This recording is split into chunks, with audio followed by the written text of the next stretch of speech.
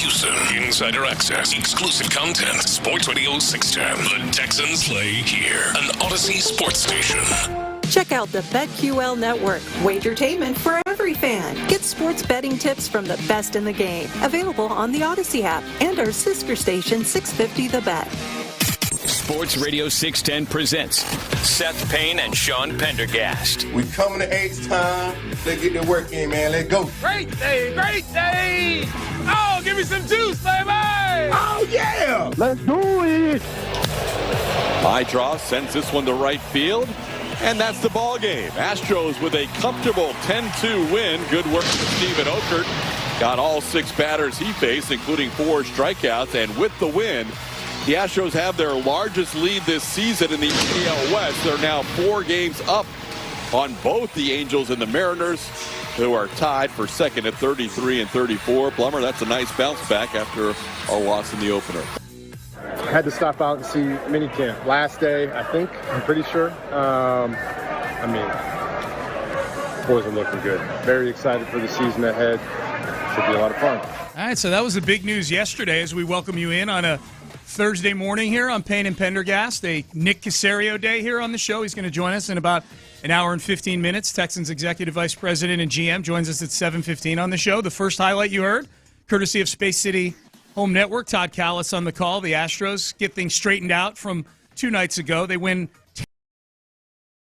10-2. They were up 7-0 by like the 3rd or 4th inning, and they cruise the ship into the shore. And then the second bit of audio you heard, courtesy of the Texans social media, that was J.J. Watt doing the old, hey, I'm at practice, flashing up the H's, hanging out here watching the boys. This is going to be a damn good football team this year. And J.J. did a press conference afterward. We'll hear from him on that. But that was those are the big doings yesterday, Seth C. Payne. J.J. at practice. Astros win yesterday. And Ryan Gusto making it complicated for me. I want to fall in love with Brandon Walter just because he hasn't had as many opportunities to screw it up, you know? And Two, yeah. So he's got a 1.64 ERA. Mm-hmm. That looks a whole lot better than Gusto's 7.58, and Gusto does a great job last night. Yeah, he did. Well, and I think that's, look, the fact of the matter is until Spencer Arrighetti comes back, they're all going to be in our lives. Ryan Gusto is going to be in our life. Brandon Walter is going to be in our life. Colton Gordon is going to be in our life. And, yes, it was the White Sox yesterday. Colton Gordon and Brandon Walter went against the Guardians over the weekend, but the last start that each of those guys have had, like this is the Sugarland 3 right now. You know, well, Gusto's been with the team all year, but this is the triage unit right here that's trying to cobble together the back end of the rotation until Arrighetti comes back, so you can truly trust McCullers to be that 6-inning guy every time out, till Dana Brown probably makes a trade for an arm at some point. And you want to go with a 6-man rotation. These 3 guys are going to be in your life. Each of their last outings were really, really good. Colton Gordon, 5 innings, 1 runs. And they're not walking anybody either. Ryan Gusto walked a guy last night, but they've had good control. They've been solid. Gusto, 6 innings. I think that was the big story last night, Seth, other than the bats coming alive. 6 innings, 2 runs for Ryan Gusto, who had been struggling quite a bit lately. He looked good at the beginning of the year, and he's been really going through a rough patch lately. He hadn't gone 5 innings in any of his past 5 starts. Yeah. So just him going 5 innings puts him up with, Colton Gordon has gone, I think in his last 4 starts, he's gone 5 innings or more. So that part of it is, it's very, very dicey, and you don't want to read too much into the short-term results of guys who are rookies. And yet, I'm trying to figure out how I feel about the Astros right now. The fact that they're winning baseball games and competing despite having 3 rookie pitchers in the rotation is admirable. And yet, I want them to be competing partly because the offense is more consistent, and it's not. Yeah. That's what's frustrating. I want them to be a scrappy team that, they're doing everything they can to lift up these 3 rookie pitchers. Yeah. But in fact, it's the bullpen more than anything that's lifting up these 3 rookie pitchers. The comparison I made, because we just talked, I do a hit on the Bull every morning with Frito and Katie talking about sports, and we talked about the Astros this morning.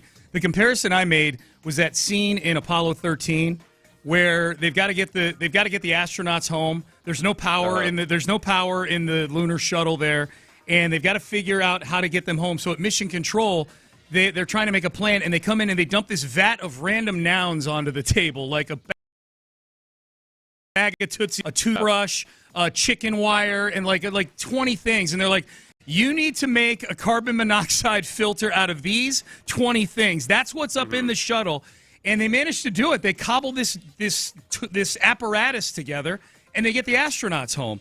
That's what the Astros are right now. They are kind of a little bougier than the duct tape and the toothpaste. These are highly paid baseball players. But they are cobbling things together right now with a bunch of guys that if you had told me at the beginning of the year, this is what it would look like, this is what your starting rotation is going to be, you're going to be counting not just Lance McCullers may come back at some point. You're counting heavily on Lance McCullers. You're counting heavily on somebody named Colton Gordon and Brandon Walter, who at that time I would have not known who they were, I promise you, and Ryan Gusto as well.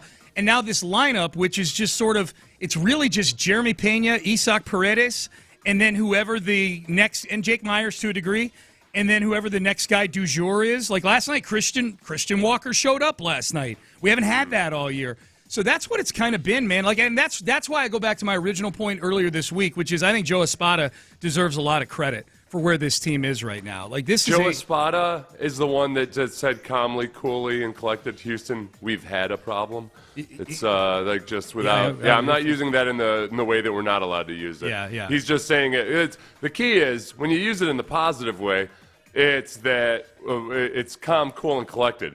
The way astronauts and pilots, well, all those early astronauts were pilots. Yeah. Pilots are just the key is to never let your heart rate rise. That's right. Okay, I'll take that. Although Joe looked a little frightened last night when Jeremy Pena came up kind of gimpy after trying to make that play where he fielded that ground ball and had to spin around and throw to first base. And Jeremy's kind of holding his back like this, and Espada looked like Sasquatch was running right at him or something, like deer in the headlights looked.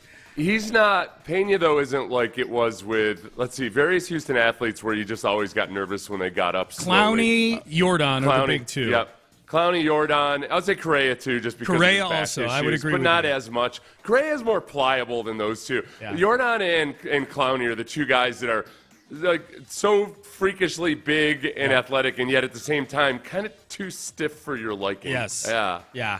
So last night was a good night overall, I would say. I'll tell you what the best part was. Christian Walker's home run. I Yes. wasn't paying attention. I was reading some probably dumb text from you or something. And I looked up and I saw the ball going onto the train tracks. And I looked at Brandy and I was like, Paredes? And she said, no, Christian Walker. Christian Walker. Yeah. And he hit a double in the gap. He hit a double in the gap. It was funny. And Dana Brown was in the booth for the bottom of the fourth inning. And he actually he one of the things they were kind of getting the state of the team with him, and he's like, one of the things he dropped in, he's like, hey, now it looks like maybe Christian's coming around a little bit. It was after Walker had the 2 hits. I'm like, easy. We've gotten teased before, Dana. We've had these days with Christian Walker. Him hitting it 440 feet onto the train tracks. I feel like it was a little bit like our reverse circle of trust hex, where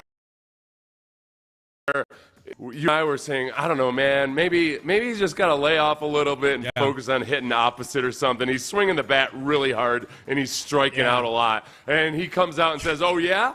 Oh, I need to hit opposite, do I? Hits it through the glass window. I got a couple things for you to pull right here. Train guy, engineer Bobby Dynamite's up there watching the ball sail over his head. Yeah, it was good. Bobby Dynamite, does he have to go out and clear the? Has he ever had to go out and clear the baseball from the tracks? I don't know. That'd be an interesting conversation. Or does he try to flatten it like a penny? Day in the life of Bobby Dynamite. We need that. Like, can we get him on the show? We get it like every 20. Oh, for us, yeah, for us. Julie does a pretty good job with it. He explains his whole when she's up there with him. I always get nervous for it when you're seeing it from her perspective when you're up there. It just feels like it's just don't fall, Julia. Easy, Julia. And I know it's impossible for her to fall all the way down, but still, I worry. Slow down, Sean. Must have had a drinking session last night. What have I said that's like a hot take this morning? That the Astros are cobbling? I don't know. Some of the rookie pitchers have had good performances. I'm literally reciting stats is what I'm doing. All right, so J.J. Watt, we played that too coming into the show. We're going to play more J.J. in the next segment.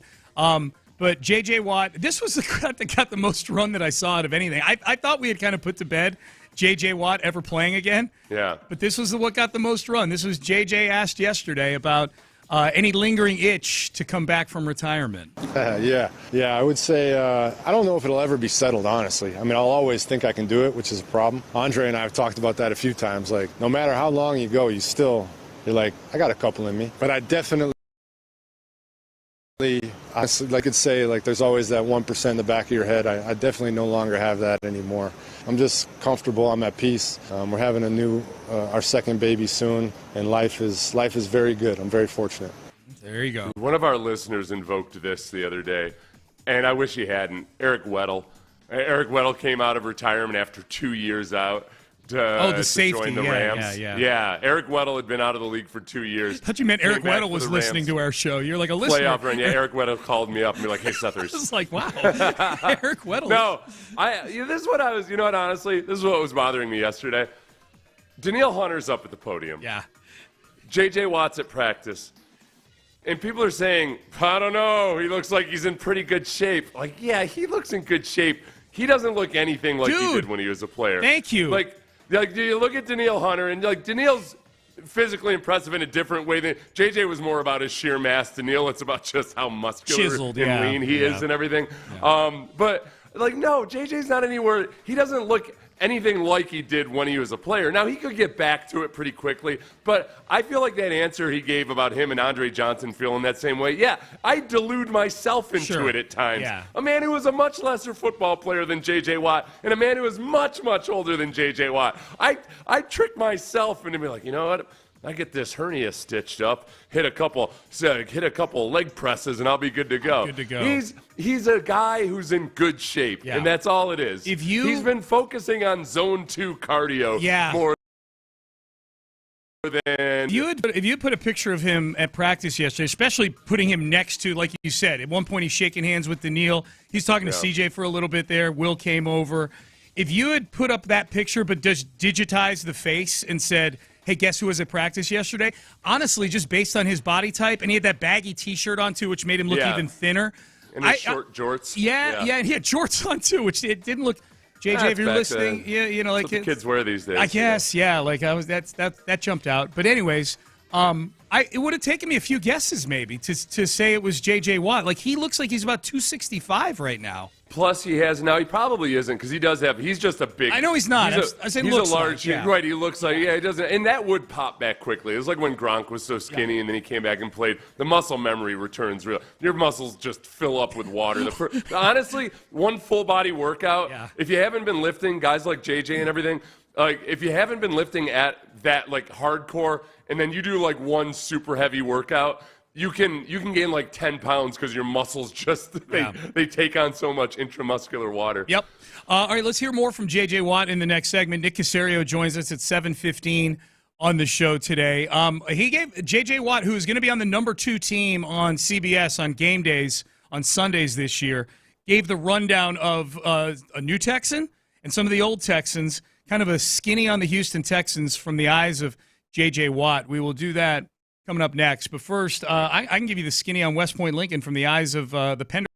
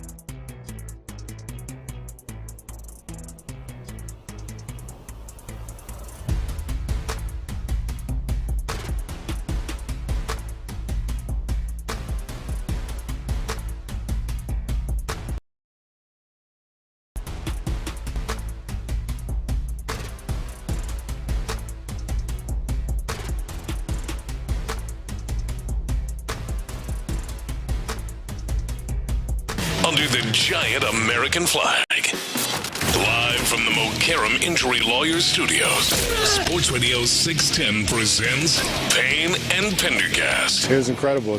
I was talking to some people on the sideline, like, those are the moments you miss the most. Practicing with your guys, make a play, and everybody goes nuts. The whole sideline, the whole defense, there's just nothing better. And those are the best teams. In the middle of June, the last day of minicamp, going crazy over a play, just because you love the game, you love your brothers, you love to make plays. And that's going to translate in the fall. This is a really good group.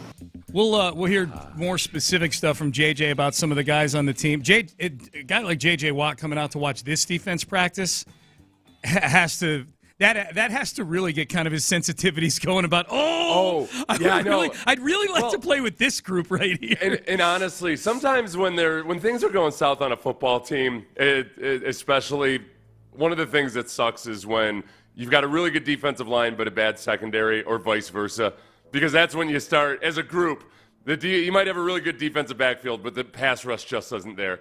And, it's hard for defensive backs not to be like, I covered the guy for 4 seconds before he finally got open, and vice versa. So the opposite is when both of those units are good, when the pass rush is good and the defensive backfield is good. You get you don't get a sack, but you get a pressure, and there's a real good chance it's going to be an interception. Mm-hmm. So as a defensive lineman, you play a role in that interception. And likewise, some of the guys up front are getting coverage sacks. So as a defensive lineman, you're like, man, if our secondary wasn't that good, there's no way in hell I would have gotten that guy down, because it was like 5 seconds into the snap, into the play. That's really good. And then as far as what JJ was saying there, it's that whole water boy dynamic. When the water boy, when Adam Sandler makes a big play, and all of a sudden everybody he's getting the love. Yeah. And for the first time in his life, other guys are giving him love and affection and everything. It's a good feeling, man. Yeah. So finally, JJ might know that feeling of being accepted by his peers. That's right. Yes. It is slap hands. It is an extroverted defense. There's no doubt about it. Like, collectively, this defense, if it were a person, it would be a major extrovert for sure. Sometimes coaches have to try to coach energy, and it's they're like, "Hey guys, let's show some excitement out there," and you're like, "That's a hard thing to ask for, That's like asking somebody who's not funny to be funny or something." Yeah. And you got to have some natural characters on the team, and they've got their Jalen Petries, their Kamari Lassiters, all those guys that bring a lot of energy. Yes, Will Anderson, obviously. C.J. Gardner-Johnson, there's plenty of Azeez Al-Shaair, absolutely. Speaking of Will Anderson, J.J. Watt, we mentioned at practice yesterday, did a little session with the media afterwards, was asked about Will Anderson, who J.J. has forged a nice relationship with here in Will's first couple years in the league. Yeah, I understands his potential, and he wants to do everything possible to achieve it. And not everybody has both of those things together. Some people don't understand how great they could be, and other people aren't willing to work hard enough to accomplish it. Will has both. And it's been really fun to watch him grow and progress, because he is willing to put in all that work, and he is willing to make the sacrifices, and he's reaping the rewards because of it. And it also is really nice when you put Danielle Hunter on the other side, because, man, what a combo. The difference between Will Anderson and a lot of other guys coming out of college who might be kind of raw by pass rusher standards is I get really nervous if a guy comes out of college and he doesn't have really very good technique, or he's not that refined in his pass rushing ability, if he's been playing defensive end for 4 years plus high school. Yeah. With Will, it was different because he was an off-ball linebacker and when he did play on the defensive line, when he made that transition, it wasn't as a pure edge rusher. It wasn't doing a lot of the things that an NFL rush defensive end is going to do. So he was raw, but it wasn't because he just hadn't worked at it for 4 years. It was because he was brand new. So you take, Will Anderson, if you would put him on Nick Bosa's trajectory, and where in college, for 4 years or however many years he was in college, he was just flat out working at his skill of being a pass rushing defensive end. Yeah. He was a lot more polished coming out than Will was, but Will has that same work ethic and that same determination that a guy like Nick surgery. And you could see it in his rookie year. Man, he's raw, but God, it's not going to be for a lack of effort or trying that if it doesn't work out for him as a passer. Well, he's I mean, obviously the enthusiasm's off the charts, but he seems super coachable too. Like anytime you ask Will Anderson, especially in the offseason or in training camp, like the things that you've been working on or the things the coaches have tasked you to work on, he lists them. You know what I mean? Like he ingrains that in his head that these are the things, like, at the top of my rush, I need to get better at being disruptive. I got to work on my hands. I need some new moves. I need things like that. He's really, really good.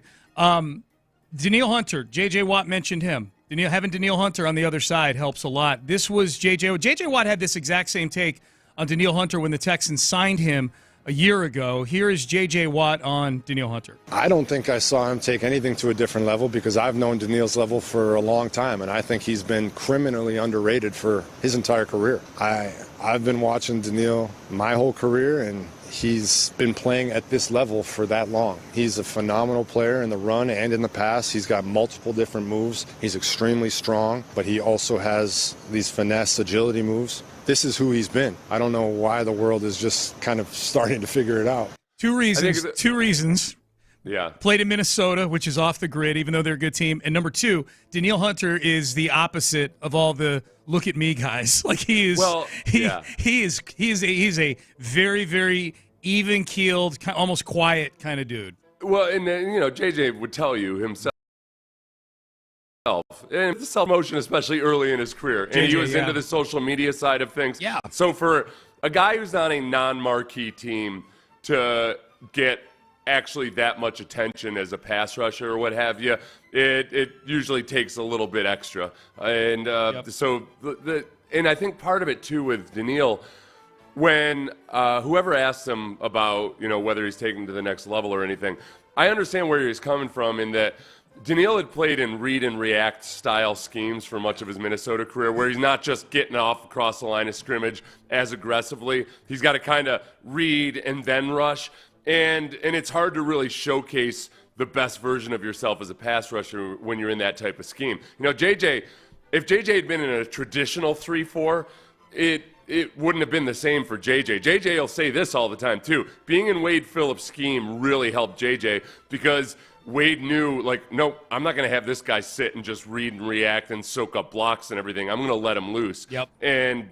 that's where with Danielle, it's cool to see him in a system where, yes, he's got to get off across the line of scrimmage. This is what Danielle brought up is some of the thing that he and the defensive line are working on.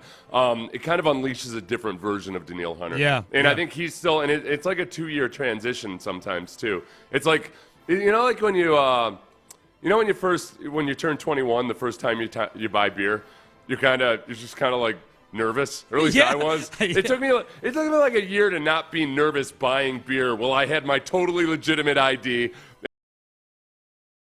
And I was 20 in the convenience store. Yep. I kept feeling like the po-po was going to be waiting for me in the back. Yeah. And as a guy that comes from a read and react scheme, when you get into a scheme where they just want you to let it loose, it takes a while to feel like you're not going to get arrested for underage drinking. If you're not getting away with something. Yeah.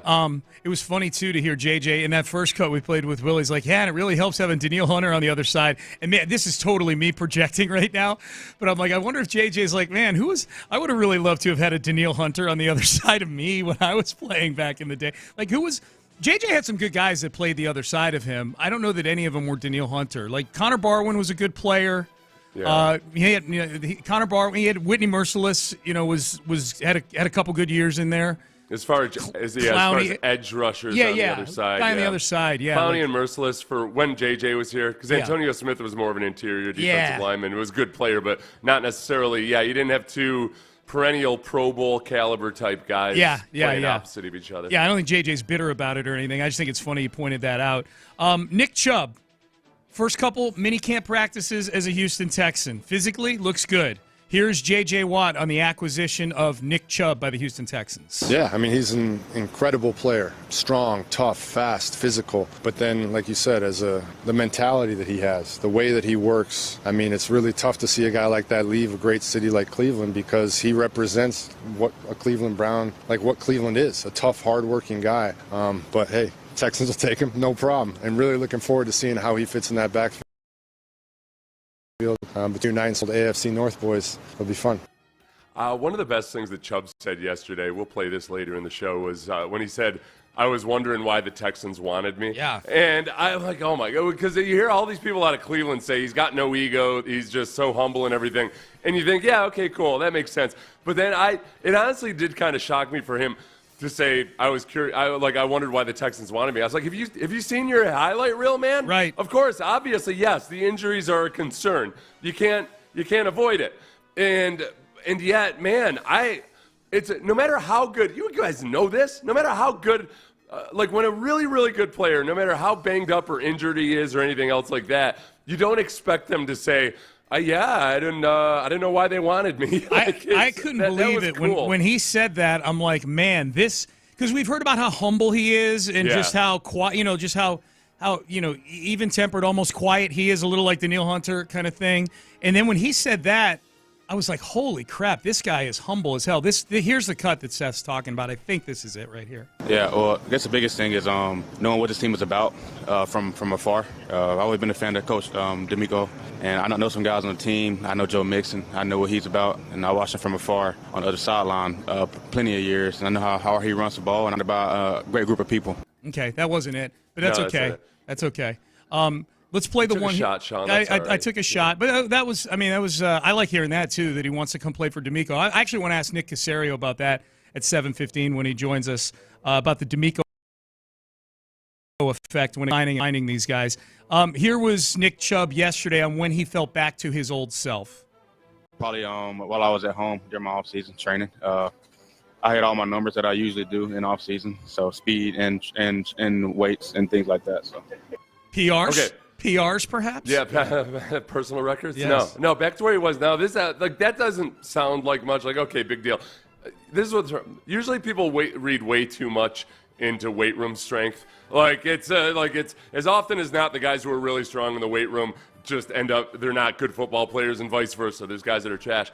Where it really, really does matter is when you're evaluating a guy against what he usually does.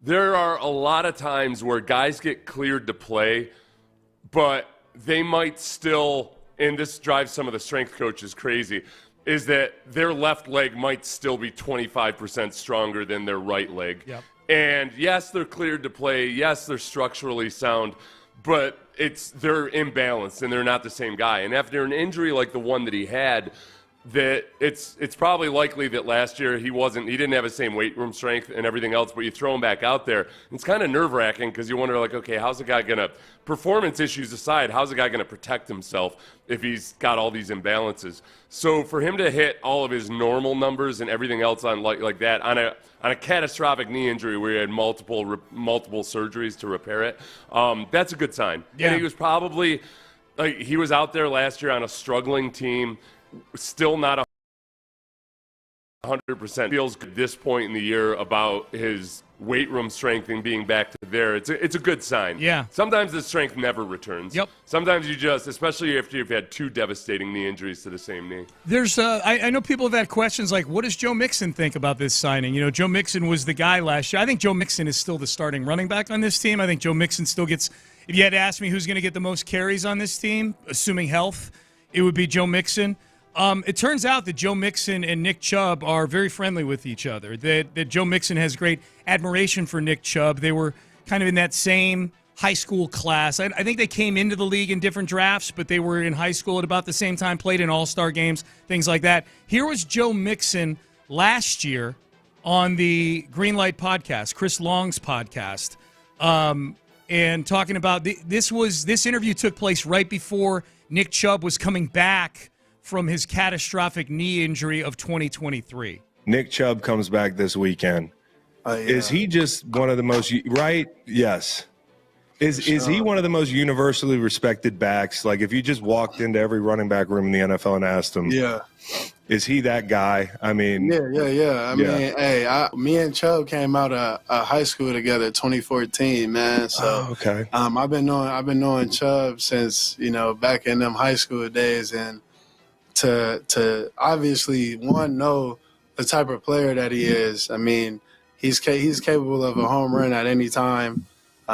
He's going to wear the defense out, and obviously I think he's fitted as a running back. But, I think Cleveland, they doing everything that they can to stick by him. A person like me can appreciate that, you know what I'm saying? And I think that him coming back, I think it's going to be a major difference in our offense. You know what I'm saying? Yeah. I think that's something that they've been missing. But Chubb is the heart of their team. And, I'm just thankful that my man is back doing what what he always wanted to do. I mean, I just love that about him, and I'm definitely one of his biggest supporters and rooting for him. There you go. Joe Mixon, Nick Chubb So fan. I would be incredibly surprised if we heard that Joe Mixon felt disgruntled or anything that they brought in Nick Chubb. I would too. I think he's going to be, as long as if Nick Chubb can get back to looking like some version of his old self, it makes it easier in a workload sense, but it also makes it better as a running back when, even though they've got some similarities in their style, that they're different enough that defenses have to prepare for two different guys. Yep. And they're going to be running, the play calling will be a little bit different for either of those guys, perhaps. So defenses are a little bit on their heels and a little bit uncertain and have to make adjustments, both in the week in preparation, but then also on game day to be able to have to face that 1-2 punch. All right, headlines coming up next. The Astros win last night. We'll hear from Joe Espada in headlines. We will circle back to the Texans. Minicamp is over. NBA Finals last night, and the Knicks are still sniffing around. The New York Knicks are conducting the most. It's getting weird. So we'll get to it's really, really weird. We'll get to that coming up next in headlines. Nick Caserio, Texans GM, joins us at 7:15 on the show. Stay there. Hey, don't be weird like that basketball.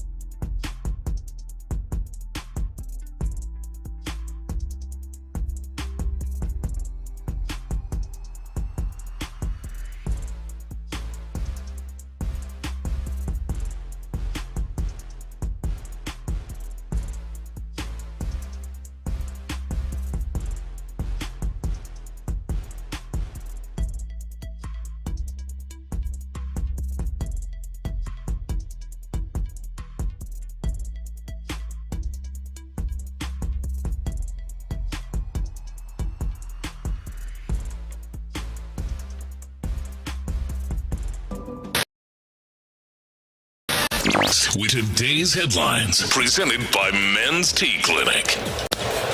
High draw sends this one to right field, and that's the ball game. Astros with a comfortable 10-2 win. Good work from Stephen Okert. Got all 6 batters he faced, including 4 strikeouts, and with the win, the Astros have their largest lead this season in the AL West. They're now 4 games up on both the Angels and the Mariners, who are tied for second at 33 and 34. Blummer, that's a nice bounce back after our loss in the opener. Okay, a couple things from that.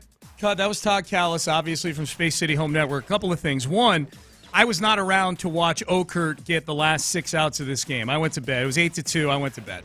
That was good to hear, though, that anecdotally, that he came in and got the last 6 outs and had 4 strikeouts. It was not. Okert had a rough moment or two over the weekend against the Guardians. That was good to see. He's been a very underrated component of that bullpen. Number 2, I had no idea the Mariners had backslid that far to where they're tied. They're sub 500 and tied with the Angels now. Trash franchise, Seattle. Trash franchise. First place Astros, up by 4 games. They win 10-2 last night over the White Sox. The big story in this game, the Astros get another nice start out of one of the non-marquee guys in their starting rotation. Now, Ryan Gusto, who'd been struggling the most out of all these guys, gave them 6 really solid innings last night. Here was Joe Espada on Ryan Gusto's performance. Yeah, you know what? I think also, those early runs kind of helps, starters settle down and pound the zone and be a ton of early strikes. Once he got ahead, much better execution. I thought his fastball was really good today. He really made a difference on how he navigated that lineup. It was really strong 6 innings. Yeah, that was good. They've been getting good starts lately out of the Colton Gordons and Ryan Gustos and Brandon Walters of the world. Yeah, and the part where I do get excited about the Astros, even though I know earlier I said I can't figure out how I feel about them emotionally because the offense just isn't consistent enough. Yeah. I watched Christian Walker, launch one up just about to, almost over the train tracks last night, and you see we've seen that version of him in spurts here. There is so much untapped power that you're just waiting for it to come out more consistently, not just with Christian Walker, but others on the team, and the return of Arrighetti and everything else that might happen. We've seen it last year when they had the burst in July, June and July. Yeah. I just keep waiting for that. All right, we know it's in you. From veteran players especially, it's got to come out at some point. I refuse to believe that they can play like this, the bats can be like this for 162 games. Yainer Diaz, Christian Walker, and when he was healthy, Yordan Alvarez, all had OPSs that were hovering in the 600s.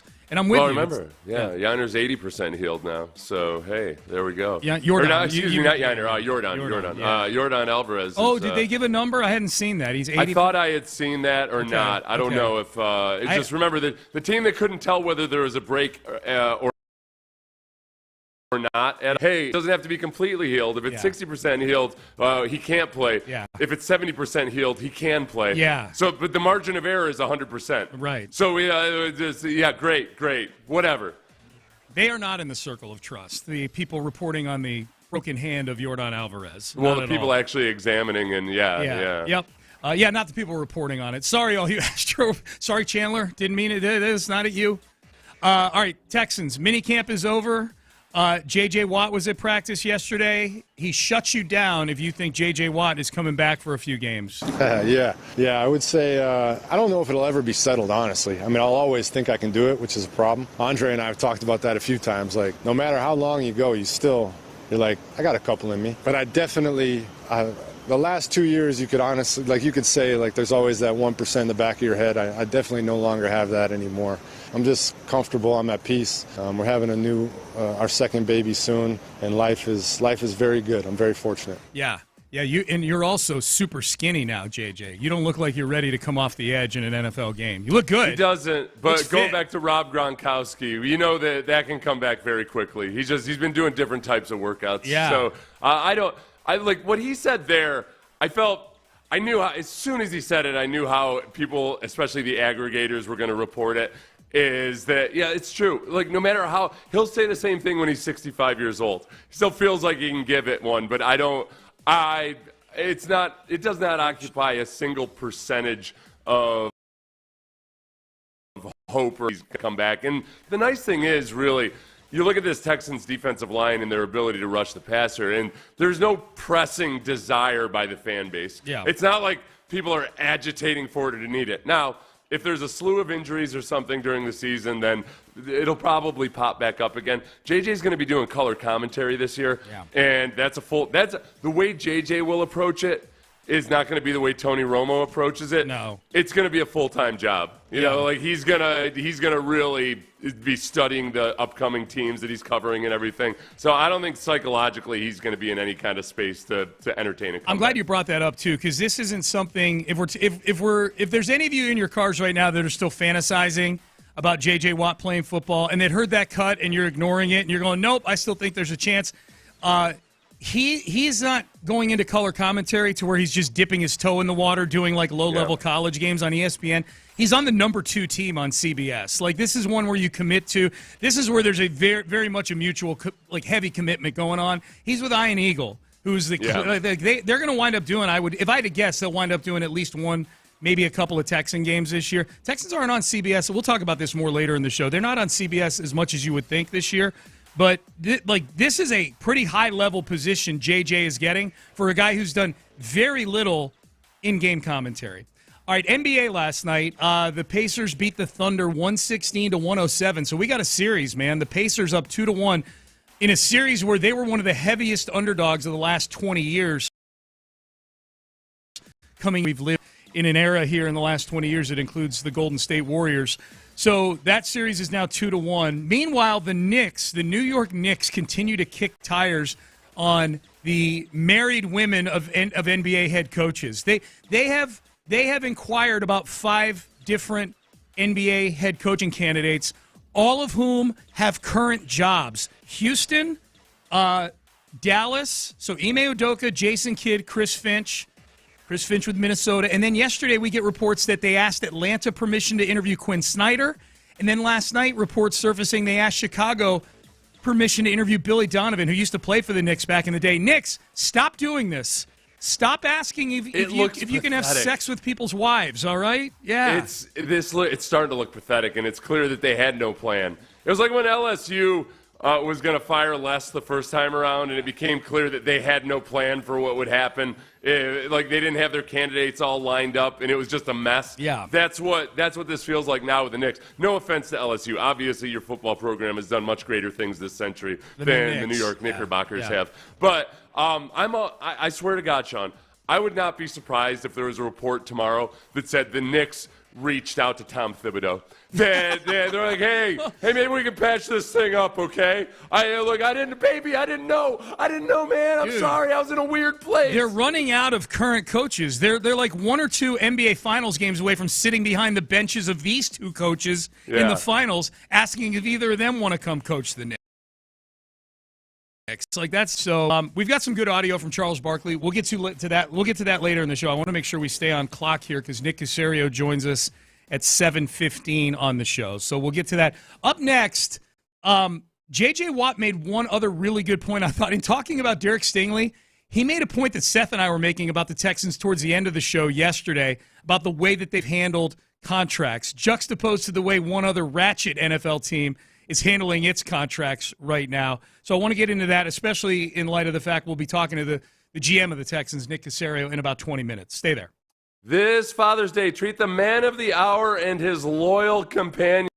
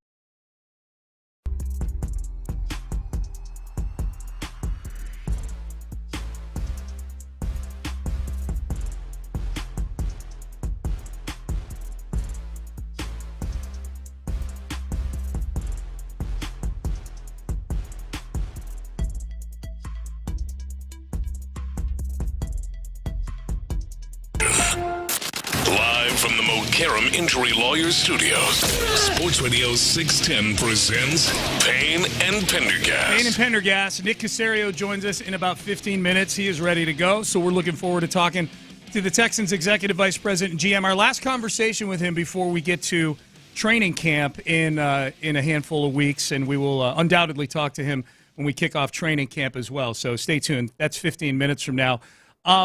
Speaking of Nick Caserio, speaking of the Texans, contractually, they've taken care of a few guys this offseason.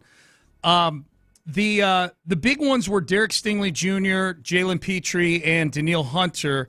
J.J. Watt actually brought this up yesterday when he was asked about Derek Stingley. He kind of talked about Stingley, but then I thought gave a real good compliment and kind of laid out just exactly why the Texans have, I think, kind of had some success in getting this core locked up. Yeah, I would say that's fair. I mean, we've had some great ones here. Obviously, I played with J. Joe Kareem, some of these great players. But Sting is a phenomenal player, and he's so businesslike in what he does. He just goes down there, locks people up, and goes back to work the next play. Like, he's not the loudest, he's not the most rambunctious, but he just does his job extremely well. And I think one of the best things this organization has done is taking care of their players appropriately. You look at Nico's deal now, it's one of the best deals in football. But at the time it was signed, Nico was happy, the team was happy, everybody's happy, and there's none of that animosity of when are we going to get this deal done, why isn't this deal getting done. Now Nico goes out there and plays unbelievable football because he's proud, the team put their faith in him, and he can in turn repay it. Same with Sting. I mean, look at Daniil getting taken care of, like I'm sure Will and CJ coming up. If you take care of your guys the right way early on, they'll repay you in spades. JJ has shouted that from the rooftops. He's been saying that, not just about the Texans, but about all these teams, you know. Well, I wonder too, how much of his comments from yesterday are being played up in Pittsburgh right now, where T.J. Watt is currently in a contentious situation with the Steelers. Yeah. Right? He's, that's how he feels about his brother, I'm sure. Yep. When he started off talking about Stingley, yesterday, I went and I had recorded all the press conferences in one long recording, and I just wanted to go through and mark, where each guy began. So Stingley, on the Texans YouTube, Stingley started talking at 33 minutes and 12 seconds. Yeah. Chubb started talking after Stingley completed his entire press conference. Yeah. So Stingley started at 33 minutes, 12 seconds. Chubb started at 35 minutes, 30 seconds. Yeah. I'm like, what the? Dude. It's awesome, man. I love him so much. He does, and it's not like he's a jerk. He's not one of those guys that doesn't want to talk to the media and smile the whole time. Yes. But he gives literally 3-word responses. I love it. Seth, I took it a step further. I actually timed each of his answers. Yeah. I don't know if I tweeted it, but I sent it to a couple of people, including Nick. And I said these are the Stingalytics of the press conference. 9 answers, average answer, 6.3 seconds. That's a fact. That's not me being cute or sarcastic. Derek Stingley Jr. did a press conference where he got 9 questions, which that's a normal length of a press conference. And we get cuts when we get cuts from Tyler Milner. Of all the cuts, from all the press conferences, usually there's anywhere from 9 to 12 cuts somewhere in there. So 9 is a normal answer. 6.3 seconds is not a normal length of response at all. The one long answer he gave was about Dino Vasso. Right. He went 18 seconds on the Texans secondary coach. 18 seconds from Derek Stingley. That may as well have been you 3 times as much as everybody else. He may as well have been Winston Churchill at that point. The 18 seconds up there, it's just up there. 18 seconds of bebopping and scotting on Dino Vasso. Man. Oh my God, that was great. That was great. Dino Vasso does deserve more credit than we talk about, perhaps. And I've said this. He's turning into a nose tackle almost, where you talk so much about how they're underappreciated that they become appropriately appreciated. Yeah. You think about that secondary and the fact that you had 2 rookies starting in it last year. Vasso has been with Derek Stingley, a holdover from the previous staff, so obviously D'Amico had good word of mouth on him, probably out of Philadelphia. That's the exciting part about that is the potential that, man, if you look at the Chiefs, one of the reasons that they've been as good as they have defensively is that they coach up their defensive backs really, really well. Yeah. And they're able to lose free agents here and there or to retirement, and they just roll the next guy up. So that's where hopefully, man, if there's a Jalen Smith effect here. And by the way, it sounds like they were playing out there in dime 6 defensive backs a lot yesterday, where both Petrie and Jalen Smith were on the field. That's fun. That's fun to think. If you can, if you can stop the run when you're in dime, that's the key. So Jalen Petrie's really got to play like a linebacker in those situations. It really opens up a whole lot of possibilities. We've got a few texts here. We'll get to them. Nick Caserio joins us at 7:15 on the show. So if you're a normal 7 o'clock listener, know that we're going to jump out here in a few minutes, and we've kind of restructured the break. So we're going to go 7:15 all the way up to just before 8 o'clock with Nick Caserio. This is interesting. This goes back to you and I talking about Nick Chubb and Joe Mixon a little bit earlier in the show, Seth. Could Chubb and Mixon be what they have in Detroit with a 2 running back attack?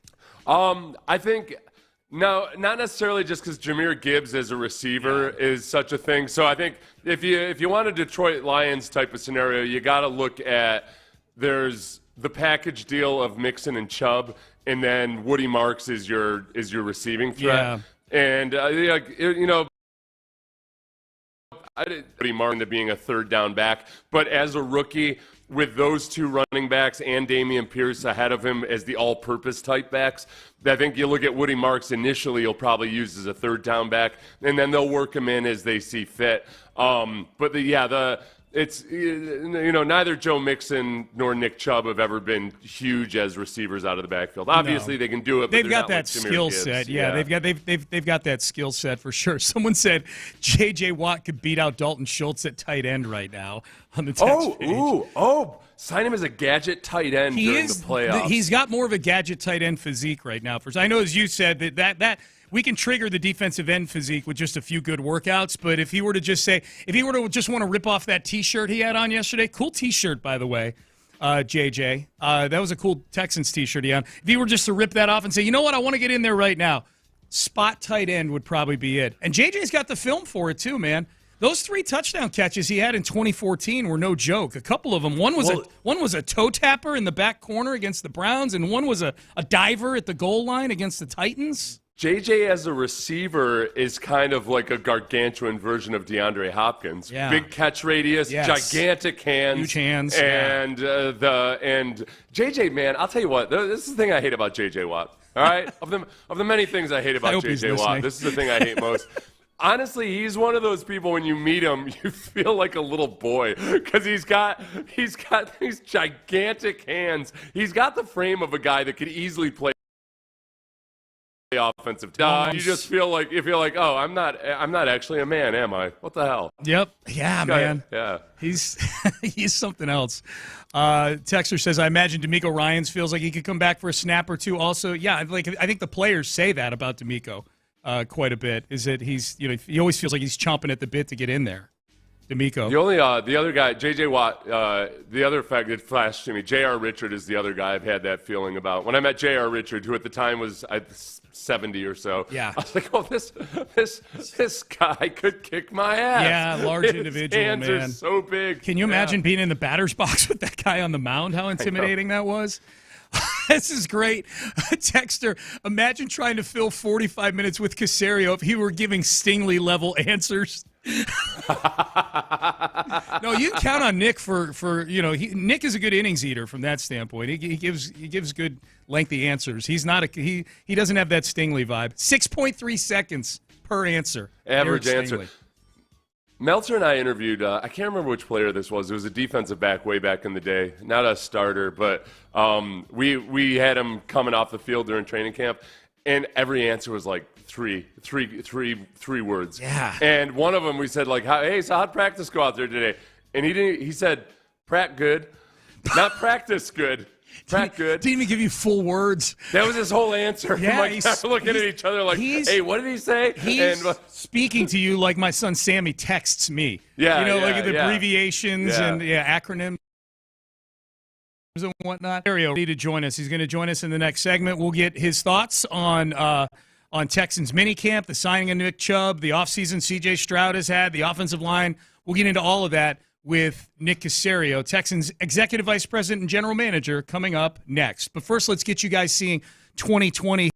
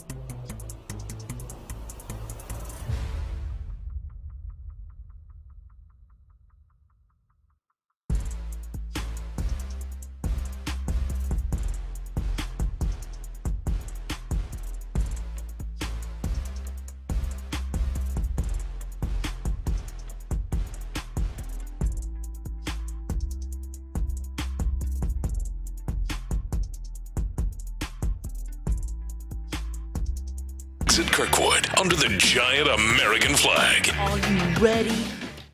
Sports Radio 610 presents Payne and Pendergast. All right, there it is. The DX theme music, like an anthem for Payne and Pendergast when this man joins us. Final time here before we get to training camp in a few weeks as the Texans wrap up mandatory minicamp yesterday.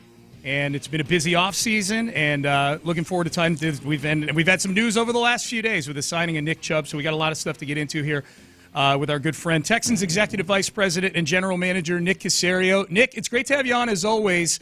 Derek Stingley Jr., 9 responses, 6.3 seconds. Your thoughts on the Stingalytics of his press conference yesterday? Morning, fellas. Good to be here. Probably means he won't be on Jericho's list after that response. No. But actually, I was just talking to Omar about this. Chubb's response was probably even better when I asked him about, when did you what's your sense of what's going on? And he said, I showed up. Coming music to our ears, so it was great to hear. I so knew between you would... Sting, Chubb, Daniil was a little bit more vociferous. He had a few more things to say, but he has a little more experience, so he's been around a little bit. So we'll give him some slack on that. Nick, all these people from Cleveland were, people I talked to, and then you read it everywhere, and Cleveland fans will say the guy's got no ego, Nick Chubb. That man, he's just all about business, just wants to work and everything. And then I was kind of caught off guard yesterday when he responded to a question, and he said he was trying to figure out why the Texans wanted him. And even despite his injury history and everything, I was kind of taken aback at hearing that from a guy who's been a star running back in the NFL for a long time. Yeah, Nick's been a good player in this league for a number of years. I mean, it's interesting. Go back in the Wayback Machine. So I forget what year, whatever year he came out. So he and Sony Michel were in the same backfield, Georgia. And Sony wasn't the most talkative either, so I'm not sure who got the word in edgewise at Georgia. But there were 2 good players. We ended up drafting Sony at 32. Cleveland took Nick really with that next pick in the second round, or 33 or 34, whatever it was. They were 2 good players. Sony had a pretty good career, had curtailed a little bit with some injuries. And Nick had the injuries coming out, and he has done a really good job. I mean, number of years, he's very productive. He's dealt with some things in 23 and 24. I mean, happens to a lot of players, unfortunately. So, I mean, he was a player that D'Amico and I had discussions about, and we felt like there's similar, I would say similar, not the same, but along the lines of kind of what we did with speed. You look at that position, have a number of good players that had played a lot of football, been productive, whether it was Aziz, Christian, or Henry. And then adding EJ in this situation, similar. DP's done a good job for us. Joe had a productive season. And I think we always view it as if there's an opportunity out there that makes sense with the right player, and if we can fit it in financially, then it's worth exploring. And that's kind of how we arrived at the end point with Nick. But Nick's he's a workman-like player. He's very workman-like in his approach. He says less, does more. And I think that certainly resonates with our building and our program. Nick, we actually played some audio from Joe Mixon from last season a little earlier in the show where he was asked by Chris Long about Nick Chubb coming back from his knee injury last year. And it's very clear the two have a close relationship. They came out the same time in high school. Is something like this where you're signing Nick Chubb, is that something do you talk to Joe through that process at all as you bring Nick Chubb in? At different points. I mean, it's always case by case. We'll certainly talk to our players about different players that they may have experience with. I think sometimes on a personal level, I mean, a lot of players, and Seth can probably speak to this, you just cultivate relationships on a player-to-player basis, and you're certainly respectful of those relationships. So as you work through the process, if you feel like you need to have a conversation with somebody or get more information, then we'll do it. If not, and I think that case is probably a little bit more, there's a mutual respect for one another, and we try not to intervene too much or get involved in those. Yeah. Nick Caserio joining us on Sports Radio 610. All right, Nick, so C.J. Stroud throws at minicamp this week. So were you able to take our DEF CON gauge here down from DEF? I actually did at one point about how concerned Sean had to take my pulse. That's how nervous I was. No, Nick, damn it. I actually did do a poll about how concerned people were when Sorry, I missed it. I didn't see it, Sean. I'm sorry. You didn't vote? You didn't get out and vote, Nick? Come on. So CJ's throwing, he looked great in minicamp. So I guess the question I'd have about CJ would be, look, you can tell he's put in some work in the weight room.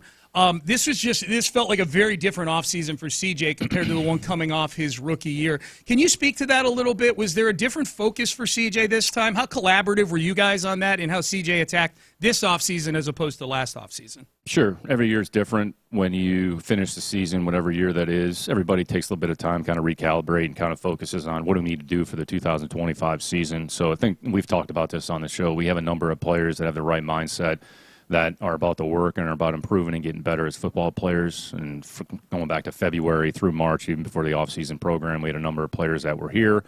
Early on, February, March, it might be a combination of in the building, out of the building, but, they're getting work. I think CJ, when he does leave Houston, he goes out to California. I think he has some resources and some people that he utilizes, I think, out there at UCLA, so where he can actually get his work in. But he was here. He mentioned it the other day, the work that he did with Mike Eubanks and Clint, how they helped him in his overall development. So training's important, and as it pertains to, and D'Amico, when he was asked about this, I honestly think it was much ado about nothing. I think the spring, we were just trying to make good, smart decisions, just manage the players as we see fit, and then just in the end, the focus is on getting them ready for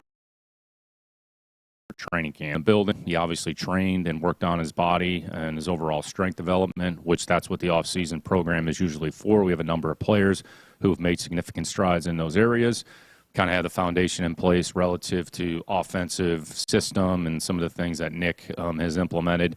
So now it's about training camp, and you'll have a better sense and feel for your team. Once you get into training camp, we feel like there's a decent amount of competition on the team, and we'll kind of let it sort itself out. But relative to CJ, he's put in the work. He's put himself in a good position. So I think all players is important, even though we kind of have this 40-day window here. There's still an element of work that you have to put in order to make sure that you're ready to go for the rigors of training camp. Nick, CJ said yesterday that he's been watching some 2003 and 2004 film of Tom Brady, what he was like as a young quarterback. I want to play a little game with you.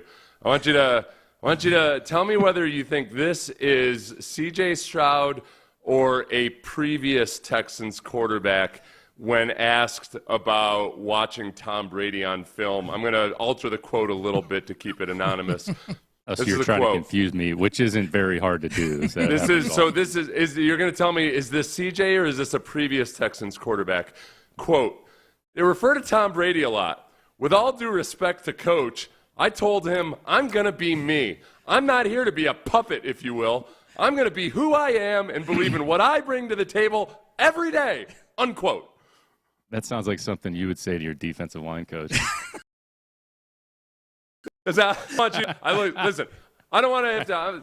That was a previous Texans quarterback. It was Brock Osweiler. You don't have to comment on Brock Osweiler. I feel like he's doing a good job in college football. He's not bad. He really is. Yeah, well, he doesn't want to hear about Tom Brady. Don't talk to him about Tom Brady. Yeah. He's his own man. I don't expect that CJ is approaching it that same way. And I'm intrigued by the fact that, and I was really happy to hear that he's watching 2003, 2004 Tom Brady, because that was when, as you've told us before, man, Tom Brady was not like the classic chess master that we think of back in 2003 and 2004. What does CJ take from those early days of Tom Brady and, probably doing, operating perhaps in some of the same ways, or at least hoping to operate in some of the same ways? Sure. There's a few things. There's likely a system element, let's say the foundation of the offense, even going back to 2003 and 2004. A lot of those concepts, whether it's protection systems, route distribution, route concept, formationing, those have carried through the years over the course of, call it 20 to 25 years, however long it's been. As it pertains to individual quarterback techniques and those types of things, you always have to be careful about trying to extrapolate, well, this player does this, you're going to try to do the same thing. I think any player, it's good to watch other players, and really what you're trying to do is maybe there's one or two things that you can focus on that you can apply to what you do or what you have as a player in order to productivity.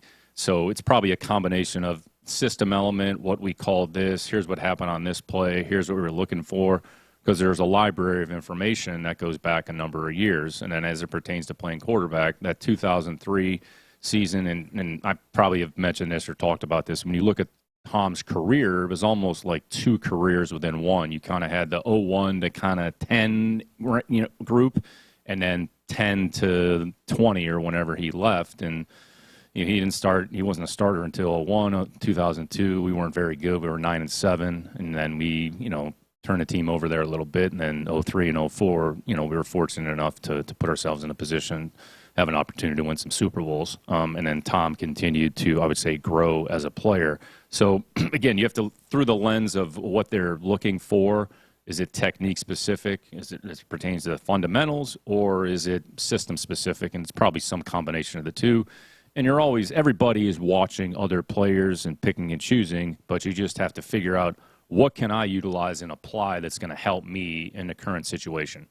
Nick Caserio joining us. Nick, just as a follow-up to that, a lot's been made. CJ was asked about it himself, and a lot's been made about CJ now having control of the offense, more control of the offense this year in Nick Haley's offense than maybe he had in previous years.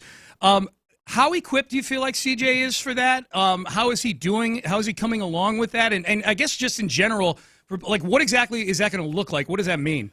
Yeah, it's always a process. So it's never anything happens overnight. So when you're in the vernacular, that's step one. Step two is it's really about the communication mechanisms. So who helps drive the communication? Sometimes it's the center. He handles all the communication. There's other systems where the quarterback sets that's the protection system, makes the mic identification, and then the communication kind of goes top down, and then the line gets it distributed inside out. So it's some combination. The most important thing is, are you seeing it the same way? Is the offensive line seeing it the same way as a quarterback is seeing it, and vice versa? And then it's understanding where your issues or where your problems are, and then what's the solution. So, and it takes time. You have to immerse yourself in film. You have to immerse yourself in meetings. You have to go on the field and do it. And there's going to be probably a little bit of a trial and error that takes place. In the case of CJ, he was able to handle the run game. The mic identification is a part of that. So he was a part of all the group run installations. He was on the field in the run periods. So getting the blockers distributed right. Who's the mic? Where's the force? Do we have to motion a guy across to get him in proximity where he can block that area? So there's plenty of work that you can get done. In the passing game, that's probably the next step. There's going to be some things, all right, against this coverage, against this look, here's what we're going to do. But really, everything starts with the front, and it's understanding what's the protection system we're utilizing, who's the mic ID, and then everything kind of emanates off of that. So it's a process. I mean, everybody goes through. I mean, I'd say Tom went through it, and then got to a point where even though he had a lot of experience, each year it was, all right, let's go back and reintroduce it and establish a foundation. And then I would say as the more time you spend in tweaks as you go and add some adjustments to account for the problem. So the big thing for the quarterback is just understanding where issues are, and do we have a solution to that problem? And there's many ways that you can build that in.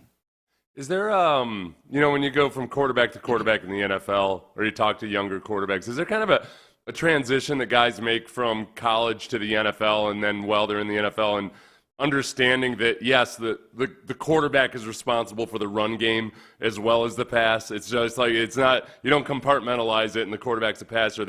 You can control the run game. Yeah, Seth, that's probably the biggest adjustment that quarterbacks have to make. It can, depending on the system with which you go into or where you're drafted, because, again, you're really just trying to get the blockers distributed the right way. And let's say the defense has an extra player somewhere that you can't account for. What's your solution? And you have to be able to understand the dynamics of the play. And a lot of times the run is going to be married with some kind of run action or play action. So you kind of want to make them look the same. That's probably one of the biggest adjustments. It's a really good question that quarterbacks have to make, because the way offensive football is in college, there's a certain speed and pace with which they play. So it's really put the ball down and then you're going. So you're not necessarily worried about who's the mic, where are we going. You're just hoping to catch the defense a little bit off balance. And I'd say some defenses maybe in college are maybe a little bit more equipped to handle the pace and the speed. And do you have to offensively slow it down and say, okay, hold on, let's reset? The pace of play in college football is just so fast. I mean, really, when you watch teams play, it's how quickly can we get to the line, how fast can we get the play off. Sometimes that works in our league. Other times it's get to the line. All right, simulate you're going fast, and then, all right, what are they doing? And then what's our solution? So it's a little bit of a cat and mouse game, and it probably goes on a little bit more in our level than it does in college. But I think the run game, you probably have better understand or need to have more of an understanding of the run game, because there's certain runs you just can't block the defense if it's mismatched. So you have to get out of the play or have a solution. That's probably where you have to spend the most time. Well, Nick, I just had a flashback to from a defensive lineman's perspective. There was a time back when I was playing. There was a young quarterback that us defensive linemen were trying to tell him, listen, we know you're not handing the ball off here, or we know that this is going to be like your body language is telling us, and he refused to listen, and it was driving us insane because he could see it, and we're telling him, and so that's why I love hearing about CJ talking to the defensive players all the time and asking for their input, because I think some young quarterbacks really they don't understand how smart the defensive players can be and how much they're picking up on you, because like you said, they've got all this time to watch. They've got all this time to figure things out on film, and some young guys just flat out don't get it. You're 1,000% correct. And I think the good thing you want to see with your team is you want to work with the other side. Okay, what were you guys trying to do on that play? Okay, and again, nobody's trying to kind of get anybody. We're trying to help one another. We want to create competition. But I would say as an offensive player, the more you understand what's going on the defensive side of the ball, it's only going to help you. So whether it's a corner saying, hey, look, on this coverage, here's what we're showing. I'm using this technique. Here's the reason why. But when I do this, a little bit different. Or with the front. And I think our defense does a great job of showing one thing and presenting disguise and then playing something different. And you grow as a team that way. So as a player, if you want information and you're willing to absorb the information, everybody's here to help one another. So use the resources that you have. That was something. I mean, our players do it, which you want to see. CJ talk to Sting, or Petrie, or Bullock, or Lassiter, or Aziz, Coach Burke. I mean, I'd say we had a lot of that in New England as well. We had fortunate to have a number of smart players, but Tom would talk to Vrabel. Tom would talk to Bruschi. And they would, again, there was healthy competition, but you're trying to help one another. Yeah. And then when you're getting ready to play an opponent, one of the things that we try to do with the look teams is make sure they understand we want this look to look this way. Here's the reason why, because it's going to help you as a player on Sunday. So, but I was just saying, I was fortunate to kind of learn both sides of the ball. The more you have an understanding of what's going on the other side of the ball, it's only going to help you in whatever your discipline is that you're working in. The Texans executive vice president and GM Nick Caserio joining us, center position. And I know it's OTAs and mandatory minicamp, so these things are probably going to change as you guys actually put pads on and have guys block. But it looks like what has been the first unit has had Jake Andrews running at center when you've got a couple guys on the team who've been center for this team with Jared Patterson and Juice Scruggs. What is it about Andrews that has him running? It seems like running with the ones pretty definitively, or am I reading too much into that? Yeah, you guys were here for a handful of days. I think they were open, and I think, honestly, we rolled a lot of guys through during the course of the spring. We had 8 practices. I'd say each practice probably a little bit different. So we'll roll a lot of guys through there. I'd say we have a lot of players that have experience putting their hand on the ball. So, Jake has experience, I would say, in the system going back to New England, even though it was different. There's some elements that carry over. JP's done a good job for us, and Juice has played well with his opportunities. Juice kind of has a little bit of flexibility, kind of center guard. He started games at center for us. He started games at guard for us and provided a good level of play.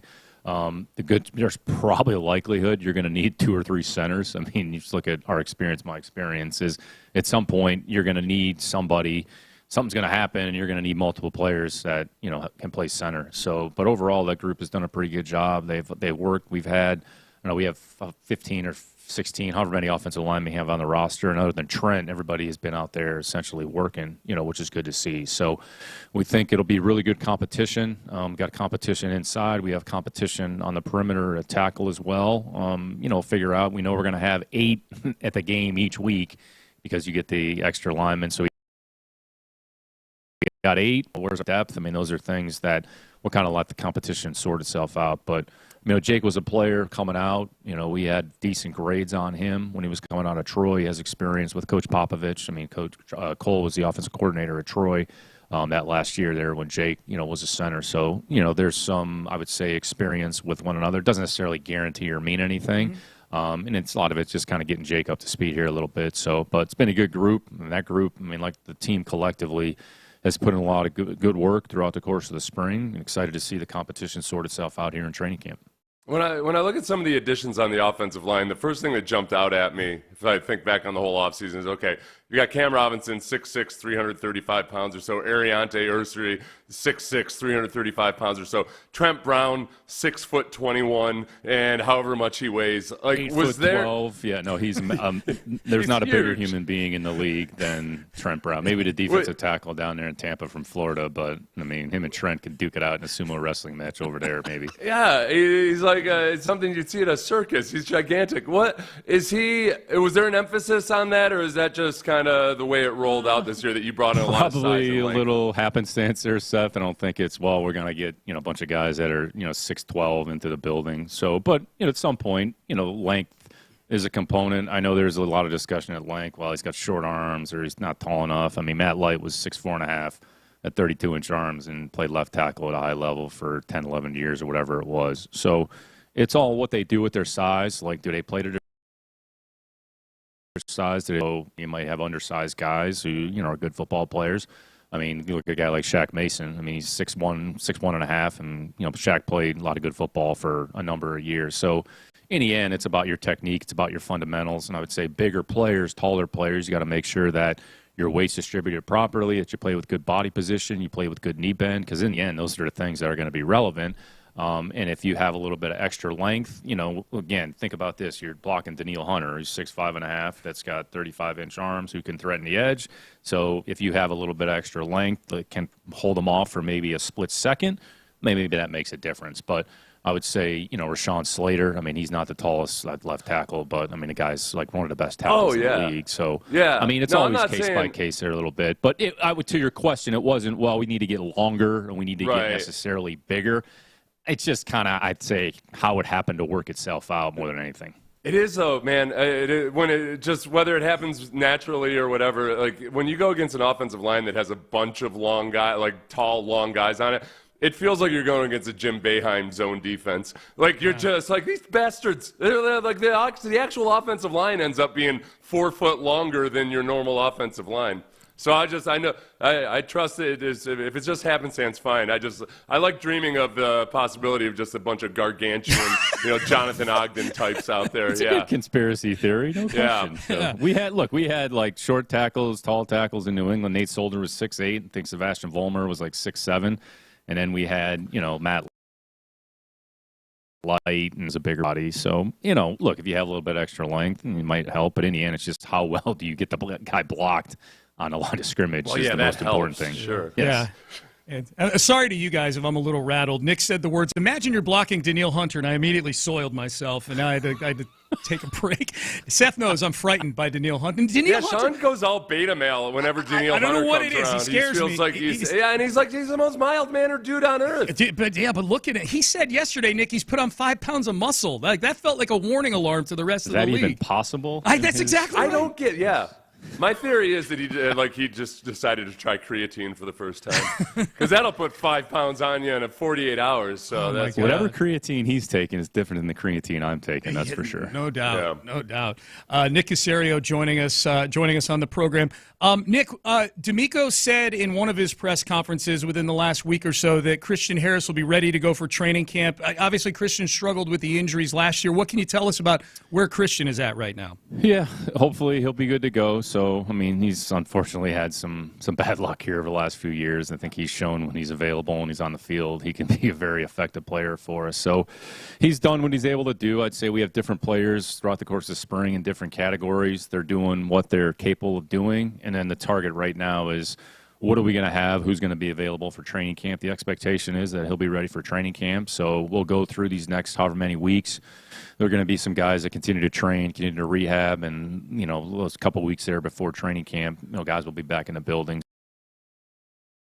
So we'll have them once we start training camp. Hopefully we'll have a better idea where some of these players are. But the expectation is that he'll be available and ready to go. If he's not, then we'll handle it accordingly and go from there. You know, Sean and I talk about this quite a bit when we have these mysterious injuries like a Kyle Tucker or a Yordan Alvarez or a Christian Harris that I tend to stick up for the medical staff a little bit more than Sean, just in that it's murkier than we want to believe it is, that sometimes you just flat out don't know. With Christian Harris, it obviously ended up being murkier than you guys expected it to be. Have you been able to maybe identify the problem at least or figure some things out? Yeah, and look, I think the point that you're making, Seth, is fair. I mean, sometimes medical people, in the end, it's not, anything that they did or didn't do. Sometimes in the end, the players, their bodies, they respond a little bit differently. So what's their training? Do they have a gap in their training? Did they miss a day?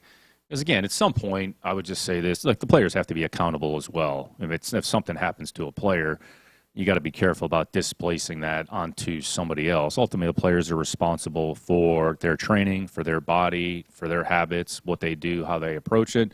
If something happens or pops up, okay, then you have to figure out from a medical standpoint, what can we do and how do we do what's in the best interest of the players to get him back on the field. So, again, everybody's intentions are good. Nobody wants to, hey, if something happens, they want somebody to get hurt or misdiagnose something on purpose. So there's a lot of doctors that are out there. We got a lot of smart doctor people that help our team. And then you have other people outside of Houston and other areas who are experts in their area. So, again, our job is to try to understand what's the issue.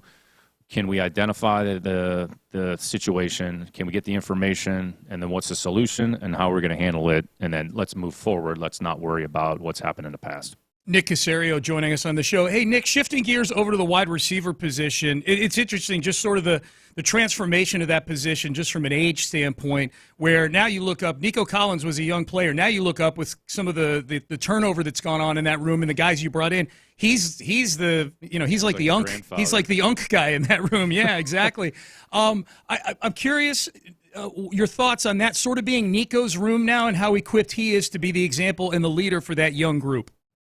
Yeah, I think we're very fortunate. That room is a collection of a lot of good players and a lot of pros. Like even a player like Kirk, even though he's been in the league a long time, he's still a younger player. So I think they work well together. Ben McDaniels does a phenomenal job with that group. Nico's been here, what's this, year 5? Or he's going into year 5 or whatever it is. And again, Nico's a good player. This isn't some mystery here. So I would say when you look at the way that Nico works and his habits and his approach, if I was in that room, I would probably watch that player as well. And Nico doesn't say a lot either. He's kind of in the Chubb category. Kirk's the same way, which is why they probably all get along. And I think our team overall, if you were asking me to define this team, like what's the spring been like, it's been about very diligent, purposeful work. Shows up, they work, they go out there, they work well with one another, they practice well together, they try to help each other. We don't really have a lot of riffraff going on. We don't have a lot of distractions. They go out there, they do their job, and honestly, that starts with D'Amico and his messaging on the front end. Here's what the expectation is. So work works, and we emphasize that because in the end, if you want to be a good football player, it's about the work. There's nothing else. There's no other magical formula that you can actually go out there and find. If you want to be good, you have to work. So what does that look like? You show up. Your feet are on the ground, all right? You're focused on the job at hand. What are we trying to accomplish today? All right, we're going to practice from 9:45 to 11, and then once we're done practicing, we're going to go to the weight room, and we're going to train, and we'll work on our recovery, and we're going to get stronger. So, if you do that, at least you have a shot to be a good football player and to give yourself an opportunity to compete on this team. But that receiver room, we feel like there's a number of good players in there, young and old, if you want to call it. Nico's a little bit older, but overall it's a pretty young room. Even Justin Watson's been in the league here a little bit, but he's still a younger player. So it'll be interesting to watch that competition, and, we'll keep as many as we feel that is necessary. And, I'd say the Iowa State kids have come in here and done a really good job as well. And, just anecdotally, talk about work. We practice, and then Jalen, has kind of missed a few practices here, but a weight room is right outside of D'Amico in my office, and one day we kind of look around and you hear a bunch of noise, and you got the jugs machine set up in the weight room, helmets catching balls off the jugs basically after their meetings or after practice, and just because they're trying to work on their craft and get better. So we didn't have to tell them anything. They're doing that on their own. I mean, so I'd say that's a good place to start. And those are the things that you have to do in order to be a successful football player. Has it been, I guess, fun or interesting for you with Nick Caley in that you both started off at the same place and you go to different places and you're gonna learn different ways of doing things, etc. Has it been fun kind of comparing notes with him in that regard? Yeah, I try to leave Nick alone, so I think everybody's probably sick of being around me. But, Nick's done a good job, I think, of just trying to be himself and put his imprint on the offense and try to figure out, like, what's the offense look like for the Houston Texans. I think Nick's background, and we've talked about this on the show when he got hired, he has experience in multiple systems. So you have to figure out what elements of each system do you think you want to utilize, what do you want that to look like, and in the end, it's about what the players can handle. So you can have whatever system, you can try to put something in, whatever you think is going to work as a coach, but if the players can't absorb it and understand it and then go out there and apply it, then it doesn't really matter. So I think Nick has a good amount of humility where he doesn't act like he has all the answers. He's going to try to figure out what's best for the players and maybe pull some things from some different experiences. But I think Nick's worked really hard. He's had a good attitude, and it's really, from his perspective, it's just been about putting the foundation in place, and most of the offense is in. And then once training camp starts, we'll go back and kind of reintroduce it. But, in a pretty good spot. And Nick's come in here and just been himself, which is all you can ask for a coach. So he's obviously a high-energy guy, and very intense, but in a seemingly in a positive type of way. Yep. What was he like as a young guy in New England? Was he one of these guys you had to calm down, whippersnapper too? I think when we're all younger coaches, you have a lot of energy. You just want to make sure that you're displacing the energy the right way. But I'd say the way that he coaches the offense is very similar to the way that he coached the tight ends in New England. He's got a lot of energy. Nick's a very positive kid, but it's genuine. It's not a lot of fake positivity. We've all been around people who have that fake positivity, and you can, smell it a mile away. Yeah. But Nick's not about that. Nick's about just communication. He's about energy, and I would say that's really emblematic of our team. When you look at our coaches, they coach, they teach, they communicate effectively. There's a lot of juice. It starts with D'Amico, nobody has more than him, and then that trickles down to when you look at Matt Burke. We could probably have a 12-hour discussion about Frank Ross and just his level of energy and his juice, and then Nick Caley. So, again, whatever you are as a coach, your job, just be who you are. Don't try to be something that you're not because you feel like you got to force feed. And I think that's the one thing with our building with people. Come in here and be yourself. So whatever you think is going to work, you go ahead and do it. If there's something that we have to get fixed or correct or have to dial it down in some area, we'll have a discussion about it, and then we'll keep moving forward. But I would say a lot of what you're seeing from Nick, just overseeing the offense, is similar to what we saw in New England in our time together. Okay, so over on the defensive side, how's it been with C.J. Gardner-Johnson so far? Because that feels like we're throwing a stick of dynamite right now. No, he's been good. Yeah, he's been good. He was here kind of for the early part of OTAs, and then he kind of was doing some work on his own, and then he was here the past couple of days for minicamp. So honestly, he's been good to work with. So we haven't heard him that much. So maybe they'll come out in training camp, but he's blended in. He's blended in well. Looking forward to working with him a little bit more and, getting him ready to go for training camp. Okay, Sean and I have a pet theory about some of the contracts that you've been doing lately. Tell us if we're completely off base Always or not. Theories. Yeah, we're going to do a conspiracy theory YouTube conspiracy video. radio here at 610? Yeah, maybe. We're heading into the slow time, Nick. It may turn into that. This is where we were just curious because we were kind of thinking about. I was telling Sean that I've always felt that. So a lot of times players are too fixated on being the highest paid player in terms of average per year or the total money on the contract, where I've always felt like players should be more focused on, guaranteed money, short-term contracts, prove it, and then you don't have any drama. And a lot of the contracts that you've given out in the last few years have been short-term, lots of guaranteed money. Danielle Hunter is probably the ultimate example of that. And I felt like, it seems like the guys that maybe really get it and aren't too wrapped up in their ego and everything understand the value of a shorter term deal with lots of guaranteed money. Financially, it makes a lot of sense. Is there any kind of correlation that you've seen between that maybe the guys that are just a little more dialed in on the things that matter aren't always necessarily as concerned about having the highest average per year or the largest total contract? Every player's different, and I'm going to speak for players, but I would say this. certain players prioritize some things over others. And part of our job, part of my role is understanding what's important to the player. It doesn't mean that you get mad at a player because he prioritizes something that maybe you would prioritize. You can't really worry about that. So anytime you enter a negotiation, you try to have an idea and understanding what's important to the player. Okay, what are we comfortable from a length standpoint? Does this make sense? And when you look at the contracts that we've done, we're all over the map, right? We've done 1-year deals, we've done 2-year deals, we've done 3-year extensions, we've done 4-year deals, whatever the case may be. In the end, part of my job and responsibility is to have the give and take with the agent. I think and I'm not trying to be derogatory here, but ultimately it's the player's decision and choice about what they think is important.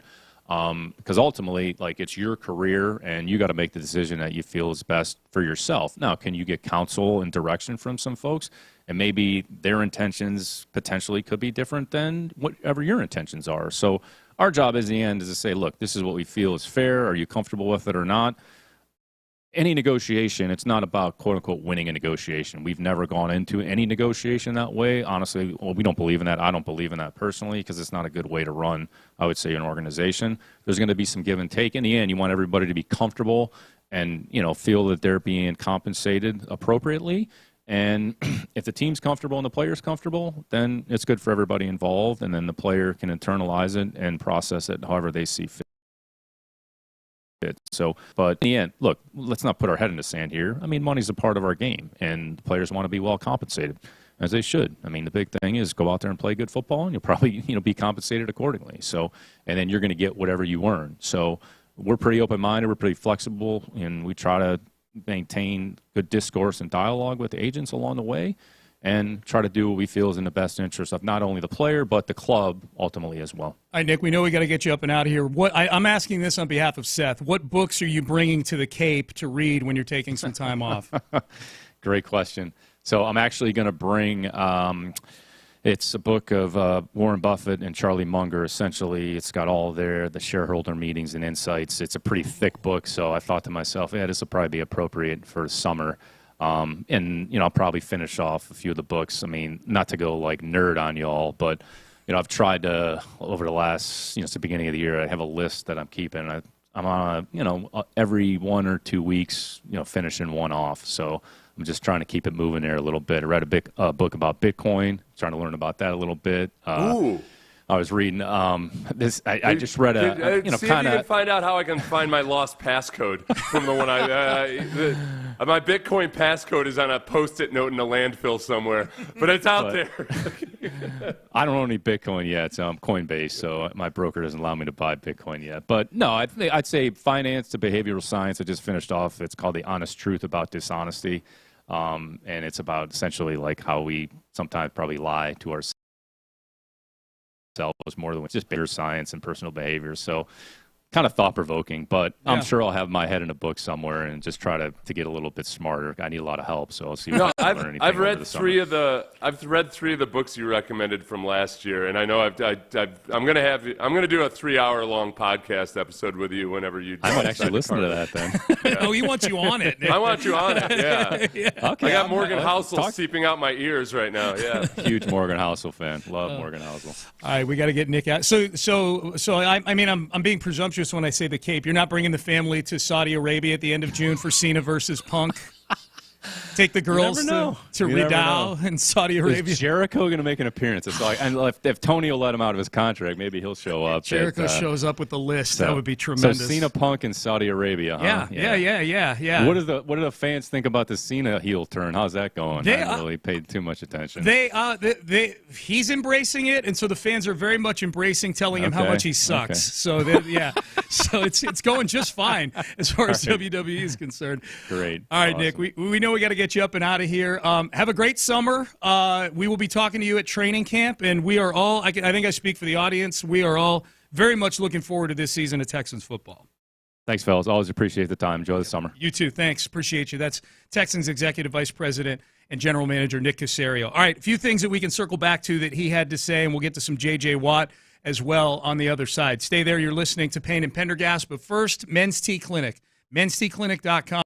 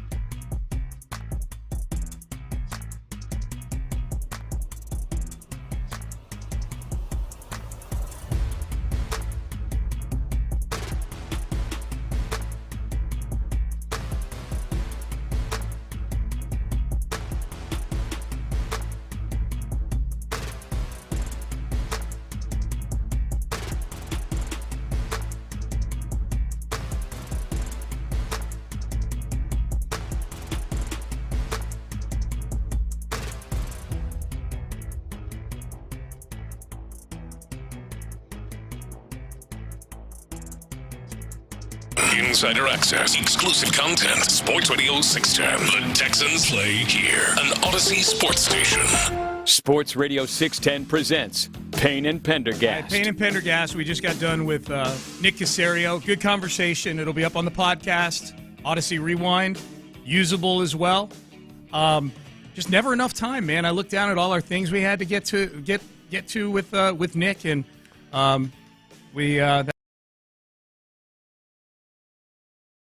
that's what training camp.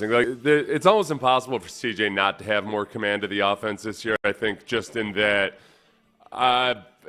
in talking about the run game alone and really dialing in on how the quarterback directs things and gets things set up before run plays, identifying the mic. That's just for listeners, like it sounds simple enough, and it's funny because when you hear different quarterbacks talk about it, some will act like, yeah, it's stupid, I don't even know why they do it.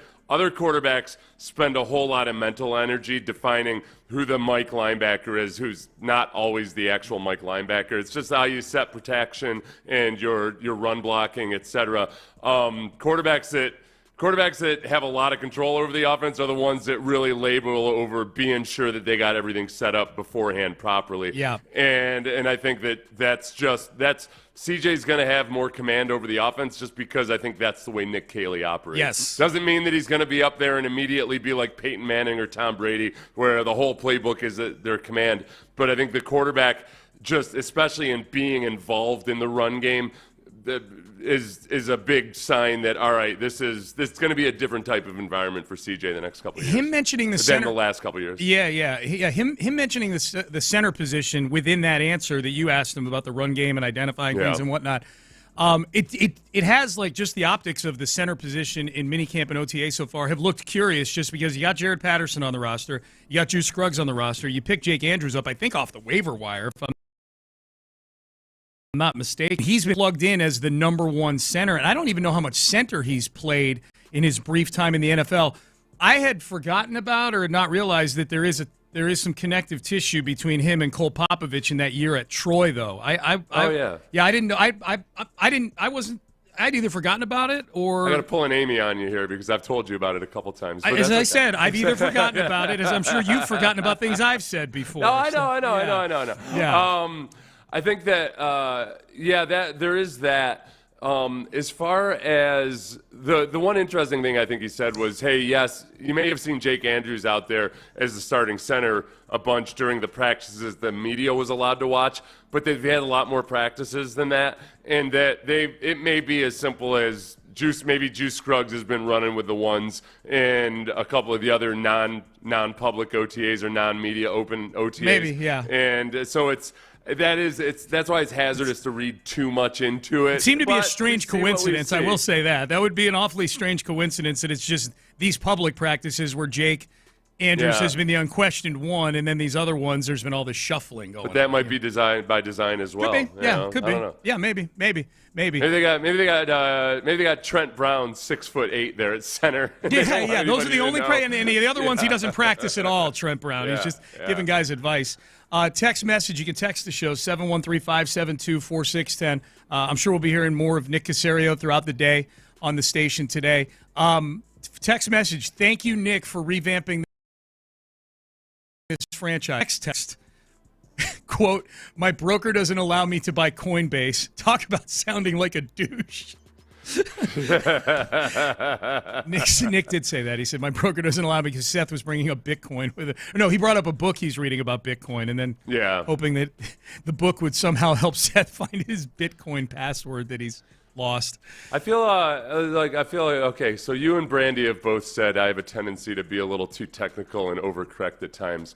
I guess, how do I go about this? Because you said I didn't even know that Cole Popovich had. I forgot that Cole Popovich had this. I think I have forgotten. Yeah. So I feel like there's no way for me to chime in on that. Where I don't want to be pulled into being the guy that doesn't know either. I don't know. I guess maybe I'm just. Are you trying to figure out a better way to correct me on it, or what? What are you trying to figure out? I just don't want people thinking that I didn't know that Cole had you want to separate yourself Jake from that? Andrews. Yeah. Okay. No, I don't mind you. I don't mind the way you did it. You kind of rolled your eyes, though, at the fact that I was doing this, when, in fact, you do it sometimes, too. I rolled my eyes the same way Amy would have rolled her eyes, though, too. It was like, I told you that. Right. Well, I'm married. I have sex with her. If I have, that's the thing, Wow. Everybody's got a price, Sean. And there you go. So anyways, so Cole Popovich and Jake, Jake Andrews running with the ones at center and time in, maybe some time in New England as well with Caley, possibly. I can't remember if there was any. Were there with Caley? What? Who? Yeah, Cole Pop? Yeah. No, with Andrews. There wouldn't have been any of that. Caley was gone when Andrews was a rookie. Yep. All right, J.J. Watt. J.J. Watt was in the house yesterday, and he will be broadcasting for CBS this fall. He's been with CBS for a year or so now doing the studio show. He's going to be on game duty now with Ian Eagle. They're the number 2 team on CBS. Here was J.J. Watt saying, "I never thought I would be in the media, I'm an analyst." It has nothing to do with the decorations. It has more to do with the day-to-day enjoyment of what you do. I love the game of football. You know, when I was playing, I always said I would never be an analyst. I was like, you'll never ever catch me doing that. And then I retired and I realized, son of a bitch, I really love this game. Like, I really love football. So I want to be around it. I want to be a part of it. And I love watching these guys at the highest level do what they do. So it's a lot of fun. How many guys do you think that end up getting into media had JJ's point of view? I mean, you're in the media now too. Like, did you ever I never thought I would. Yeah. There's no way, chance in hell I thought I would. Yeah. But I kind of went through the similar thing where I spent a few years doing different things that you always wanted to try out, and you realize, it's like taking a break. People get divorced and then get remarried. You get divorced, and then you're out there, and you're like, oh, crap, the one I was searching for was right in front of me all the time. Yeah. And then you start playing a song by Air Supply in the background. There's that. And then the fun thing, too, is, JJ's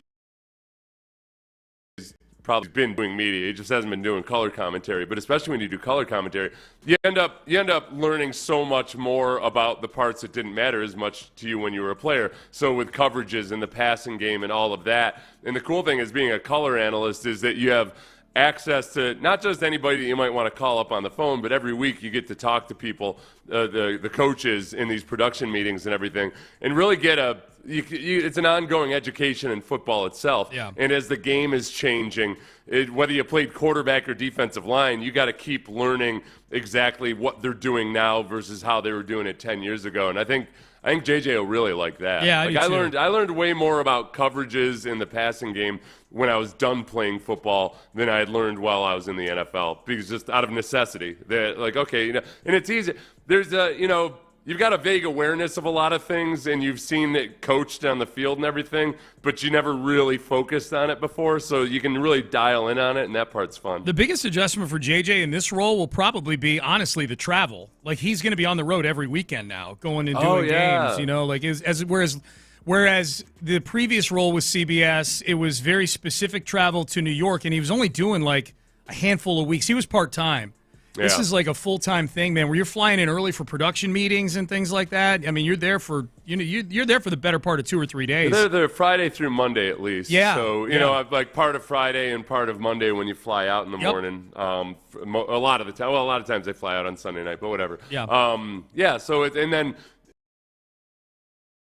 leading up, actually do it the way you're supposed to. Yep. There are some notable color analysts who I think watch very little film before the game. I always enjoy the guys who you can tell have prepared, and they're like, "Oh, this guy's telling me something about my team that I hadn't thought about it that way." Yeah. Yep. As opposed to with some of them, you're like, "No, you idiot." Like some I won't say who, but some analysts will be like, you don't see him line up in this formation that much. I'm like, I did it 10 times last week. 10 times. JJ's behind that guy in the rotation right now. It's just a matter of time. All right. More JJ Watt. JJ was asked if he knows if he's going to be calling any Texans games and if there's anything he's nervous about getting into this job. We don't. It's crazy. You don't find out. Sometimes until the week before, but sometimes, a couple weeks before. I would imagine. I mean, we have the AFC, and the Texans are obviously a draw in the AFC, so we'll have some. As far as what I'm nervous about, I'm not nervous about much because I know for a fact that half the people are going to shit on me for liking one team and half the people are going to shit on me for liking the other team. So it doesn't really matter what I say. I'm going to get trashed either way. So that gives me a lot of freedom to just say what I want to say and just to be truthful and honest, and I'm really looking forward to it. Okay, here's my question for you, Seth. Do you think that if JJ, we'll go through the schedule, we'll rapid fire it in a second here, but if JJ Watt were to do a Texans game, which I think there's a good chance, I mean, he's on the number 2 team. They're in kind of that sweet spot that it feels like the Iron Eagle JJ Watt team, where the Texans aren't like the Chiefs, the Ravens, or the Bills that are going to be a default A-team, but they're a good enough one where they'll be in that kind of that sweet spot that we're not getting a lot of Andrew Catalan and Spiro.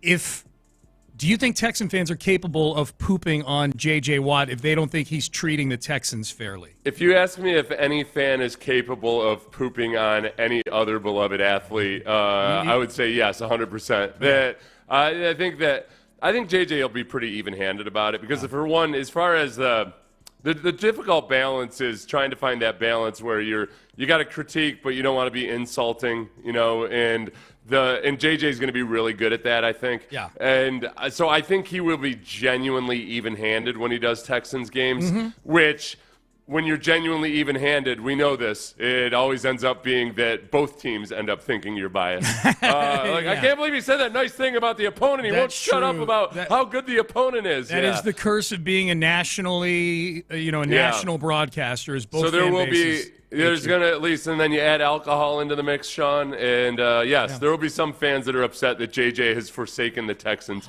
even though he's saying something that's 100% I'm here true. for that. I'm here. I don't wish it on JJ, but I'm here for the entertainment value of it for sure. I've always said that I feel like this will tell you. Personally, I feel like Troy Aikman is very fair when he does Cowboys games, and every time I say that, man, there's some people that call me an idiot. They're like, are you kidding me? Yeah. Are you kidding me? Didn't you see him say this or that or whatever? Yeah. It's true. It's funny. With Troy and the Cowboys, too, though, especially some of the things I've seen him say in interviews, there's almost a chance of the reverse happening to where he's so angry with the Cowboys and the way they're operating that he might go all in on them guns blazing. I think there are times where in a game you might feel like, man, he's not happy angry with the Cowboys right now Yeah. for more reasons than just here right now. It's a bias. It's just a different kind of bias. It's showing itself in a different way.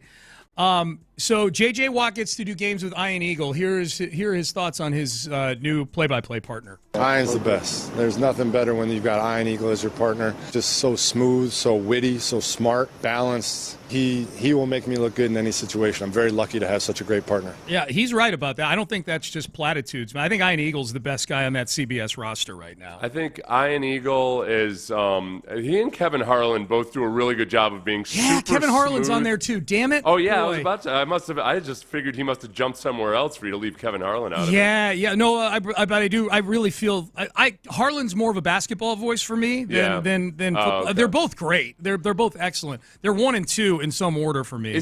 Was Kevin Harlan? I've always been curious. I've always wondered why is he not higher the up guy in football, Monday Night Football or something? Is it probably just because he enjoys doing all the sports or at least basketball and football? Probably, yeah. He does something else occasionally that he probably just doesn't. The networks a lot of times want the Monday night guy to be just the Monday night guy. Yeah, he does do radios. He is Westwood One's radio voice on Monday night. For Monday night. But he's so much, in my personal preference is Kevin Harlan above everybody else. Yeah. There's nobody even your close favorite. in my mind to Kevin Harlan. He's your favorite. He's excellent. He's really, because really he's good. so smooth and yet also has the personality and also knows how to bring out the time where he's paired with a color analyst who I think is kind of a dud. Yeah. And by the end of the broadcast, I'm like, oh, yeah, you know what? That guy actually is better than I thought he was. That's a really good point. That's a really, really good point. So do J.J. Watt and Ian Eagle get Texans games? I was looking at this yesterday, Seth, and the Texans, as of right now, are only slated to be on CBS 7 times this year. Even though CBS carries the AFC rights, now the Texans are a bigger draw now, so they do have 4 primetime games. Those will not be CBS games. I was surprised they have 4 games that are set to be on Fox. The way some of you said the one weird one is the Broncos. The Broncos is Texans set to be game, a Fox which should be, game. Yeah, with both AFC opponents, it should be. But I guess they've loosened up the restrictions. They have. You know what, Sean? I don't. It's weird because it's so far away from the days when every single week you could count on Steve Tasker and whoever he's paired with being the Texans. They were like a color home analyst. team crew. Yeah. So the one I was texting with some people with the Texans yesterday, and we were talking about this exact thing, and they were getting excited, saying, "Hey, man, that Rams game in Week 1 is a CBS game at 3:25." That could very well be a J.J. Watt, Ian Eagle game. Like the Rams, you got to think about it right now. And as J.J. said, it gets decided in season. So if any of these teams are a big surprise, like if the Jags are really good, then in Week 10, that could be a J.J. Watt, Ian Eagle game. Like right now, I don't think it would be. I think that's the 2 that I think have the best chance are and then Maybe the Ravens in Week 5. They're at the Ravens in Week 5. Maybe that one too. That's two teams that were, final 8 in the NFL last year. As far as NFL opening week matchups where there's crossover between the two teams, this isn't going to be a headline one outside of Houston or with the Rams, but the fact that Nick Caley, the brand new offensive 100%. Coordinator for the Texans, is going up against a team that he just spent 2 years with. Yeah.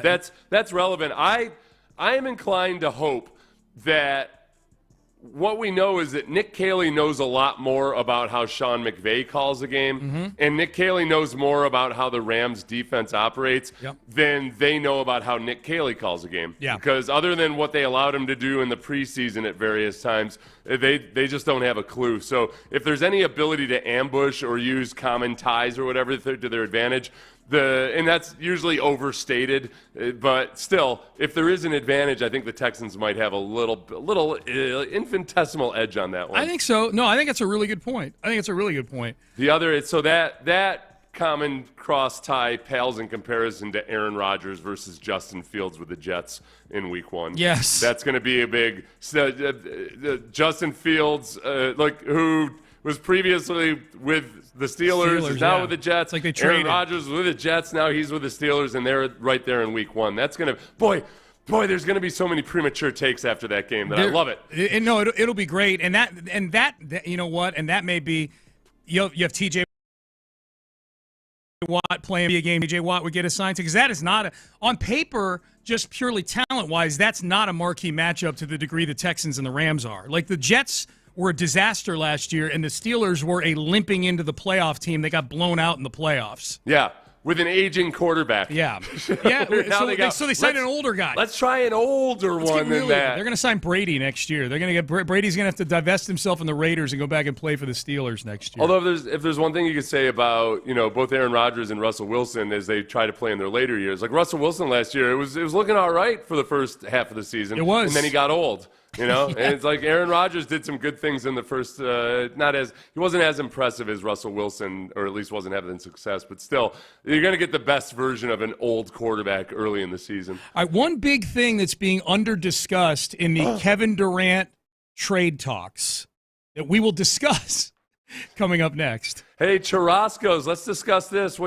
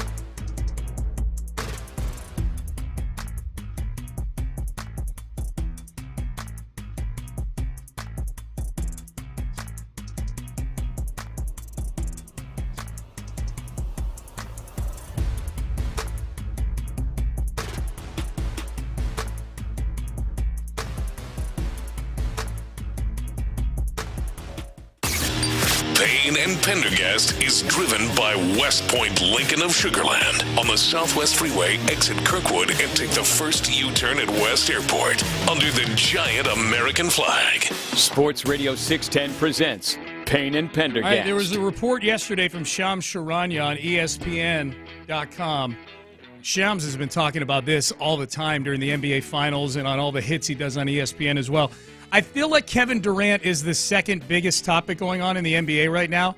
I say that. Outside of the NBA Finals, the fact of the matter is with OKC and Indiana being the two teams in the finals, there may be more basketball fans that are interested in Kevin Durant and Giannis Antetokounmpo and where they're going to go. They're on to the offseason. Then who wins have broad interests, across the country, right? Not to mention the Knicks are walking around the room like a dirty old man goosing every head coach in the league, Yes, I correct myself. That story is right up there with Durant and Giannis because of the creepiness of the whole thing. That is right, yeah. You're at a bar with your wife, and she's like, that creepy old guy just grabbed my butt when he walked by, and you look at him, and you're like, oh, it's the Knicks. He's harmless. He's grabbing everybody's butt. Yeah. Grabbing everybody's butt. I'm not going to fight the Knicks. Yeah, and then he's asking me permission to grab your butt, and I'm trying to I'm vehemently denying him permission, and they're still doing it. Sir, might I trouble you for a goose of your wife? Goose of your wife's posterior, yes. So Kevin Durant's a big topic. He and his agent reportedly are, quote, sifting through trade scenarios, which I found to be interesting phrasing. Because to me, I read into that as there have been offers made for Kevin Durant. Trades, there's scenarios. I like to think of it, too, as like that Durant and his agent are sitting in a dimly lit office with actual files. Yes. Going through, strewn out on the table. Yeah. Jenkins, give me the Rockets file. Yeah, Get in here. Get in here with the Rockets file. The teams that have expressed interest, according to Shams, have been the Rockets, the Spurs, the Heat, the Timberwolves, and the New York Knicks, because they hit on everybody. Yeah. This is the thing that I think is being under-discussed, and it's one of those things that I feel like I've probably seen, but it's probably the same place where and Jake Andrews having a history together at Troy are sitting in that same drawer where I've just forgotten about these things. But Kevin Durant is eligible for an extension once he gets traded.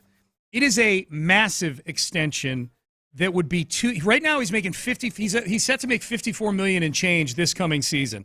I think a lot of these teams that are willing to trade for Durant are willing to digest that and do it. 1 year rental. We give up some things and maybe, boy, the appetite for teams though to then give a 37-year-old guy a 2-year, $112 million contract extension, which Durant, by the way, could make this an issue when it comes to a trade. We've seen that before. Like a guy, okay, I will do the thumbs up. And Phoenix is supposedly kind of collaborating with Durant on this. This isn't one of those things we're going to ship him off to Sacramento or something. They're working to find a deal for Durant where he's comfortable going there.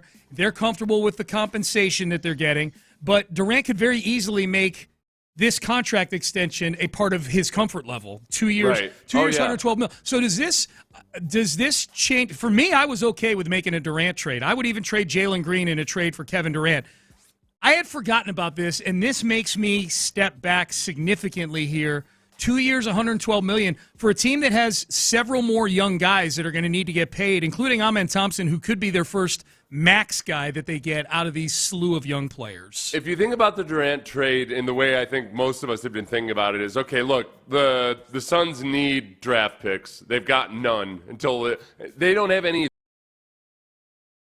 That's how desperately they need draft picks. Yep. The Rockets, to put it, a little too simply, they've got too many first-round draft picks, including all of the Suns, including all the Suns picks. Exactly. So that part makes sense. Where look, you get a bunch of picks. We get a guy who is older, yes, but it doesn't really affect our future much at all because we have all this. But now all of a sudden, because the Rockets don't need those first rounders because they've got a lot of young core guys that they feel good about, or potential core guys. Yep. So all of a sudden you add that salary into it, and now you're pinching into exactly what we can do with some of these young guys in the next couple of years. And that scares me. I mean, unless the Fertittas are comfortable living well above the salary cap, because and into the luxury tax, which is if they're comfortable doing. And I feel like if they thought this is the team that would make itself a perennial, at least while Durant was here, a perennial championship contender, I feel like they're willing to do it. Like, I don't think the Fertittas are penny pinchers at all. They gave Jalen Green a $30 million a year contract, and they gave Alperen Şengün a 5-year, $185 million contract. Yeah, I mean, it depends how the luxury tax will get you, though. Yeah. I mean, that's a whole extra level, lot of money, depending on how deep you go into it. The new contract, which I guess, we should have anticipated or expected. I think there's a tendency to think, well, he's 37 years old. He's not going to ask for much, right? Like, he's still playing at a really, really high level. Yeah. I think in Durant's mind, as long as LeBron plays at a high level, and he's going to – I think he's probably operating like, no, treat me like I'm 31 years old. Yeah. I'm not gonna accept any of this. Oh, live out your golden years here in Houston. Yeah. For some, I'm guessing there's probably some sort of correlation where it's like, well, if you're willing to give up a guy like Jalen Green, who could be a future All-Star, then you should also be willing to go all in and give Kevin Durant a couple more years on his deal. If you're going to commit to the bid and give Durant the money. That 2 years, 112 is for a guy that age who's had an injury history. I mean, he played 62 games out of 82 this past year. So it's not like you're paying for a guy who's been the picture of who's been a rock, which by the way Jalen Green has. Like, you got to rip him off the court to get him out. I had forgotten that Durant. The reports were that Durant felt blindsided by the in-season trade that never happened. Durant to the Warriors at the trade deadline. At this trade deadline, yeah. But apparently they've smoothed things over and they're working together at least on this. Yeah. However much things needed to be smoothed over. Yep. I don't think, as far as anything else goes, from a basketball standpoint, I'm guessing Houston, as he is and his agent sift through these things, I'm guessing that he's A-okay with coming to Houston. Like, that would be he's not gonna block any kind of trade to Houston, whereas some of the other teams perhaps. I wouldn't think so. I mean, from a basketball standpoint. Sure. Like, I mean, depending on what you're giving up to get him, but you look at the 5 teams: Houston, San Antonio, Miami, Minnesota, and the Knicks. I mean, the Rockets were. I know the Knicks had some break their way with Jason Tatum's injury and whatnot. But I would just say, in terms of I'm buying stock in those, I mean, the Knicks are a headless horseman right now. They don't have a coach, and nobody wants to coach them. I would say of those 5 teams, if Kevin Durant were to ask me, hey, which team do you think I've got the best chance of winning a championship with over the next 3 years? Victor Wembanyama notwithstanding, I would say it's the Houston Rockets out of those 5 teams. And especially, like we said, if the Rockets are just giving up first-round draft picks that they're likely going to have to trade away or keep in reserve anyway in the next couple of years, that's appetizing. This isn't like, remember when Deshaun got traded to the Browns and we're looking at the compensation, it looked like, man, the Browns just traded for the right to be the 2020 Houston Texans. That's exactly right. Where even if Deshaun plays really well, he's not going to have anybody around him because look at what happened. And it ended up being a little bit different in a lot of ways. But, yeah, Durant, it wouldn't be that case with Houston. Yep. If a trade happens with Durant, you might be upset about losing Jalen Green. You might be upset. They're not going to lose. They're not going to give up on Thompson no matter what. No, he's untouchable, I think. Whoever you might be upset with, it's not going to be enough that you feel like, well, what does this team even look like? Yep. It's not going to be that you're not going to lose that much of your core.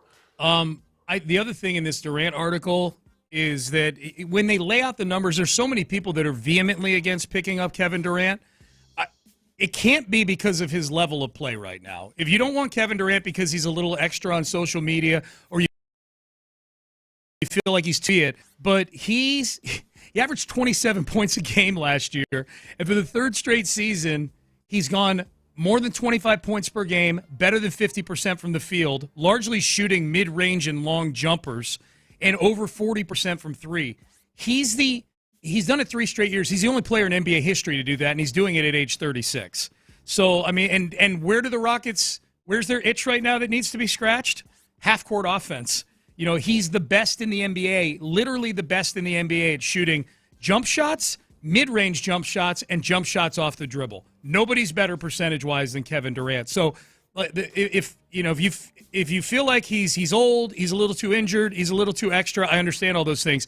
He's a great player still, undeniably a great player still. One name you can cross off the list for now, it would appear, would be Giannis Antetokounmpo. This is Brian Windhorst a couple of days ago saying there is no Giannis market right now. Right now, there is no Giannis Antetokounmpo trade market. There is no Giannis Antetokounmpo trade discussions.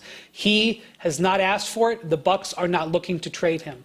And I just want to point something out about Karl Towns. While everybody in New York may want to trade him, he is an in his prime all-NBA player that contributed significantly to the Knicks going the farthest they have in 25 years. Right. I just want to point that out. Okay. I kind of had a feeling, I still do, that ultimately if you ask me where's Giannis going to be in 2025, come training camp in 2025, the Milwaukee Bucks. I've always felt when the report wasn't that he's demanding a trade, thinking he may be open to it for the first time since becoming a Milwaukee Buck, and it may very well be he was open to it, looked around and said, the grass ain't always greener. They're still a playoff team. We can make some tweaks or whatever the case may be. Sean, we've been having some fun with the Knicks, just going around, just hitting on everybody's wife and trying to get every coach who's already got a job. Does Stephen A. Smith have any ideas about what the Knicks should do? Oh, you wanted to this, yeah. I've read this, but I have not heard it yet. I really want to get to this. Okay, yes. So this is Stephen A. Smith campaigning for a former head coach in the NBA and a former commentator and a New Yorker like Stephen A., Mark Jackson. This is a possible Take-A-Mania candidate for tomorrow. Why don't you place a call to Mark Jackson? Why don't you place a call to a guy that coached in Golden State, that set the table for Steve Kerr to capitalize off of and look like the second coming of Phil Jackson and Greg Popovich and these guys? Why don't you call a Mark Jackson, who starred Bishop Lachlan, who starred at St. John's, who's a Rookie of the Year for the New York Knicks, who proved he could coach on a big-time level in the NBA? How about calling him? Because I can assure you the city of New York will stand up and support and applaud that brother coming home and resurrecting his career as a coach for the New York Knicks. Hell yeah. You know what this reminds me of, just hearing that, Seth, and it just hit me now? This is Stephen A. Smith campaigning for a D'Amico Ryan situation, except Mark Jackson is not D'Amico Ryans. As I mean, D'Amico Ryans, I think, is a good head coach and has a very bright future. Mark Jackson is a guy who they let go in Golden State. He won 51 games his last year there, and he did do some good things there. Like, he did up the defensive level of that team. That team, for the guys they had on the team, it was the same guys that won a championship like 2 years later. Yeah. Or maybe a year later after they let Mark Jackson go. It might have been that quick. They were so bad offense. For a team that had Steph Curry and Klay Thompson on it, they were mediocre offensively. It was, it was fire Tom Thibodeau, the defense, fire Tom Thibodeau, and everything he brought to the table. And it does feel like where are you trying to get with Mark Jackson? I'll confess, Sean, though, I am intrigued by this because of his Knicks connection and history and all of that, and the fact that he is, by and large, he's had one stint as a head coach, and he did a pretty damn good job of it. Yeah. It didn't win a championship or anything. He ended up being like Steve Kerr's the guy that put them over the top. I'm intrigued. I agree. I do not agree with Stephen A. Smith acting like it's the dumbest thing in the world that they haven't called him. Yeah. But it does intrigue me more than I thought it would. Do you? No, intrigue is different. Like, I hope they do it. I don't give a crap about the Knicks. I hope they do it. The notion that he set up Steve Kerr, like Stephen A. Smith makes it sound like he handed a baton to Steve Kerr, and Steve Kerr didn't do anything to change the Warriors. Right. That's silly. They were like it was. It's one of those classic situations where I think credit Mark Jackson for setting a Kerr to a completely different level. Yes. You'll never be able to go back in time and say whether or not that Mark Jackson just needed a little bit more time with it. Yep. I guess my question would be, all right, Mark Jackson has had probably multiple opportunities to be a coach since then and has shown no interest in it, right? He hasn't been an assistant anywhere, has he? No, he was on TV all those years. Yeah, he was TV like before and after, and that's the part that I just wonder, all right, if I'm going to bring in an older guy, and he's not that old, he's upper 50s, early 60s. He's early 60s, yeah. But he hasn't been just immersed in the game to the same degree that I would want if it was an older guy necessarily, or unless it was even if he had been a previous champion, like Joe Gibbs. Yeah. Like, hey, they brought Joe Gibbs back to Washington. I'm like, man, he'd been out of the game for too long as a coach. It just wasn't the same. All right, Payne and Pendergast with you on a Thursday. Is this NFL coach trying a little too hard? And a take from a former teammate on a new Texan makes me like him even more. That is coming up next. Mokaram Injury Lawyers.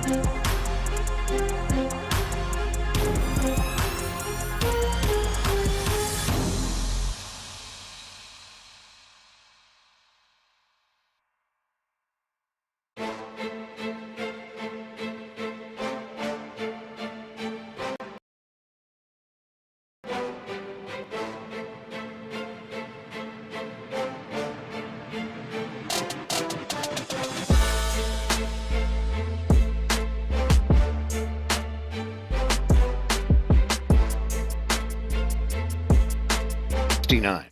Live from the Mokaram Injury Lawyers Studios, Sports Radio 610 presents Payne and Pendergast.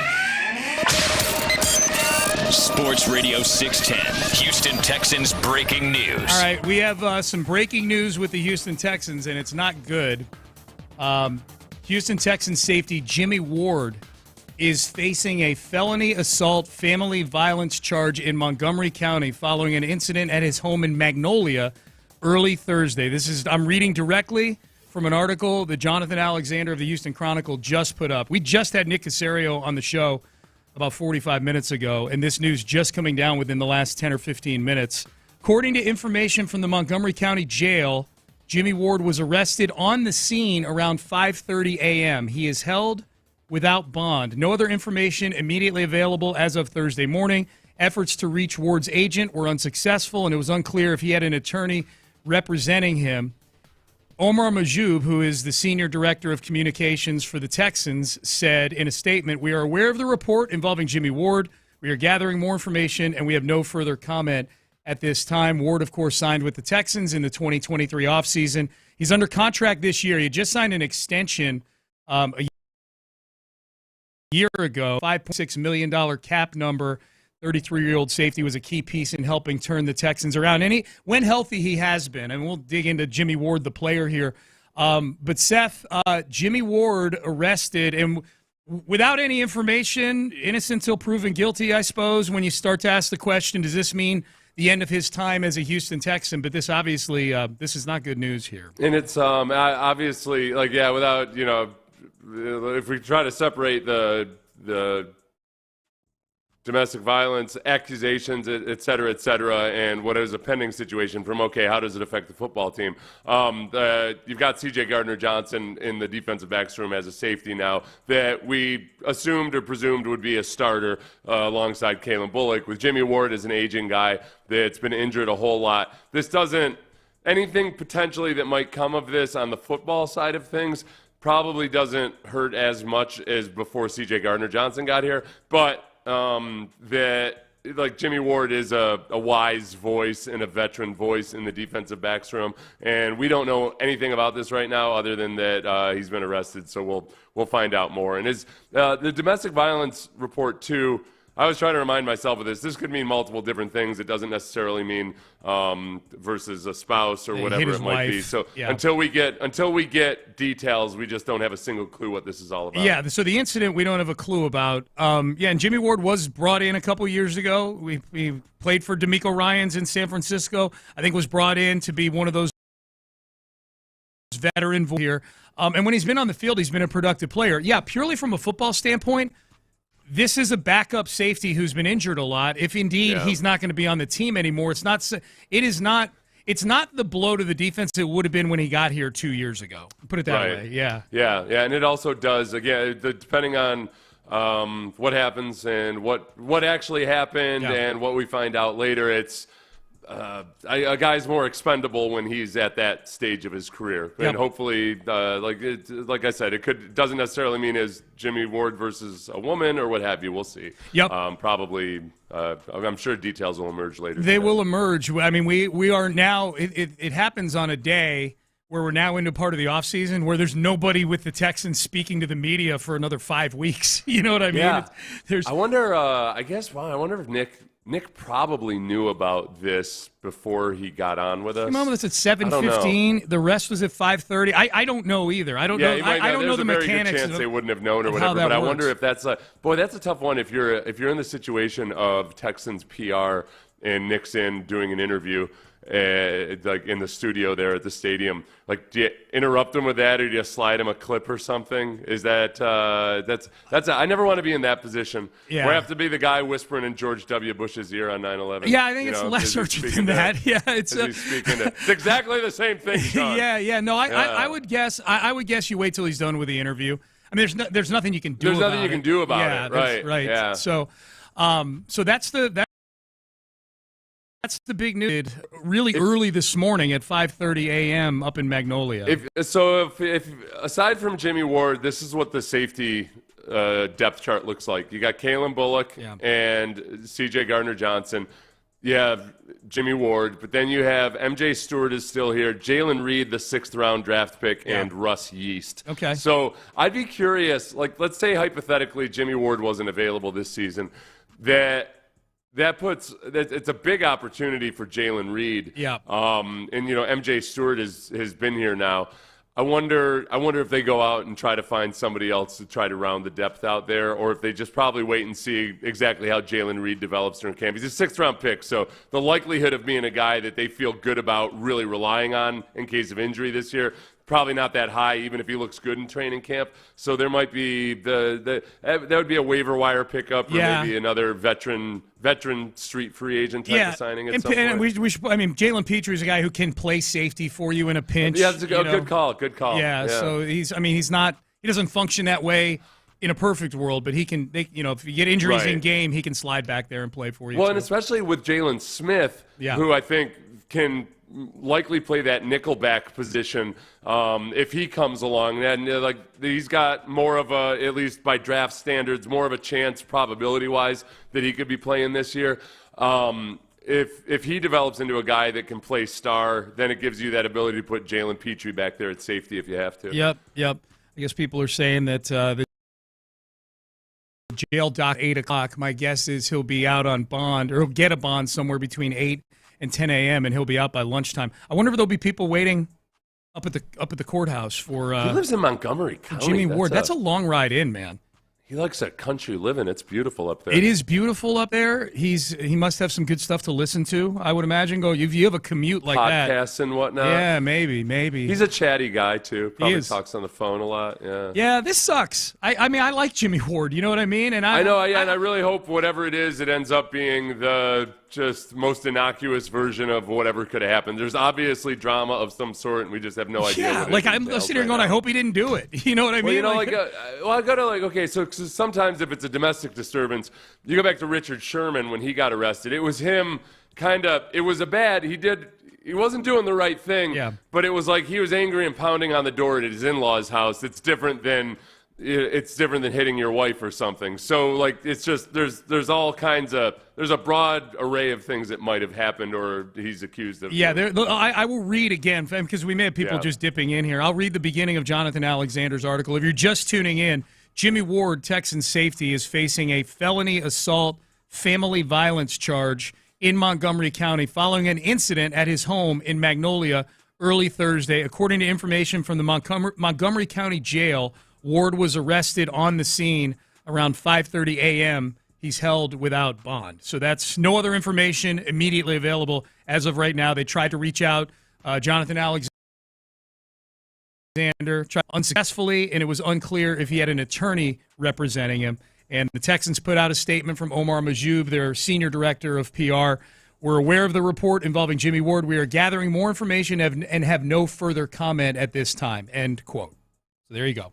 That's where we're at. So the news, we're now mandatory minicamp over. We're 8 hours into the summer for the Texans, and this is what we've got. So far, so bad for summer vacation for the Houston Texans. Jimmy Ward arrested. All right, let's get into the 9 o'clock hour here. I would imagine we'll circle back to this at some point. Certainly, if we get more information, and we'll keep an eye on Twitter and everything else. If more information becomes available, keep it tuned right here. We will have that for you. What does Joe Mixon think of Nick Chubb? And when did Nick Chubb feel like he was back to his old self? Because it would be really nice if we got the old Nick Chubb for the Texans. We've got that for you coming up early here in the 9 o'clock hour. Stay there. Last night, a glorious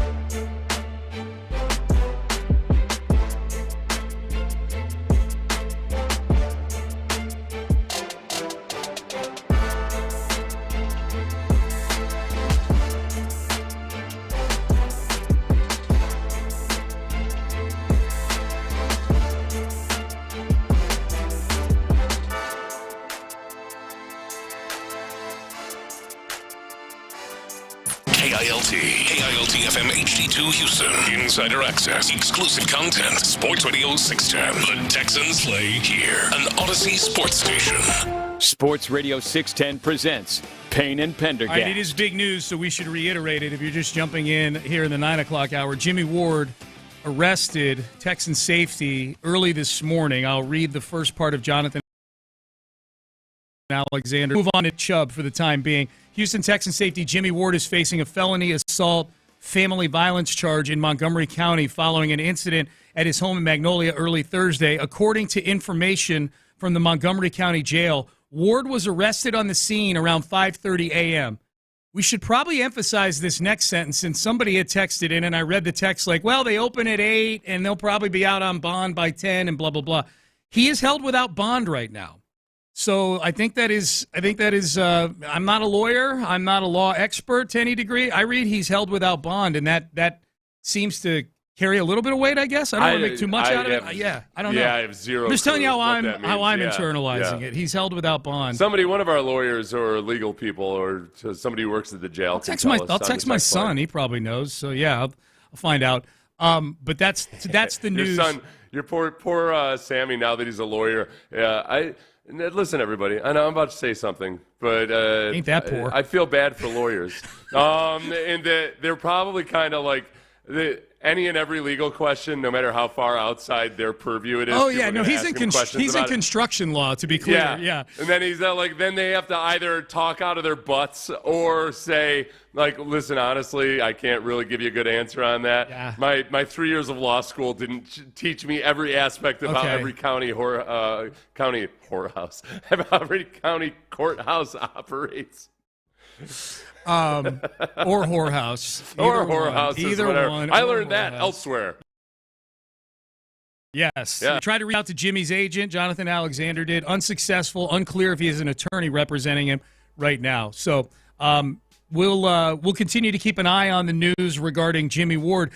We'll get to Nick Chubb here in a second. I was thinking about this, Seth, during the break. I'm like, we do not get reports like these very much with the Houston Texans.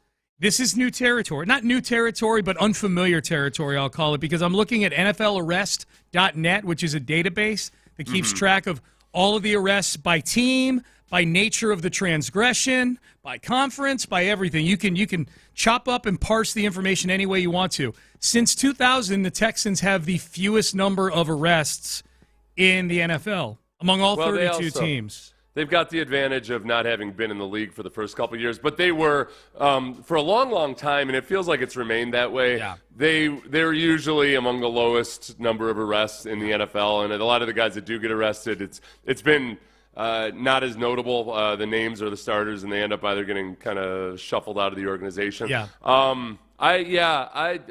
Without knowing exactly what the allegations are or what the situation was, we don't have a clue at this point whether there's going to be something that you wonder, okay, is this the kind of thing that the Chiefs would turn a blind eye to, for instance, or is it going to be something that nobody would turn a blind eye to? We have no clue. We have no clue on it right now. Boy, this is the wormhole I'm going to get in today. This NFLarrest.net, this thing is incredible. My God. It was for a while. It was one of those things we looked at. Now, I feel like Bob McNair was a little active in maybe telling, this is just how it felt to me. Yeah. It feels like Cal is a little bit more hands-off when it comes to, hey, Caserio, Nick, this is your you're going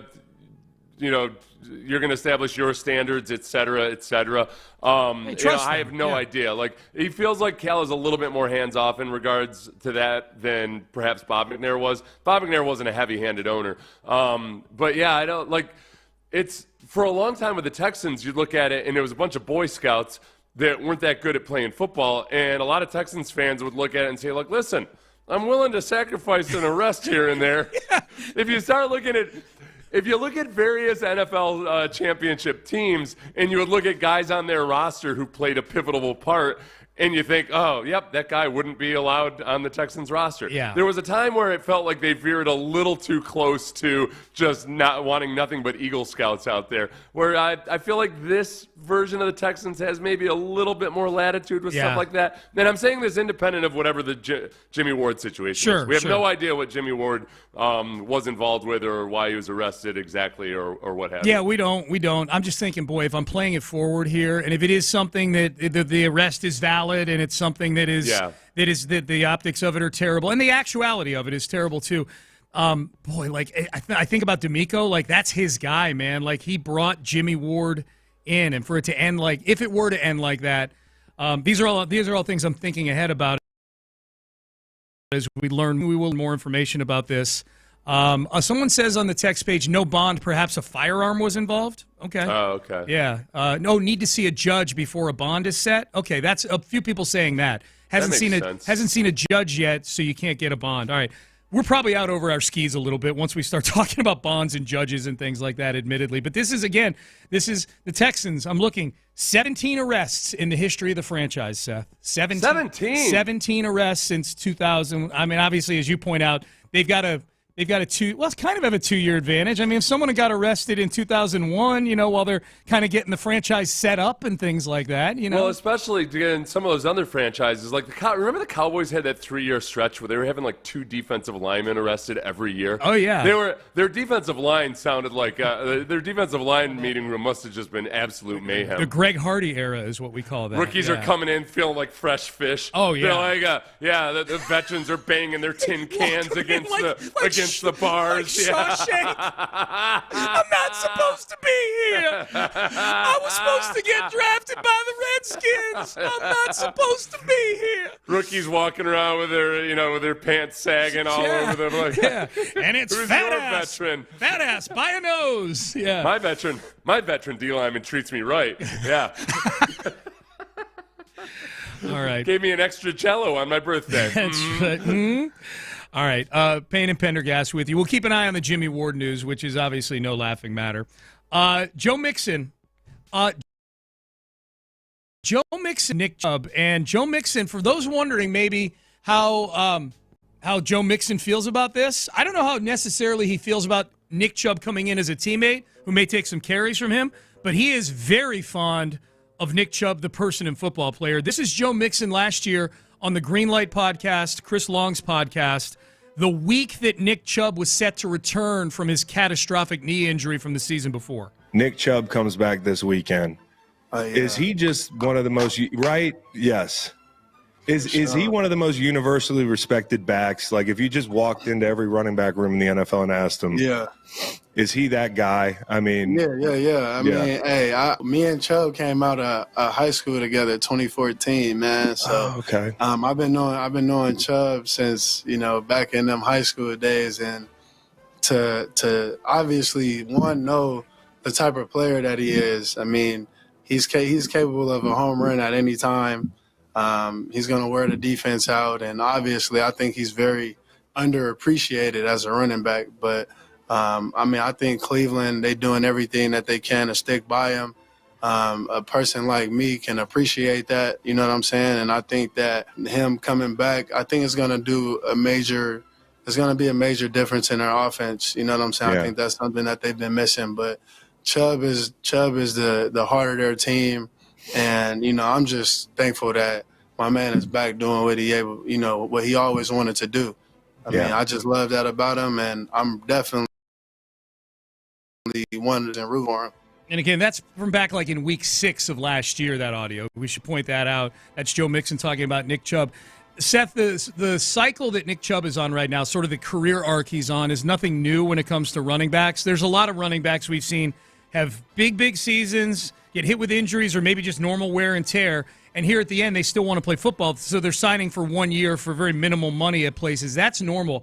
I'm racking my brain right now to think of a pairing in a backfield that's got more juice to it over the course of their careers recently, putting the injuries aside, just like Nick Chubb. If you just take the name. Just the name and what they've accomplished. Like Nick Chubb at his peak was arguably the best running back in football. Joe Mixon, I don't think was ever there, but he was certainly at that borderline Pro Bowl level. And he made the Pro Bowl last year as a Houston Texan. This is if they get the healthy version, again, healthy in their late 20s version of both of these guys, this has a chance to be a really, really exciting backfield this season. It has a chance. I mean, I'm trying really hard to fight my emotions on it and remind myself that, man, the NBA is the worst at this, where you get the big name. Oh, it's Carmelo Anthony. Right. You got to look at the contract. Carmelo Anthony, very similar. He had a $2 million contract. Yeah. Because there's a lot of questions about just where he was in his career at that point. Yeah. And I think likewise with Nick Chubb, look at the contract. It's $2.5 million plus incentives. You can't overstate how big a challenge it is for a 29-year-old running back to come back from a catastrophic knee. If there is going to be a guy that can do it, Nick Chubb, in terms of his work ethic and everything else, is wired a lot like Adrian Peterson. Adrian Peterson, it was just, air quotes, just an ACL, but he came back incredibly fast. And we saw and heard about how hard Adrian Peterson was working out and how impressive he was in his workouts. And I think Nick Chubb is wired that same way. And then the double-edged blade here with his knee injury is that he had a similarly catastrophic knee injury in college that required multiple surgeries. It was multiple ligaments and or tendons that he tore in college. And he came back from it. He was a younger man then, but he came back and was brilliantly athletic. This is the same knee that he's injured again this time. So he's demonstrated that he can come back from an injury like that before. You just wonder, all right, but can he do it at the age of 29? And can he do it to the same? So for people saying, hey, he played last year, right, it's a 2-year recovery from an injury like that. And he averaged 3.3 yards per carry behind an admittedly really bad offensive line, but he clearly wasn't him. Like if you watch his highlights from last year, he wasn't the same guy. No. So that's the big question. If he gets back to 90% of what he was, this will be an all-time coup in affordable free agency signing. Are you kidding me? If it doesn't work out, worst case scenario, it doesn's work out, and let's say they have to cut him or something, it's $2.5 million. It's pocket change to an NFL salary cap. Yep. More on Nick Chubb. This is actually from Chubb himself. Felt he was back to his old self. Probably while I was at home during my off-season training. I had all my numbers that I usually do in off-season, so speed and weights and things like that. So. And that might not sound like a lot, but listen, I've had 14 or 15 orthopedic surgeries in my career. And there is an element where sometimes you're cleared to play by the medical staff because structurally everything looks good, but you don't feel the same. And you might, let's say you have surgery on your left leg, and our old strength coach, Dan Riley, was really good with injured guys in that, like, he had them do a lot of single leg stuff in the weight room coming back. Because Dan wanted to know, when is his left leg as strong as his right leg? And a lot of times guys would be cleared medically, but you still didn't really feel good about them because their strength wasn't back. Yeah. So it's not the only factor. There's a lot of other factors, but for him to be back to his same old weights and everything that was his standard in the offseason, it's probably better than he was last year. Because he didn't, he said that this was the year, this was the offseason that he felt back to full strength and doing all of his old PRs or whatever they were. That's a really good sign because some guys never get it back. Nope. Some guys injure their knee and their legs always, especially when it's multiple ligaments, there's a chance for like nerve damage and everything. So they just don't get that strength back. That's a good sign. That's a really good sign. The other good sign is the fact that before he hurt his foot last year, he had an unbroken string of play. And so he was playing every single week. I would hope that means that he didn't have, it might be harder to manage. So he might just not have been back to full strength last year. So, and that there was still a lot of upside in this being a 2-year recovery. They were using him. I mean, Cleveland was using him at a volume level, maybe not like peak Chubb, but if you go look at his game log for those 7 or 8 games that he was back for last year, he came back in week 7. I mean, it was 12 carries, 20 carries, 15 carries, and then there'd be like a 7-carry game. I mean, they were using him quite a bit. All right, I found the cut you and I were talking about earlier in the show where Nick Chubb showed himself to be maybe the most humble skill position guy that I've ever seen behind a microphone. The question was actually about coming and playing for DeMeco Ryans, his first impression of D'Amico Ryans? Yeah, I mean, he's a young coach, a lot of energy, a lot of intensity. He's young, fresh, he wants to win. And, I was questioning why they wanted me. And then I came here and I saw a bunch of guys who like to work and not talk. And I realized that I'm a perfect fit. So I realized why they wanted me here. And I'm excited about it. Yeah, I was questioning why they wanted me. 7,000 career rushing yards. I don't know. I don't know if I've ever heard a marquee NFL player say that about himself. No matter how, most marquee NFL players could get in a catastrophic car accident, be in a body cast, and say, "What do you mean nobody wants me? Why is the phone not ringing? The hell? What's wrong with these idiot GMs? Jeez. Yeah. I just like it. It jives with everything you've heard out of Cleveland, which is, man, they love this guy up there. There was probably the most beloved player since Joe Thomas. And a guy that would have, as you pointed out, I think you pointed out yesterday that his career earnings so far are $33 million. Jonathan Peterlin pointed it out. No, it's Jonathan Peterlin from 92.3 pointed that out when he was on. Yeah, with us. It's not like he's sitting on a bit, look. Yes, a lot of money. $33 million is a lot of money. But there's a lot of guys that are sitting on a pile of $200 million that would never play for $2.5 million. I don't care what, That's correct. And there is an element to him that just feels like he just wants to play football. And that's probably what really hurt Browns fans is that, look, if I'm a Browns fan, I get it. You're going to move on. You drafted 2 running backs. But the guy would have played for $2.5 million. Dude. Come on. We got so many chumps that I hate on this roster, and he would have played for $2.5 million. What are you doing? There was a video I saw yesterday that I think the Browns put up. The Browns must have put it together. It was from the exit interviews, it looked like, after the Browns season was over, or maybe something with maybe Chubb had gone in, because I think the video is from like February of last year, so maybe it was after the Super Bowl was over, and he's leaving the Browns facility for what he feels like is the last time. And he's getting super emotional while he's driving about it. He's like, yeah, man, like this is where I grew up. I became a man here and all that other stuff. He seems like a really thoughtful guy. Nick Caserio, actually, when we talked to him earlier, we had Nick on earlier today. If you want the full interview, it'll be on our podcast or on the Odyssey app, Rewind, whatever you want to do. He brought this up when we asked him about Nick Chubb. We didn't ask him about this quote, but he said, he said yesterday that he likes to come to a team with a bunch of guys who want to work and don't talk. That stood out, obviously, to the Texans, the type of guy that he is. So yeah. The other thing that we got to go, don't we? Yeah. Apologize. Yeah, we'll get to what was it? We can get to one more on the other side. It was the one Tease about it, Seth. Okay, he gave a little bit of a hint to perhaps the way Kaylee is operating his offense, which I thought was interesting. Okay, I do want to hear you talk about that, so we'll do that. We'll circle back to the topic that we were going to hit to when we got the news of Jimmy Ward getting arrested. If you missed it, Jimmy Ward arrested up in Montgomery County this morning on a family violence assault charge. We'll continue to keep an eye on the news wire for that, so we'll hit the topic Seth had. We'll do all that coming up next here in the 9 o'clock hour. But first, I want to get you guys sleeping better. Dr. Ben.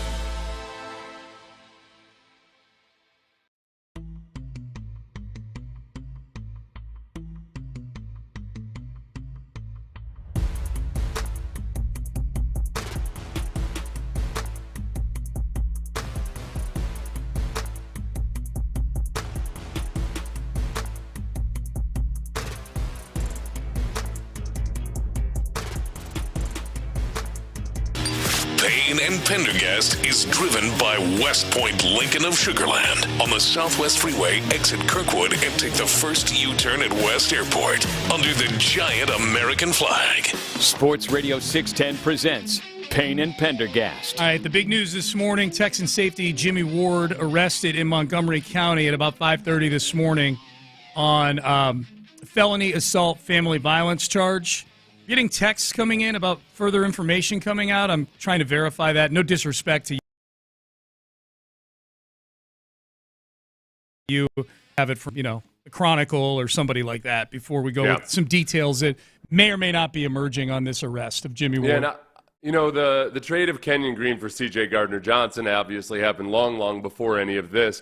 At that point, you looked at Jimmy Ward and, hey, he's a safety, but, man, you love what he does. I liked what he really did when he took over for Jalen Petrie and that nickelback role, but he's just been injured a whole lot. Yep. He's in his 30s, and it's just they were looking to find somebody younger and more durable, reliable, et cetera. C.J. Gardner-Johnson's had his share of injuries, obviously, too. But it's not – to just strictly talk about the football side of it without knowing too much about the allegations at all, it's not as potentially devastating a blow to the football team side of things. There's obviously a much more serious matter here than it would be otherwise. But it also might open up some avenue where the Texans are going to start looking around for either a trade, waiver wire cut during training camp, whatever it might be, for some more veteran presence. Yeah, or Jalen Reed's chances of making this team as a 6th-round pick just went way up. If he, give him a chance. So we are heading into a dead part of the calendar here. Right? Yeah. No, and his chance of making the team. That's where it goes from, man. Like, look at the depth chart before. It was okay. Like any 6th-round pick, you're fighting to make the team. But now, for a lot of those guys, and including, MJ Stewart's still on the team. Yeah. There's guys that perhaps potentially have a more realistic avenue to happen. Ward's on the team. That's the thing. Yeah. Like he's making the team. So yeah, it's purely from that standpoint. That's really all we have to address right now because we're still awaiting details on this. But this is a story. My advice would be keep it tuned to Sports Radio 610 all day long today because as details emerge, we will jump into them as soon as we get them. All right, so just to close out on Nick Chubb, Seth, you had one more thing you wanted to hit with Nick Chubb that I'm anxious to hear you talk about here. The audio that we had lined up beforehand. Chubb 8. This was he was asked about which adjustments he has to make in working with a new offensive line. For the most part, it's all the same. Running the ball, the same thing I've done in Cleveland, same blocking scheme, it's the same play. So it's been fine from that adjustment. Yeah, okay, so when I heard that immediately, I thought, okay, man, there's going to be a lot of people hear that and think, wait a second, Cleveland does a lot of stuff that's similar to San Francisco. What the hell are you talking about? I think that, likewise, you run the same stuff everywhere. It's just a matter of just how you tweak it yourself. So I don't think that there's just nothing, like football is football, and a lot of the terminology crosses over and remains similar. I'm not going to read too much into that other than that, like with Caley, when he puts his imprint on an offense, it's about, and as it is with any offensive coordinator, it's as much about terminology and play selection and what are you running most frequently. So I don't think they're trying to replicate exactly what Cleveland does. It's just that there's nothing earth-shattering or groundbreaking or anything that they're going to be asking these guys to do. It's really just Caleb wants to operate and how he wants to run it. It is. I think Nick Chubb choosing to sign here is really interesting to me, just based on, in large part, the offensive line situation here. There were probably lesser teams that he could have gone to, maybe for more money, that probably have better offensive lines and certainly maybe more solidified offensive lines than the Houston Texans. He's coming to a team that's trying to figure out who the 5 best guys are right now. That's the biggest question. Yeah, if I'm a running back and I'm looking at just if I casually look at the stats or what have you, maybe part of it, maybe the fact that Joe Mixon had respectable numbers and without doing a deep dive, Chubb wouldn't know that, a lot of that yardage was accumulated after Mixon had to dodge 3 guys in the backfield. Yeah. And then he ended up, remember the Patriots game? Yes. Patriots game, they ran for 150 or 175 yards or something, but after the game, you're thinking, they didn't run the ball that well versus the Patriots. Because Joe Mixon had a huge 45-yard run to swing field position, and Dameon Pierce had a 70-yard run for a touchdown. Right. That's why, like, it was. You're right. The numbers in the numbers in the box score, you're like, whew, they just steamrolled these guys. Like, well, yeah, for 2 plays they did. You know, it would be interesting to look back if you look at the Texans rushing this year. If you just take out the top 10 runs, like the top longest runs, and do that with every team in the league, I wonder where they would rank. Because the actual success rate, like how often are you getting 4 yards? It seemed like barely ever, except for when Joe Mixon hit a good one. That's right. All right, so Nick Chubb, a Houston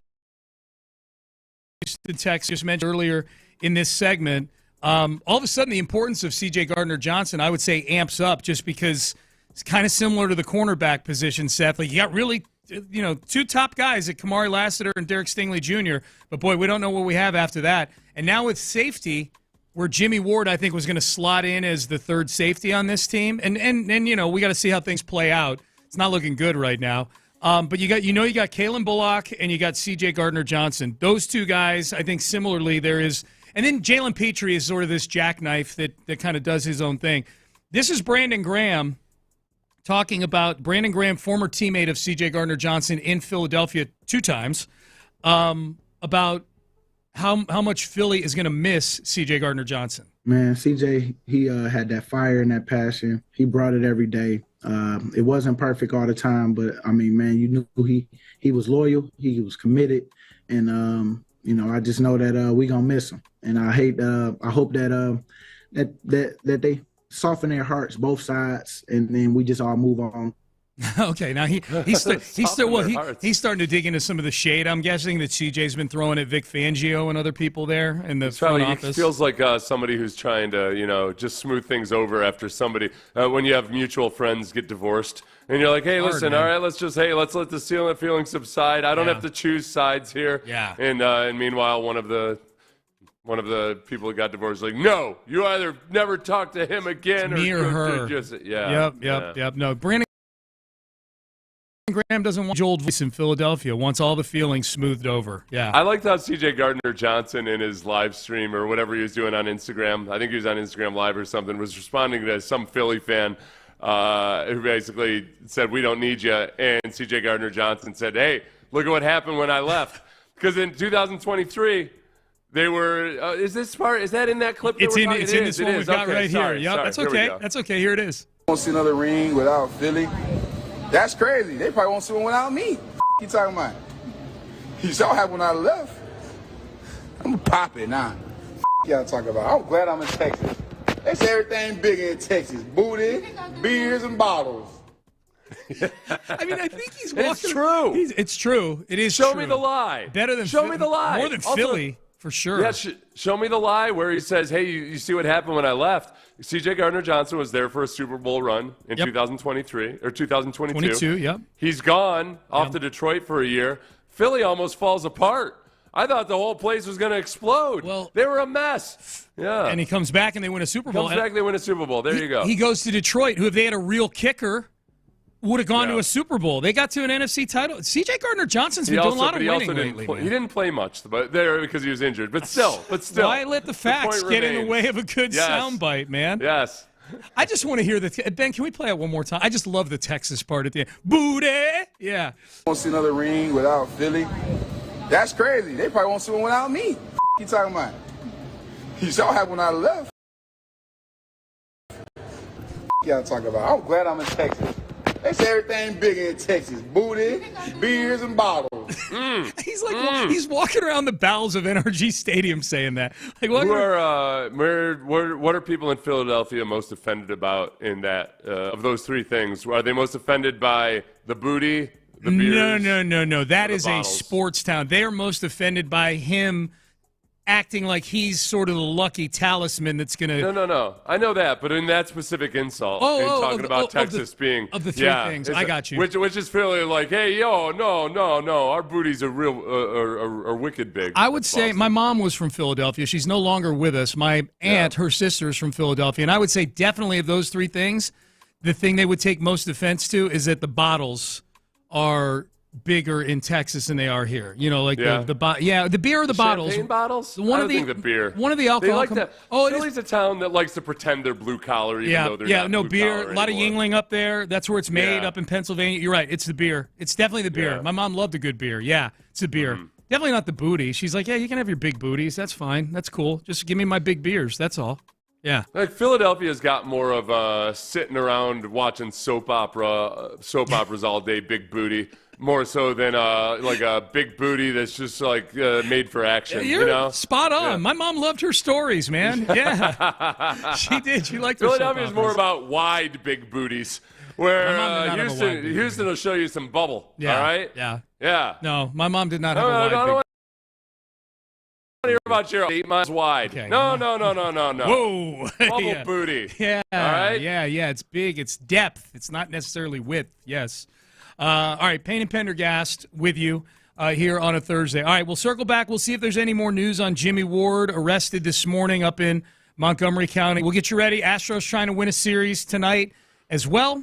We will get you out of here. We'll find out what the In the Loop question of the day is as well. Stay there. But first, before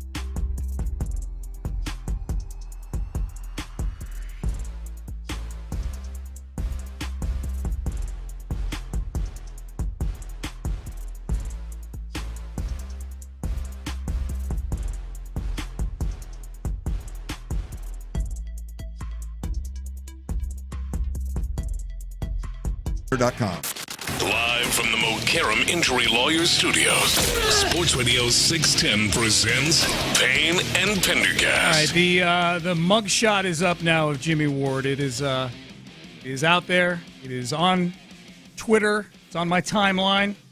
And so, man, that's disappointing to see, man. There's no other way to slice it. That is disappointing to see. A few people have pointed out, Seth, the fact that the word felony is included. And I guess we should reset here. We're getting new listeners dipping in all the time because this is big news. I'll make it quick.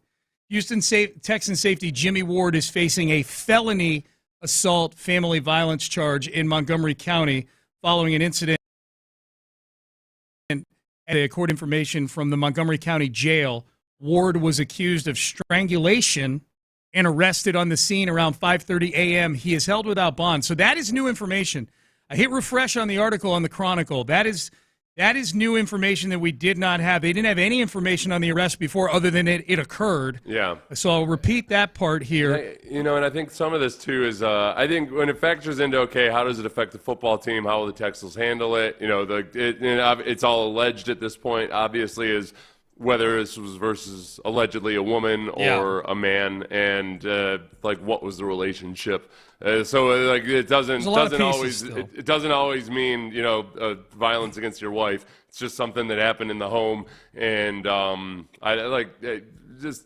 hopefully the details that emerge will be not as awful as what you just kind of jump to in your brain immediately. That is new. We have no idea. That is new information. So, according to information from the Montgomery County Jail, Ward was accused of strangulation and arrested on the scene around 5:30 a.m. He is held without bond. Yeah, I've had a few law enforcement or lawyers text and say the felony assault thing should not be ignored. I guess that is a noteworthy thing in this bit of news as we wait for more details to unfold from this Jimmy Ward arrest. So, all right, as we continue on with the show here, circling over the Astros trying to win themselves a series. We've not given them much attention today because we had Nick Caserio on a little bit earlier. We talked a lot of J.J. Watt, and then Jimmy Ward news comes out of left field. But what are we feeling today? We're feeling good today about Ryan Gusto and the the others from the pitching rotation have given us a lot to be hopeful for lately. You've got a six-man rotation during this stretch of no days off, and the thing last night that I'd just love to see more of is the actual hitting and scoring runs in deluges. That's something that you'd like to think, man. If you had told me before the season, man, you're going to have a bunch of injuries, but the bullpen's going to be really good, but you're going to have to rely on, at various times, how many rookies have been starting pitchers so far this year? So far, let's see here. Colton Gordon, Brandon Walter's not a rookie, so he doesn't count, but he's new to the Astros, and he's a career minor leaguer. Ryan Gusto, rookie. Blue Ball got a start in there at some point. I can't remember if he's seen some time in the big leagues. They've been piecing it together. Of rookies, right? That right now, I think that you would have expected that the offense would have had more to do with it. Okay, they're leading the division. They've been winning baseball games, and you've had right now you've got three younger rookie pitchers in a six-man rotation. What's the key? Your bullpen. Your bullpen is saving them from these guys don't have to go more than 4. If they go 5 innings, it's a revelation, and there you have it. But the offense just hasn't kept pace. They're a below-average offense. That's the area of the team where I feel like if I'm going to try to be as cold-hearted and calculating about it as possible, they should be better than they are right now offensively. Yeah. So that's in there somewhere. Please, just at some point, including with Jordan coming back, just please, just put more than 3 runs on the board with regularity. I refuse to believe that Christian Walker is going to have an OPS in the 600s all year. And I know we've been scarred by highly paid, aging, free agent first basemen that they've signed on 3-year, $60 million deals before. Very recently, in fact. They're still paying one of them, Jose Abreu. I know we've been scarred. I refuse to believe. He's putting enough good swings on the ball, Christian Walker, to where to your point, I think what you're basically saying, Seth, is there's going to be some regression to the mean here with these guys. Even Yainer Diaz, a guy who's only been up in the big leagues for a couple of years, has shown to be capable enough, like, okay, there's a better hitter in there that over the course of 162 games, you're going to get that version of Yainer Diaz or some semblance of it. Christian Walker, I think so too. I think Yordan Alvarez comes back. We now have a reason why maybe Yordan Alvarez had a 650 OPS or whatever it was. He had a hand injury. What the hell's so funny? I wanted to fact check myself because I remembered last night Callis talking about how Christian Walker had been a lot better versus righties than lefties. Yeah. And it was so depressing because at the time, I think he said 208. He's like, because he said it this way. He said, he's been a lot better versus righties than lefties this year, batting 208 against righties. And I'm like, oh, so how bad could, now, after last against righties? Okay. 233 against righties, 103 against lefties. Yeah. Yes. Oh. Yes. The right-handed. So thank God Christian Walker is the one guy who's happy there aren't more lefties in the lineup. That's weird. So he's got reverse splits, huh? No, he's hitting better against righties than he is against lefties. So he's got There's got to be some of the righties in this lineup though that are more conventional stats that are like, could we at least get two lefties in the lineup one day? Could we at least force the other team to use a left-handed pitcher every now and then? Now, to be fair, it's kind of lopsided because the Astros never see left-handed pitchers. That's the thing, yeah. He's faced 18 left-handed pitchers this year, or in 18 games. So it's not like he's had 29 at-bats against lefties compared to 215 against righties. Yeah. What was the game recently? There was one game they had a huge offensive outburst, and it was against a lefty, and it might have been Tampa Bay or somebody like that. I can't remember. But there was a lefty pitching, and they just shelled him. And I'm like, guys, don't shell him too much. You don't want a show to be too good against lefties, and everybody would be scared off against throwing a lefty out there against you. You know? God. We got to get Yordan never back. See him. Yeah, they need and even you got one lefty in the lineup when Melton's not out there, and he's only half a lefty. I wonder how much Caratini might be enjoying just being able to take all his bats as a lefty and getting into a groove with it. I don't know. I think he just enjoys probably playing more. You know, he's getting a lot more run because of this. Yeah, that's true. Yeah, he's just getting more. Yeah, just playing more. You know, he's DHing at times. He's played a little bit of first bench, a little bit more than he used to. It's a Fromber night tonight, so I'm feeling good. Feeling good about the at least winning this series against the Chicago White Sox. And then we got Correa coming to town this weekend. Well, Carlos is coming to town. My arch nemesis, the Minnesota Twins. Carlos Correa, over-under on whether – so I guess it's just a yes or no. I don't think he'll get more than one mention. But so over-under on Carlos Correa somehow trying to take credit for Jeremy Pena's success. He's done with – because Pena's going to be an all-star. He'll do that. Which of the young pitchers that he never crossed paths with ever – that have had good starts recently, do you think Carlos Correa will take credit for discovering? He saw him in single A. He knew when he watched him in single A that he was going to be something special. Colton Gordon, Ryan Gusto, or Brandon Walker, or Walter. Sorry, Walter. I think out of nowhere he's going to say, I always felt they should have traded for Wisniewski. It's a shame he got hurt because that was something I've been agitating for a long time. I wonder if he was agitating, or traded Tucker. You know, I was saying back in 2021 they got to trade Kyle Tucker for some prospects, and that's good they did that. Paredes is going to be an all-star. I basically did the Paredes trade.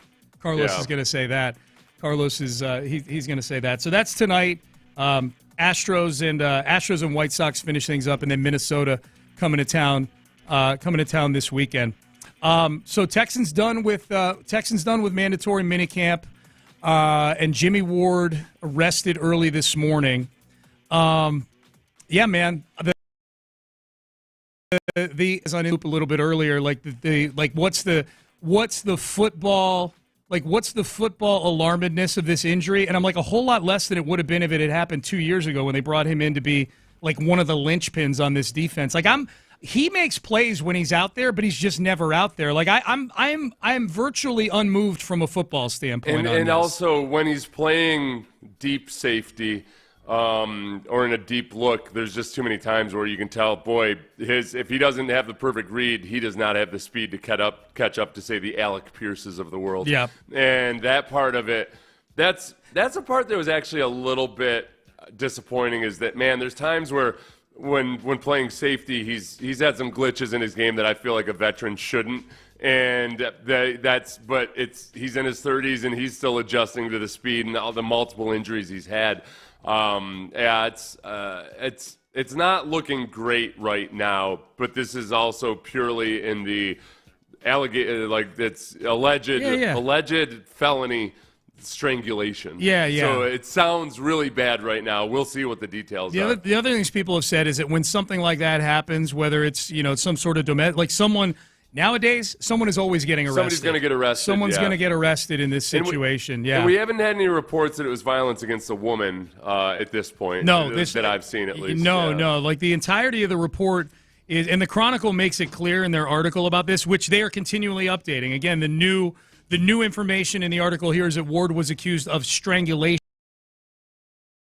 and arrest 5 a.m. So they are updating this. That's the extent of the information, and he's held without bond. Felony, assault, family violence charge. Let's do so. Yeah, okay, and family violence charge. Yes. Okay. Yeah. So best case scenario, if he did in fact do something, it would hopefully be against another adult male of some sort that they got in an altercation. That would be they sort it all out as nobody. Like I guess that's probably the possibilities. If he did do something, that there's that's the best case scenario. Yeah. I hate this. I hate that this is the first thing in the offseason. We got this 5 or 6 weeks, and the first thing is Jimmy Ward, who I like, man.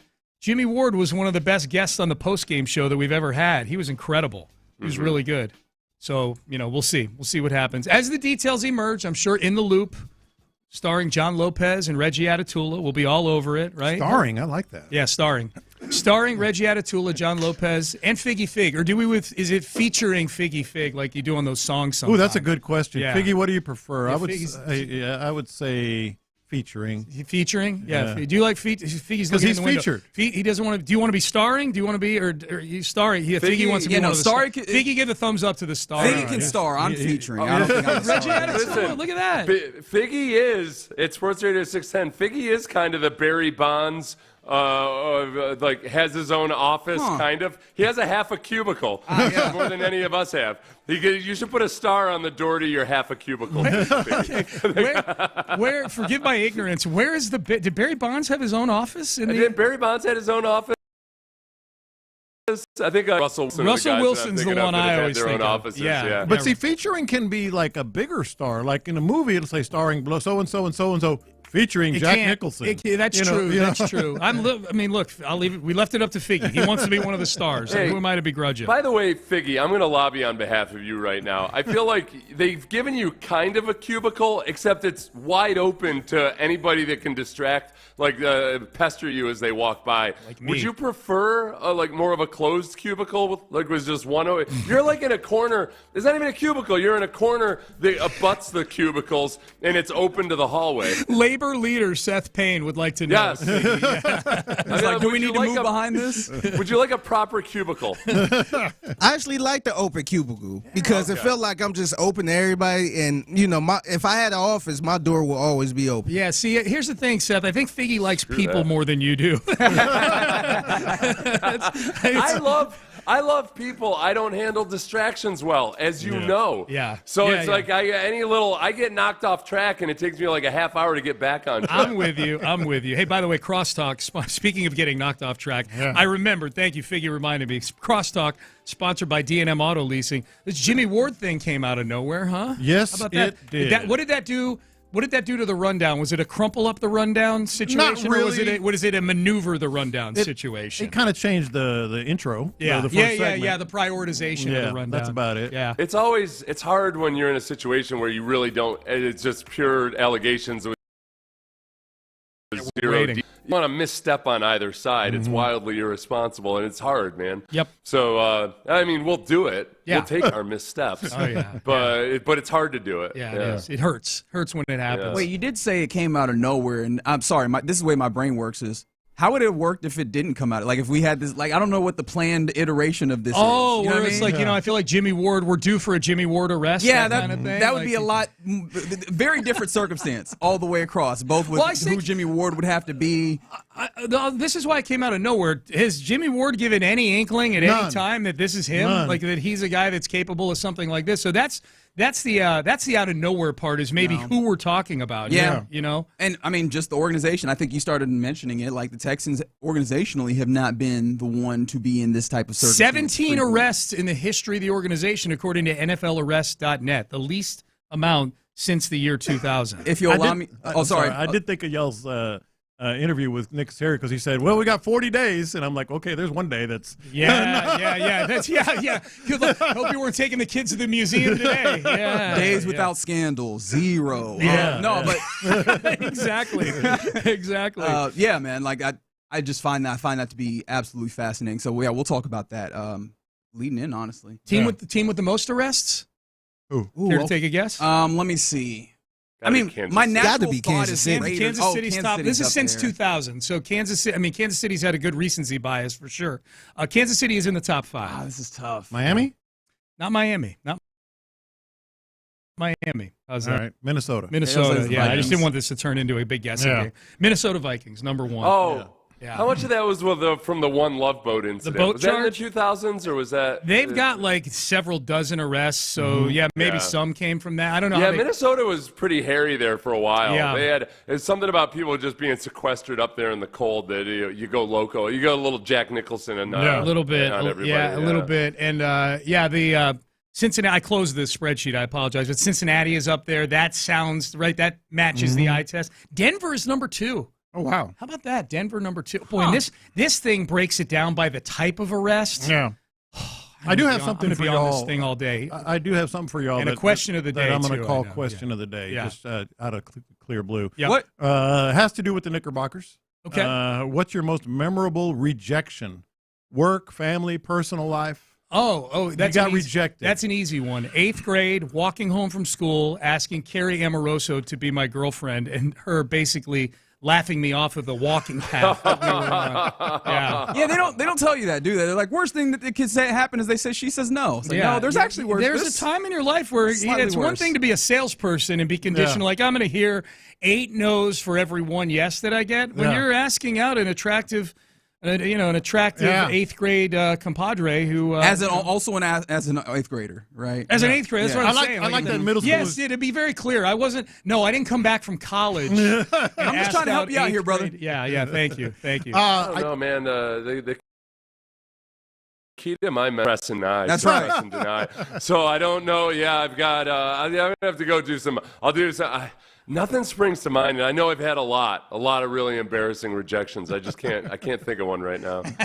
I so want to go, look at you, never been rejected. No, definitely been rejected. But I try to force it out into the deep dark places that inevitably end up in a stroke. Yeah. If I do start thinking about my sales career, there probably are like deals that I thought I was getting, you're getting, and then they just get rug pulled out from under you. Those hurt because there's money involved. Yeah. I wasn't getting any money for dating Carrie Amoroso back in the day. Yeah, so I like that you cut to the chase. Would you like to be my girlfriend?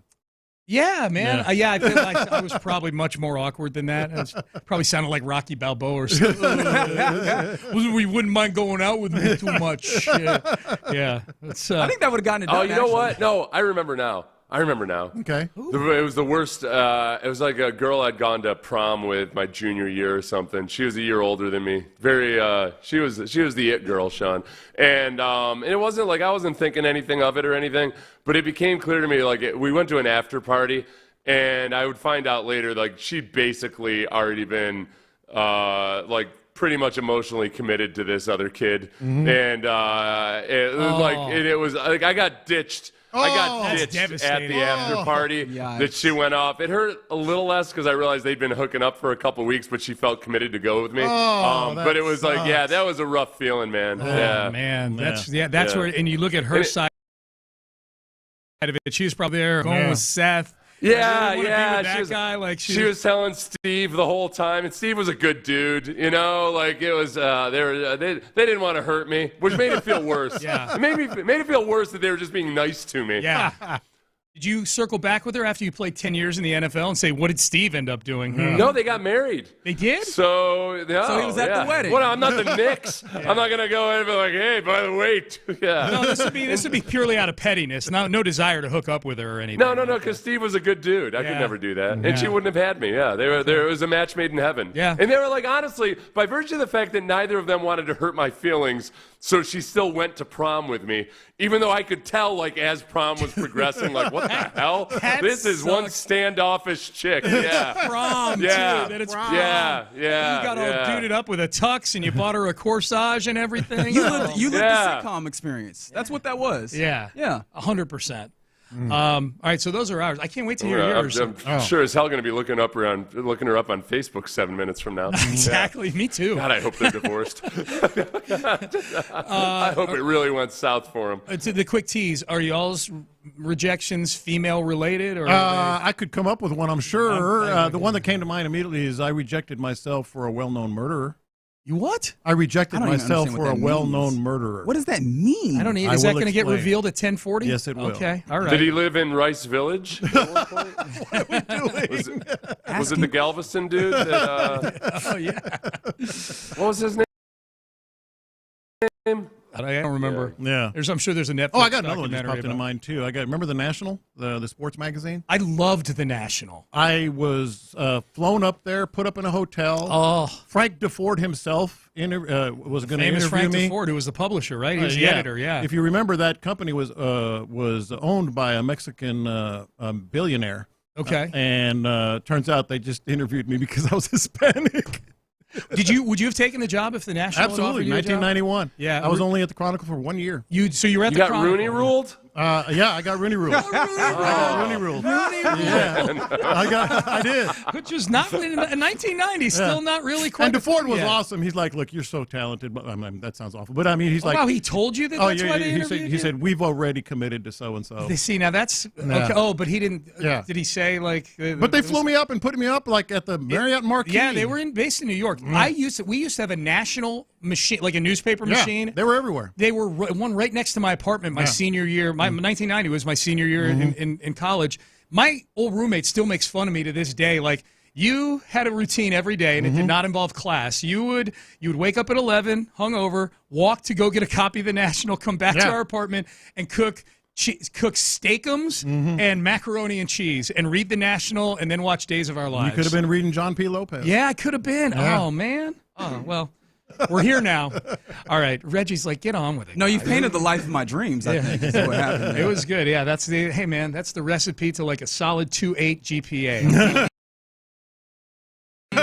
Done. Beth, antibodies to you. Looking forward to a Friday with you tomorrow. Yeah, antibodies to you, and C's and D's at up to degrees. That's it, man. That's what my daughter says every time I called her in college. C's that get degrees, Dad. All right, we're done. We're out of time. KALT AM, KLT FM HD2, Houston, an Odyssey sports station. That's what you're listening to right now. Reggie Atatula, John Lopez, Figgy Fig.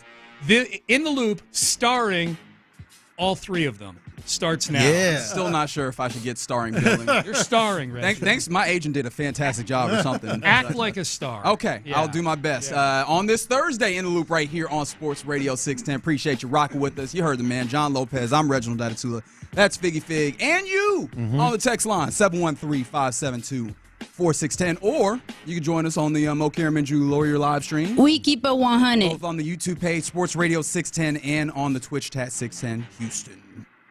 Yeah. What's happening?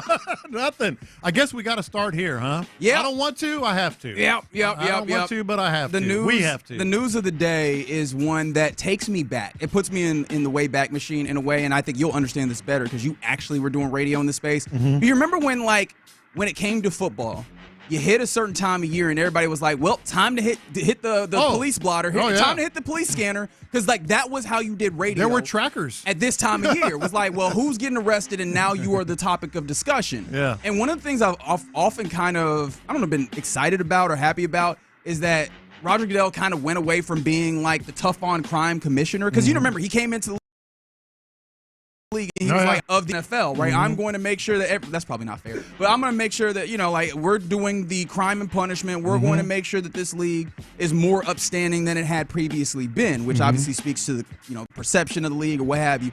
And I think he got to a point where he realized litigating all this stuff is not in my interest. And it's not good. No. Yeah, for them. I mean, they had gotten in so many debates and fights with the PA, the Players Association. And I think the league got to a point where they realized, hey, man, we don't actually want to be doing this. Sometimes to their detriment, right? Sometimes it made them look bad because they're out here waiting for the legal system to operate at its pace and, their PR. But it feels like they had gotten to that place. And now fast forward to June 12th, 2025, day one of summer for the Houston Texans as we come into the space. And what are we doing? Police scanner watching as we got information. Kudos to the Houston Chronicle. Kudos to Jonathan M. Alexander and Catherine Dominguez who are on this story. Jimmy Ward, safety for the Houston Texans, has been arrested or was arrested this morning following what has been described as a family violence incident in Magnolia. So I will take you to a segment that I like to call Reading. Texas safety Jimmy Ward is facing a felony assault family violence charge in Montgomery County following an incident at his home in Magnolia early Thursday. According to information from Montgomery County Jail, Ward was accused of strangulation and arrested on the scene around 5:30 a.m. He's held without bond. Those are the main things. No other information at this point. Omar Majoub, who is the senior director of communications for the Texans, said that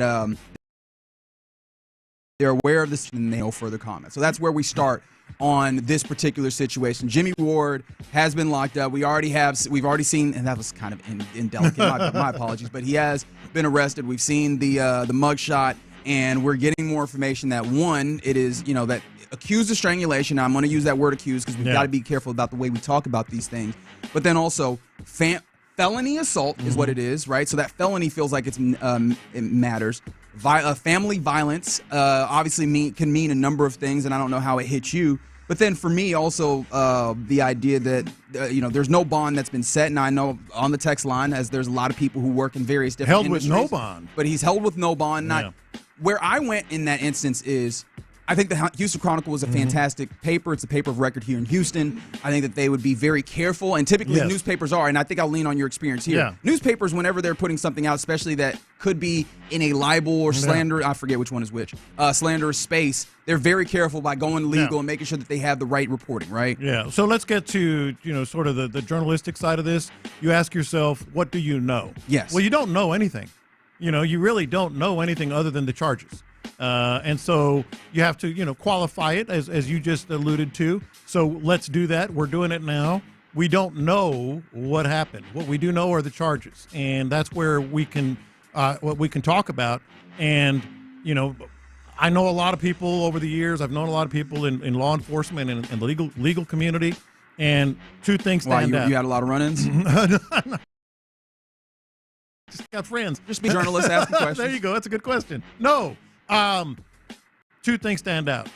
Not no bond has been set, held with no bond. And that's a big distinction. Right. And I think that there's people that have noted on the text line here, again, 713-572-4610, that, this is 5:30 in the morning. Like, is there even a judge that's available to set bond if that's the case? Yeah. However, I think that the wording is probably intentional. I leave room, obviously, for the idea that maybe there's an oversight or what have you. Yeah. I don't know. But they specifically said held without bond. Yeah. Now, I don't know. I imagine in my mind that they would have said bond has not been set. Correct. In another instance. Yeah. But it is possible that maybe just the judge has not been there. Magnolia County probably, every county works in different spaces, and there's people from the 936. Again, I'm just reading this off of the text line, take it for what you will, but they said they're a criminal defense attorney who deals with Montgomery County. And that, actually that might be the wrong one, but I saw someone earlier mention the idea that Montgomery County, they might set it, later in the day as might be kind of their MO typically. I can't speak to that. I'm leaning on the experience of someone who's texting in. But also, I did my quick cursory search on Google, as everybody does in these type of instances, to try and make themselves a pseudo lawyer or what have you, understanding I have no JD or anything. But like in Texas, there is pathways depending on the severity of the incident for no bond to be set. And I do wonder, especially with that word felony being in there, if that is what we're talking talking about when we do this, where they can immediately get themselves to be to a place where there will be no harm. And that's the other word. That's the other part. I said two things stand out. Held with no bond. The other word is felony. And then, just kind of leaning on my friendships with law enforcement. I'm not saying this is gospel, but I am saying I've been told this multiple times. In fact, I kind of checked in on it this morning, driving into the station to make sure I was right. When they say felony, that means the officers on the scene saw enough that the alleged victim needed some level of medical attention, whether going to the hospital, EMS on the scene, whatever it would be. Because you have domestic violence that you hear about a lot. Felony, domestic, is a totally different animal. That means there was some level of judgment by the officers on the scene that this person needed medical attention. So those two things are not great. No. And then I don't know how you view this, but me personally, I subscribe to that, kind of thought of after 2 a.m., good things probably ain't going to happen. And it's not quite that, because 5:30 a.m. is where we start getting into the just, are you up in the morning or are you up late, right? Like there's two kind of different barometers. But I saw that 5:30 a.m. arrest, and I was like, ooh, I don't think that feels good either when we're talking about late in the night or early in the wee hours of the morning, having something like that happen. All those things paired together for me to go to, like, this is probably not a good thing. But of course, again, we leave room for the idea. Of course. There's still opportunities to learn more information, to get more details, and for obviously the possibility of Jimmy Ward to be vindicated within all this. But it is very odd for the Texans, and maybe I shouldn't say feels like, this organization has been very forward thinking in making sure that they do not find themselves in this place with the guys that they acquire, making sure that they are good stewards of what they do. But Jimmy Ward did not even feel like he would be that, and I think that Never. This does. But that happens. Nobody knows. Right. I think that if in a way of getting on my soapbox, being in the PSA mode. Yeah. That's one of the things about potential occurrences of this nature is that you cannot say, well, this person would never do that. Exactly. I don't know that. You can think that. And you can maybe hope that, but I don't know that you can say that with a certainty. But I think that for me, I'm interested in, because there's a lot of places where you can find a level of intrigue within this. Obviously, again, not excited about any of this. But I am interested because, again, the Texans have not had many instances like this, especially in the recent past. Like, this will be the first kind of major thing of the DeMeco Ryans era, would it not? I would guess so. I'd be interested to see, especially in this new iteration, the organization as a whole. Cal McNair at the top of it, Nick Caserio in the driver's seat, DeMeco Ryans as the head coach. What they ultimately do, if this is substantiated, if we get to a place where it's like, there's actually something nefarious here. Yeah. How they handled it, because I mean, this is an organization, like I said, in the past has been viewed as very, very stringent. Where do they sit in this current iteration on how they handle things of this nature? That's where you look at ownership, and I don't think a lot has changed in that regard from Bob McNair to Cal and Hannah McNair. I just don't. My personal opinion. So that's where you look at the team. DeMeco Ryans and Nick Caserio. Nick Caserio alluded to it today with Payne and Pendergast. That is their culture. Their culture is getting the right people in, people that fit what they do, that not just have high character, because they got some dogs, as well on the field, but people who are professional and understand what the situation is here. So yes, and then there's a football aspect of it, right? And as well. I wanted to save that till later because I want to make it clear, like obviously the matters of personal safety and obviously the things that are the most important things are the most important things. I want to get to that first, but obviously it's a sports station. This is about ultimately still about football. I do wonder also how this factors in, because Jimmy Ward, and this feels like not quite the right word, but it's the word that comes to mind here, is more expendable than he had been at any other time in his Texans tenure. We have C.J. Gardner-Johnson in, who we imagine as the starter there when it comes to safety. Jimmy Ward is a valuable veteran leadership role player. There's very many places where he could step in. He is a valued voice. However, I don't think he is absolutely necessary for you to do what you need to do in the upcoming season. And I do wonder if push comes to shove and you have to make a decision, if that doesn't factor in to a place where you're not hurt as a team, and maybe that makes it a little bit easier, like what we were talking about with the kicker in Baltimore, with Justin Tucker. Yeah. Right? If you are, maybe a little bit more expendable, you're not as much of a load-bearing wall of sorts, does that make it easier for you to do, quote-unquote, the right thing in a circumstance where you need to? Well, Let's dig on that. I do have some thoughts on it specific to what you were talking about. Okay. Yeah, so that's what we know as of right now. We'll try and keep an eye on the story as it continues to develop. If we get more information, when we get more information, we will pass that along. But yeah, man, Jimmy Ward, Texan safety, has been arrested or was arrested earlier this morning. He is facing a felony assault family violence charge in Montgomery County after being arrested at 5:30 a.m. this morning. And so that's what we know for the most part. He's being held without bond is the terminology that the Houston Chronicle reported. And we'll let you know if anything changes in that regard, if anything else shows up in that regard. But a wild way to start the first day of the summer. 40 days and, 39 to go. Yeah, and the one thing I imagine that we should all kind of cross our fingers and pray to whatever deities that you seem to that you believe in is that this does not set any level of tone for the offseason that the Texans have, because that would be very, very problematic if that was the case. But there you go. You're in the loop right here on Sports Radio 610. A weird way to start a Thursday here in the loop. But we started Thursday nonetheless. Coming up next, it is worth remembering that just this morning, Nick Caserio was talking with Payne and Pendergast. I kind of want to dig into some of this, including C.J. Stroud in particular came up, especially with what he is going into with this new offense. Nick Caserio gave his kind of perspective. Let's chop that up next. What do we want to see out of the Texans' mandatory minicamp?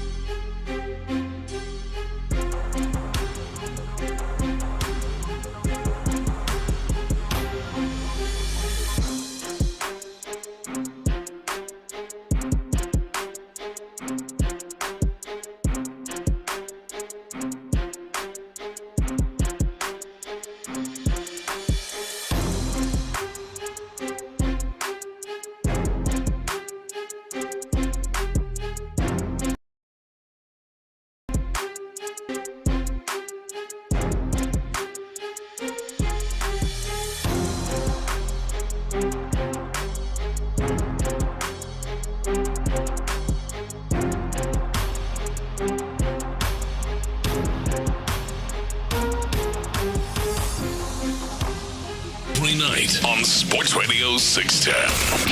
Insider access. Exclusive content. Sports Radio 610. The Texans play here. Figgy, let's hit him big time. Houston, let's get in the loop. You better get ready because we're going to show up and show out. With John Lopez. It is what it is means nothing. And Reggie Atatula. And that, my friends, is a scoregami. Always live, always local. 713, what's the damn number? 572-4610. You're in the loop on Houston Sports Leader, Sports Radio 610. Yeah, you're in the loop here on Sports Radio 610. Happy Thursday to you. Hope that you're staying dry out there in the greater Houston area. John Lopez, Reginald Atula, Figgy Fig hanging out with you. Obviously, news of the day, Jimmy Ward has been arrested on felony assault, family violence charges. Many people getting in on the text line with various levels of expertise. We appreciate you sharing that with us. 713-572-4610. Are you chuckling on that? And some no expertise. Well, I guess that is fair. And that's one of the things that's tough. And I hope I hope caught him. Which, to be fair, though, the person who said that is like, obviously charge it comes into a conviction space, which I don't even think that you need to say that, because I feel like when you have a felony conviction charge, it's a little early. You're probably it was very early in that case. But if that was the case to come to be, I think the teams would get themselves to that place for sure. But man, please understand. I'll try and read text as I can, and I do appreciate you guys sharing with us, because it does kind of help us, especially where you do have experience, but I can't really verify that on the text line. So I'm trying to be as responsible as I can, not just, saying everything, or at least if I do say something, really couching it in the understanding that, hey, I am reading this off of the text line, and I'm trying to be as careful. However, take it for what you will. But it's, again, trying to be delicate with the situation. And of course, shout out to the Houston Chronicle, who's on top of this when it comes to the reporting. We will lean on their reporting as much as we can, and then whatever other reporting that we get, we will pass on to you in due time. I think there will be a conversation that we will have at some point in the show also about, should this come to pass, because obviously, again, as you mentioned, it's early, but what does that mean for the Texans defensively as well? Because as much as he's not looked at as a starter right now, what does that also mean for the depth? The depth was your defensive back position was a thing that we were talking about. He does feel integral. For sure. So we'll talk about that at some point. But it's funny because on whenever you get the programming note that Nick Caserio will be on with Payne and Pendergast, I think from our perspectives, we're like, all right, well, there's some things that we're going to talk about, and somehow that got pushed to second here today. But as Nick Caserio will do, he's want to do from time to time, is join that this 7:15 if you want to use the radio rewind feature on the Odyssey app. But he's joined them for 45 minutes as he is wont to do with them. And it was another interesting conversation, jovial between the fellas. It was good. Just good listening first and foremost. But I think that there's many things to always parse whenever he gives it to us. And I think that, again, praising Sean and Seth, he's gotten very comfortable talking with them. Yeah. And one of the things he talked about was C.J. Stroud. Yeah, this was really, really revealing and interesting. And shout out to Nick Caserio for being as candid as he was, because, they asked him about the whole 2003, 2004 thing, the comments from C.J. Stroud about watching Tom Brady and, this Patriots-style offense. And we can safely say that now. I mean, it pretty much, because even Nick Caserio was saying, oh, yeah, he went back and talked about some of the things that they went through trying to implement that offense, et cetera. Yeah, the evidence is mounting up, right? Yeah, and obviously, again, though Nick Caserio, he said it earlier today as well, like the idea that Nick Haley has experienced multiple systems, but Jake Andrews familiar with this system. Yeah. I mean, various other places where you go familiar with this system dating back to New England, where it feels like that's going to be a strong influence, if not the full foundation of what they're doing this year. Yeah, we know what this system is, at least in my mind, we know, and I think most people would agree. But here's where it was fun to listen to and very insightful. Seth talked about how Brock Osweiler once upon a time said, I'm paraphrasing, but kind of said, I don't need to worry about this. Was the Bill O'Brien years and all that system. Emulating Tom Brady. Yeah, and he's like, nah, I'm going to go ahead and be my own man. Yeah. I'm going to do my own thing. I'm like, I don't know how'd that work out. So what I got out of that is not only, do you need to and want to, have your quarterback emulate some of the characteristics, if nothing else, just techniques and strategies that they implemented with Tom Brady. But number one, he has to be receptive, and number two, he has to be capable of it. It's not an easy thing. It's not an easy thing for a quarterback to, blocking assignments and receivers and having that connection and understanding, what to do at the line of scrimmage. So I was actually kind of like encouraged in a number of ways because they feel like C.J. Stroud said, "I've wanted this." Yes, and I got it. But not only that, they seem to feel, Nick Caserio in particular, feel like, oh yeah, he's the guy that can do this. That was encouraging. Yeah, I mean, and I think also, and Seth made this point, which obviously is worthwhile. The idea that the tape that he's going back and watching of Brady is of a particular time, 03, 04, early years Brady, when it is very easy to point to the idea that was an offense that was largely run-driven, where it was not the Tom Brady that we got used to seeing towards the back end, where he is just like with his arm for the most part, and obviously with his brain, though, manipulating everything and being the engine of this. He was more of the manager of this, and of course the game manager kind of, the tag ultimately has some connotations that I don't really mean, but I think just purely the one who's kind of orchestrating this. Maybe maestro is the way that I work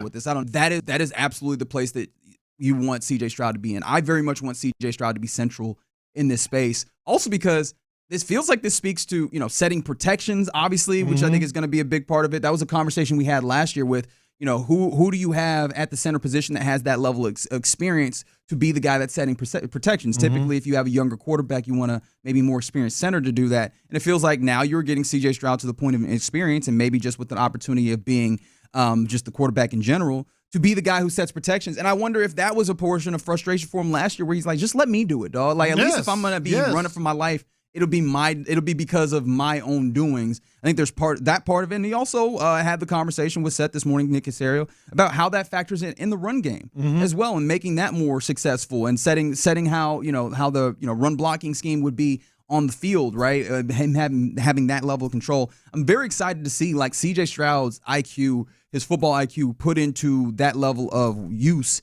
in this situation where he gets to not just make the changes on the plays, like make those audibles and make it right, but make it right by making sure the protection is set. Make it right by making sure that the guys are the run game or the run call that has been called receivers fits well, and obviously the receivers in that degree. Look, man, there is no guarantee. Oh, he's taken to the Tom Brady thing. I mean, it doesn't mean he's going to be Tom Brady, but the confidence level they have in him, the confidence level he has in himself, and I thought you hit it right on the point. We speculated about this after the season.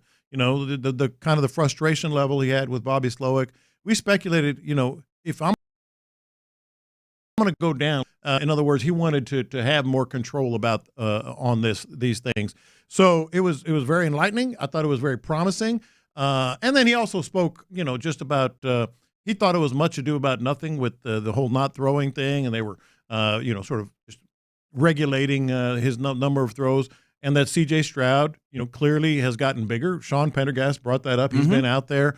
Bigger and stronger. What do you make of that? Because me and you just have not talked about that as much, but that has been a no. He does look like he's been stronger. He's talked about it himself, saying that he PR'd in multiple things this offseason, just lifting and getting in there. What do you make of that? Like, do you think that there's anything to be taken from that on what we could possibly see? Because I know you were a big proponent of seeing CJ use the legs a little bit more. Yeah, I think it's two things though. Number one, I think it's just durability. It's a simple durability. Nick again this morning alluded to. They have these sort of parting meetings with every player. I'm sure they told him, "Look, man, we know you got beat up. We're going to try to fix that, but we'd like to see you, maybe get a little bit more mature physically, et cetera." But the other thing is exactly that. They do one thing Tom Brady did not do a lot of is run. Wonder why that is on in that offense. But keep in mind, Nick Caley got that little taste of the Sean McVay stuff, and maybe there's a little bit more mobility, whether it's even not just runs and called runs, but just mobility in some of the called designs. Yeah. Which I'm very intrigued as to what that looks like, because again, this is where the merging of all New England-based offense. How often did New England have a quarterback capable and willing of running the football with any level of regularity? So if you're implementing that into it, that's definitely something that is outside of the realm of, I guess, a copy paste New England offense that's being put in as the Texans offense. So I'd be very interested to see how they implement that. Especially, is that kind of bootlegs in the same way that we saw bootlegs, rollouts, all that implemented there? Yeah. Or do you end up with straight up veer type run plays or options or in levels? That space? You got guys that can catch the ball out of the backfield. Maybe roll them and be a little bit more mobile and quicker to the edges. And you got the first level, second level, third level of receivers. They like to do that. They do like to do that. So maybe something along those lines. Okay. Yeah. I'm very intrigued. But yeah, I mean, it's obviously all of this things that we kind of started thinking about with CJ. But look, when it comes to the way that the Texans are handling CJ in particular, and I know obviously shoulder outside of that, right? We don't even have to talk about that at this point. But it feels like they're putting CJ in a place to really have a blow up of a second year, and blow up is probably not the right word, but a glow up maybe is the way of a third year. Here, especially after all of the national media kind of conversation centered around how the second season did not look like the first.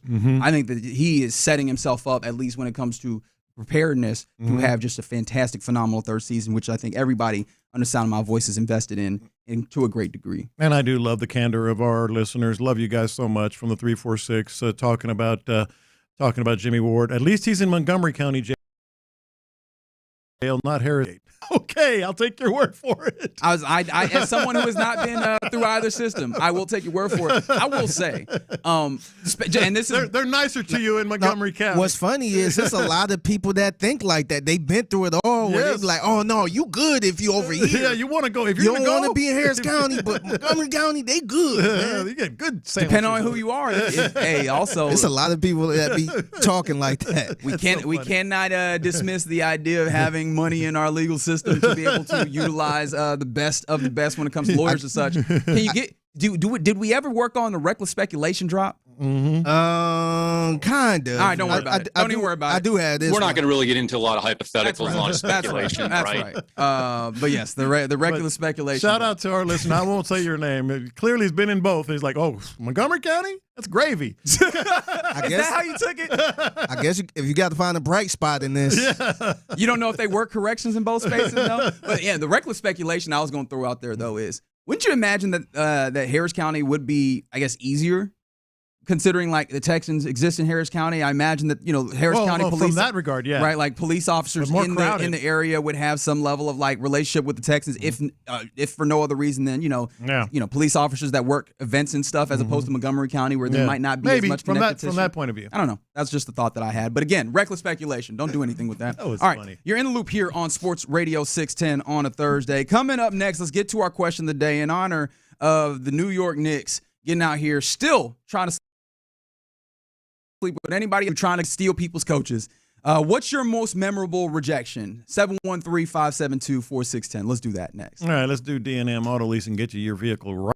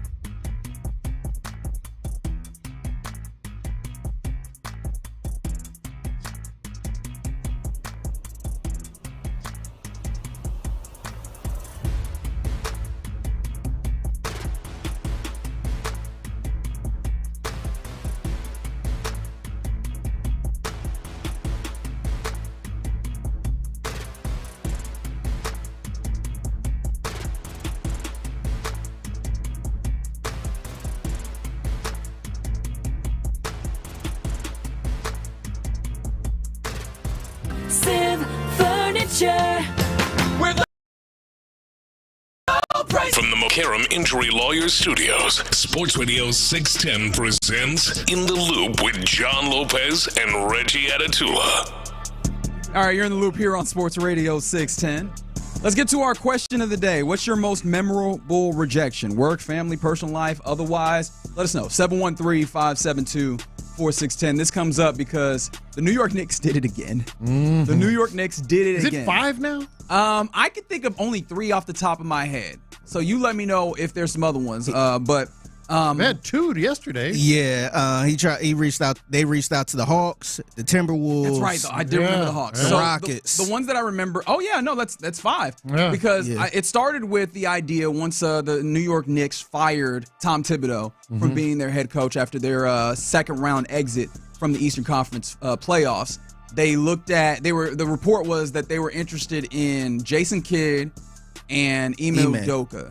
Of the Mavs and Rockets, respectively, to which, I mean, here locally, it was like, the answer was bleep no. Yeah. And that's not just from the fans. That seemed to be from the organization, right? Stephen A. Smith got out here, like, he got a text while he was working that in essence read, bleep no. Yeah. Like, you don't have enough money in the world to make that one happen, which, good job, Rockets. Way to go there. But also, the Dallas Mavericks, like, they just came out, I think, yesterday with a statement on this that this was asinine, which is like, hey, you want to say that a little earlier, right? Like, you sure, Jason Kidd? You sure you didn't have some? Then we found out, Fig, I think, was that yesterday or the day before that the Knicks were interested in Quinn Snyder, who's currently the head coach of the Atlanta Hawks. Yeah. We also knew about Chris Finch a couple days ago as well. So it is 5. The head coach of the Minnesota Timberwolves.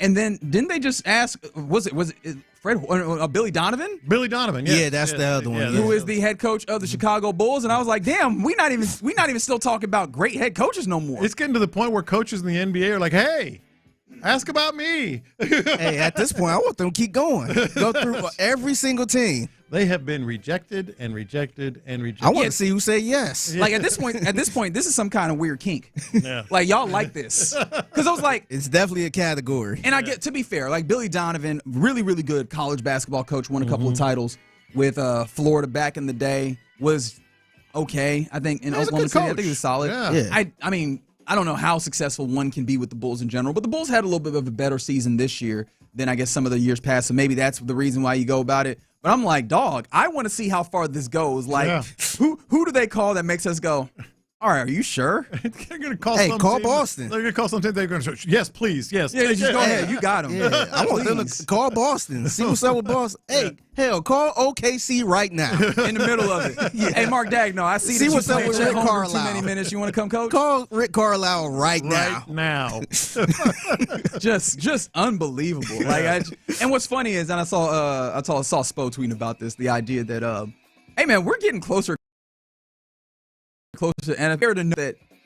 Would what team would willingly put themselves in a place where they need to look for a coach anew because they're willing to let you come take their coach? That too. Yeah. At this point in time in the year. Unless you're a team that's probably about to fire your coach already or randomly or whatever, and you just say, hey, you could, I don't know what you could trade for him or get for him, but maybe it's something like that, but I doubt it. Knicks are hilarious. Very, very funny.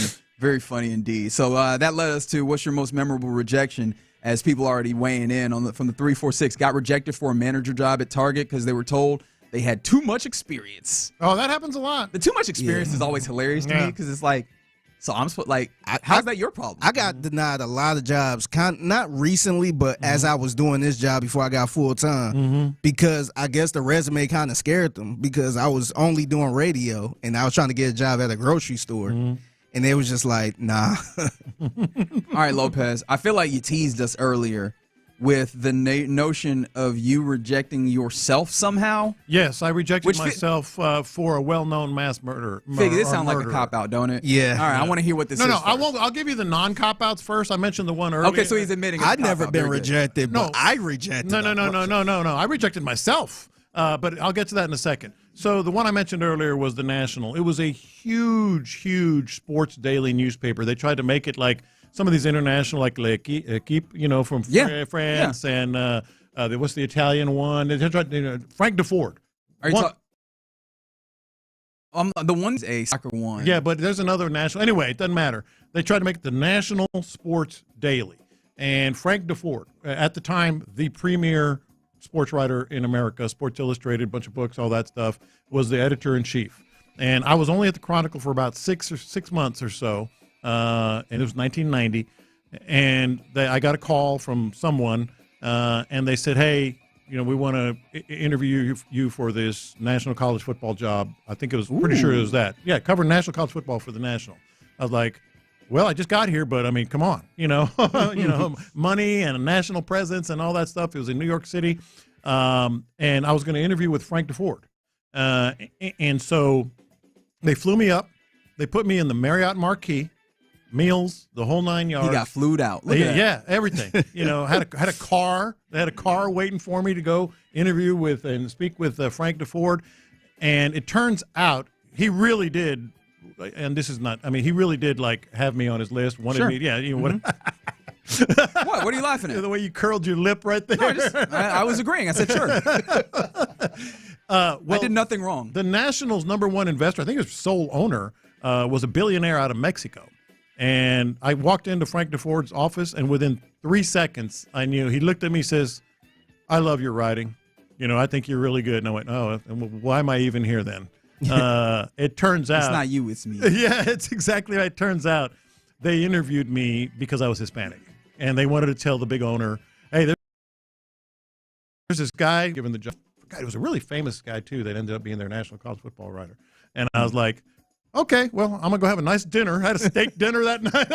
Apparently it didn't beat you up too much because you didn't remember old boy's name. I'll have to look it up. I don't remember his name. I got a homeboy who used to play in the league, and he did not get a whole big contract because somebody else got it. I think it was Laviska Shenault or something like that. And so he's like, he remembers that name. Yeah, that name sticks with him. And then there's always the personal level. I'm sure a lot of guys have the rejection by a girl. The one that stands out, I think it was also 7th or 8th grade. Sean was talking about that earlier. Crush and all that stuff. We know the drill. And, I asked her if she wanted to be my girlfriend, however I asked her or whatever it was. And she not only said, I think we should be, we're friends, that whole thing. Yeah, don't want to ruin the friendship, of course. She said, I think of you like my brother. There it is. That's the one. Like my brother. That's the one. Shot to the heart. You're done. Like 10 count. Like my brother. That's right. It's like, what? Sorry, man. Okay, but here's the one. Wait, there's more? No, the one where I rejected myself for a well-known murderer. Figgy, I've told you this story in the past. I was flying out of Denver, covering a football game. This is early in my career at the Chronicle in the early 90s. Or in mid-90s, because it was after the fact, and you'll know what the fact was here in a second. The plane, I got upgraded to first class. Nice. I mean, because I had so many points with Continental. It was Continental back then. And I'm sitting down. They're about to pull off the gate. And the red coat comes and says, Mr. Lopez, we have a passenger that paid full price for the first class ticket. You don't have to move, because we were about to pull out, and he can have to take a seat somewhere in the back, whatever. And just trying to be nice, I said, That was your first mistake. Yep, it was. I said, yeah, I'll go to the back. I don't care. I just want to get home, whatever. Got my stuff out of the overhead bin, pull it down, start walking to the back. I turn around, O.J. Simpson. Oh. O.J. Simpson was late to the gate, which is ironic given his hurt. Yeah, I thought that was the whole idea, is that he's good about navigating the airport. Which is ironic given the old Hertz commercial. Is that just when he's deplaning that he's good about This was after the trial. This was after the trial. So you was nice enough to give a murderer your seat, huh? That's exactly right. That's exactly right. And I went, if I'd have known, hand to God, if I'd have known that, I said, hell no. Hell no. So there's some more coming in from the 832. They said they interviewed with Enron summer of 2001, received a rejection letter. I think you understand the way that they sued themselves on that one, seeing as they had a job once it imploded in December. On the YouTube page, this is great from Rob, who said, that he was dealing with his daughter's kindergarten graduation, went up to another girl's mom because their daughters, I guess, had become some level of friends. So he asked the mother if they could exchange information so the kids could get together during the summer. Yeah. Apparently the mother said, oh, yeah, no, I have work. She knew what was up. Oh, you think that our guy Rob He's trying to be slick. You don't have to lie to us, Ron. Is it Rob Ron? was like, the babies get together and have fun over the summer. You know, they can play. Yeah. And we'll just sit and chat. That's right. Yeah. Hey, salute to him. That was a slick way to do it. See, y'all, Rob, I believe that she was on the up and up there. 936, a girl I liked in middle school referred to me and my friend as Matt and the fat kid. My name ain't Matt. Damn, dog. Damn, dog. Like, you want a pet name, but not that one. I'll tell you, not that one. What about you? All right, so mine is still frustrating to this day just because what was the point? So I had a friend of mine that, like, you know, you meet people over the internet, and then now this day and age, you know, homegirl, distance. She lets me know, like, yo, I'm going to be in Houston. I'm like, all right, cool. Like, you want to do something? Yeah. So, like, you know, me being me, and maybe this is what it was. Like, but we had, enjoy, conversations about music. I was like, there's this jazz lounge I've been meaning to check out. Would you like to go? All right, yeah. All this set up. Day of comes, right? Next few days, day of comes. I'm like, all right, just checking in. Boom, boom, boom. No response. Get a little bit closer. All right, I'm getting ready to leave out. Are we still good? No response. Straight ghosted. And I was like, all right, it'd be one thing if it was like I had set this up. You hit me up. Yes. Why? Like, how did that happen? Like, to this day, the weirdest rejection because you were a backup plan. Have you talked to her since? That might have been it. You were a backup plan. Yeah. That might have been it. I did talk to her a little bit later. But That's worse. Not to make it even worse, but that has all the markings of, yeah, I'll go out with him. But thanks, dog. Appreciate you. If this planned on bar. Yeah, I was like, hey. Hey, thanks for considering my time. Yeah, that's wrong, man. And my thing about it was like, you didn't have to. Like, if you didn't have nothing, like, that's fine. I would have been totally fine. But yeah, that one still annoys me to this day. Some other ones that came in from 346, they said in their early 20s, smartphones had started taking over, but they were a month away from their upgrade, so they still had a flip phone. Girl turned them down off of the flip phone. Hey, man. Having an Android out here probably gets you in that same space. And then Lamont on the YouTube page said this: after getting out of the military, had lunch for an interview at a barbecue spot. When got his food, sprinkled a little salt and pepper on the sides before eating it. Buddy came over, said, thank you for your time, and left. What? Apparently, adding seasoning to the food that the chef made. Oh, yeah. Apparently that make him feel some type of way. Immediately grabbing the salt shaker. That's tough, man. And that makes him feel some type of way. Oh, Rob said his single dad issues. All right, yep. And see, I was defending you. See, Rob. I was defending you, Rob. Slick, you don't got to lie to us, man. Trying to be slick. You don't got to lie to us. She saw through the matrix, brother. All right, you're in the loop right here on Sports Radio 610. Coming up next, we go around the NFL. And how about we add a special guest, possibly? How about that? Let's see about Mo City kid, A&M alum, and Super Bowl champion Anais Smith. Let's talk to him next. The Sports Radio 610 Crawfish Circuit.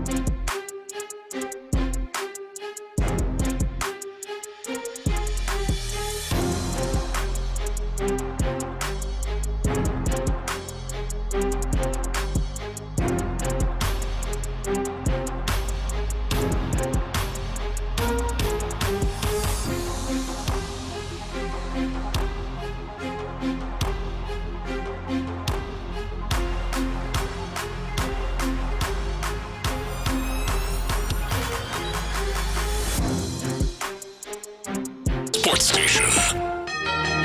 Let's go around the NFL in the loop style. Why are you smiling? Because I love football. Here's John Lopez and Reggie Atatula I'm going to tell you all about how much fun you're going to have this season. on Houston sports leader, Sports Radio 610. All right, we're about to go around the NFL with a special guest. Before I do that, I do want to offer my sincere to you, Tage, because he was the one talking about trying to get his daughter together with a with another girl in her kindergarten class, and the mom was like, "Nah, I got work over the summer."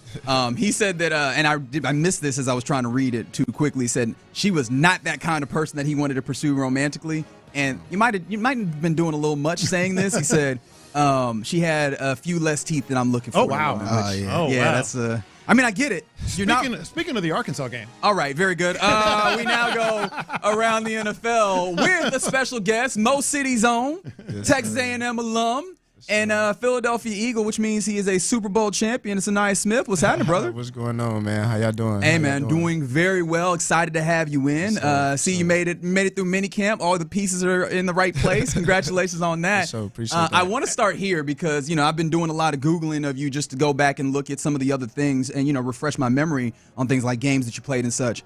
And, your name is not the easiest one necessarily to spell. The extra I right in there gets me personally. But as somebody who has a name that, could be mispronounced, I always like asking folks, what's the worst pronunciation of your name that you've gotten? Man, I done got Aeneas. The worst, I'll probably have to say anus, fam. Oh, wow. And not kidding around. So serious. Like a teacher? Man, teachers, sub-teachers are the worst, for sure. Substitutes are the absolute worst when it comes to that. That's Anaya Smith here, Mo City, proud of A&M. We'll get to the Aggie stuff for obvious reasons. I'm an Aggie, and everybody loves the Aggies. Everybody? I'm just asking. I did that for his benefit. I did that for his benefit.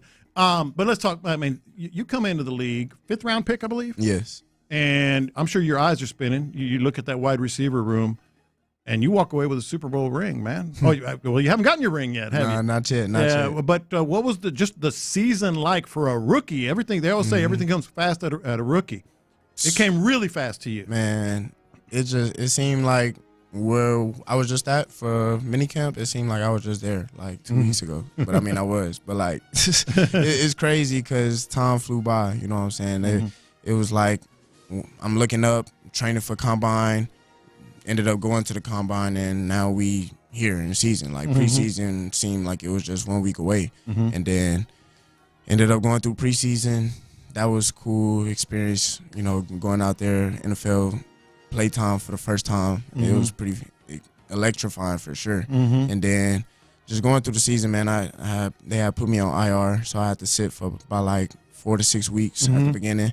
That experience in itself was different, you know what I'm saying? I went through the whole injury process while I was in college or whatnot, but being able to like participate and still not being able to go out there on the field is a different experience for sure. So a lot of learning experiences, being able to watch the guys go out there and see why they are who they are, why they're here, was definitely a great experience. Just being able to watch A.J. Brown, Devontae Smith, their steps that they took to be able to get to where they are, their everyday habits and routines that they have it was definitely a great experience just to be able to watch, but then being able to do, you know what I'm saying? And getting on the field. Right, exactly. Yeah. The time that I did have off was good and whatnot, being able to get my body right, but then once I was able to hit the ground running, it definitely felt great. So, man. And then you look up and you're in New Orleans.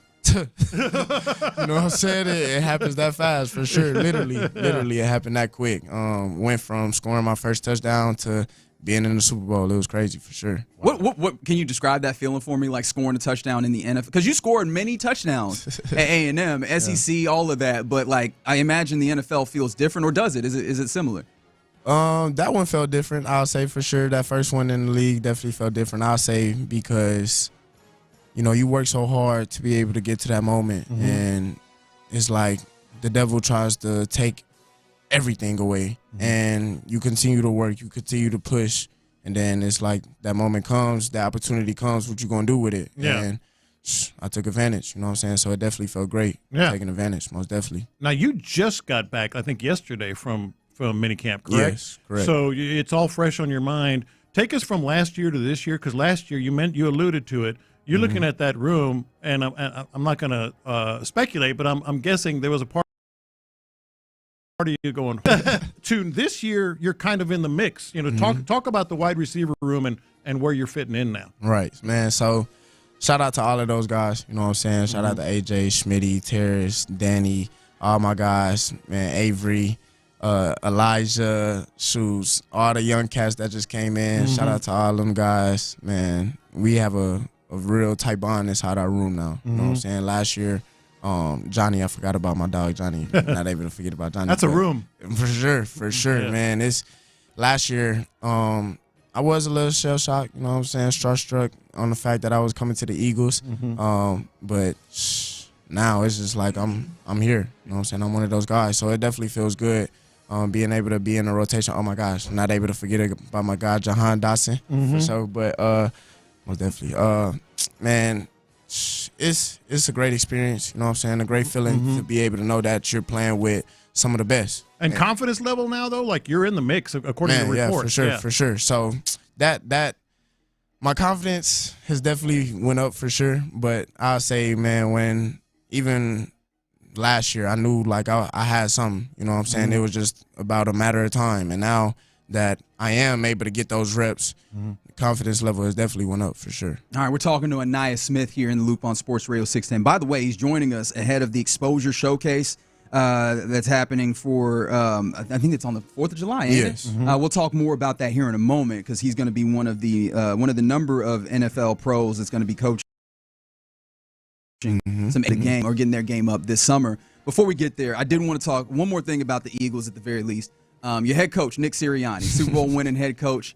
I'm going to be honest. Everybody smiles. I'll put it Like, on. you just Everybody mentioned knows his what's name, happening everybody here, right? just smiles. Everybody knows what I'm about to talk about. All 5 of us. Everybody Like, knows. what's so funny? Everybody knows what I'm about to talk about, right? Like, I was one of the haters. In fact, I would admit I still have a little bit of hate within me. I'm going to be honest. But I'm like, man, it feels like very much your coordinators, your position coaches have such a hands-on grasp of it. And I'm like, man, what does he do? Can you explain to me, like, what makes him a good coach? What makes him such a good coach from a player perspective? Right.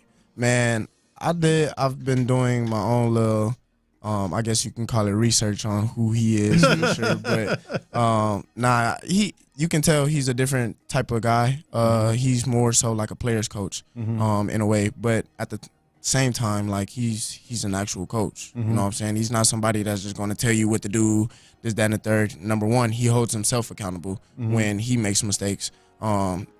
The amount that he holds us accountable to, like the standard that he holds us accountable to, he holds himself to an even higher standard. Yeah. And on top of that, when it comes to like corrections, the accountability, the making sure that everybody's on the same page, he's a great leader in that aspect. You know what I'm saying? He's making sure that things are aligned, and when things aren't aligned, we come together as a team, as a whole, the entire organization, and we meet for hours, hour, 2 hour, whatever the case is, and we all get on the same page. And I'm not gonna lie, he's a great leader for sure. He's a It's working. One of those guys, and there are a lot of people like this, that when somebody is doing something kooky, like maybe talking to fans in the stands and going off and stuff, I would find it very hard not to laugh. You definitely be in trouble. What's the mood like when he's doing stuff like that gets a lot of attention? I'm not gonna lie, I was right there in front of his face laughing. I was right there laughing. I'm not gonna lie. I heard the fans all game. It's mind you though, it's not just a one-time thing. Sure. Like every time we playing at home and something is not going their way, the way that our fans want it, then they're gonna be on our heads about whatever it is. But man, I was right there when Nick had turned around. I believe we went 3 and out or whatever, first drive, off rips, boos, like instantly. Then we got getting the ball back. I think we went down and scored like 3, and they booed again. And Nick was like, "What are y'all booing for? Like, y'all supposed to be helping us, or like y'all supposed to be on our same page or same team or whatever." Boom, go out, go score. Next drive, he come back like, "Yo, what's up? Like, what was all that?" So it was funny for sure. He has a great personality, you know what I'm saying, and it definitely gets the players hype for sure. So just knowing that he's with us just helps us be behind him for sure. What's your relationship with Kenyon Green? I know that you guys crossed over a little bit at A&M, and now he's going to be a teammate with you out there in Philadelphia. What's the relationship there? Man, me and KG is real tight for sure. That's my dog, man. Him touchdown, I had to give that boy a call, you know what I'm saying? Let him know, like, yeah, we on, you know what I'm saying? And then once we was able to link up in Philly, it's like nothing ever changed, you know what I'm saying? Seen him, dabbed him up and whatnot, and we was talking about our plans on where he was about to get ready to move into, all types of stuff. So, yeah, we're real tight. And I take it he's excited for the opportunity to work with Stoutland and everything. Oh, yeah, for sure. New environment, new opportunity, you know what I'm saying? So he's feeling real refreshed. Speaking of A&M, we mentioned this off air. We need to bring it on air.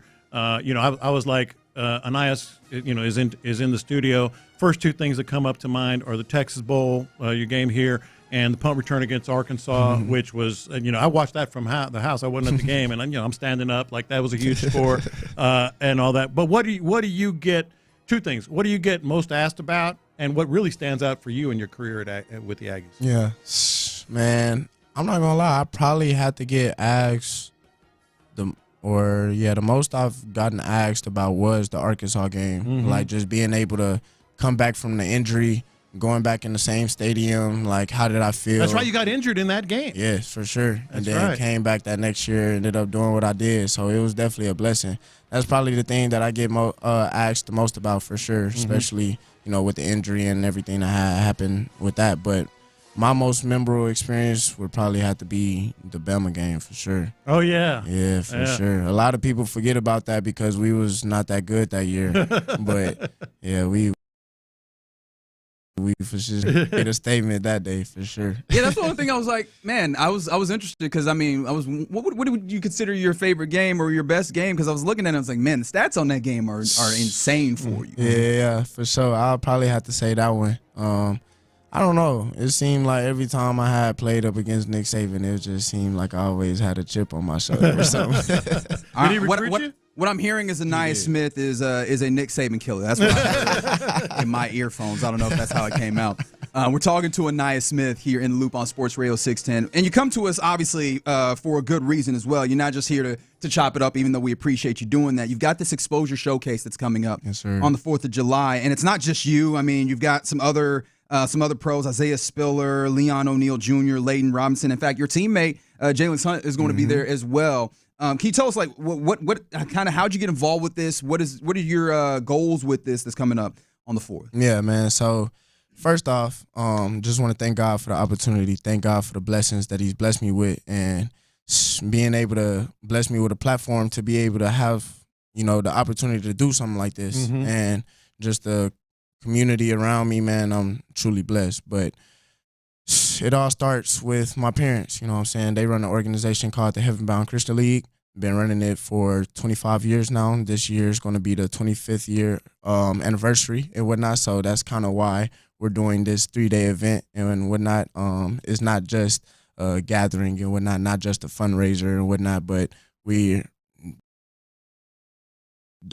camp and not the showcase camp. That's where we're trying to go ahead and bring an opportunity to a lot of kids that don't necessarily have the opportunity anymore when it comes to NIL and transfer portals and all of that. So really just trying to be a stamp in the community to let all of Houston know, all of Texas know that they have somewhere to come. You know what I love about that? You said 25 years. So this is, you talk about a blessing. Like you started this before you knew you were going to have 2 players in the NFL, before you knew you'd have the means to get this done. And congratulations, to Maurice and getting that done. Your dad, Maurice. Do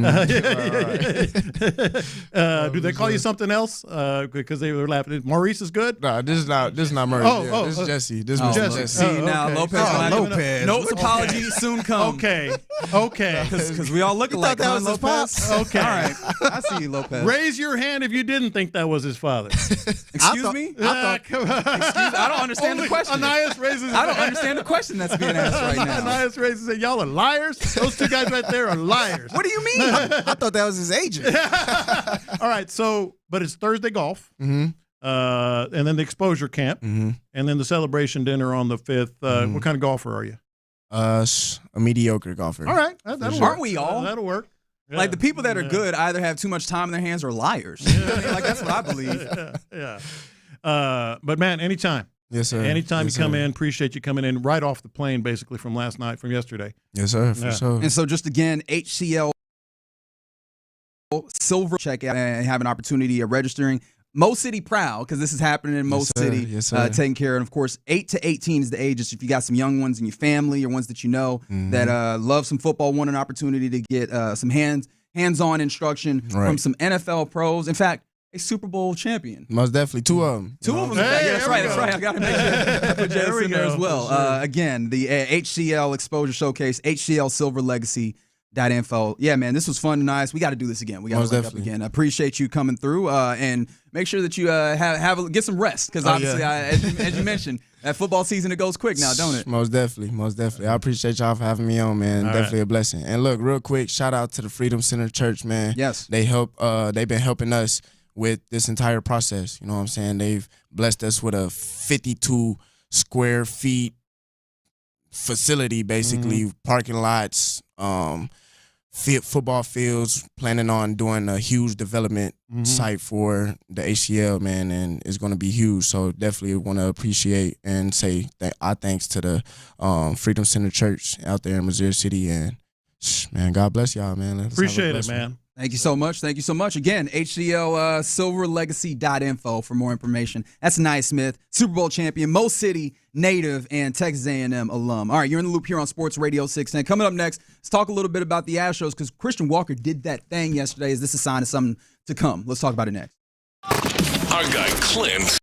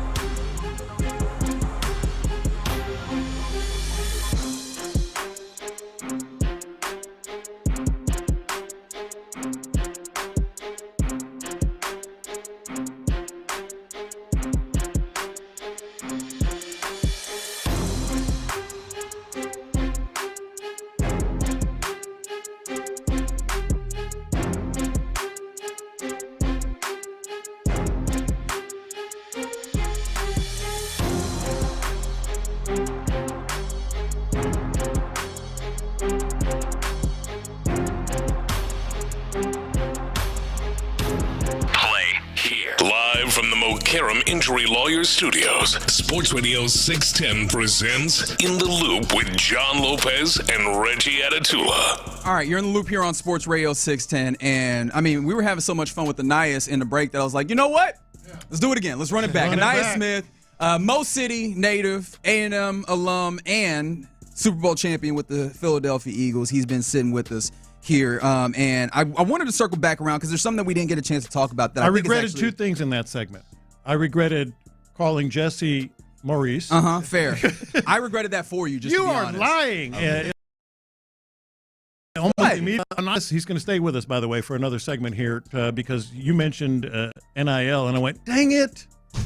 Anias was from the very onset of NIL involved in it. So go ahead, Reggie. Yeah. I mean, I want to get there first and foremost. Like, what was your experience with NIL? And, like, what did you know going in? What did you learn in the process of it? Because it's one of those spaces that there's a lot of talk about it. I know that me and Lopez have had conversations where I don't even know what to make of the numbers that are thrown out there because there's no reporting body. There's nobody that's kind of corralling these things and really officiating and making sure that this is what is actually the number or this is just something that someone is saying. Like, what was your experience personally with NIL deals in your A&M time period? Yeah, so like you said, I was part of the first class. I think I was the first class that actually was able to receive NIL, so that was definitely a blessing. But it was different. It started off slow for sure. The game was new, so people were kind of nervous on truly committing to a player and whatnot. So things kind of started off slow. It more so was just trading cards and stuff like that at the beginning. And then it progressed to doing like in-person autographs and whatnot, appearances, and for some people, commercials and things of that nature. However, NIL started to blow up once, for me, I noticed once we received the #1 recruiting class or whatever that year. I believe that was the year of 22. And I believe that was the year of 21. I forget. Whatever year that was.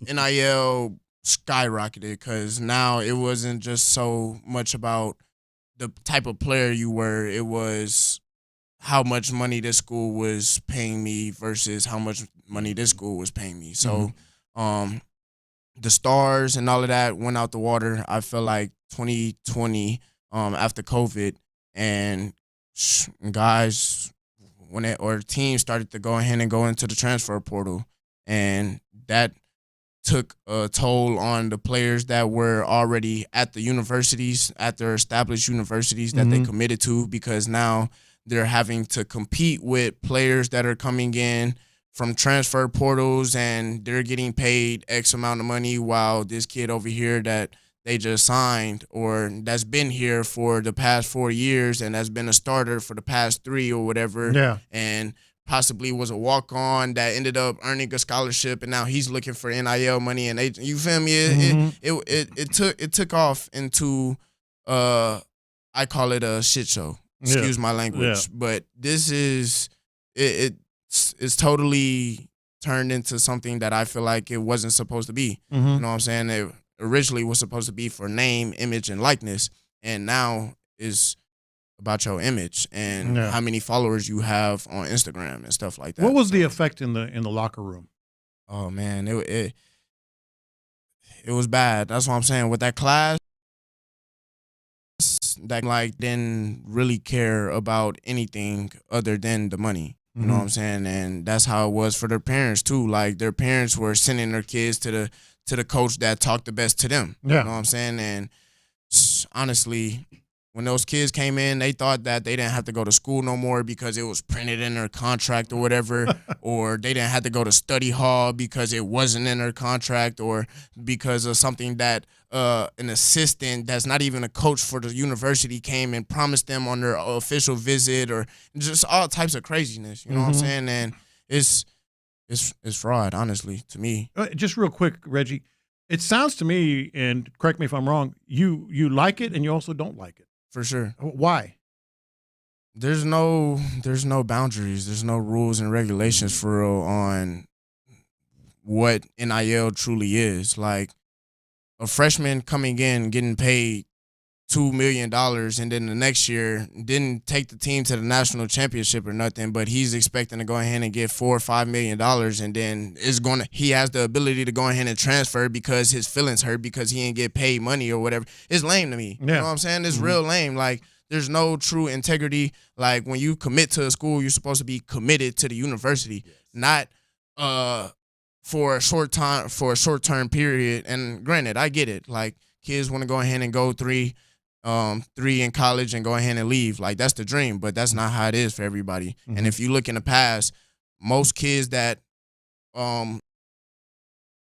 ended up going a year because of somebody that was like that in front of them. Mm-hmm. You know what I'm saying? They had true talent. If you look at Alabama and my brother, dudes that Minka Fitzpatrick is a rare one of those guys. But if you look at Eddie Jackson had to sit for like 2 years before he can actually do something on the field for real. And then ended up coming in, went and played for like another 2 years before. That's what I'm saying. Like, it's not the same no more. Kids is just expecting to get handouts and expect that things just come easy because of their stars or whatever, or because of what they did in 7-on-7. Like, what, fam? You haven't proved nothing. Mm-hmm. You haven't proved nothing to nobody. And it's great that you have great confidence, but it's like, when are we going to understand that, like, the NFL is not, NIL is not the NFL. Mm-hmm. Like, when it comes to contracts and stuff like that, like, if they're going to give these kids these contracts, then they need to go ahead and get fined if they're not going to go to study hall, if they're going to get a C on their report card. You know what I'm saying? Like, things like that. Like, having a low GPA and expecting to go ahead and still get paid millions of dollars and do, like, no, they're taking away the human aspect of who we are as humans. Like, we have to work. Yeah, and I think that's where I think we all agree on the idea of you need to have more parameters around this, because with not being regulated, you end up with this kind of nebulous Wild West where, as you mentioned, people don't know what the right expectations are. There's all those things are in this weird space. But I think that's showcase the guys have. Like, it's not just, training on the field for these 8, 9, 10, all the way to 18-year-olds. You guys are going to give them some insight into that college experience, right? For sure. So, man, with that, we actually have a guest coach, Coach Daryl Dickey, that is coming on. He used to be the former head coach for the University of Memphis and also former offensive coordinator for Texas A&M while I was there.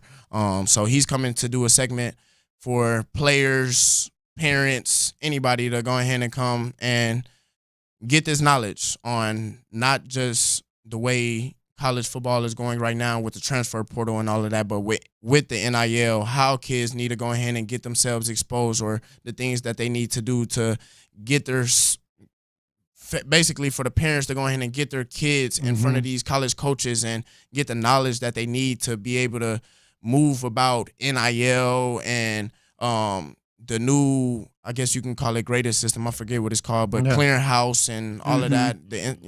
So you'll get that covered for anybody, elite players that are going to be getting NIL, and you're going to sort of give them the parameters and such. For sure. And it's going to be a very detailed segment, you know what I'm saying? So I wouldn't miss this opportunity. I wouldn't miss that opportunity. The showcase itself is great because, you're getting hands-on work from NFL pro guys and college guys. All of that is great, you know what I'm saying? But the knowledge that you will be able to take away from the end of the experience, like granted, number one, it is a showcase. So I wouldn't necessarily call them scouts, but we'll have reporters and people that will do stories on the talent that they see. So if you got some talent, go ahead and come out and show it. You know what I'm saying? Don't learn a few things. Man, exactly. And we giving away prizes and all types of stuff. I don't know what it is that I need to say to go ahead and get people to come or whatever, but at the end of the day, man, this is a great opportunity. It's a spiritual opportunity to go ahead and come get saved also, because we're not just doing football. Like, I don't know if you can hear it in my voice, but I'm real passionate about my faith for sure. You can I want to make sure that everybody has an opportunity to go ahead and get saved. You know what I'm saying? This world is coming. It's crazy. Man, it's turning into something that we were all, I don't know if we were all aware. I was, but it's here. You know what I'm saying? And clearly, you know, it gets you back to the NIL thing. We do have kind of up against it here, but you are an Aggie and you committed to the Aggies and you were not going to go anywhere, and that is rare based on what you spoke about earlier. A lot of guys just in it for the money. But I am curious, just my own curiosity. Did you have opportunities that you did that you could have forget the Aggies. I'm going to take the money. I for sure had opportunities. I'm not going to lie. Not going to say who. Okay. All right. Man, just know that it's a dirty game that these coaches be trying to play, for sure. For sure. And Jesse Watson, one of the directors for the football camp, I want to get your voice on real quick because, as we mentioned, 25 years, the craziness of starting something out of a passion and it becoming so much bigger because of the NFL people in your life collectively. I mean, this is a huge opportunity, and again, HCL is about equipping young folks to be better in life all the way around. We do in the NCAA focused football camps and combine prep. We're doing academic tutoring and we're doing character development. So we're working on a holistic approach to all of these young folks we have an impact on. Well, we appreciate you guys. Yeah, thanks for coming in. Anaya Smith, Jesse Watson, appreciate you guys. And again, HCL silverlegacy.info is the website to go and get more information, sign up. July 4th is when the showcase is, but it's more than just a showcase. There's being given while your game is being worked on with NFL pros. Appreciate you fine fellas. Thank you for giving us a little bit of your time. Yes, sir. Appreciate y'all, man, and God bless. All right. You're in the loop here on Sports Radio 610. Coming up next, let's talk about what's popping, including that Christian Walker big night that happened and what that means going forward. We'll talk about it next. In the Loop.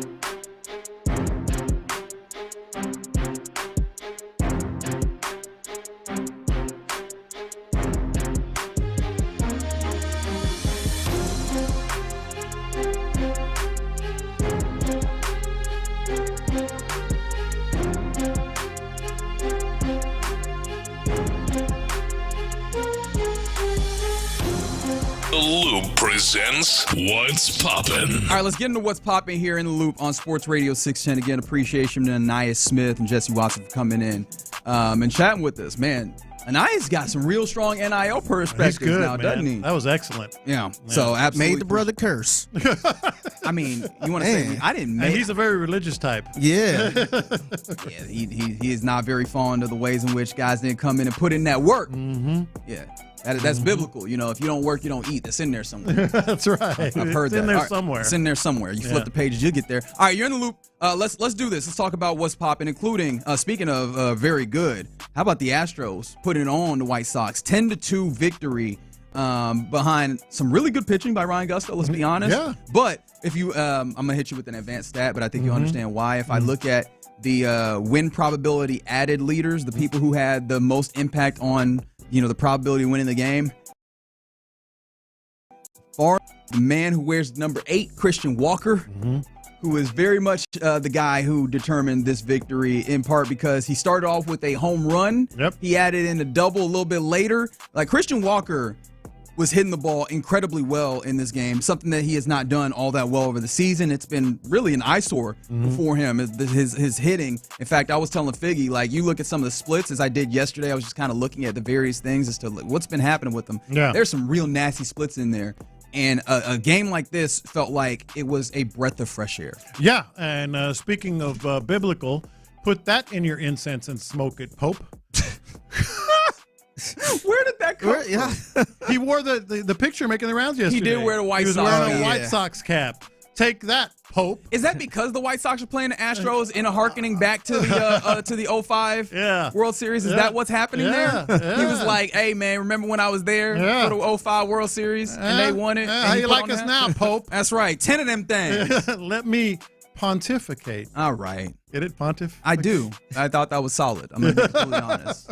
But yeah, man, I mean, I know that we were talking a little bit about this, and maybe we could talk more about it as we continue on the program as well, but I'm always, and I know this is like very sports talk radio-y, so I apologize for this, but I do, I go, is this a opportunity for a flip of a switch for him, or is this one of those instances, because baseball is like that sometimes, where it's like, all right, this was a good game, and you move on. Yeah, we've said that. Right. You know, the kind of like the one-offs or however we in the past, there's nothing to see here. It's going to happen. I think I said, like, I hope for the best game sometimes, right, and all that. Yeah. This one I'm going to feel a little better about, and it has to do with your effect on me because exit velocity on Christian Walker's two properly struck balls.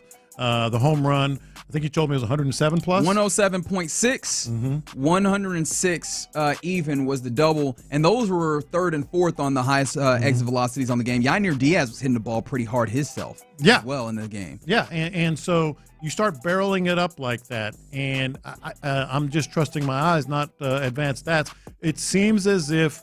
What you trying to say? That Christian Walker has been barreling him up a little bit better, even on some of the outs. And keep in mind, at the beginning of the year, when we thought, okay, he'll turn around, he was hitting the ball. He was, what do they call him? right into the glove. You Right. know, he was hitting the ball hard, but making outs. And so maybe this is Christian Walker had 4 RBI. You know, that's clearly the most he's had this year. By the 4th inning. Yeah. But the 4 RBI is clearly the most that he's had this year. So hitting the ball the way he is, barreling it up, exit velocity, 4 RBI.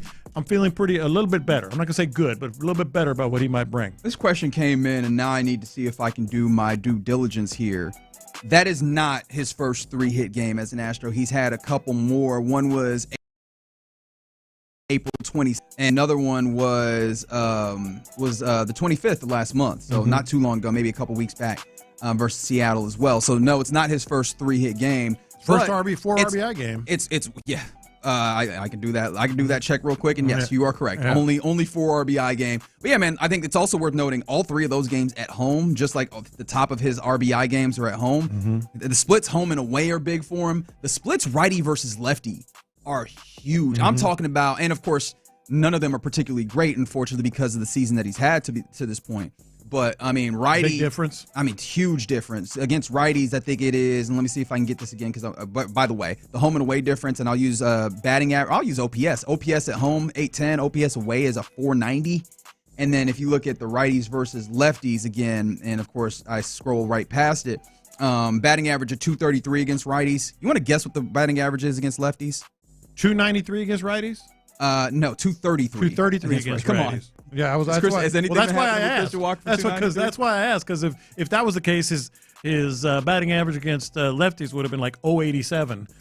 Not too far. Yeah. 103 against lefties. Yeah, it's a nice 320 OPS against lefties. Yeah, I mean, I think that this could maybe be something, as you mentioned, when it comes to exit velocity. Especially of late, looking at it, there's not as much of those hard hits as especially earlier on. There's a few of them as I look at it right now.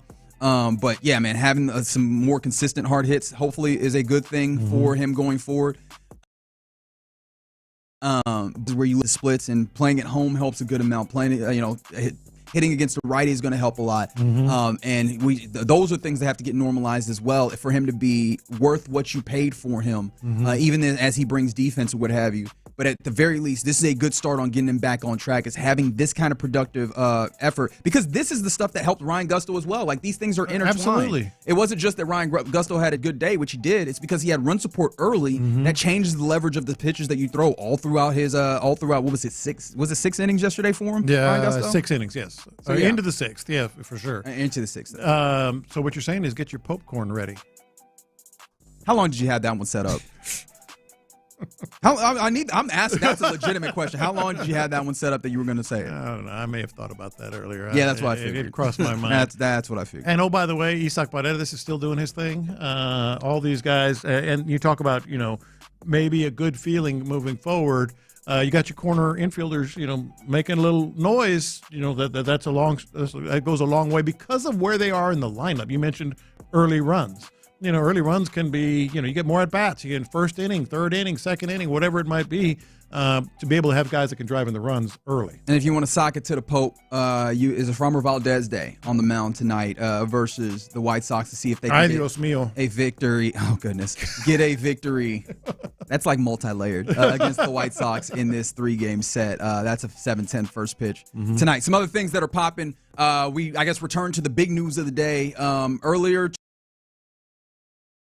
Ward was arrested in Montgomery County, and of course it's out of my face, but I think I've said this enough today to know what was happening. It was a felony, or he's accused of felony assault with family violence. Is that ultimately what it came down to again? And this was at 5:30 a.m. that he was arrested from his home in Magnolia. And so I think there was an accusation of strangulation is what they're working off of right now. Last I checked, he was being held with no bail, but I think that there's been some conversations about what that actually might mean. Does that mean that he is not being given bail, or does that mean that he still needs to be seen by a judge for bail to be set? I don't know, but that is the space that we're at. The Texans, their standpoint is we know of it. We're collecting information. No further comments at this point. We'll be continuing to watch that space to see if anything more transpires, because obviously Jimmy Ward, kind of a spiritual lead on the team, a dude who as a as a leader on the defense in particular, was very vital for you to get this defense to this point. The familiarity he had with D'Amico's defense and so on and so forth. And he is a jack of all trades, fill-in guy as a role guy. That if this progresses to a place where he misses time, or even maybe even larger, maybe is even released or what have you, again, way down the road. But if that's the case, that would have big ramifications for the Texans. Yeah, look, we've gone over what we know and what we don't know, and certainly what the charges might indicate. But there is very much a Texans angle here. And we're lightly integral. He's not your frontline starter. They brought in C.J. Gardner-Johnson. They drafted a safety, which, by the way, puts a lot more expectation and hope on Reed to come in as a safety. Even without anything that we know is going to happen in the near future with Jimmy Ward, that's going to be a priority. But he's integral because there's also he can play the nickel as well. And has. Right. Yeah. And, I mean, he was your backup for Jalen Petrie, and he acquitted himself fairly well when you needed him to.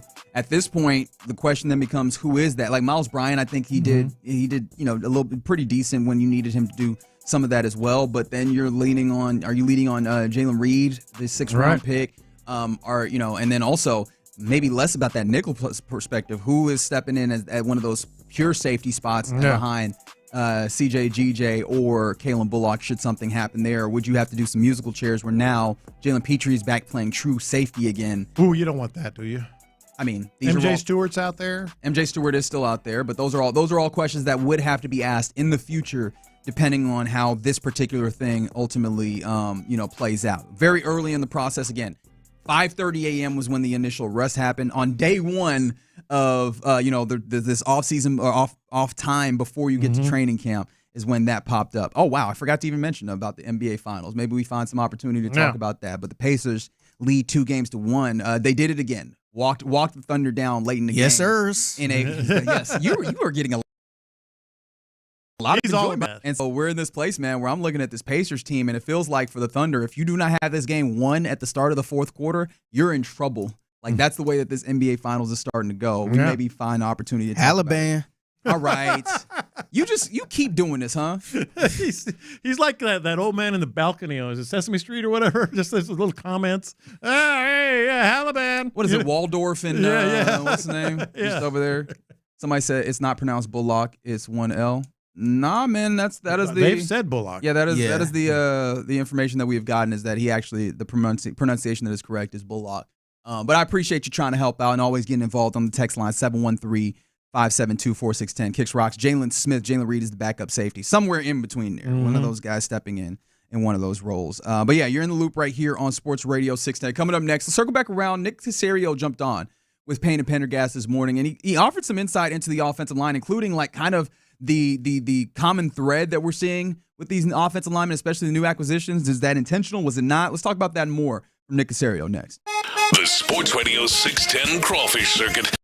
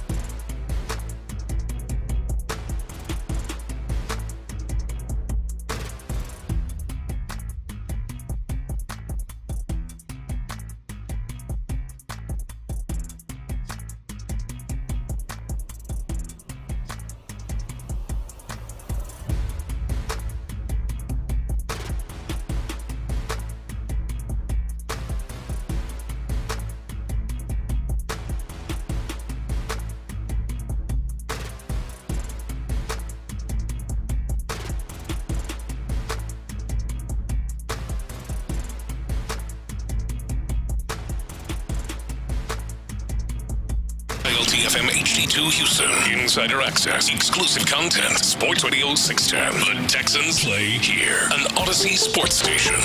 Sports Radio 610 presents In the Loop with John Lopez and Reggie Atatula. All right, let's talk a little bit about this offensive line for the Houston Texans. You're in the loop right here on Sports Radio 610. Nick Caserio, as he is wont to do, jumped on with Payne and Pendergast bright and early to talk some football, talk a little bit about the Texans as they've concluded mandatory minicamp, and now they're in that nebulous time period where you get a little bit of time to rest and get yourself ready for, the run of the season, run up to the season, and then the run of the season of unfortunately, he's got a little work to do right now in finding out about a situation that's happening out there in Montgomery County with Jimmy Ward, which, real quick, a quick detour. Kicks Rocks on the YouTube page. You're doing a little bit much on the talking about. Kicks Rock said, I don't know if Jimmy Ward was even going to make the team with the 2 rookies they drafted, and also the addition of C.J. Gardner-Johnson. Mm-hmm. Let's bring that down a little bit. I feel like you were doing a lot. I feel like Jimmy Ward was going to make the team, even though because of the versatility. It was a competition. I mean, it was a conversation when they brought GJ in, though. Like, yeah. Because what does he ultimately become? I think. Yeah. But I don't know that it was like, he's not going to make the team. But we'll see what happens with the news that that is developing today when it comes to his arrest earlier this morning. But I did want to start, again, the offensive line, though, is the part that I wanted to talk about, because that was one of a few things that Nick Caserio talked about with Sean and Seth. And let's start with the center. That's one of those positions that you were talking about. Mm-hmm. I know Seth has kind of been really interested in that particular competition, and you seem to feel like there's not much of one there, right? Yeah, I'm on the other side of Seth. He was speaking last week, I believe, about maybe interested in the rotation and how it plays out at the center position. I'm like, I can tell you the starting. I can tell you that's going to be. I think Sean asked Nick Caserio about that. It seems like Jake Andrews is the leader in the clubhouse for that position. Can you give us a little bit more information on that, Nick Caserio? You guys were here for a handful of days. I think they were open, and I think, honestly, we rolled a lot of guys through during the course of the spring. I mean, we had 8 practices. I'd say each practice is probably a little bit different. So we'll roll a lot of guys through there. I'd say we have a lot of players that have experience putting their hand on the ball. So, Jake has experience, I would say, in the system going back to New England, even though it was different. I mean, there's some elements that carry over. JP's done a good job for us, and Juice has played well with his opportunities. Juice kind of has a little bit of flexibility, kind of center guard. He started games at center for us. He started games at guard for us and provided a good level of play. There's probably a likelihood you're going to need 2 or 3 centers. I mean, you just look at our experience. My experience is at some point you're going to need somebody. Something's going to happen, and you're going to need multiple players that can play center. So, but overall, that group has done a pretty good job. They've worked. We have 15 or 16, however many offensive linemen we have on the roster, and other than Trent, everybody has been out there essentially working. Which is good to see. So. We think it'll be really good competition. Got competition inside. We have competition on the perimeter at tackle as well. Figure out. We know we're going to have 8 at the game each week because you get the extra linemen. So we got 8. How many we carry on the roster? Where's our depth? I mean, those are things that we'll kind of let the competition sort itself out. But, Jake was a player coming out. We had decent grades on him when he was coming out of Troy. He has experience with Coach Popovich. I mean, Coach Cole was the offensive coordinator at Troy. That center. So, there's some, I would say, experience with one another. It doesn't necessarily guarantee or mean anything. And it's a lot of it's just kind of getting Jake up to speed here a little bit. So, but it's been a good group. And that group, the team collectively has put in a lot of good work throughout the course of the spring. And excited to see the competition sort itself out here in training camp. Yeah, I can tell you how the competition's going to sort itself out. You feel that confident, huh? Oh, yeah. Let's piece this all together now. Let's put the puzzle pieces together. Coached by the offensive line coach at Troy, played in New England. They brought him in. Obviously there's an affinity there to play center. Probably the most proven center on the roster. I mean, just put the puzzle pieces together. Obviously the quarterback is going to be much more involved in what is going on the field in terms of calls and blocking assignments. Who better to help him than a guy that has experience with this?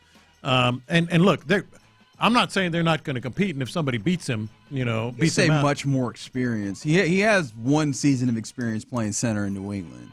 But he was brought in, and he was coached by Popovich at Troy. Sure. No, I think I'm not denying that, but I also want to be careful about much more experience. It seems to paint a picture I don't think is completely accurate. Well, in this offense, much more experience. Okay, all right. Yes. There's the caveat that brings you back into the light. And much more experience. The point stands, and I stand by it. Okay. Jake Andrews is going to be the starting center of this team. I mean... Oh, and by the way, look at the rotations in OTAs and minicamp. Right, and I don't know if that rotation continued out of our sight when they had, I guess, practices that were closed to the media. Of course, again, that's one of those things that I don't think I will have any level of good insight unless somebody out and out tells us about it. But he did. Nick Caserio did go out of his way to make the point, though, that you're going to need more than one center. Yeah. And he almost seemed to kind of point to the idea of the fortune or what have you of the Texans with injuries, and maybe that's the fortune or just the nature of football that injuries are going to happen. But he's like, yeah, you're probably going to need more than one center, seemingly leaving the door open for the idea of, hey, we still want to have the competition and see who we feel comfortable with. But I don't disagree, though, that there's a lot of guys. Or there's been a lot of Jake Andrews kind of situation here where he's been pretty constantly in that first team situation, and it does feel like he's going to be your center. But I do wonder, how much does that experience in the system matter to you when it feels like C.J. Stroud is taking up more and more of the mantle when it comes to some of the things that we would think of fall on the table of the center that has experience? I think it takes a lot because even though C.J. Stroud is making those calls, first of all, in the huddle and otherwise in the meetings, et cetera, you have a center who has done that. And secondly, the main communication that C.J. Stroud has is, at the line of scrimmage is with the center.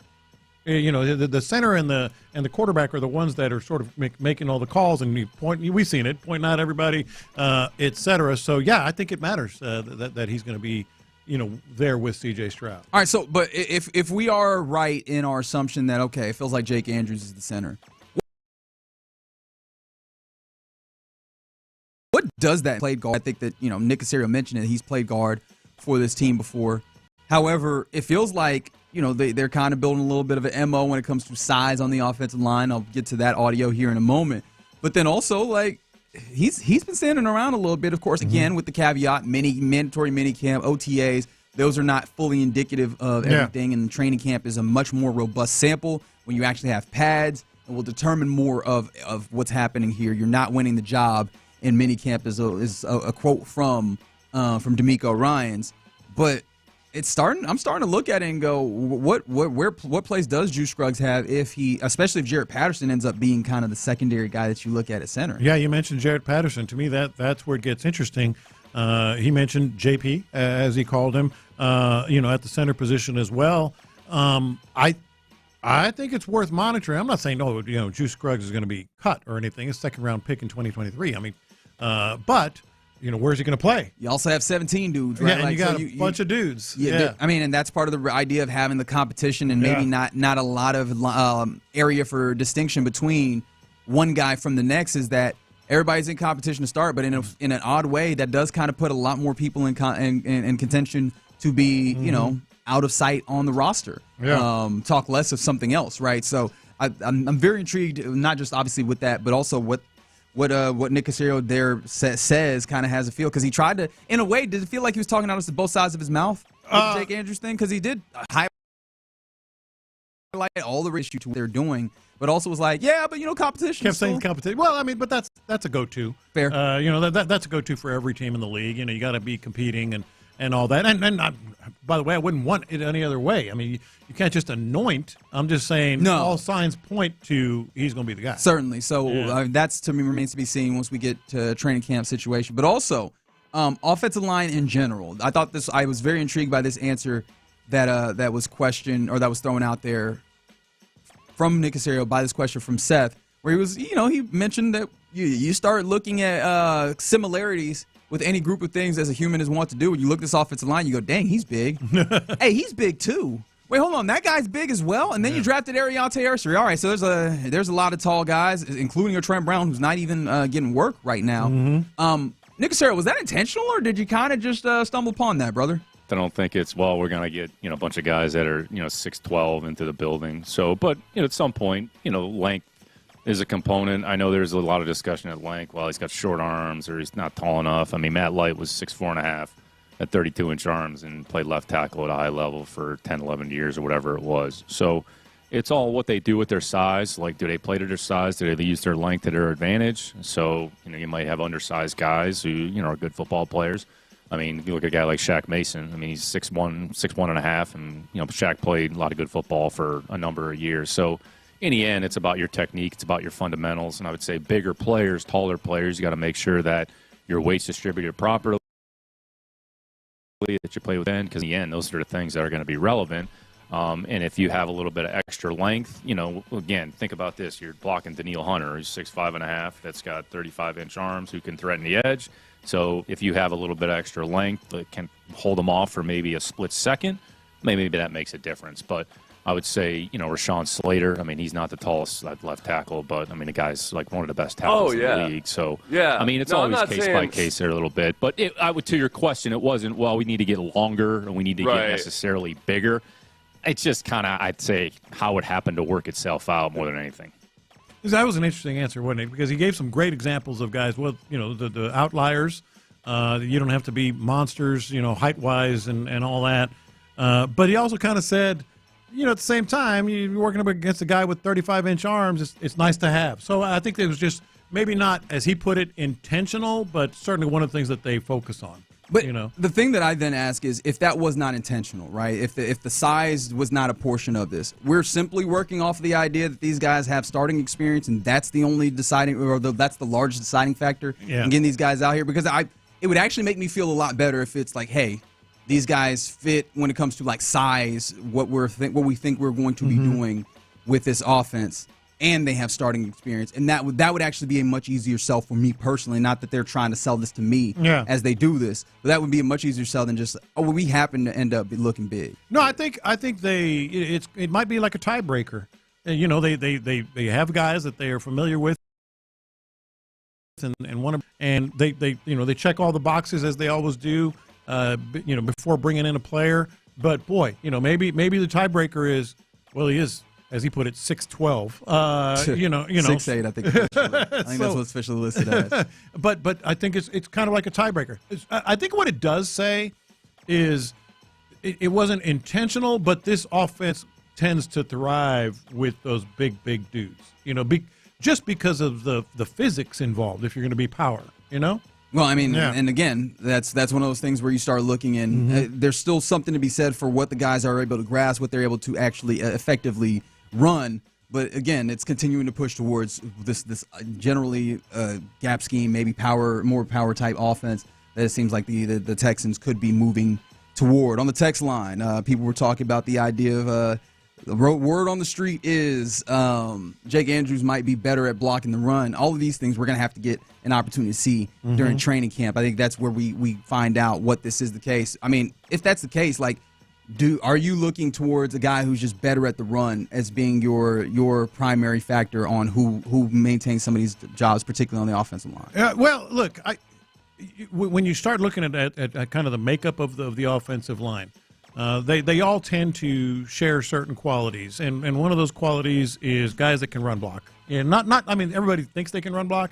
We know that's not true from experience last year, but they might have different levels of confidence that you have in them. I know you're not real confident in Trent Brown. I just feel like that's the guy that they brought in. Same thing with Jake Andrews. Titus Howard has been pretty good, at guard position blocking. So, I think that's absolutely the priority is be able to do that. Yeah. All right. So a lot of things that Nick Caserio talked about in line with all of those things as well. But yeah, I found the offensive line stuff to be kind of interesting within that, especially there. You always re-listen to that one. 7:15 is when it came through. Nick Caserio talked with the fellas on Payne and Pendergast this morning. You're in the loop right here on Sports Radio 610. Man, like there's people that are already getting to that place with Jimmy Ward where they're like bye-bye of sorts. And I mean, we started kind of chopping it up a little bit, the idea of what this defense looks like without Jimmy Ward, if that was to be the case. Again, not trying to report anything or kind of put anything out there. But the idea of him not maybe not playing special teams or what have you, like making him some level of expendable here. I saw someone mention on the text line the idea of Kamari Lassiter in a pinch sliding in and playing nickel. And, I mean, he did that. But I think, again, this highlights where depth in the defensive back room becomes even more of a priority again, just like it was last year because, you are one inopportune injury away from this all being kind of problematic, right? Yeah. You slide Kamari Lassiter in, and then who do you have on the perimeter with running back or with cornerback 3? Are you back in a place where you're putting D'Angelo Russell out there? What does Tremont Smith still have for you in a cornerback, dynamic? Those are all questions that I think that immediately Donald Darby retired, but now even more so that you have potential for legal trouble on the horizon for Jimmy Ward. You said it earlier to me, Yeah, maybe Lassiter could slide in, but that's why you have the priority at the other spot, at the other cornerback spot that you need to bring in. I mean, it's an important thing. It's not, oh my gosh, sky is falling, but now safety and cornerback you're going to have to start looking at. Yeah, and I imagine Nick Cassero probably already looking towards that. Sure not necessarily that he has to, but hey, look, you want to have contingencies, and this is early on, day one of this kind of time period without actually having football activities for the Texans. There's already kind of this fly in the ointment of sorts with the news that Jimmy Ward was arrested earlier this morning. All right, you're in the loop right here on Sports Radio 610. Coming up next is the time where we typically do our lunchtime confessions presented by the Men's Clinic, and we will do that next. What do we want?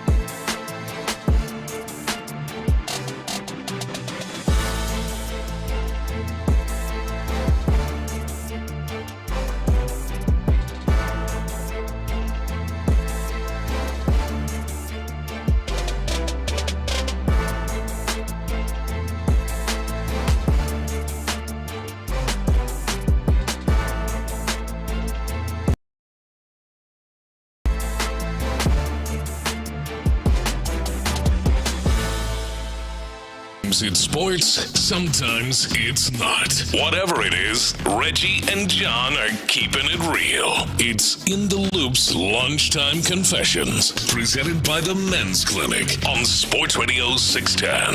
Watch this. These are my confessions.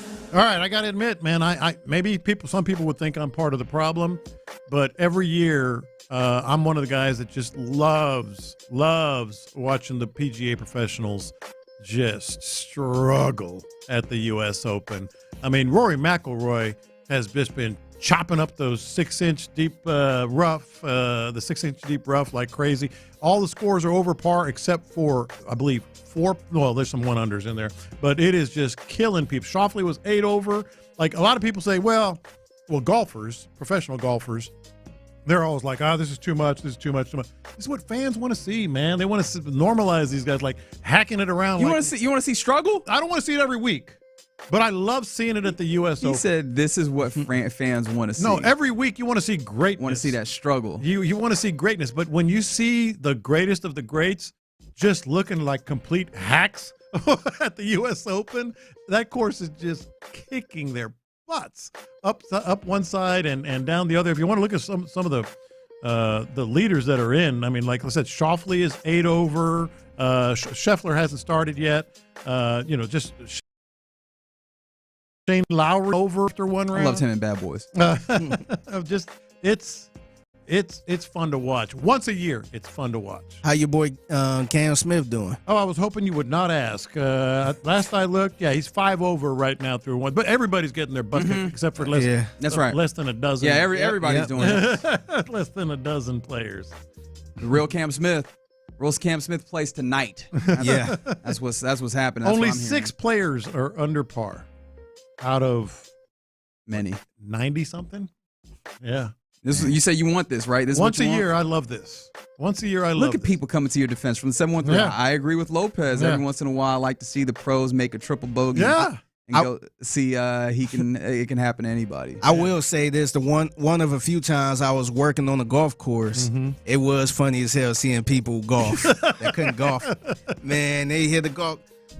Dog it. Oh, McIlroy threw his club today. Rory McIlroy just won the Masters. People be so upset. He didn't throw it. He slammed it into the ground. Right? You've not played golf? No, I never played. Yeah, I only been on a golf course like twice. Well, tell me if you can relate. I wasn't golfing. Tell me if you can relate to this. McIlroy, I forget what hole, was in this thick rough, hit it about 2 feet into more rough.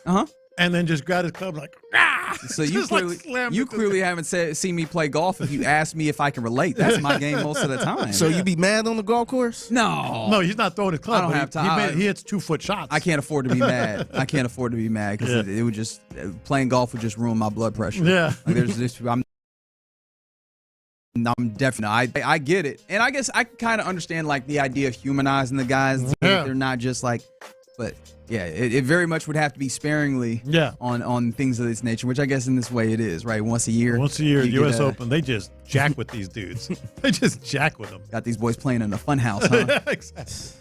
These are my confessions. I was debating if I wanted to tell y'all this, because after I confessed the thing that happened to me at the in the medical facility that where she measured me a little bit lower than I actually am. 5'11" and a half. No, now you even changed the numbers. 3/4? Yes. All right. Which again, you was 5'10". 5'11". All right. See, y'all are making it so that I don't actually want to be like fully truthful and open with y'all, but I will honor the situation of the segment by still being honest. And this brings me great shame to admit. I'm gonna be honest. I'm looking forward to this. It brings me great shame to confess this. But I was playing basketball yesterday. Have a little group that I run with, and at one point during the game, because of the way that the matchups fell, dudes on my team were like, "Yo, we want to run a zone." And so in pickup basketball, I think for the first time in my life, you up front? I was up front. Of course, I was up front. Hey, you move around, make sure to stop ball and all that. But shorter guy up front. Is that how it works? I'm not dignifying that with a response. But yeah, man, like that. I feel very. I don't know. I don't feel good about myself. What happened? I mean, the zone worked. You got crossed over? No, absolutely The zone pickup game, man. Like, I felt very shameful. Like, I felt very shameful because a pickup game is just you guard one-on-one and, like, can you guard? Have some fun. And get some cardio. Playing zone is a tacit acknowledgement that you can't guard folks. And I can guard folks, except dudes on my team were feeling like they couldn't guard folks, so they called the zone. Yeah. Was I should I have told them no, we don't play zone? I was like, I felt bad because I didn't want to be a jerk and be like, nah, get better. But also, I felt bad playing zone. Are you sure they didn't want to play zone because of you? I'm certain they didn't want to play zone. You were too short on the perimeter? You're not going to hurt me. You cannot hurt me. That's a big shooter out there. Let's go to zone. Let's go. It wasn't me. It wasn't my fault. But again, they don't want to see Reggie one-on-one with somebody. I still very much feel the shame. No, I get it. Zone in the pickup game. Yeah, I never even heard of that. Maybe I'm not deep in the streets like that. Nah, it's not. It was always one-on-one with me. It's not supposed to be that. You got to get real deep in the streets to play a zone in a pickup game. In fact, I don't think I don't think the streets do that. I think it's the gym. Streets don't respect that. Yeah, I never really played in the gym as much. I did more street ball, but my short ass was guarding 6'3" people, man. That's your man. Yeah. You got to guard your man. If you can't guard him, somebody else will. You pick up the other man. There you go. Yep. There's no zone in back in my day. No, I philosophically agree, and yet yesterday I found myself in a place where I had to go against my morals. Well, at least you played. Got a little bit of run on offense. These are my confessions. I'm really becoming a huge fan of ordering food off of an app, like whatever restaurant it is. So like this morning, I kind of wanted a little breakfast. I'm like, man, maybe I'll stop at McDonald's. But I was a little nervous because in the morning time, McDonald's lines be crazy. Yeah. So I'm like, man. So I had the app in my phone already. So I just placed the order when I was like, I think I was maybe like 4 minutes away. Yeah. Pulled up in the little spots that nobody could park in because that's reserved for the mobile orders and stuff like that. Pulled up, typed my number in, and out came my order. I skipped past a long-ass line. This line was hanging out on the street. Yeah. And I'm like, man, I would have been in that line. I think more people should use the mobile app to order food because it's the same damn thing, man. It's no different than going through the drive-thru and placing the order, man, because I'm doing the same thing just from my phone, placing the order. You know what? Well, my thing on that is I don't trust them. I always Wait, what? The biggest reason. But you trust them if you drive through? But you'll trust somebody to make a pizza for you. Yeah, exactly. No, I'm not saying it's right. I'm saying to pick up food via the app. I'm always like something's gonna go wrong here. But it doesn't. Because it's not like I'm not like ordering the food to come to my house or anything or going through a third party. Yeah. The McDonald's workers were actually coming out to the car and just giving me my food. No, it doesn't make any sense. I'm just like, I'd rather like call in an order and go pick it up than run the app and it's weird. Yeah, it's the same thing. No, I understand that. I'll use the app. I'll do that ahead, right? Like I'll actually put that in, right? And then so that before I head out, if I know that I'm going over there before I head out, to just give them a head start. So hopefully I don't have to wait as long. Yeah. Yeah, and you ain't got to pull out your card or money, and you just pull right up in the parking spot. Here you go. Appreciate it. And that's it. And like I skipped probably like 10 or 12 cars. Yeah. And I'm like, everybody should just get on the app. It's also and just habit. use it. You got to form the habit. And I just haven't gotten into the habit of doing something like that. Yeah, but it's so much easier, man. Well, you got your breakfast. Yeah. These are my confessions. Even though I am 100% certain that you guys were in the same boat as I was when Anais Smith and Jesse Watson came in. I don't know what you're talking about. I know 100%. You guys both thought that was Anais's dad. I promise to God, I did not think that was his dad. I thought it was his agent. I just kind of assumed because him coming up here to, lack of a better word, press run, just kind of promote what he got going on. Yeah. I thought it was like an agent or a marketing person or something like that because usually when a player come up here doing that, they usually have somebody else that's like a agent or a marketing person. Yeah. I figured that was like his marketing guy. Well, I was talking with his dad, Maurice, setting this up and everything, and real nice guy, did a good job, obviously, getting Anais here and all that. So, but I had never really laid eyes on him. So when he walked in, I just assumed that it was his father. So as much as I assume the same thing, I didn't really make very many assumptions. You're I'm gonna be lying. honest. You're lying. I just was just like, all right, well, this is a person that's here. At least you're committed to the bit here. My confession is I do deserve the smoke. I'm not going to deny that because I broke my own rules. That was like journalism 101. Just make sure you identify them right. Just ask a question. Don't assume. Yeah, just ask the question. Exactly. And you didn't. I did not. You assumed. Yeah. You let us all down, I man. did. I let myself down. You let Aggie land down, man. Wow. Yeah, you did kind of let Aggie land down How? there, didn't you? How? Because you were Aggie. You did something Oh, wrong. I did go to journalism school there. Yeah. There you go. Maybe Man, maybe P. you're Scott is over there pissed right now, man. These are my confessions. And then one more. I'm starting to have questions about Mark Dagnall as coach. Because I have a friend that's like, you have those friends that'll text you about sports as they go. I have a friend who's been getting on me about Mark Dagnall with Oklahoma City Thunder. They fall in Game 3 of the NBA Finals last night to the Pacers. And so it happens that Chet Holmgren is playing like a lot of minutes, and the Pacers are hitting the particular note of make Chet Holmgren play defense a whole bunch. And it's like, yeah, he might be playing a little too much. And it harkens back to last year where Mike Dagnall with the Thunder had Josh Giddey playing a whole bunch of minutes that he probably shouldn't have been playing. It's making me look at him a little sideways, to be completely honest, right? Like I'm looking at him like, hey, are they unfair because they won 68 games this year? Yeah. I recognize it. It's so unfair to question him, and I feel like that's what sports do, especially at the high level, is that you get to a certain point and you start questioning dudes who have been pretty good at their jobs to get to the place that they actually are. No, look, I get that, and I also think there's a question to be asked: is it him? Or is Rick Carlisle just? Yeah, I was going. Is he getting out? Yeah, I was going to say, is it fair to say he's getting out coached in this series? And I'm not saying that as a slight because you're coaching against probably one of the greatest coaches. I'm wondering. That's a good discussion to have if you're in Indianapolis or Oklahoma City, because I don't think he's a bad coach. I think maybe just Carlisle is just really good. It's quite possible. But yeah, that was one of the things I was thinking last night watching the game there. Are y'all a little worried about OKC? I still think this goes back to OKC 2-2, but I think one of the things that's becoming very clear is that Pacers team locks in the fourth quarter. So if you are not in a good space, especially because they've found a good way of wearing down Shai Gilgeous-Alexander as well, if you're not with a nice good lead going into the fourth quarter, and even then you're in danger. It's really impressive how they doing this, because I would have thought that luck would have ran out. Yeah. No, but it's not luck. Like they play, like they lock in, like they don't make mistakes late in games. They play hard-nosed defense. They're very, very cautious on making sure that they, don't allow the people to get the ball that they don't want to get the ball, and when they do, they kind of push them to the places that they're uncomfortable. Yeah.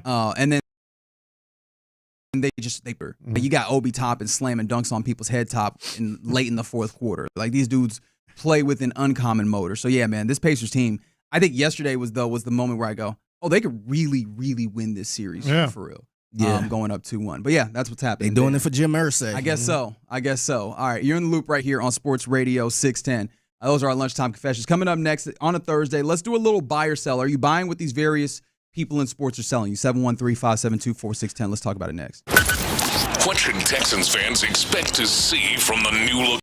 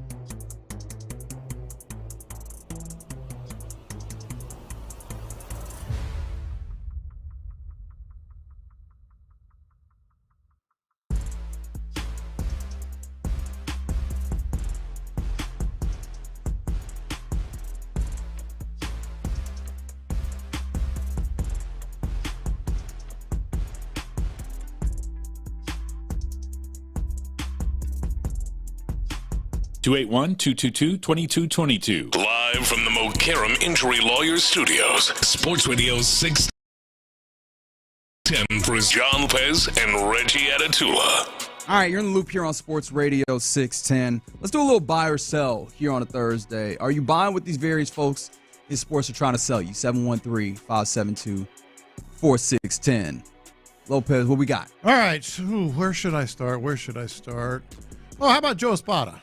How about Joe Espada? Yeah, manager of the baseball team. Talk the about AL injuries. the AL leading Houston Nationals. Yeah, talk about injuries and injury updates. That's always good, right? That's made as many appearances as Aaron Rodgers and some of the other ones that are always making appearances on buy or sell. Jerry Jones is a big hit, usually on buy or sell. Joe Espada. He just says stuff about both Yordan Alvarez and Chas McCormick.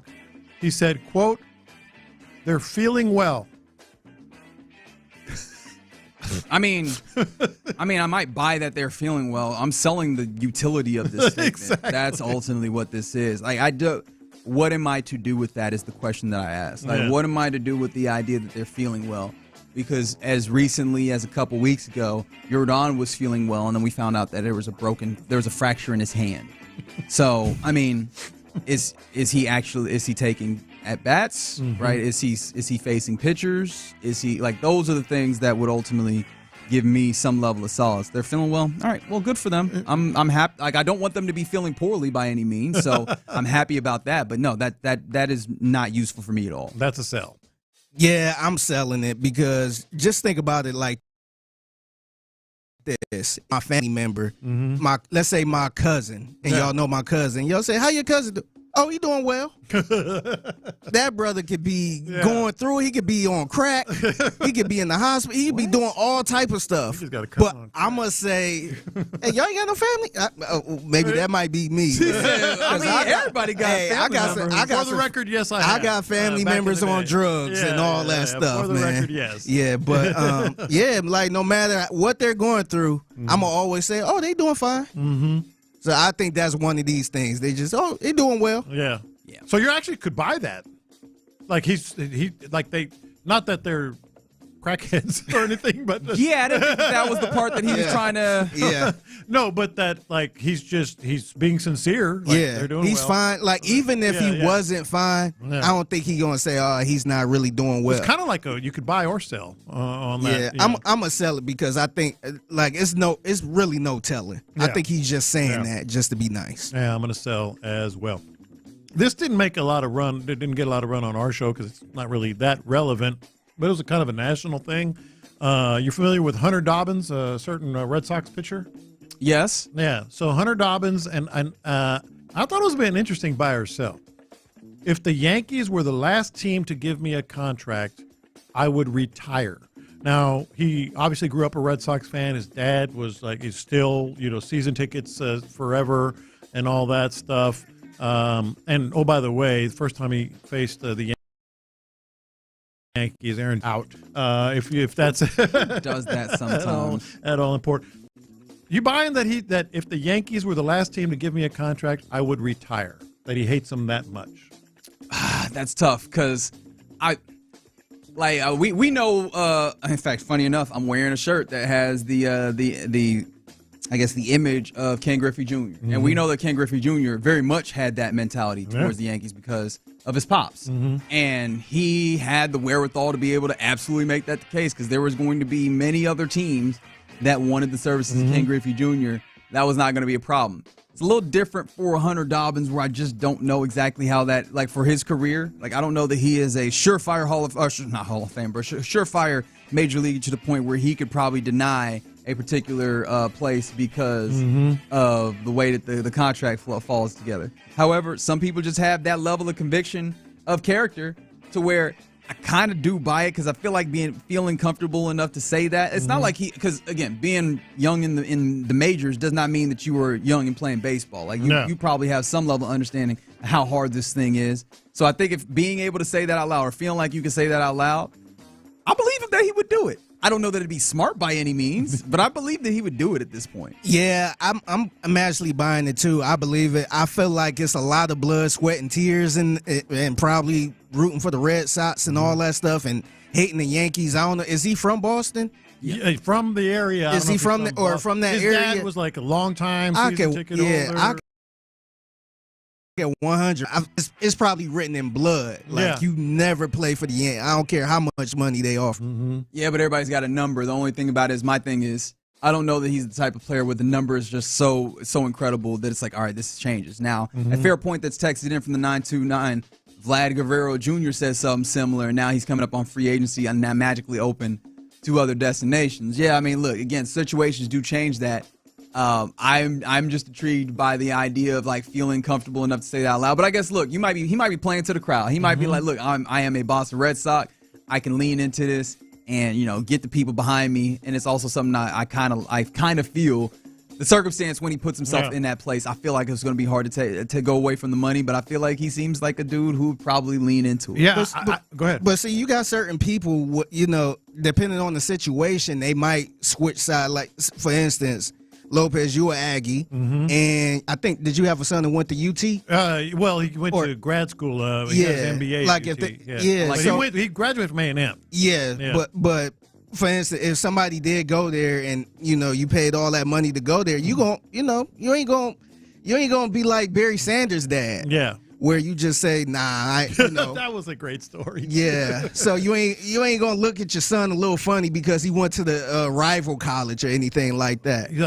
I do buy it as well, and I don't think he's playing to the crowd because, like I said, it's in his blood from day one. Born to be a Red Sox fan, so I'm buying it. But I think even some of his closest family member to talk out of it. Hey, are you sure? Hey, listen, that's a lot of money the Yankees are putting out there. So we'll see.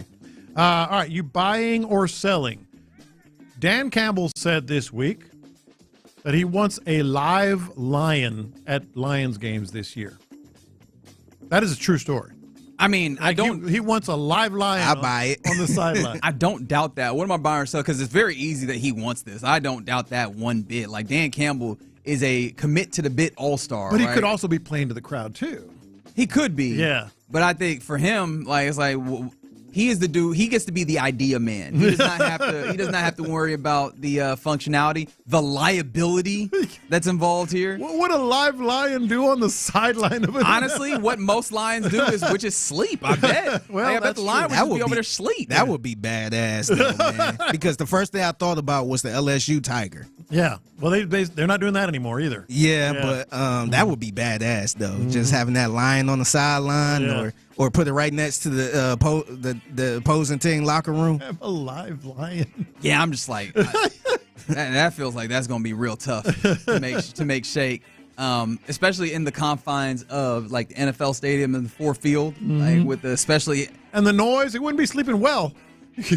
Yeah, that feels like that'd be real. It would have happened by now. It would have happened at some point if it was able to happen. I think the NFL has frowned upon it for obvious reasons. Yeah, I was like, I was. That's literally what I was thinking. Is well, in a very stupid way, I was like, is the lion also going to have to enter field access for the lion? I think you pretty much know it's a real lion. You can just come on through. You don't have to go through the metal detector.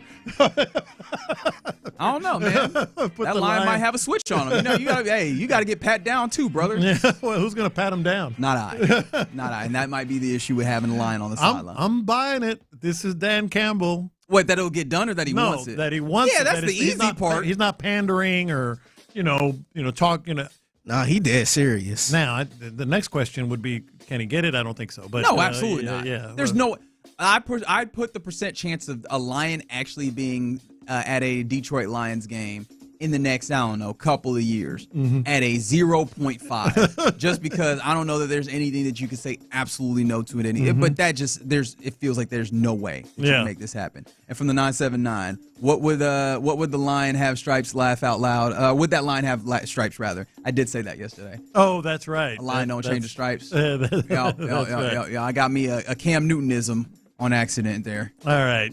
You buying or selling? Adam Silver, NBA commissioner, talking about NBA ratings, said, quote, It seems a little unusual how much discussion there is around ratings in this league. Finds it a little unusual, huh?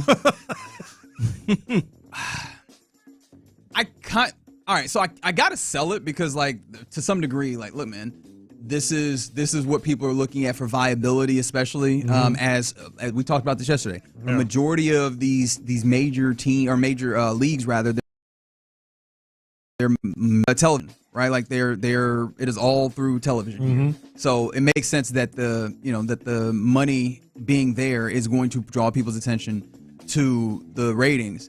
I will also say, though, there is a weird aspect of it, especially from like, supposed partners and things of that nature. Yeah. And the ways that they talk about the league, obviously on the rating side, but then also just in general. Like earlier today, apparently Stephen A. Smith is getting into a little war of wars with Tyrese Halliburton. Like, why are you doing this? Silly. Like, what do you gain from this? Like, and I'm trying to think who would be the NFL equivalent. Because the NFL doesn't necessarily have a similar, like, singular kind of face, I guess talking wise, but like that, you mean? Yeah, like Stephen A. Smith particularly. It's soon going to be him. Oh, well, they've changed it. They're going to put him all over the place. Not in no real way. Well, is it real this way? You know what I mean? Not in no real way. But yeah, man, like they do just the way that they handle and talk about the league. There's a lot of people that talk about the league that in a weird way that does not serve to build it up. But nah, man, you can't be. Especially because, as you mentioned, when the ratings are good, we hear about it, right? Yeah. It is the defense that the league will throw up there for why things are going well. So when ratings kind of take dips or what have you, you can't be surprised that we're going to talk about it. Yeah, I'm selling it too. I'm going to sell it very simply. It's your job. Get ratings, sell contracts. I mean, make more money. All right, you buy a couple, at least one more here for you. Buying or selling. Stephon Diggs, we are familiar with his work on the field and on boats. He was asked about the pink stuff. Quote, the internal.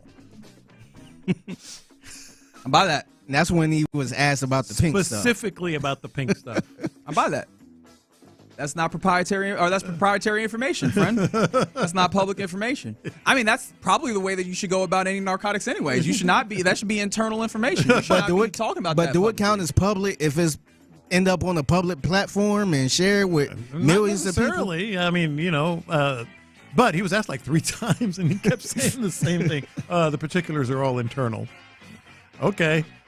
Yeah, man. But yeah, I think more than just like the potential of narcotics as well. It's just like, I'm not going to talk about this. That's how the Patriots basically sidestep a lot of stuff. Was just, hey man, deny. We're going to go ahead and get real. And of course, you know what I mean when I say that. Just like, hey, we're going to clam up. And after a while, you're just not going to have much that you can deal with. It is an absolute nuisance to like the local media or what have you. But I mean, in certain ways, if you are willing to be diligent with it, it can be some level of successful as a tactic. So what's the buy or sell with this? Well, just he said, quote, the particulars are all internal. I guess the buy or sell is do you buy just him saying that, as a defense of what the pink stuff is? Yeah, I'm buying that because honestly, what do you want him to say? Do you want him to explain what the drug is? Yeah. Like, are we talking about? Well, but you shouldn't expect it. I know, but are we going into detail? Like, just imagine him saying, well, the pink stuff is pretty much cocaine and a little bit of ecstasy and some LSD and all that stuff wrapped in a little powder. Yeah. You got Is he supposed to? That's what I'm saying. So I understand him giving that answer. I know you got to ask the question, but I understand him giving that answer. The biggest reason I'm buying this is because that's about as honest as he could be. Because if he did say something, well, the pink stuff was, it'd be some made up, unbelievable, thing. Like if he said it was, I don't know, nail polish, whatever, everybody would be like, oh yeah, sure. That's about as honest as it could be. It's all internal. And it would be a hot mess if he actually explained what it was. Exactly. And what it really was. Yeah. But who's all internal, right? Is it just Vrabel is part of the internal? Do we talk about this in the locker room? Like, how internal is this? That should have been the follow-up question. Yeah. Like, who is privy to this? Are you talking Cardi B internal? Well, that's a great the point. locker room? Oh, that's right. Does Cardi have access to what we talking about here? Is that just that group of women that you happen to be standing with in the video? I would like to know, actually. I would like to know. And wow, yeah, other people coming up with their various home remedy recipes for the pink stuff. All right, wow. you go about that on your lonesome. I don't think I will be joining you in that endeavor. But that's a little buy or sell here on a Thursday in the Loop on Sports Radio 610. Coming up next, let's circle back around to mandatory minicamp yesterday, where J.J. Watt was in tow, and he talked. I kind of wanted to circle back into some of the things that he said about the team, but then also about what's happening with his broadcasting career. We'll do it next. The Sports Radio 610.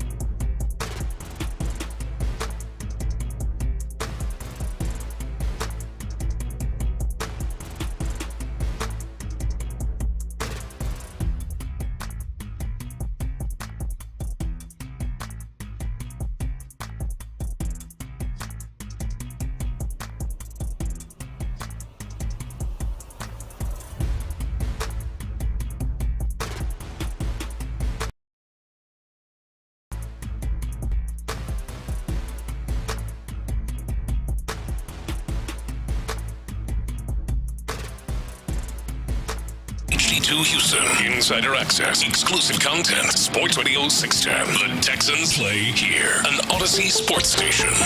Sports Radio 610 presents In the Loop with John Lopez and Reggie Atatula. All right, you're in the loop here on Sports Radio 610. Hope your Thursday's going all right. You got John Lopez. I'm Reginald Atatula, and that's Figgy Fig. You guys got jokes, man. That internal information. People said it's Pusha T internal information. People are talking about what it is instead of possibly cocaine. People said, nah, it's probably just Pop Rocks. You know what I mean? Or fun sugar. dip. Pop Rocks is a good just call. flavored sugar. That's Epsom good. salt. You know what I mean? Yeah. Maybe it's just some other PEDs that's not, Or Kool-Aid. It could be the powder Kool-Aid. They just got it in the We used to bag. walk around with that at school. With the old pink Kool-Aid? Yeah. Yeah. Pink Kool-Aid. Probably like strawberry, some type of strawberry lemonade Kool-Aid or something. There wasn't a pink, was there? There was red. There might be. But if you mix it together with sugar and all that stuff, it's kind of pink. Okay, all right. I see what you're going for there. All right. I don't know. I don't have a transition. I was going to, and I was like, that would be really, really bad. But let's jump back to day 2 of mandatory minicamp, which was yesterday. Obviously, now the Texans are in a little bit of recess until training camp starts up in, 4 or 5 weeks, something like that. 39 days now. Oh, okay, there you go. I didn't realize you were keeping an active counter. Well, that's because of Nick Caserio. J.J. Watt graced the practice field yesterday and got a feel for some things.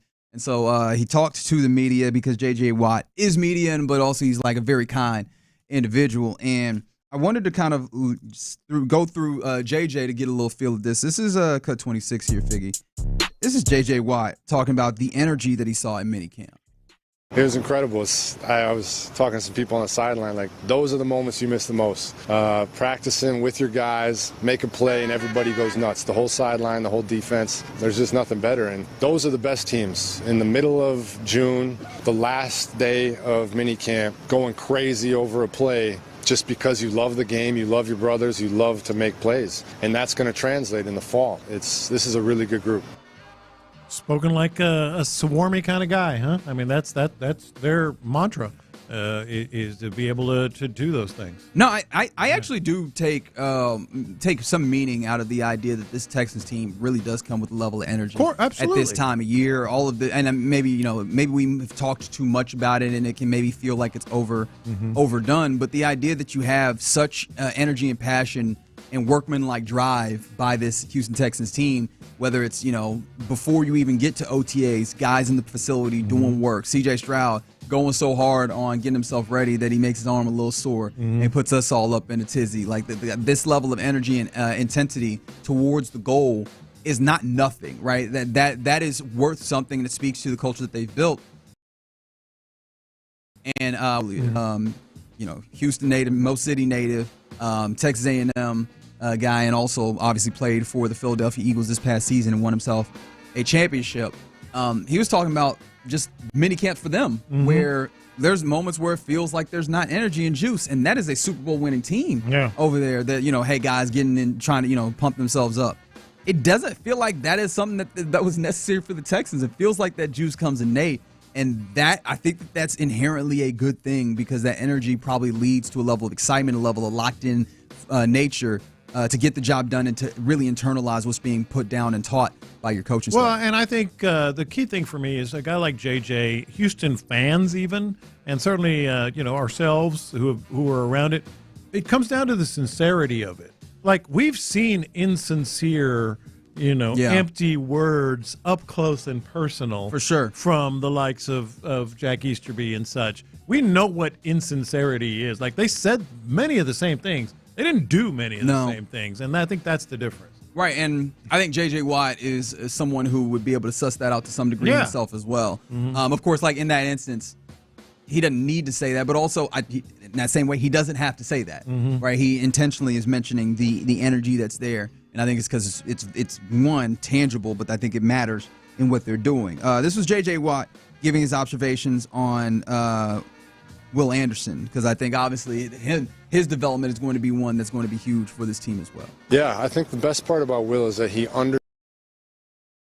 understands, do everything possible to achieve it. And not everybody has both of those things together. Some people don't understand how great they could be, and other people aren't willing to work hard enough to accomplish it. Will has both. And it's been really fun to watch him grow and progress because he is willing to put in all that work and he is willing to make the sacrifices, and he's reaping the rewards because of it. And it also is really nice when you put Daniil Hunter on the other side because, man, what a combo.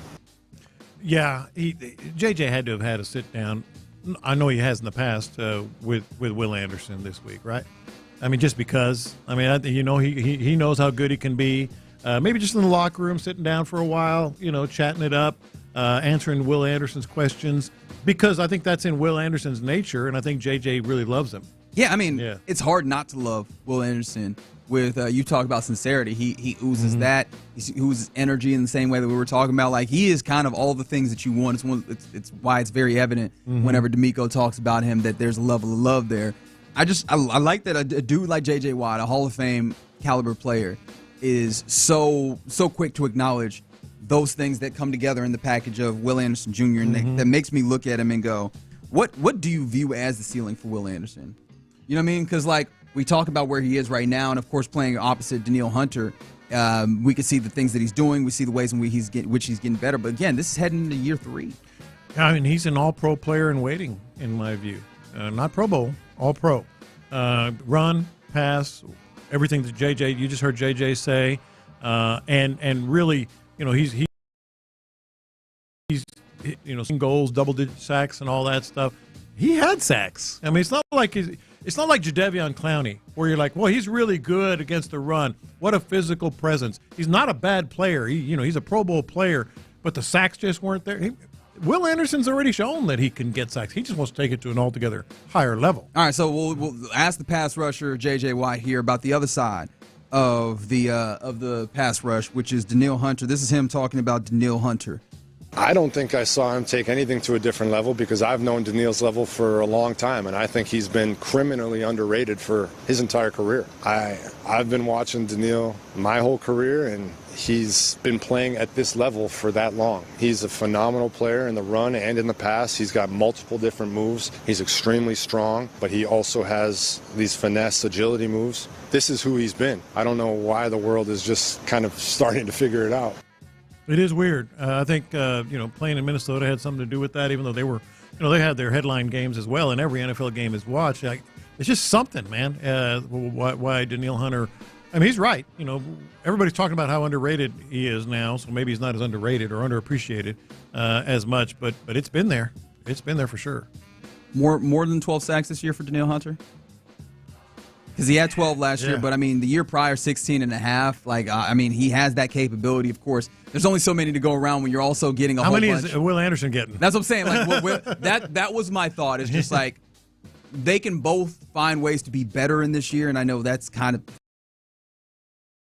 incredible. Daniil Hunter as a pass rusher that, JJ's right, has constantly been really, really good.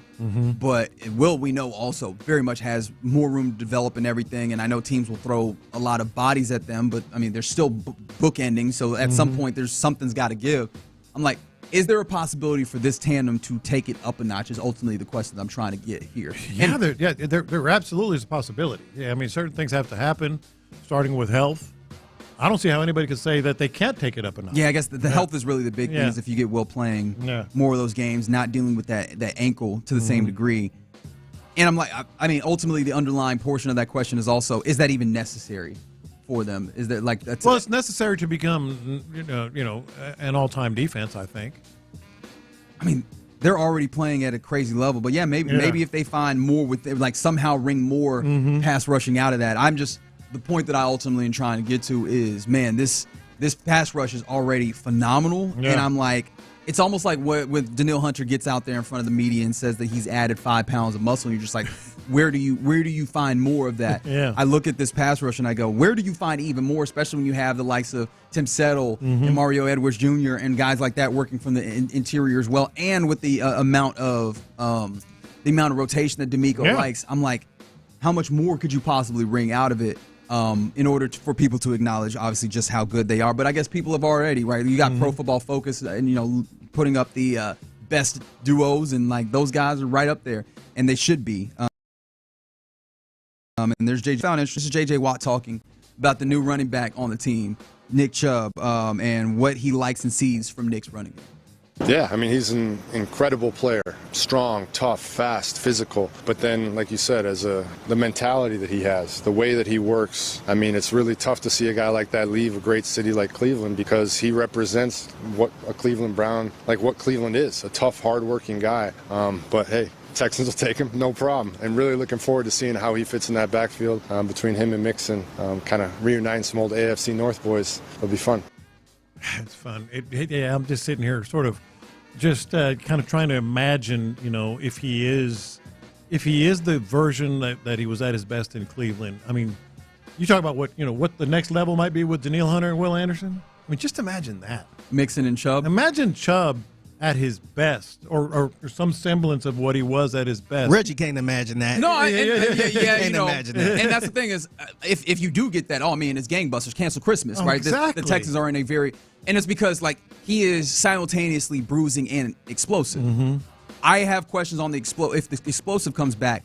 I don't think I can brush off the idea of being bruising though, right? Mm-hmm. That's where you get that's where the strength and the ability to squat, seemingly 1,700 pounds comes in. That is where the vision and the knowledge of where to break off a route, where to put your foot in the ground, when to be patient, when to be aggressive, that Nick Chubb has demonstrated in spades. Those things don't go away with a catastrophic knee injury, right? Those are where your ability to know when to cut, where to cut, how to attack a gap. None of those are stored in the knee, right? So I think that those things still exist for him, and I'm excited to see what that is, especially with the number that you have. But obviously, you want to make sure that you keep your expectation. I think I'm tempering my expectations. Oh no, I keep trying to. I keep trying to as well because it. I say age. I think he's 30, 31. What is he? But he's not like 29. 29. He's not super old, and we know that can happen now. I keep trying to temper him. But, I keep going back also to even Nick Chubb himself said, he feels like he's just getting started, now. The 2 years removed from I think I feel more comfortable knowing how much they got him for. Yeah. It wasn't like you got this big old running back contract or you had to give up something to go get him. This is literally a kick of the tires. Yeah. Yeah, and I think you have a good shot here. With the idea of that kick of the tires, because even still with coming off of the knee injury that we were talking about from 2023, he was okay last year in the games that he played. Like I mentioned, 3.3 yards per carry, and unfortunately not very positive EPA added, if that's worth anything to you. The foot injury, I don't think is one of those things that I really I really don't either. It's the knee. And I keep going back to that, and we've seen it. It's not the year after; it's the year after the year after. Yeah, and that's the thing. The thing to try and lean on. That under to the lightning, I guess, is what we would call Joe Mixon. Even though he's not light either with this. But I do like that thought. I just want to see what it looks like. But I think, and I think that JJ probably is acknowledging that to some degree by starting with talking about the history of what Nick Chubb was with the Browns. But then if if that keeps popping up is if you get some version of that Nick Chubb, it's going to be really, really fun. And from the 713, you'll need him for the Ravens and the Chiefs. Yeah, possibly. I think more than anything, what would be more important is making sure that you open up holes, which then that comes again to the offense. You want to keep Mixon fresh too, man. Yeah. No, that'll be important because also he dealt with the injury as well, right? Not obviously of the same significance, but you keep both of them healthy, or you keep at least Joe Mixon healthy through utilizing the depth there. That's something that would be a win in and of itself as well. All right, you're in the loop right here on Sports Radio 610. Coming up next, typically the time where we hand things off to Figgy Fig for the mixtape. Figgy, what you got for us? Yeah, so Pablo Torre got his hands on something so rare, and it was so rare that it was wiped off the face of the internet. Wow. So I kind of want to see how y'all feel about this. Plus, what is a superstar? 713-572-4660. What's your definition of a superstar? Because Magic Johnson pretty much said what a superstar is. Oh, okay. And I want to see how y'all feel about it. All right, let's do that next. Right now, our guy Clint is a big fan of the Nick Chubb signing for the Texans. I love the organization making this kind of statement of we're trying to get to a place where we've never been before. And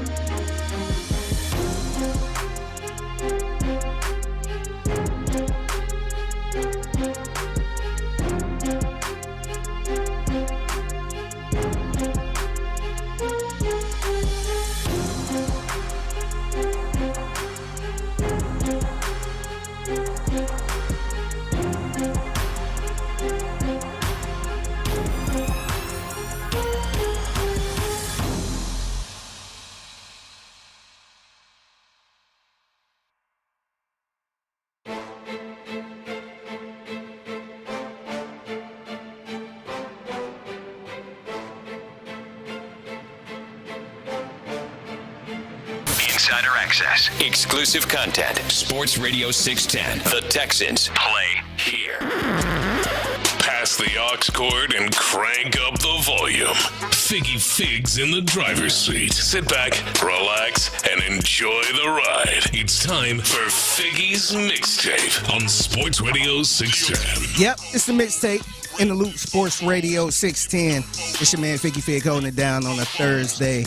Happy Thursday to everyone out there. And in honor of Brian Wilson, who is the singer, songwriter, and founder of the Beach Boys, we got to kick the mixtape off with a little something, man. Let's go. Let's kick it off with a little Beach Boys. So I'm going to play some Beach Boys throughout the whole mixtape. Let's go. Was this your era, or were you a little too young? A little before mine. I was like a kid. Yeah. Really? Okay. But of course they're timeless. Yeah, of course. So. No, I was wondering, was you around in real time? No, the song? Not like that was late '60s, mid '60s, late '60s, and I was like 5, okay, or whatever. Okay, yeah. Rest in peace to Brian Wilson. The founder of the Beach Boys, singer, songwriter, and all that good stuff. As I continue on the mixtape, so Pablo Torre, he actually got his hands on something so rare, and I didn't even know this was a thing. Mm-hmm. So Sam Presti, who was the GM for the OKC Thunder, probably a little busy right about now, trying to figure out how they're going to beat the Yesers. And apparently, Sam Presti has a jazz album out. Did you know this? Presti has a jazz album? He has a jazz album. Apparently, it came out, or he released it back in the 90s. And it is scrubbed from the earth. Yeah. It is gone. You can't find it on the internet anywhere. But somehow, Pablo Torre, who actually been on a little run right now, discovering some things. Yeah, he has. He apparently has the physical copy of this album. Oh, let's hear it. So here's Pablo Torre on his, I want to say this is a podcast, it's a show. Pablo Torre finds out. Yeah, so he finds this out. This is him talking about the whole Sam Presti. He's opened the package in front of you. It is a CD cover. It says Sam Presti. The title of the album is Milk Money. There's a picture of what appears to be a young Sam Presti in shorts of the time. This feels very much, I would say, mid-90s, where the shorts are going way past the knee, because that was a time in life where men felt they had to cover up their knees. Of that time, it turns out, is Sam Presti.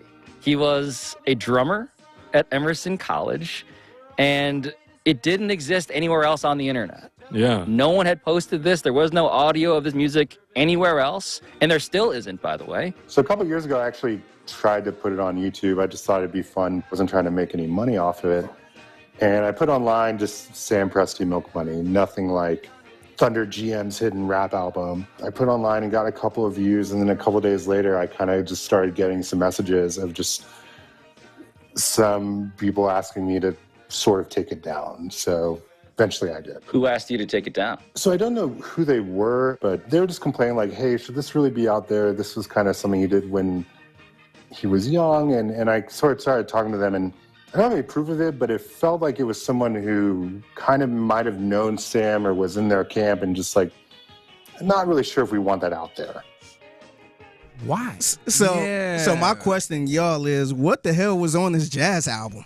I don't think that they're. I can't imagine what you have on a that's so embarrassing. Besides just this was a thing bad that I music did or something like that. When I was young, or like even it don't even have to be bad. Just something that you don't feel great about. The thing that I find interesting about it, because I've been thinking about it a lot about this lately, is I don't think that kids nowadays are going to be able to even afford that level of shame here in the next decade or two. Like the idea that, oh man, I did this thing when I was younger, and he's talking about younger, probably what, like late teens, maybe early 20s, maybe. Ain't nothing that you did in your late teens and early 20s if you were born after the year like 2000 that you can even like. It's just on the internet somewhere that lives forever. So I do appreciate though that he might be one of the last few people that could kind of afford to try and kind of scrub something from our memory from his youth. I thought you could scrub. If you have enough money, you could scrub stuff. You can't. He did, though. But they actually. No, I'm saying now. Now, buddy, I feel like it's really hard, and maybe you can scrub. I mean, you need enough money. Yeah, you got to jump on it early. I can't imagine Unless how easy somebody it is saves it to their hard drive. Yeah. And No, if it's something that just went viral and just all over the place, there's no way you could just get rid of it. I guess. But to the first point, was he didn't want to be embarrassed? Is that what it was? I'm not sure, man. Because I didn't even know he was into that type of stuff. Yeah. Also, like, who cares that much, Exactly. right? No, because again, like, or is somebody gonna make fun of him for the drumming on the like? Wow, this is really whack. Okay. Yeah. Yeah, like the way they were talking about it, you would have thought he was saying something wild. Maybe trying to people are gonna point and laugh or make fun of me or whatever, you know. Yeah. Who cares? Not a real musician. You know that too, yeah. Now, if this album if you was to get this album, Reggie is our jazz correspondent on the show. All right. Would you give it a shot? Oh, yeah, 100% I'd give it a listen. How do you think this album sounds? Just judgment. Man, judging off of Sam Presti. Sam Presti himself? Yeah. Well, I mean, I imagine it sounds like a bargain. That's one thing that Sam Presti like. No, I mean, do you take him as a jazz guy? I mean, that's kind of weird to say because anybody could be a jazz guy. Right. But if you was talking to him personally, would you take him like, oh, I didn't know you was into jazz? Or, yeah, I could see you being a jazz guy. Yeah. I could see him being a jazz guy, like really concerned with kind of the rhyme and the reason of why things come together. Like, I think of jazz school type people, and he feels like he very much could have went to jazz school. Yeah. You know what I mean? Like, you get that. Because my initial thought was, I don't know, but yeah, you're right. Like not the stereotype of the but somebody who went to like, you know, what is the, I was like, where'd he go to Emory? Does Juilliard count? Yeah, but he went to Emory. That's kind of a froofy school. What was that word again? Froofy. Okay, very good. Thank you very much. I appreciate you repeating that for me. It was actually shocking to me that it was a jazz album because if it was like a rock album, alternative or something like That's that. what I would have imagined. I was like, okay. But that right there, I'm like, okay. And also, like, look, man, if you were concerned about people calling you a dork, they already think that, dog. You were the dude on the precipice of, you know what? I'm going to make sure to get draft picks. Yeah. Yep.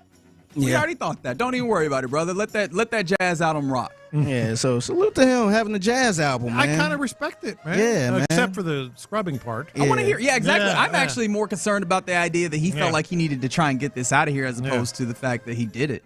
Yeah, because it's funny because the first thing I thought about was Max Kellerman, how he used to be a rapper. Mm-hmm. That's right. And once in a while, his video would pop up. Yeah. And I was just like, man, this was back in it might have been the 80s. Early 90s. Yeah. Is there anyone whose musical past is like funnier or weirder than Greg Olson?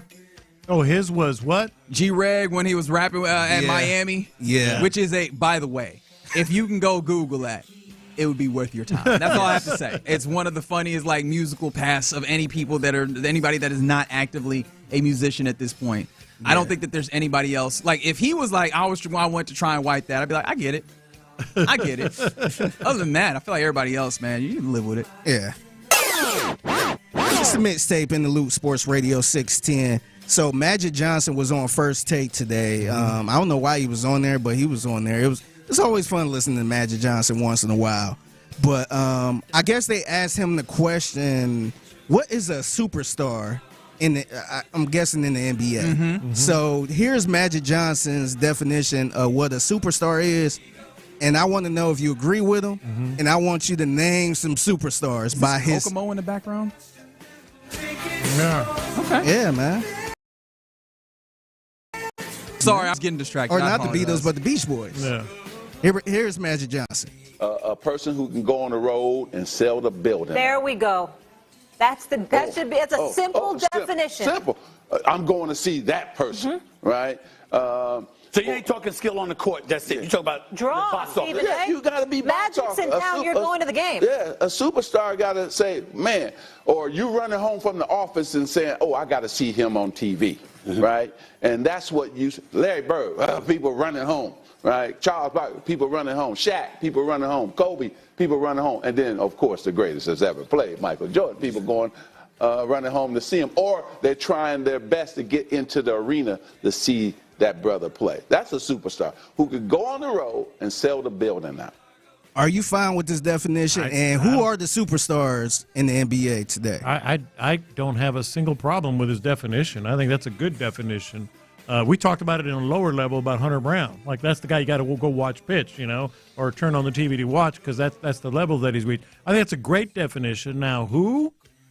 Still LeBron, of course. Yeah, because the reason I asked who is I kind of felt guilty of this too, just seeing people play good. Mm-hmm. And then it's like, that's a superstar just based off the play. I never really considered the whole box office thing I think that's a real good definition. Yeah, I never even considered that. So who is box office, like, who are we going to see to play if they came to Toyota Center?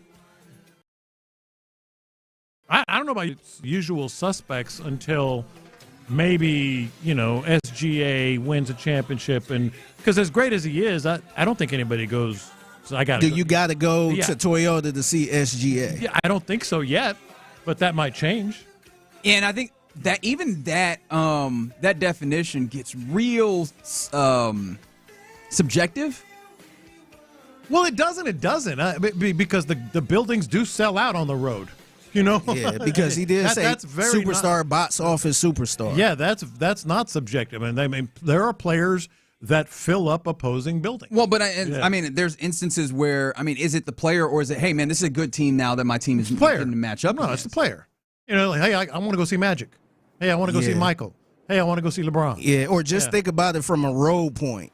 Yeah. Like, if this team is on the road, like, is it selling out? Because to me, I feel like, it might be early to say, but is it fair to say somebody like Caitlin Clark is a? Oh, yes. Well, and that's not subjective either. The road games for them, they sell out and they way more money. Yeah.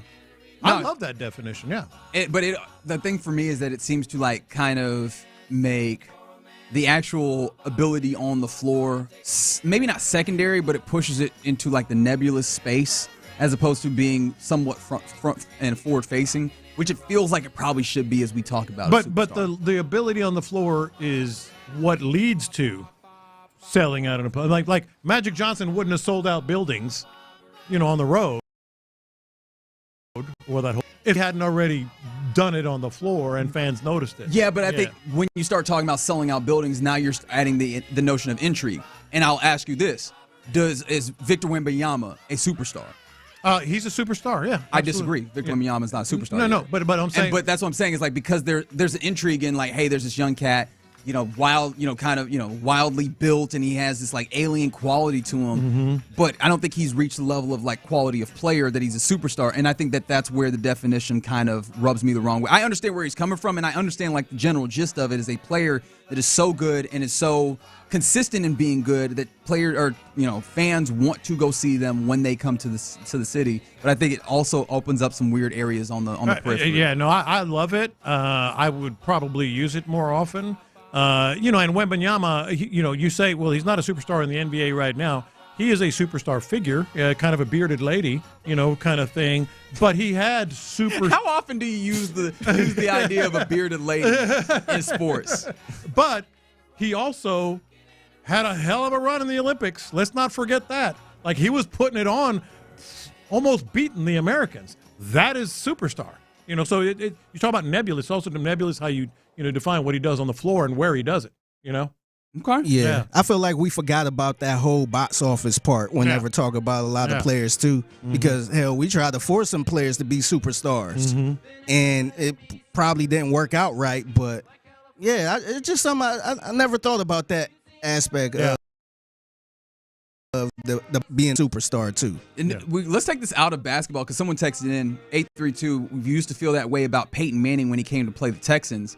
And I think Peyton Manning absolutely would fall in that space. The question I have then, though, is does that really fall anywhere else besides quarterback and maybe running back in certain instances? You can go back. Deion could fill up opposing stadiums. I remember, that was my heyday covering it on a weekly basis. He did that a lot. Bo Jackson did that a lot.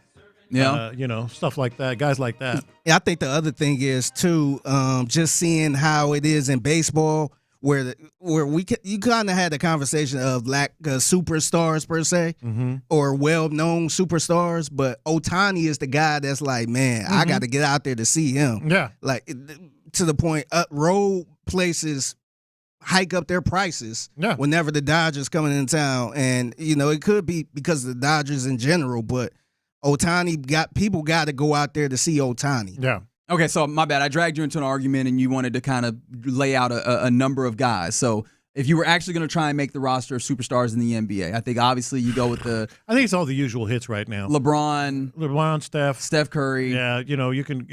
Who else am I missing here? But I don't think SGA is on that list yet. Yeah, that's what I was getting at too, man. Because as much as I like watching them play, I don't know if it's like a box office. Like, I got to get there and see him play. I'm going to throw out some names. You guys tell me yes or no to try and round this out real quick. All right, Joel Embiid. Fig? Nah. All right. How about Kevin Durant at this point? Oh, I should have said You still say yes? Yeah, I would say yes. Yeah. Like, I would like to go see him in person, too, just to, it's kind of like, man, that's Kevin Durant. Wow. Jason Tatum.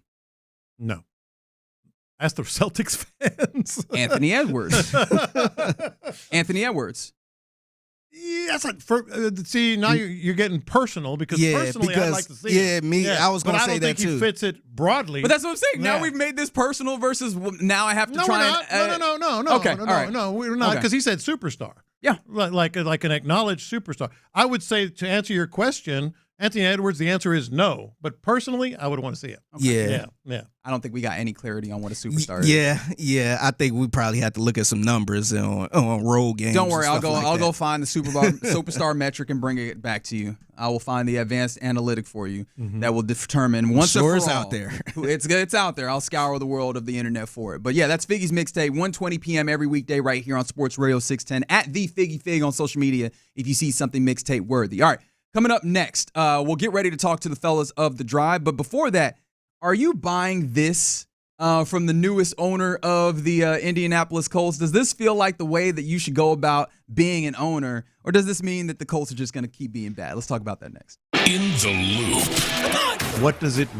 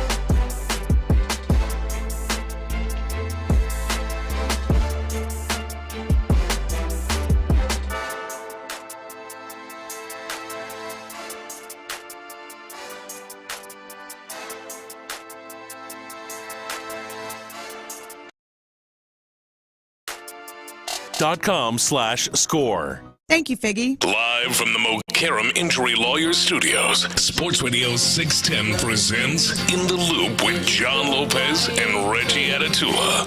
Yeah, appreciate you rocking with us on this Thursday. Getting ready to chat with the fellas of the drive here relatively momentarily. But a little bit of an update on the big news of the day that involves your Texans. Unfortunately, no good news that came down this morning as we found out that veteran safety Jimmy Ward was arrested for felony assault, family violence in Montgomery County up there in Magnolia. And it happened at 5:30 a.m. roughly is when he was arrested. No bail at this time, at least as far as we know. And Aaron Wilson of KPRC2 has added a little bit more information to the situation here as the family assault for family violence is a third-degree felony, apparently. That the charge is, and on my cursory Googling for whatever it is worth, I believe in Texas, third-degree felonies carry a prison sentence of 2 to 10 years plus a potential fine of $10,000. Of course, that is down the road if the charge is ultimately or if he is convicted of that charge. Right now, obviously, you're just in this situation where that is what he is accused of. And then in addition to that, it is impeding breath circulation, which again, strangulation, as we talked about earlier. But apparently the victim, who is indeed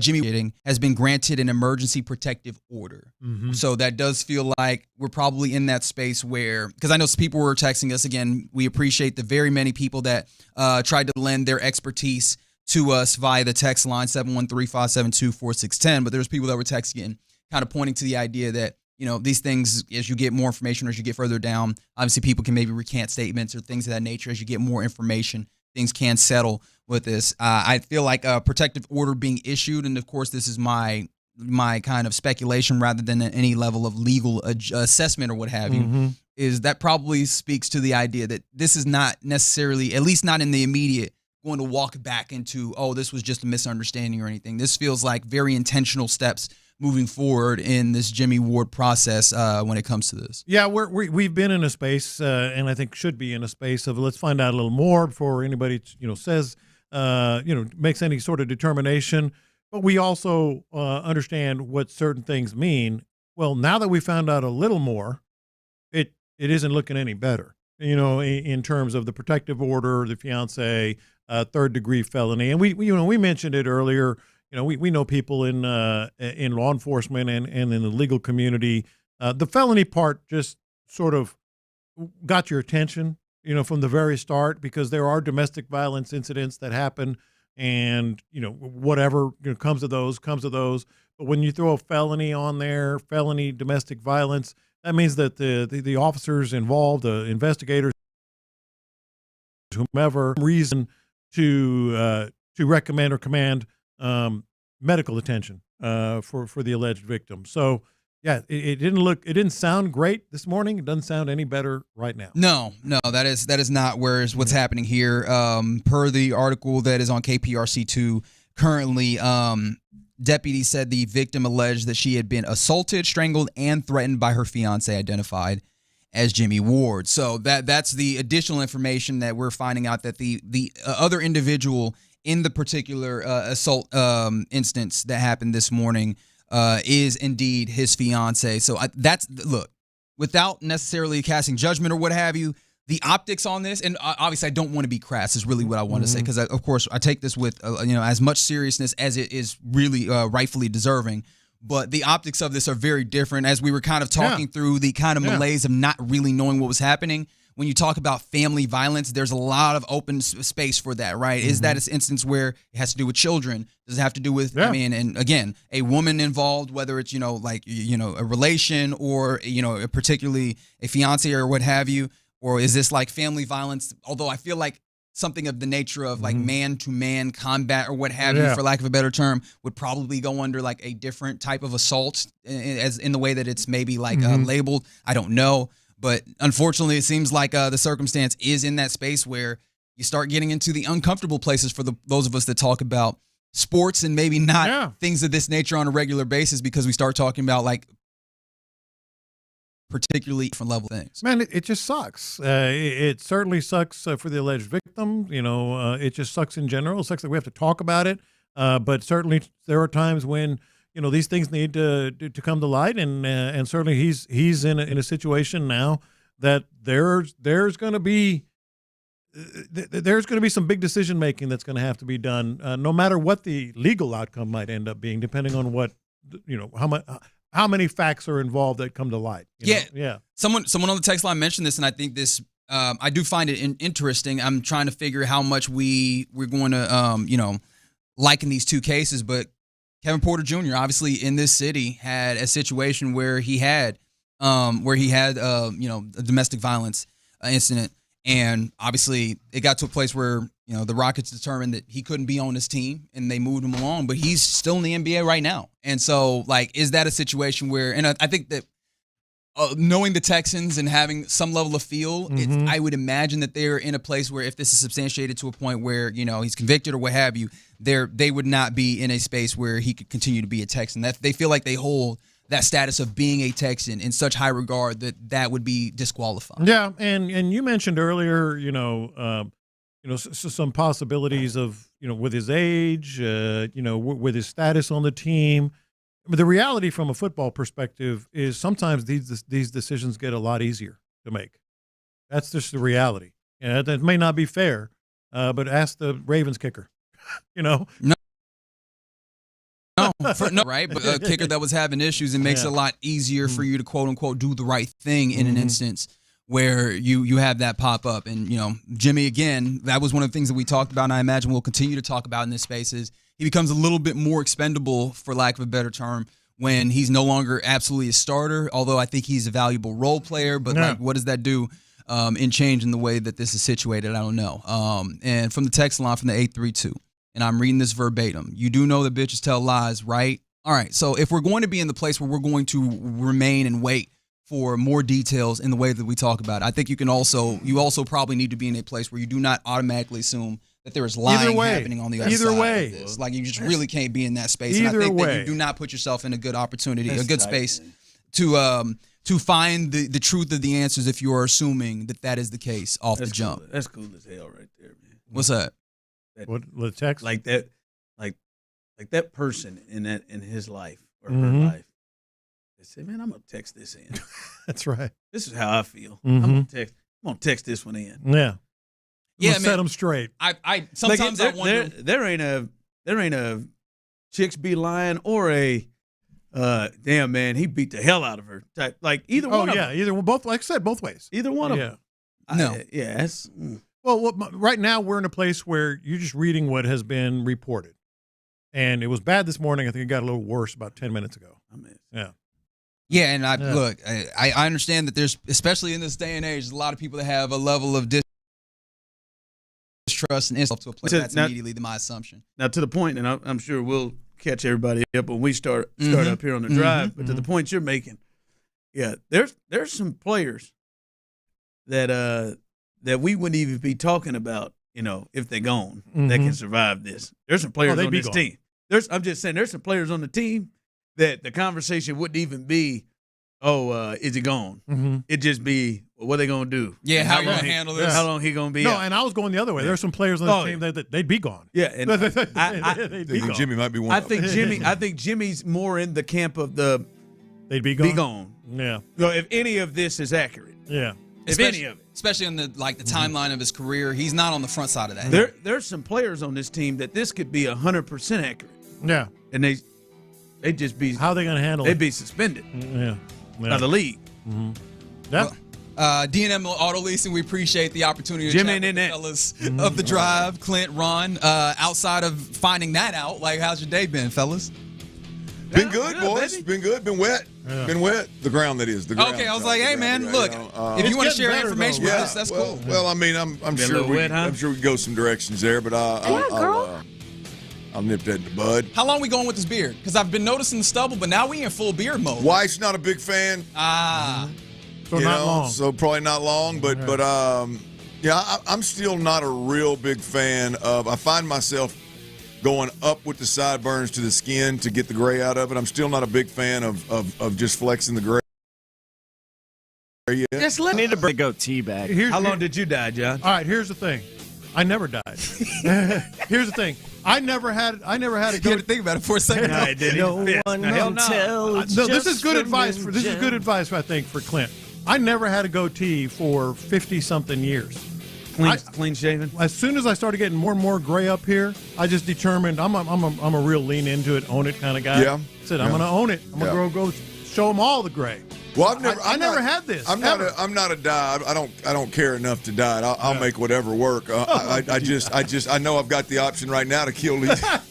I got the option right now to go bald. So it's going to be up by your temples here pretty soon. Well, no, it's just in my sideburns really big. He's going to have sideburns up here on the side of his head. Yeah, no, I'm not going to do that. He said, I got it regardless. I need you to understand. I will go with a high fade, but right now I can go both.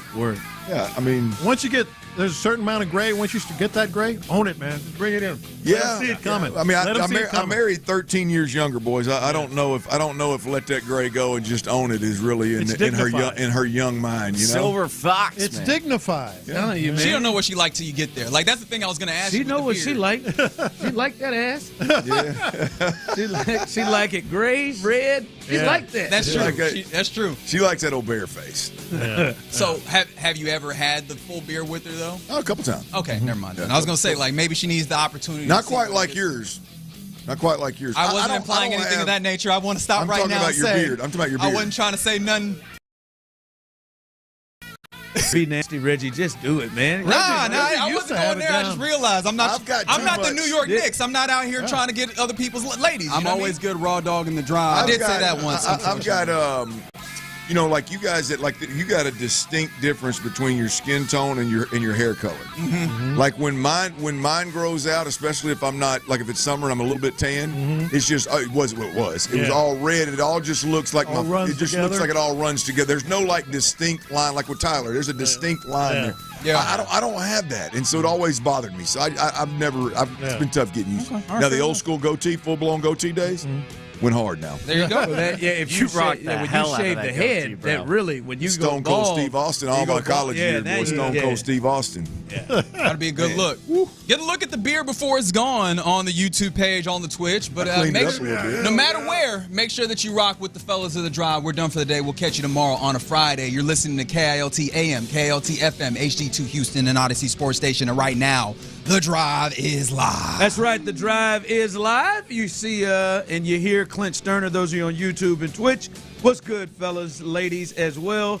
Those of you on the text line and Melissa, we appreciate you joining us. What up, Mel? Mel, the 12th female listener on the drive. That was not me, Melissa. I have not combined Hawk Tua with you. I wasn't saying anything disparaging with the drive. He's that jumping over it, Tyler. You're combining. That's not jumping over. That was just a representation of the ladies that are in the drive family. I just like to give you a little help, Melissa. I'm not trying to get you Hawk Tua. That ain't me. That ain't me. You're reading too much into it. It was nothing. Well, I tell you what, yup. That's the wrong one. I didn't want to be playing with. You're right. I know. Y'all said she's got some muscles, huh? I've got to put the shovel down. I continue to dig. I got a little shovel. Yeah. Tyler's got a real great big one. Yeah, I mean, there's ding-a-ling in there. There's some attitude there. There's a lack of give a rip. I can tell. Oh, man, this U.S. Open, man. Look at this rough. I can't even see his shoes. Yeah, it's just in here. It's in there crazy. It looks like when Tyler plays typically. Like you would know. Scary. Like any of us would know. None of you all play. We don't know. Damn it. All right. I do want to open up the news of the day. I was riding around, dropping the kids off at camp, and I was listening to Payne and Pendergast, and they came through with breaking news, Houston Texans news, and Sean Pendergast. And you know what? I take from him. I like when he does that. He really sets you up. Sean said, there's some Texans news, and it ain't good news. And you got to be really prepared for it. So he comes through and he said Texans veteran safety Jimmy Ward arrested for felony and domestic violence charges in Montgomery County.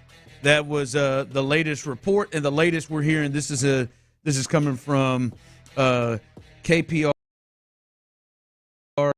too, with the latest report saying Houston Texans veteran safety Jimmy Ward was arrested and charged with felony assault and family violence charges stemming from an altercation at his home in Magnolia. According to law enforcement officials, the 33-year-old NFL star was arrested roughly at 5:30 a.m. and he remains in jail without bail at this time. Going on to say from law enforcement, Ward was transported to Montgomery County Sheriff's Office jail and booked on charges of assault and family violence, impeding breath and circulation, a third-degree felony under Texas law. Deputies said that the victim alleged she had been assaulted, strangled, and threatened by her fiancé, and the fiancé is identified as Jimmy Ward. So that just came out here recently, fellas. That is the absolute latest on the Jimmy Ward situation, and I would just say, Clint, his standing on the team. First off, if this is true at all, shame on him. Some people have their things. That one's a real one. Guys putting their hands on women. That's a real tough one for me, Clint.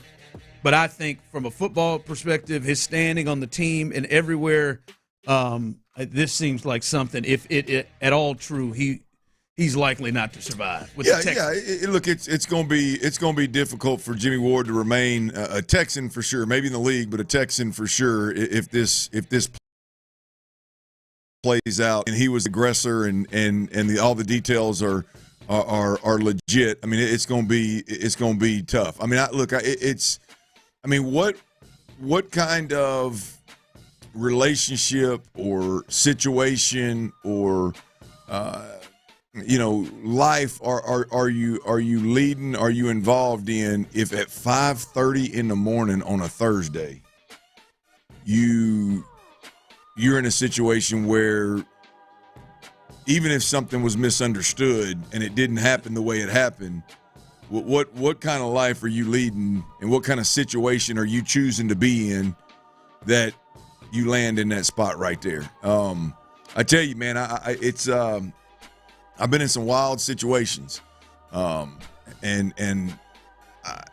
boy, I can fully understand where you realize, hey, I got to get myself up out of here. I can't be around this one no more. Something bad's gonna happen.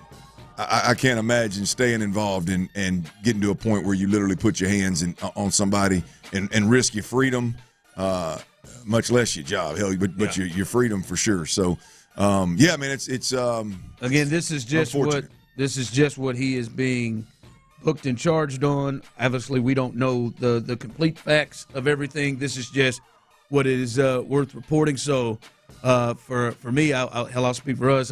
We're not putting any definite on anything, right? And the Texans obviously are aware of the situation, and I'm sure following what. But again, Clint, from the football perspective, I said this in the crosstalk, Clint. There are certain guys that, we see in the league all the time that survive situations unfortunately, because of how good they are, because of how much they mean to certain teams, and they get other chances. And like you said, even if this is, in fact, he's found guilty or true, it would be shocking if he got another opportunity with another team in the league. We've seen that before. But I don't think, Clint, that Jimmy Ward is within the standing with the Houston Texans, that if this stuff is true, he's somebody that survives this and is just suspended by the league and the Texans continue to roll. Well, I mean, you're talking about an aging, injury-prone player that really was brought in because he knew D'Amico's system and was a vocal guy that could help he could help D'Amico Ryans, build the culture and the teach the defense and communicate the defense. And we said this earlier in the year. Earlier in the offseason the further you get away from D'Amico's year one, the less valuable a guy like Jimmy Ward is. And then over that span of time, D'Amico's 2 years here, he stayed injured, so he's less valuable there. Now all of a sudden you got off the field issues of serious nature. I mean, the value is lower and lower and lower with every click of the I mean, it'd be tough to justify keeping this guy. Now, here's the deal. D'Amico Ryans can't make a habit of, or even make it obvious that, hey, man, you just ain't valuable enough to make this to make this squad. But so he's got to handle it with kid gloves. But I don't see how he sticks around. Yeah, right now safeties are Kalen Bullock, C.J. Gardner-Johnson, obviously Jalen Petrie is a mix in that can play. MJ Stewart, who we've been seeing a lot during OTAs and mandatory minicamp, getting a lot of run there in his absence.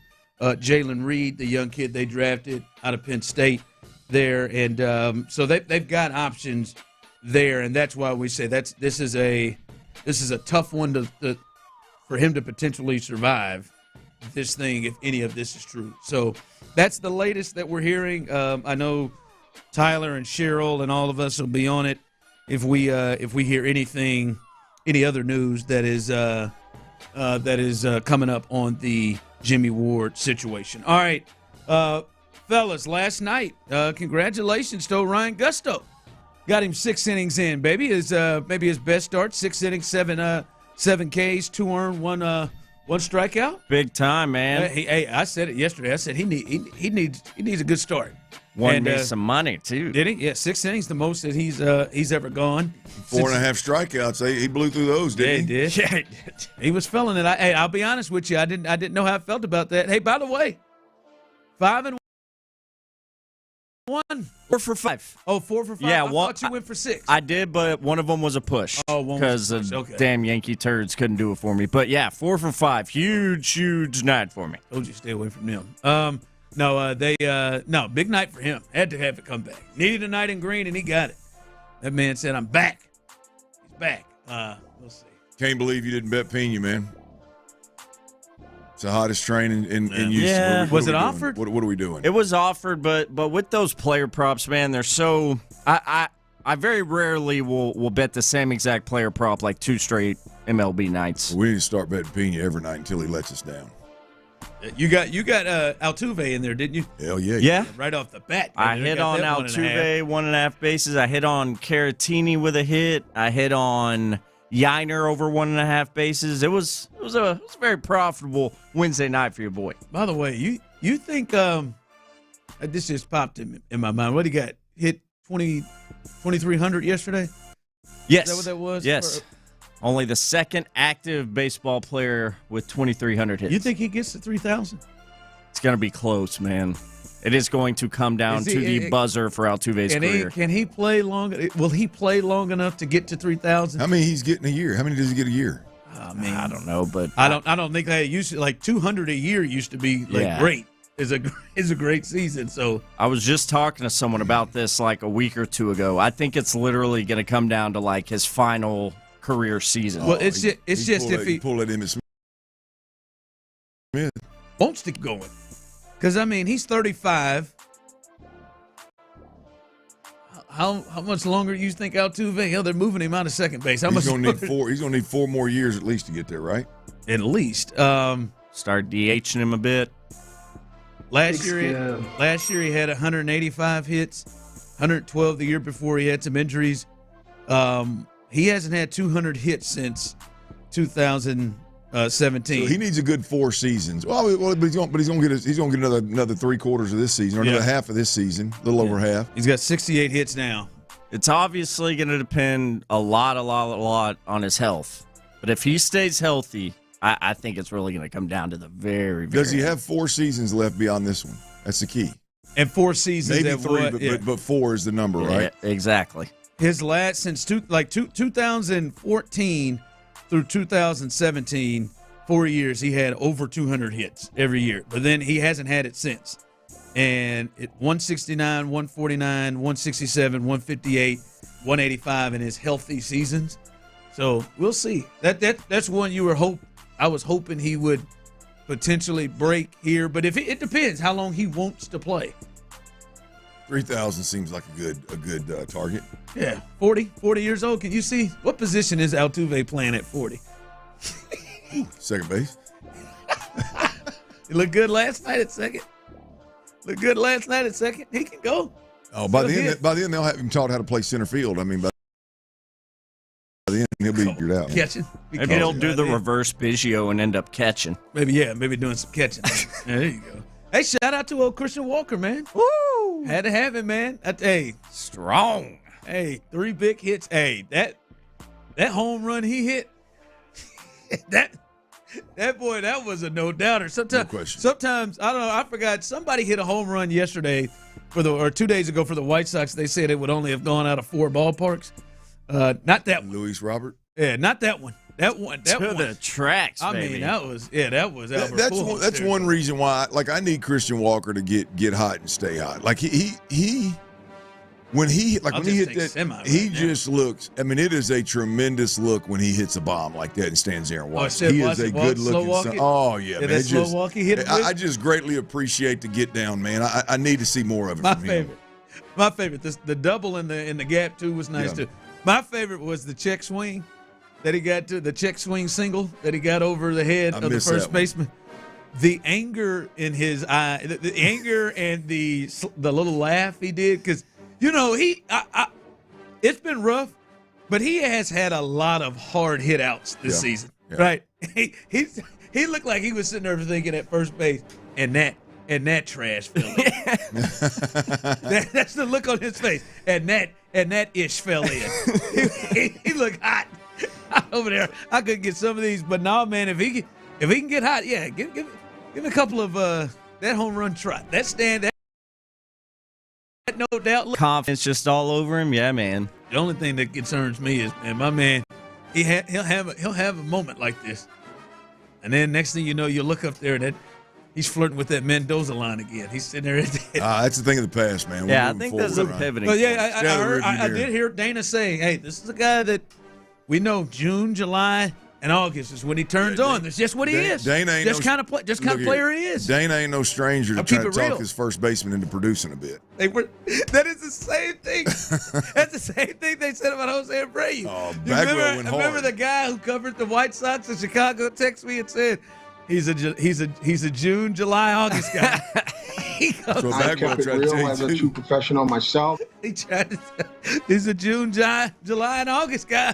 Let it come around now. Let it come on around now. Force is strong, man. Big hump day. I was about to say, why are you playing Star Wars? That's Christian Skywalker. God, I did hear Blum say that. Oh, it's a tremendous nickname, and it works well. It's awesome. I disagree. Well, that's because you do not appreciate the greatness that is Star Wars. That is a great point. I was fixing to say, what's this little smart-ass guy for me? You're right. Tyler's your dead-ass right. It's a good one, especially for when he goes deep and he's hitting it, Skywalker hitting it in the sky. It's a good one there, but it is an easy one. I guess. When you talk, I'm agreeing with your ass. But I think you're missing it. I know the Skywalker part is coming from that stupid movie, but I'm just saying. It's not as successful franchises in cinema history. Sorry, George Lucas, but it is for me a stupid movie. He but sold I think it's fine. You can roll it all. The sky walking. That's what I like it. Sky walking, all of it. I wish I heard Blum's call, because Blum had a rhyme with it. He didn't just say Skywalker. He said something else with it. I missed it. What was it? I was on the treadmill. I almost had one of the moments where I slid off that treadmill. And I hate treadmills. This one I was on, the emergency stop would come on after 20 minutes. Hold on, its own, and it would just stop on me. And I'm going. I believe I'd get off that one. I'd find me a new cardio machine. That can hurt you. And then you got a bad knee anyway. It said press go to restart. I did it. I got back on. It did it to me again. Might be time to retire that machine. I'd stop at 20. I think I'd take it as a sign. Damn, somebody wants me to get off this. I went over there and told him. I said, "Hey, man," y'all might want to check that first treadmill over there, man. Took my ass out. Coming up. Did you wipe it down when you got done? Hell yeah, I did. That's because you're a good person. I've worked out twice in the building this week. I ain't wiped it. Yeah, I watched you. I watched you the other day. You didn't see Sweat one?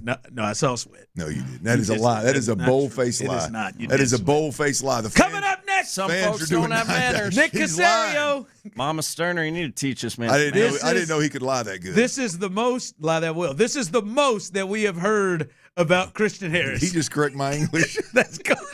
Yes. All right, y'all. Power outages, they can happen, y'all, anytime. Extreme heat, extreme cold. Here's the deal. You got to stay ready so you don't.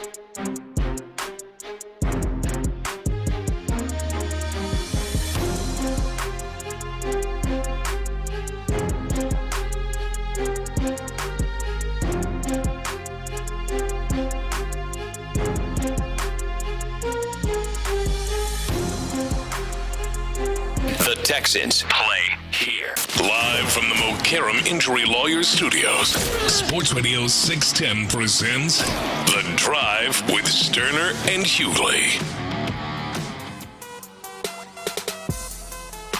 Hey, remember, tomorrow is the last stop. Come hang out with The Drive, our last stop on our 610 Crawfish Circuit. This will be stop 11. It was, is what we had to do. And come on out with us tomorrow as we will be at the Cajun Creighton off Beamer Road. And you know how we do it. If you have not been out, shame on you, but you can come on out for the final one. But if you have, you then know you get a chance to win prizes every single hour. You got a chance to get hooked up with something.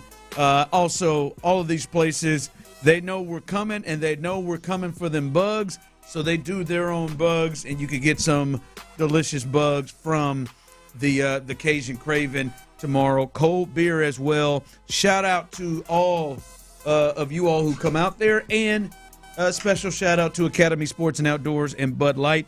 The Bud Light girls, I'm certain, will be out there, and they'll be out there doing their thing as well. And the big thing is, it is the final week. We've been doing it for 11 weeks now. The final week for you to enter for the chance to win the grand prize, which is a $500 gift card to Academy Sports and Outdoors and beer for a year, Budweiser, Bud Light.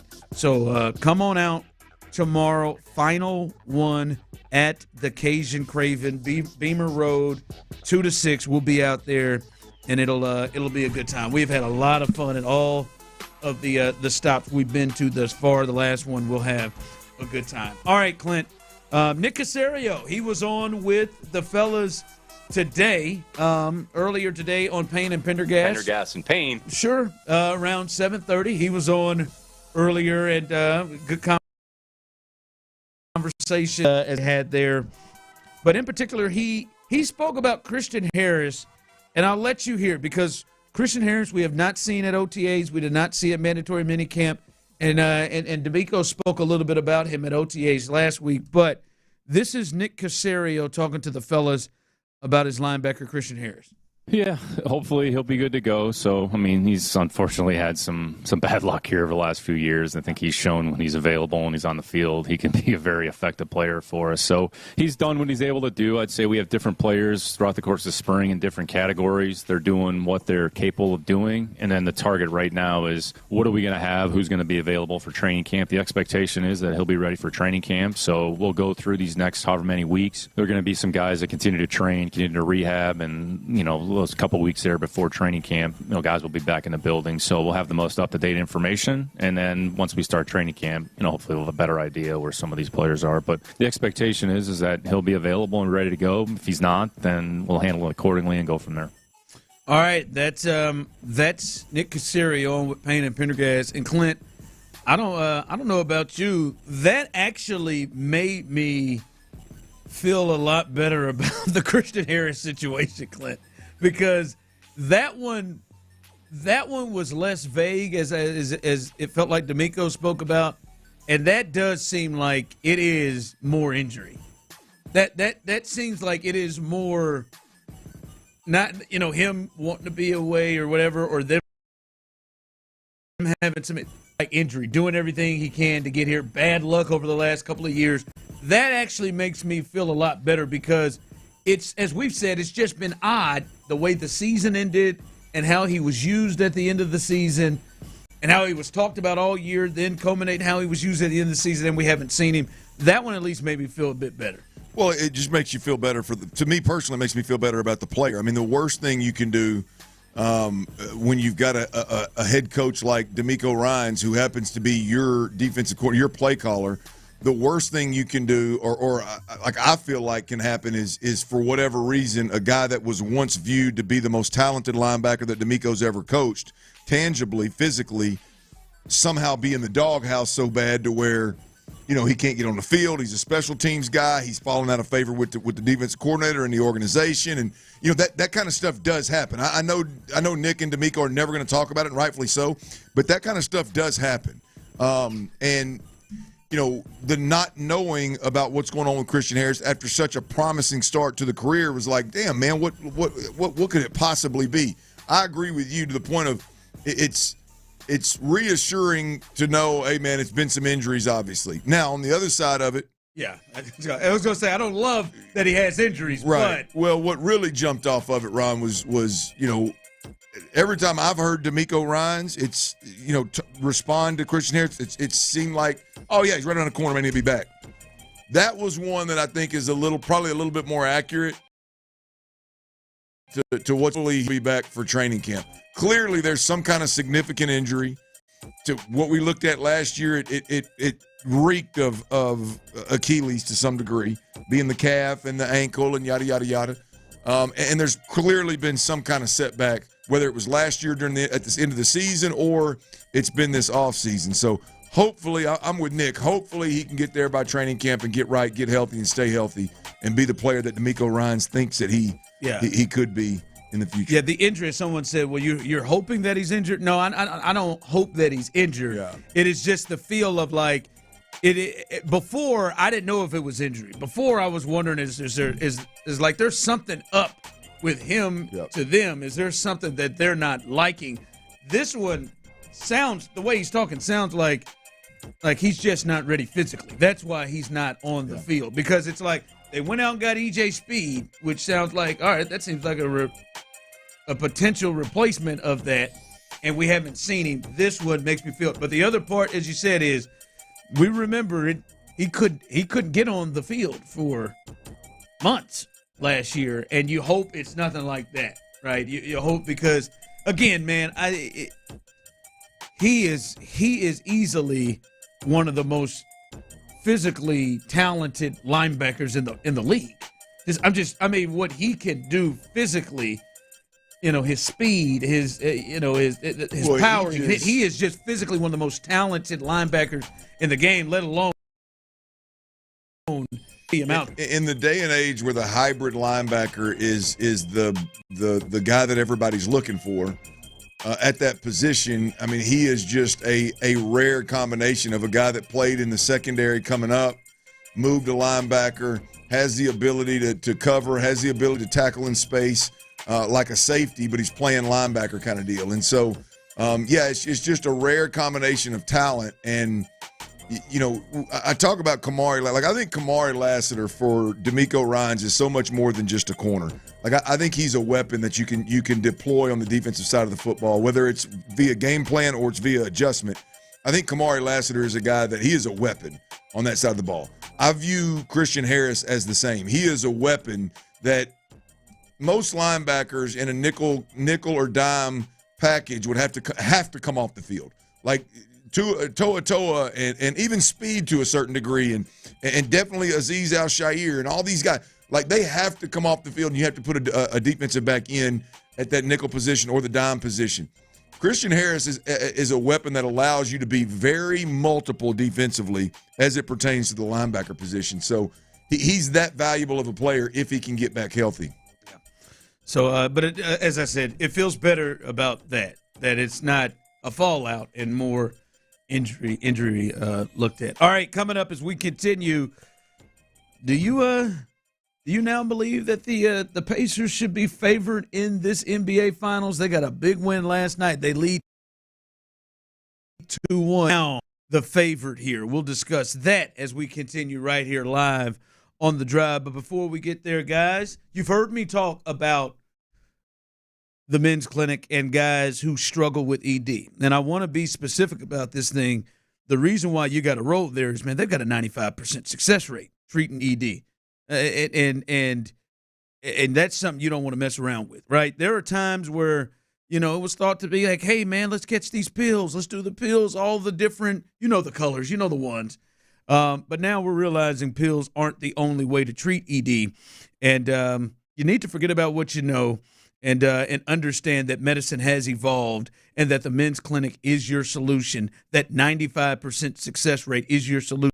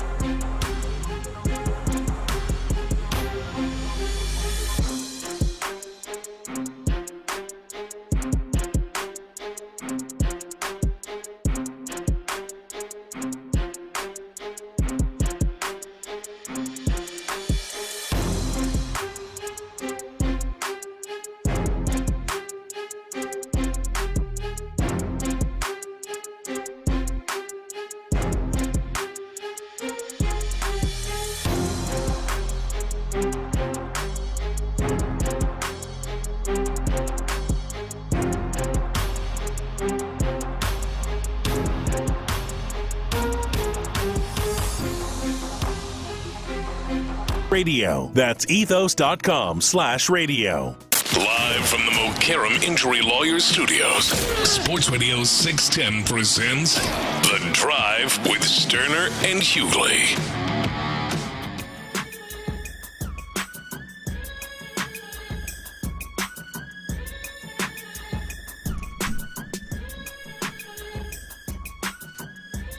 I just never would understand these comments from the text line. I enjoy it. It doesn't hear his physical skill set. He's always hurt. Y'all got to stop riding this man. What does that mean? Like you mean like to stop talking about him? The general manager just spoke on him. That's a wild way to look at it. I mean, there's a time when healthy is one of your 11 starters. Well, look, I mean, clearly, one of your best ones. Clearly, there's some kind of injury that's a huge setback for the guy. And I don't know his. To be honest with you, I don't know his injury history. I think he's been a fairly healthy guy until whatever's going on with his calf and lower leg deal. So I can't just be out on him. I mean, I can't label him an always injured guy at this point in time.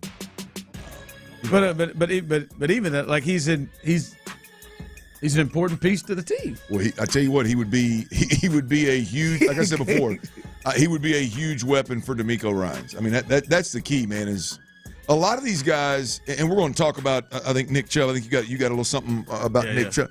Like a lot of them, it's less about. You know what kind of tread does he have left on the tire in Nick Chubb's scenario? And if you're talking about Christian Harris, like what, he's injury prone or he's not. The key is like the if and when they're healthy and available, like they change the dynamic of what you can do on that respective side of the ball. Right? It's not always about this guy is who he was 5 years ago, or this guy is who he was at Alabama. When he is it's not about being better than, he is a different brand of linebacker than anybody we have. That's what, like Kick Rocks just said, where is he starting, even when healthy? Wherever. Whoever are linebackers, if he's healthy, he's the first one off the bench. He's starting in front of Henry Toa. He's starting in front of. If he's healthy, he's starting next to Azeez Al-Shaair, yes. and he is at the very least. Now, assuming he's as good as D'Amico thinks he is, let me preface it by saying, but assuming he's as good as he was the last time we saw him on the field against the Ravens in the playoffs in the second half. But even if he's not, like, just as a Texans fan, even if he's not starting, right, at a position where there's especially at the outside linebacker position, there's heavy rotation. But even if he's not starting, I mean, there is a role in a two-minute defense or a sub-package defense that is a card that D'Amico Ryans can play when whatever plan he rolled out there isn't working efficiently, or you're playing one of these veteran quarterbacks and you can't come out at halftime and play the same way in the second half that you did in the first half because they made their adjustments. Okay, now what can D'Amico do? He can play the Christian Harris card. So even if Christian Harris isn't this every down starter, he is a valuable weapon for D'Amico Ryans. So regardless of how you look at him, like I don't look at him like, boy, he's going to start, he's going to play 90% of the snaps, and he's going to be all pro, and he's going to take this defense to a whole. No, I mean, at the very least, the guy's a weapon that the defense when he'd be, and it changes the game. D'Amico Ryans said, following the season, the first season, when if you go watch the playoff game, he was the best player on the field for the Texans. The playoff game in which they lost to the Ravens. Didn't he get a pick six against the Browns the week before? Wasn't that him? Wasn't that him who got the pick six? That was him, D'Amico. Remember the whole D'Amico, like, said here, stay right here. I'm telling you, it's coming your way. Oh, yeah. Was that him? Yeah, back-to-back games he was. And, I mean, running down, laterally running down Lamar Jackson. Yeah. And then it prompted D'Amico to say this is the best and this is the most talented linebacker I've ever coached. And then told Azeez that, and Azeez was like, man, come on, man. And then he said he went and watched him. He's like, oh, yes. Bad MF. It was the dude they were extremely excited about. He just couldn't get on the field. So I don't know what riding him means, but I mean, he is he is a potential difference maker to me on the defense. You talk about all the different things you could do, the blitzing, all of that stuff. He's a potential difference maker for this team. Anyway, I saw this from some people answering this, but I don't know about you, Clint. Yesterday, watching the finals, we talked about it yesterday, the first two games. I was like, yeah, man, it does feel like it feels like the Pacers are a little bit in trouble. I thought they needed this game much more than the Thunder did because to me, even though they lost game one, have shown to be the better team. Yesterday was the first time, Clint, were all watching. I said, I think the Pacers actually can win this thing. I thought it was. You didn't think so? I didn't think it. Like before, I'm not saying that the Thunder are done. I'm just saying it's the first time I've watched this series and thought, I think the Pacers can win. They're to me clearly wearing them down, and now the games are about to go every other day and not multiple breaks in between.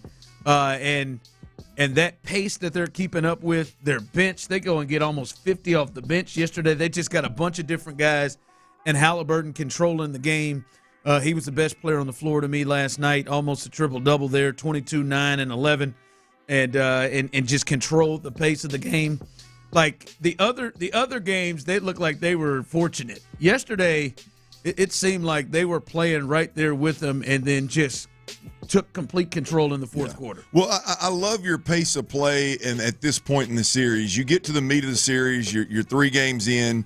Now, again, like you said, you're starting to play games in 2-day spans here. The Pacers, this is when, if the Pacers' tempo and pace is gonna take a toll, and we're going to see it, this is right about when it's going to start to happen. And I agree with you. I did see that last night. My problem with leaning into what we saw last night from the Pacers is that, and this is the Pacers' game plan. I mean, but it's just one that I have a hard time leaning into. The guy that got them going was T.J. McConnell. Don't it look like T.J. McConnell and Caruso are on some sort of collision course to see who can out hustle each other. Who can out hustle? Who can out change? Oh, you can't out hustle the bald mama. TJ's gonna give him a run for his money, and Dad's sitting front row drinking cold beer too. That was the best part. Dad was over there. Dad, where was he in the fourth? He had to be blitzed no question. by the fourth. But no, you ain't lying. He came in there with what he scored 2 points in about 6 minutes and completely took control of the game. Yeah. I mean, but like I watched him in the first half really move the needle. I don't know that's going to happen. Which I know they don't need it to, but I'm just talking about this game in a vacuum of why it's hard for me to lean into what I saw. I don't know how often he's going to be the catalyst, if you will, to the tempo and all that. Maybe they lean on him more. I don't know, but I'm not buying into that. And the other one I'm not buying into is it was a big night, but Mathurin. I mean, my man had 27. Yeah, Ben. I mean, and I know their style of play. They play a bunch of guys. They play up tempo. Any given night, any of these guys can score a bunch of points. I get it, but I'm just not. I can't lean into Benedict and TJ. Like Big Ben and TJ, I can't lean into that being what makes me feel better about the Pacers. But next week, but Game 4 could be Naismith. Yeah. Game 4 could be Nembhard going off. If what you said, Miles Turner could have a game. If what you said comes to fruition and that's a real factor here, then you're right. I mean, hell, it could be TJ again. It could be any of these guys again. If you look at it, like I think the thing has to be is Halliburton has to play with that level of aggressiveness, right? It doesn't result in just scoring. Then he scored, he looked for his shot, but he got everybody going. I think he helped get Siakam going, right? To me, what's concerning is it looks like the Pacers, and they ended up doing this as the series went on to Brunson, where they made it a little bit more difficult for him. He was tired. They made him, and they throw Nembhard, they throw Naismith at him, they throw different guys at him, and it made him, and they wore him down a bit. But man, Chet got 20 in this game, and I think they got 20, 22, or 26 from Williams. 26 out of 26 Williams. From Williams. 24 out of SGA. SGA obviously can do more than that, but when they get 20 from those other two guys, And in the fourth quarter, man, you get rushed out of there in that fourth. It's like 32-18 in the fourth. That one was kind of an alarm bell going off, because if Williams and Chet are going to get over 20, OKC doesn't usually lose. Yeah, well, you know and connecting the dots here for me, if the Indiana Pacers if their bench is going to give you the production that they gave you, and OKC's bench is going to give you as little production, they're going to win the bench battle with Caruso and if you just take that Isaiah. Just look at that, Ron, through the lens of how effective is the Pacers' pace of play going to be the rest of the series. If all the production is coming from the starters for OKC, they're going to have a hard time keeping up for the next 4 games. Or if they don't slow it up, they don't. They got to figure out a way. They got to figure out a way to get more production out of there. Guys got to play minutes, and guys got to produce from the bench, or they're going to have to play their starters longer, and then that pace of play is going to become more and more of a problem. But I have a hard time leaning into Indiana after what I saw last night. It wasn't a game; it was the guys that were really more the catalyst. I don't know. They do it. That was like, all right. They got the lead at the half. They came out in the third quarter. They're rolling. We'll see here what goes on. That hit matchup between Caruso and T.J. McConnell. That is a fun one. Who is going to set the scrappy tone first? Who is gonna? They could probably stop throwing the ball to T.J. McConnell out of inbound passes. I tell you what. Yeah, they could probably stop doing that. I did not have T.J. McConnell's sister being a dime piece. Okay, all right. Really? Did you see the side by side? I'll do some research. You looked at TJ, and then Big Daddy's on the sideline drinking that cold beer. Do you think they're going to shoot over there to the daughter? And she's in the WNBA. Do you think his sister's going to be a dime? TJ McConnell's looks like he'd probably have an attractive sister. I disagree. His build doesn't. There's nothing about him or his daddy that make me think. No. Daddy must have married well. Papa Jones looks like he'd have an ugly sister. Siakam looks like he'd have an ugly sister. Right. Tyrese Halliburton looks like his sister wouldn't be bad. Oh, damn. Coming up. All right, we talked a little bit about Christian Harris and guys on this defense. What about this? Think about this, and we'll talk about it on the other side. We know CJ is clearly the guy this team can't lose. Who's the one guy on the Texans defense they can't play without? We'll discuss that coming up next. All right, I got to tell you about it, man. If you've got big, beautiful, valuable trees on your property, I'm telling you, you need to listen up, man. It's hurricane season. It's upon.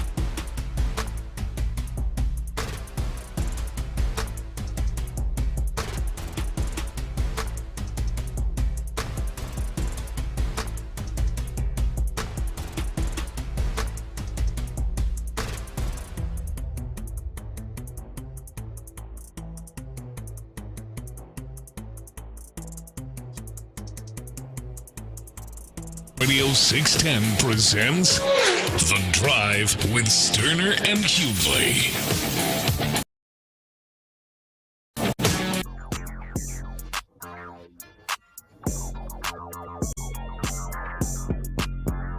All right, welcome back in as we are live right here on The Drive, doing our thing as always. Come hang out with us tomorrow, though, as we got one final stop, guys. Let's really take this thing up a notch. We got one final stop at the Cajun Craven, right off Beamer Road. This is the 11th and final stop of the 610 Crawfish Circuit. Be there with us as The Drive. They'll be out there tomorrow, June 13th, baby. That's down Pearland way, man. We don't get down that way very long. We damn sure don't get on the east side much. So, hey, everybody out there on that east side, man, down on the southeast side, y'all come on out. Y'all come on out. It's the last one. Let's show out, have us a good time. Now, Football Fridays are right around the corner, though, so don't think we're done traveling. But for the crawfish. For the crawfish, yeah. This is it, man. So come on through. If you need some new tires, maybe need some tires rotated or something, you can get that done there as well. I mean, they got a they got a hell of a business going on here. What are you laughing? I'm dead serious. Last time we were down there, we were at a car wash. That car wash and a bar restaurant, it combined. Remember that one? No, you weren't there. It was me. It was me, McLean, and B. Scott. Yeah, they're at a what? It was a car wash, which is an unbelievable concept, by the way. At least this guy's pulling it off. And it literally, you pull around the back. Actually, pull around the front. Pull around attendants out there that you tenant that you hand me key. What am I looking for? The people standing out there. What are they called? It's not tenants. Tenants are people that live in your apartments. What am I looking for? They can be called attendants. Tenants. Okay. Anyway, there's a guy or gal standing out there. You give me a key. Helpers. They take your car. They drive around on the back of this building. There's a big car wash, hand car wash. Got a bunch of people back there working. You walk in the building, bar, restaurant, eat crawfish, whatever hand as long as you want. When you come out, they got your rig out front, nice and shiny, waiting on you. And when I tell you that place was slam packed, and when I tell you that damn line back there was nonstop, I tried to get him to wash my. I think I remember this. I tried to get him to wash my truck, and he said, "No, we're done." Yeah. So yeah, maybe that you can get your tires rotated. Right here, you ain't gonna get a car washed, but you can get your tires rotated. You get some new rubber if you need it. Yeah, hey man, get you a fresh set of 4 clean ass Firestones. My luck, with that old electric I got, I'll have something run low when I get there. So got them bugs right there, baby. Yeah, they got them bugs. They probably got an outlet for you. Yeah, it says Pearland's best crawfish. Really? That's what it says. Yeah. Congratulations, they did it. They're the best. But come on out with us tomorrow.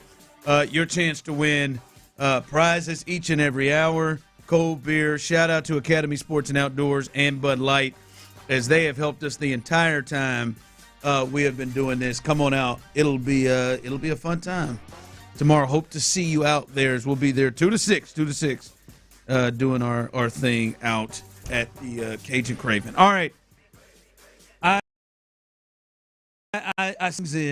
in and I go ahead and urge you to go ahead and get your thoughts out on this. As we know right now on the team, C.J. Stroud is obviously the can't lose player on the team. Obviously the importance of his position and how good he is and what's behind him.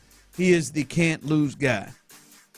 But if you had to pick that person on defense, if you had to look at the defensive side of the ball, and this is the side of the ball, they've got multiple guys that are either all-pros who could probably play at an all-pro level, big-time important pieces. They got some dudes that are going to make money. You're going to get hit hard if you're playing against us. That's right. Who is the one? Who is the one guy that can't be replaced? I talked to B. Scott about this. I'd be curious to hear your answer and the people's answers, and I'll let you hear what B. Scott had to say earlier. But who is the one guy you look at that cannot be replaced? It's Derek Stingley Jr. for me. I think they got the really good depth. All the other places, literally all the other places, I think they have solid fill-ins. I think if Derek Stingley Jr. goes down, I think Kamari Lassiter right now would be fine as your number one corner. He would not be Derek Stingley, but he would be fine as your number one corner. But beyond that, we're down to where you're playing a veteran reserve that can't start in the league, or you're playing a rookie at a USC that you just drafted kind of deal. I think the Texans would be in a tough spot if Derek Stingley went down. So that's the one that if you lose, it would hurt the most. I thought from YouTube and Twitch, Sting. A lot of people are saying a couple of Will Andersons here. I think that's probably maybe the other one. B. Scott said either of the corners. The two corners are the two most important. Yeah. Him or Lassiter. Either of the corners are the two most important. I can Stingley is where I would lean, but I do think Will Anderson is a real argument. I have watched teams not have great corners, but have a great pass rush and still have a good defense. Yeah. Right? Like, I mean, the Chiefs were a top 4 defense last year, and if you take away Trent McDuffie, they had a lot of guys that you could take advantage of.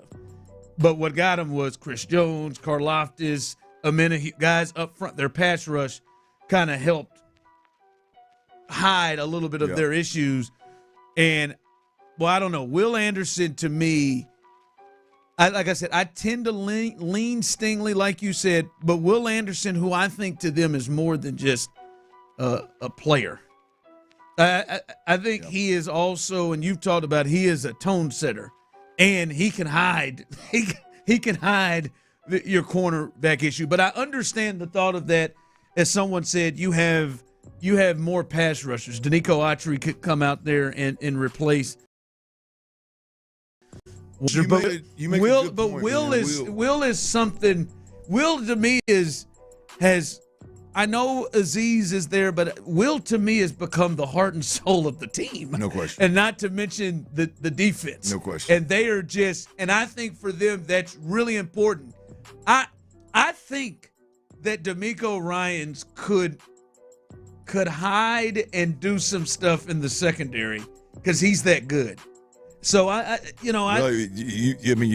trying. We've seen it. I'm talking myself into. We've seen D'Amico Ryan's defense continue to play at a high level with 2 or 3 reserves in the secondary. Text line coming through. How could you say Will? Because what's his name is better on the other side. Danielle Hunter. Yeah, Danielle Hunter is better on the other side. I don't know.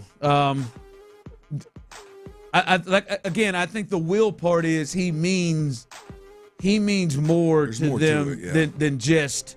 I don't know that Danielle is like the tone setter on the team. I think you make the best argument for Will is we've seen D'Amico adjust and continue to play at a high level defensively with Ross in the secondary and Miles Bryant in the secondary and a ton of different safeties playing down the stretch a couple of years ago. Not that they were great, but he was able to overcome that and still had a chance to win some games. So that's a good point. I would still go Stingley just because I think Lassiter gets over if he's the number one corner against certain teams, who comes behind him. Yeah. So I would go Stingley. Let me ask you this because I was just thinking this in my thought. You as a quarterback, because again, I almost look at this as like, all right, the Josh Allens, the Patrick Mahomes, the Lamar Jacksons, Matt Stafford, who they're going to kick the season off with, Baker Mayfield, all those guys. They've got some really good quarterbacks. The answer's Will. I was gonna ask you who would you rather have to deal with if you're Mahomes, if you're Josh Allen? Is it Stingley? Is it like who's the player that is like, all right, man, that's a guy. If they're gonna lose somebody, this is who I want them to lose. Well, I would if I was playing against him. Will would be for me. I would work around Stingley.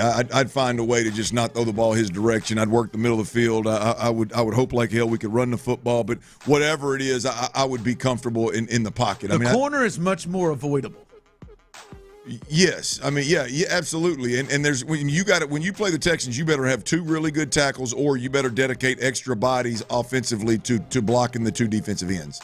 And if not, if you're a quarterback, then you better get ready to be play it. They call it get comfortable in chaos. Yeah, okay. This is a different level of chaos. So I would, if I were playing, I would rather Will Anderson's ass be up out of there. We get a little help over here for Daniil Hunter, and then we could go play football, at least from a clean pocket. Tyler, this doesn't happen much. I think I've changed my mind. I changed mine to Will. I'm thinking usually get pretty set in whatever that take is. I just thought about this in, all right, the playoffs, the teams that they need to beat. Like, Will is going to, and he's not just good at it. He's great. Will is going to have something to say about the run game and the pass game. Yeah, both of them. I've watched Mahomes still get Derek Stingley in coverage. Like, I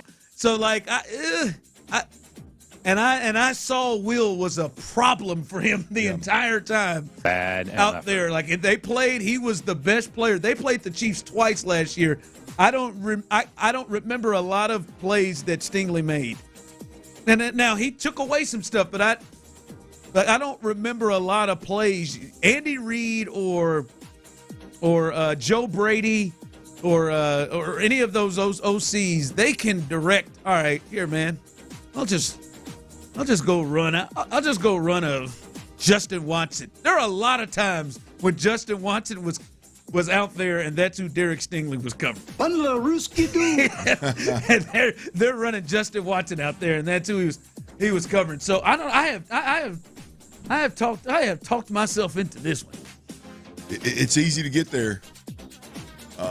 I know Danico Autry's behind him. It ain't the same thing to me. I've got to talk myself into that. Well, Tech's defense, and if Will Anderson isn't there, I feel pretty good about my entire pass game. Right, the ability for my quarterback to get the quick game out, to get the screen game out to one side better, to stretch the field a bit, hold the ball to stretch the field a bit. And again, we can scheme up things to get Derek Stingley backside or get Derek Stingley on, guarding not the best receiver out of a bunch formation. We can do some things, and Derek Stingley doesn't impact me specifically. You look at Derek Stingley, and he's made some tremendous plays. A good chunk of those plays comes when the quarterback is under duress. He's scrambling, he makes a bad decision, and then Derek Stingley makes him pay. If I were playing against him, I would say I'd probably say Will Anderson. Tyler, who do you think D'Amico would say is the one guy he can't lose on his defense? Who do you think D'Amico would say? Oh, I mean, Will's got. If he isn't number one, he's top two. I think D'Amico would say Will too. He loves him some Will, man. Oh man. I mean, he beams like I Sting? feel like he does with no one else when he talks about him. Well, from a coaching perspective, Sting just does so much more for you from a versatility standpoint. He allows you. There's more there that you can do. You're a Tiger, but now you're a Texan, man. But Will just down in, down out is just going to create chaos, which is a huge advantage. So I think it's a tough answer. I would personally go Stingley if I were the defensive quarterback. I want Will all day. I want to sit in the pocket a little bit more comfortable. Stingley, you can chase, you can follow him with guys. Man, you make a good point. He impacts the pass and the run. Yes. Well, you start dissecting it's hard to avoid him. And even if you do avoid him, you're just saying, all right, so we're just not going to run on that side of the field. Right. And it's a little bit more difficult than one would think. All right. As we continue rolling here, Nick Chubb, we heard from him yesterday, and we got to hear a little bit of what he had to say. And I think we need to. Brandon Scott said something the other day on Texans Report that got me to thinking maybe we need to make sure we understand the realistic expectations of Nick Chubb. We'll discuss that coming up next right here live on The Drive. All right, y'all. Do you own acreage or do you own your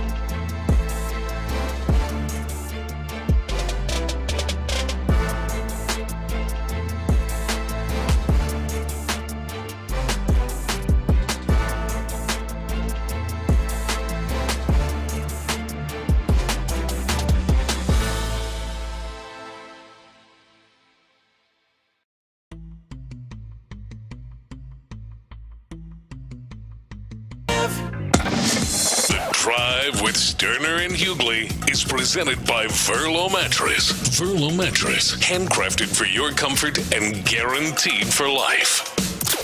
Texans All Access. The countdown to training camp is officially on. And Mark Vandermeer and John Harris have you inside info and the best football conversation in town. 6 to 7 every night on Sports Radio 610. Insider access, exclusive content. Sports Radio 610. The Texans play here. Sports Radio 610 presents The Drive with Stoerner and Hughley. I would say that's all behind me, and injuries happen, and with what I did, it takes about 2 years to really get back, and so I'm over the hump. I'm back home. I was back home all off-season training, where I trained, every year since I was in high school, and I was able to get a full year in of doing the things that I do best. So now I'm feeling good as I have been in a long time. There it is. Nick Chubb spoke the other day for the first time to the media. Said he's feeling good, and based off what we've seen, and as we reported, we ain't seen no pads or nothing on. He hadn't taken any hits, but it looks like he is moving like himself. Of course, we'll see more on that. But I am curious from you, Clint, and Tyler. I want to bring Tyler in on this because I think he may play the other side. Obviously, we want to hear from you, the people that make us number one. Those of you on YouTube and Twitch, those of you on the text line, 713-572-4610. Clint, when you hear, all right, the Texans have signed Nick Chubb, what's your expectation or your thought process walking in? Because I feel seeing from Texans, social and the text line and what people are rolling through, to me it feels a little more than maybe what it should be. Like, what's your expectation of Nick Chubb when you saw they signed him? A solid, trustworthy number 2 back. That's the part. To me, that is where the team. That's what the team. There's a team need at the running back position, and that need was to have at the very least somebody that's an RB2 that they can trust, whether Joe Mixon gets injured or is to spell Joe Mixon so that you can use Joe Mixon to the best of his ability throughout 4 quarters of a football game. That, to me, that is the floor for what I expect out of Nick Chubb. I mean, and that is enough. Where I differ than most is that's precisely what excites me the hell out of me with it. Of what the expectation is. Yes. Now, if you look up and Nick, you Chubb, don't have 2022 Nick Chubb expectations. No, not one bit. If you get Nick Chubb that in any way, shape, or form challenges Joe Mixon, or not even challenges, because I don't think that's possible. I think best case scenario they're a 1-2 punch and they complement each other. Best case scenario. But like if you get a Nick Chubb that we look at and the Texans look at in the same vein as Joe Mixon from a standpoint of we don't give a rip who's in the game. We got a guy that can produce. We got a guy that can go get extra yards. We got a guy that can pass protect. We got guys that can – either of these guys can go get a hard yard when you need it. That is the best case scenario. And I hope we get that. I'm excited about potentially getting that. But what really I think I'm comfortable saying moves my needle is – the Texans having a solid, trustworthy number 2 running back that can at the very least pass protect, and we trust him. That is a big step in the right direction for this offense. See, and that to me is where I think the thought process should be, right? I can't remember if it was Will or Brandon. But one of them said, he gets 500 something yards. Will. That's it right there. Anything more, man, you celebrate. And that to me makes sense. Like I look at Buffalo last year. James Cook was their leading rusher, just over 1,000 yards, 1,009 yards. And then Ray Davis was their backup at 442. Yep. Like that, maybe Chubb gets a little bit more, right? Because they have Josh Allen who rushed for 531 yards himself. But from the backup running back standpoint, like between the 4 to 600 yard range, that makes a lot of sense to me. But Tyler, I don't know about you. I don't get the sense of fans, especially psycho ones like Tyler. I don't get the sense that fans I think fans see like, dude, this is about to be Detroit.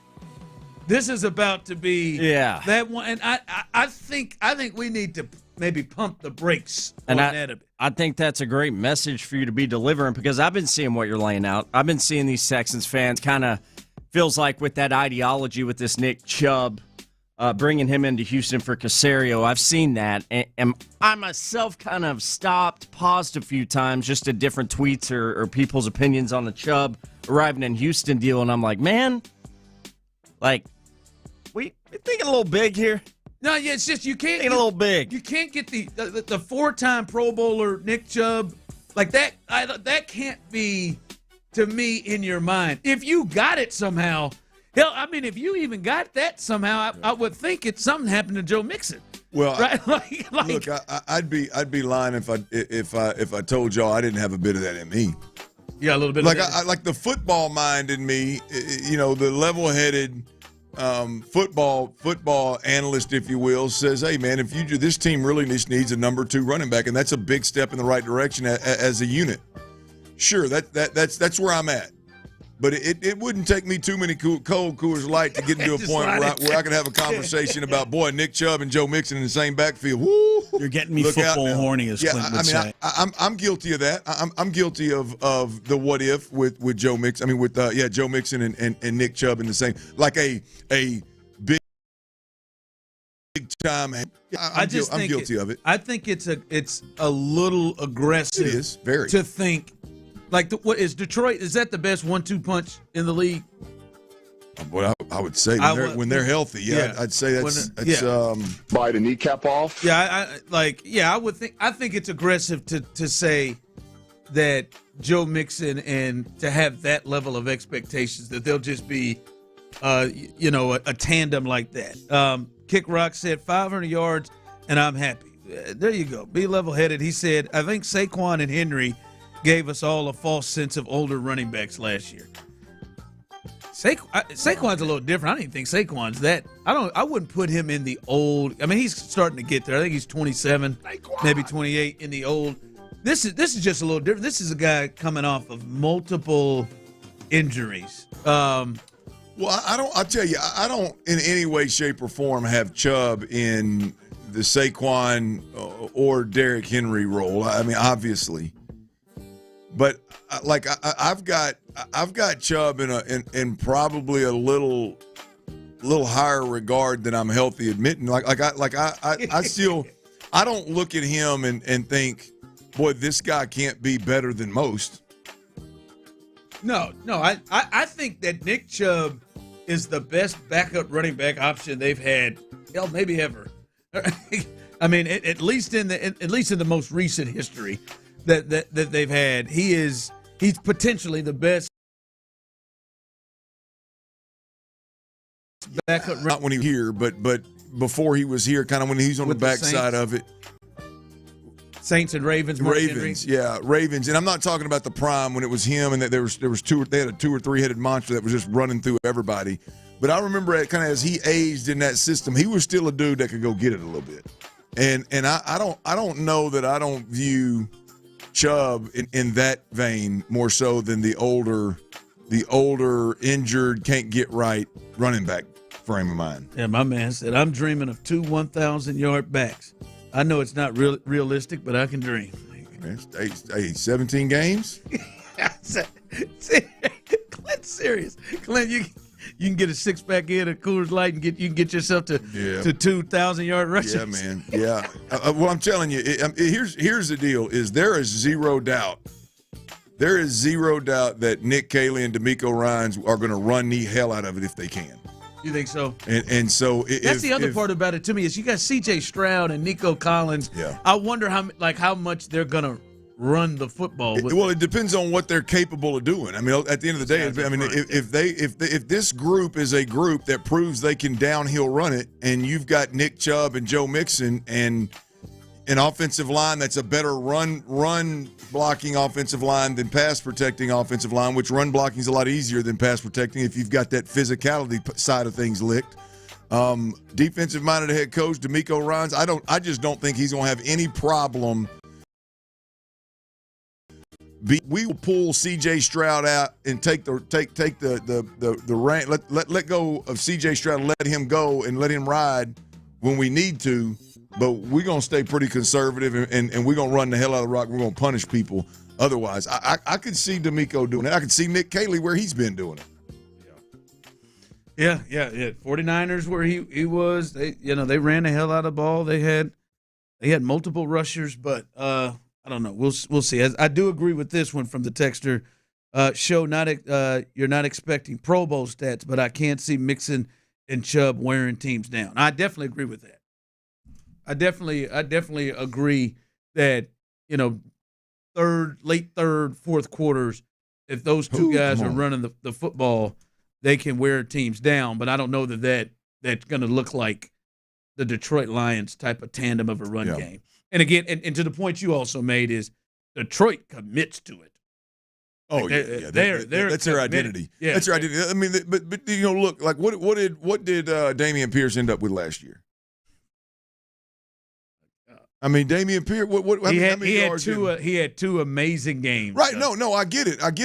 I'm not saying that Nick Chubb is not going to need a 17th game of the season for 150 yards to get there. But I mean, Dameon Pierce. I mean, hell, I did. What do he have? 293 rushing yards. He had 300 rushing yards last year and couldn't sniff the field. You gave him 293. Dirty. Open the mirrors. I'm sorry. I mean, couldn't sniff the field. I got to say, 293? I got to say 225 of that came in 2 games. Yeah, absolutely. For sure. Hell, 190 of it damn sure did. I got to say, a whole bunch of that came in 2 games. All right, hey guys, I hope you all are aware that the window is open for the championship window is officially open for a team. It's just what path do they want to take? We'll discuss that coming up next. Hey, y'all check it out, man. Low T Center, fellas, all my fellas out there, ladies out there that have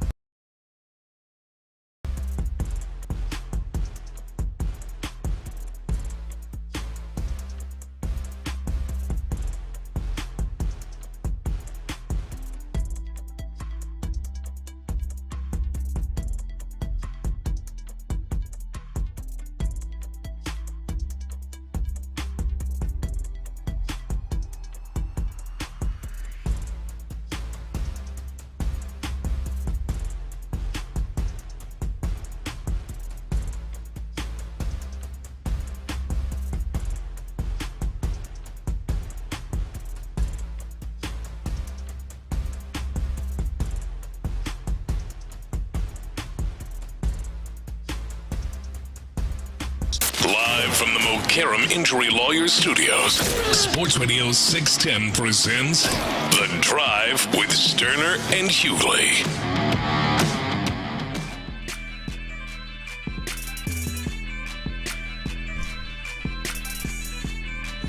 Welcome back in. I'm cracking up. You know, old Cal McNair, didn't he invited you down to Omaha, didn't he?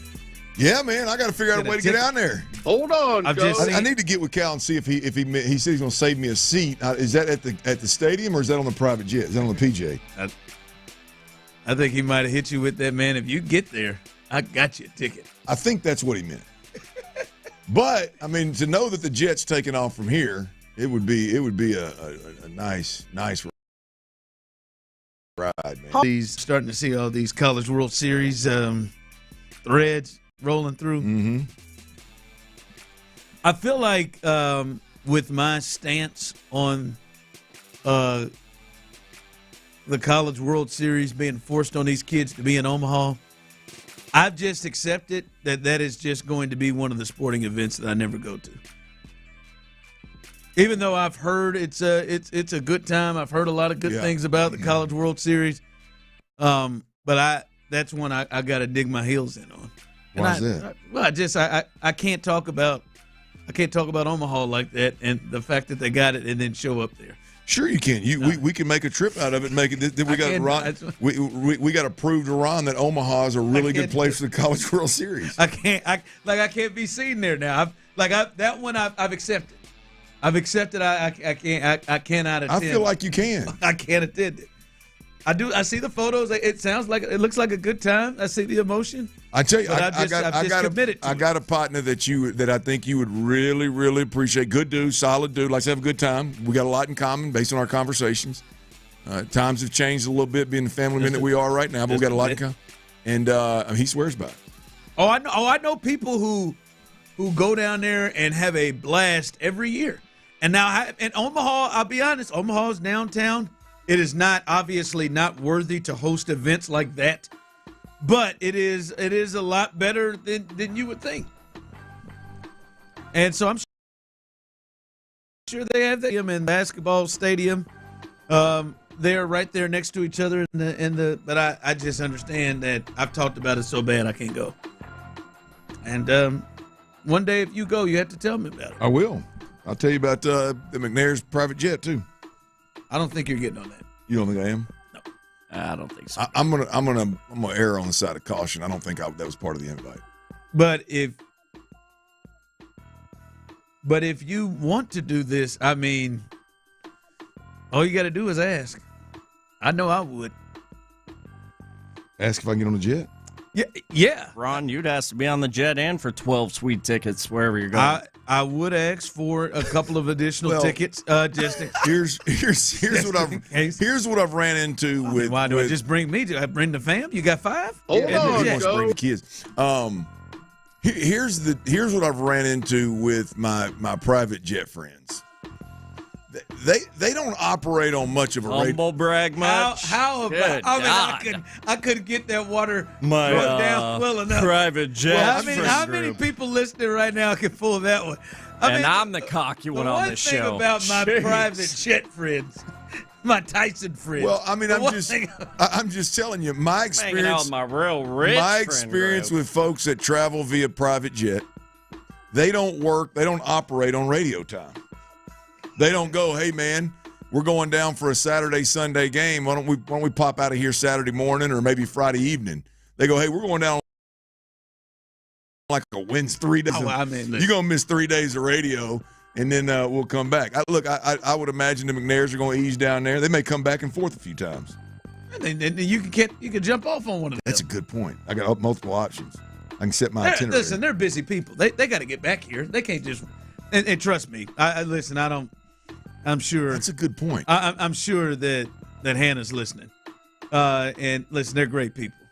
Hannah, you ain't got a lot of kick it. Hannah, you don't want to be in Omaha for no 5 days. Does this count as us being on her kiddos are playing baseball. Hell yeah, she does. Yeah, they're not playing for 5 days. I don't know. You're ready to get. She's going in.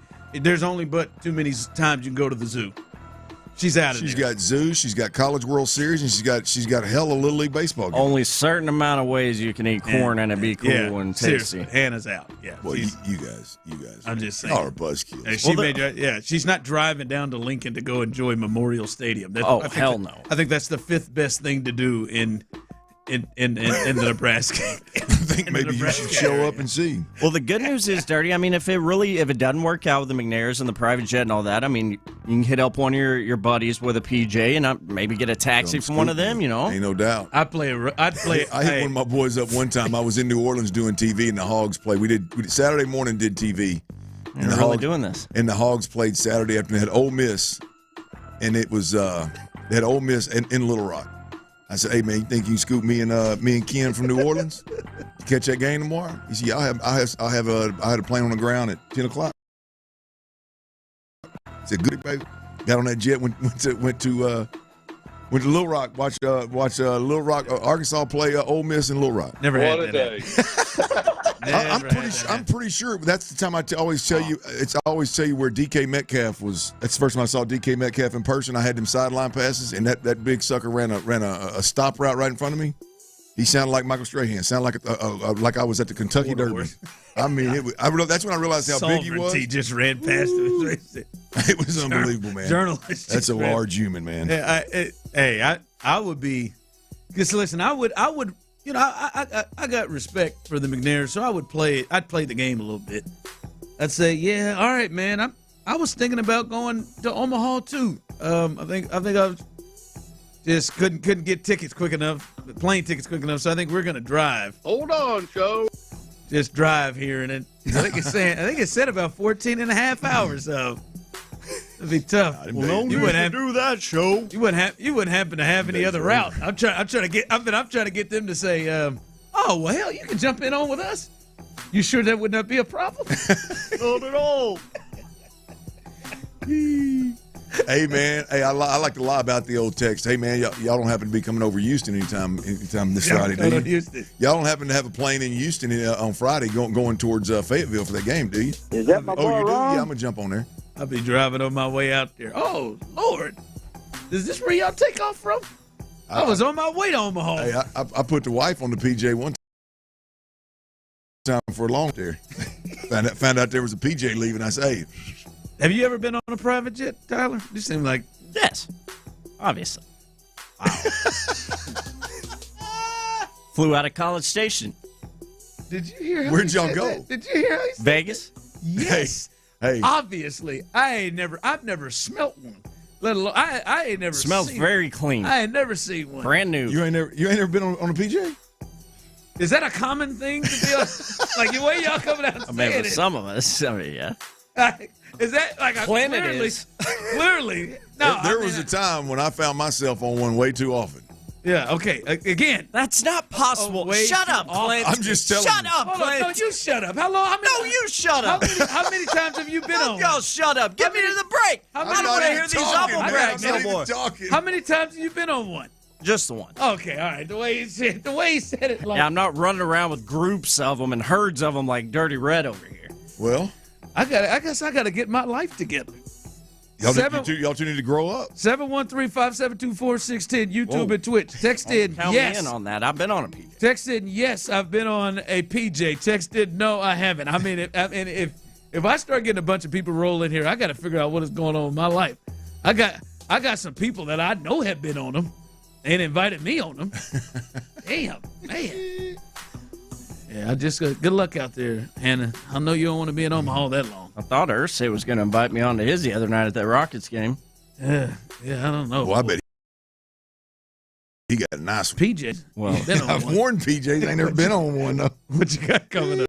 Well, I got a great private jet story. Got a great private jet story. And Nick Caserio. How could you not with all the friends you got, that have them? This is a classic. I think folks are going to appreciate this. And there's a pretty damn good laugh. If you can't laugh at this, boy, I don't know what's wrong with you. But Nick Caserio also, he spoke, gives a little insight into two big C.J. Stroud topics. Why is he watching Patriots film from 2003?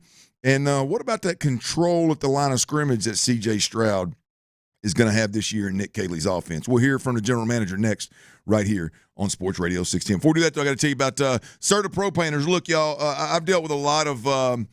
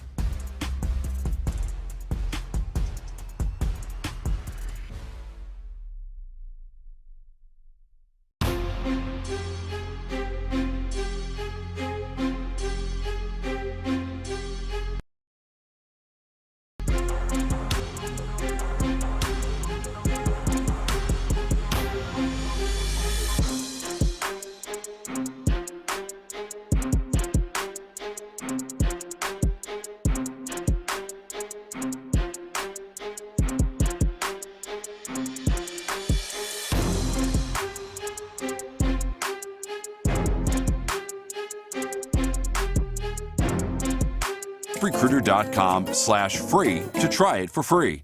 That's ZipRecruiter.com/free. KILT FM HD2 Houston. Insider access, exclusive content. Sports Radio 610. The Texans play here. An Odyssey sports station.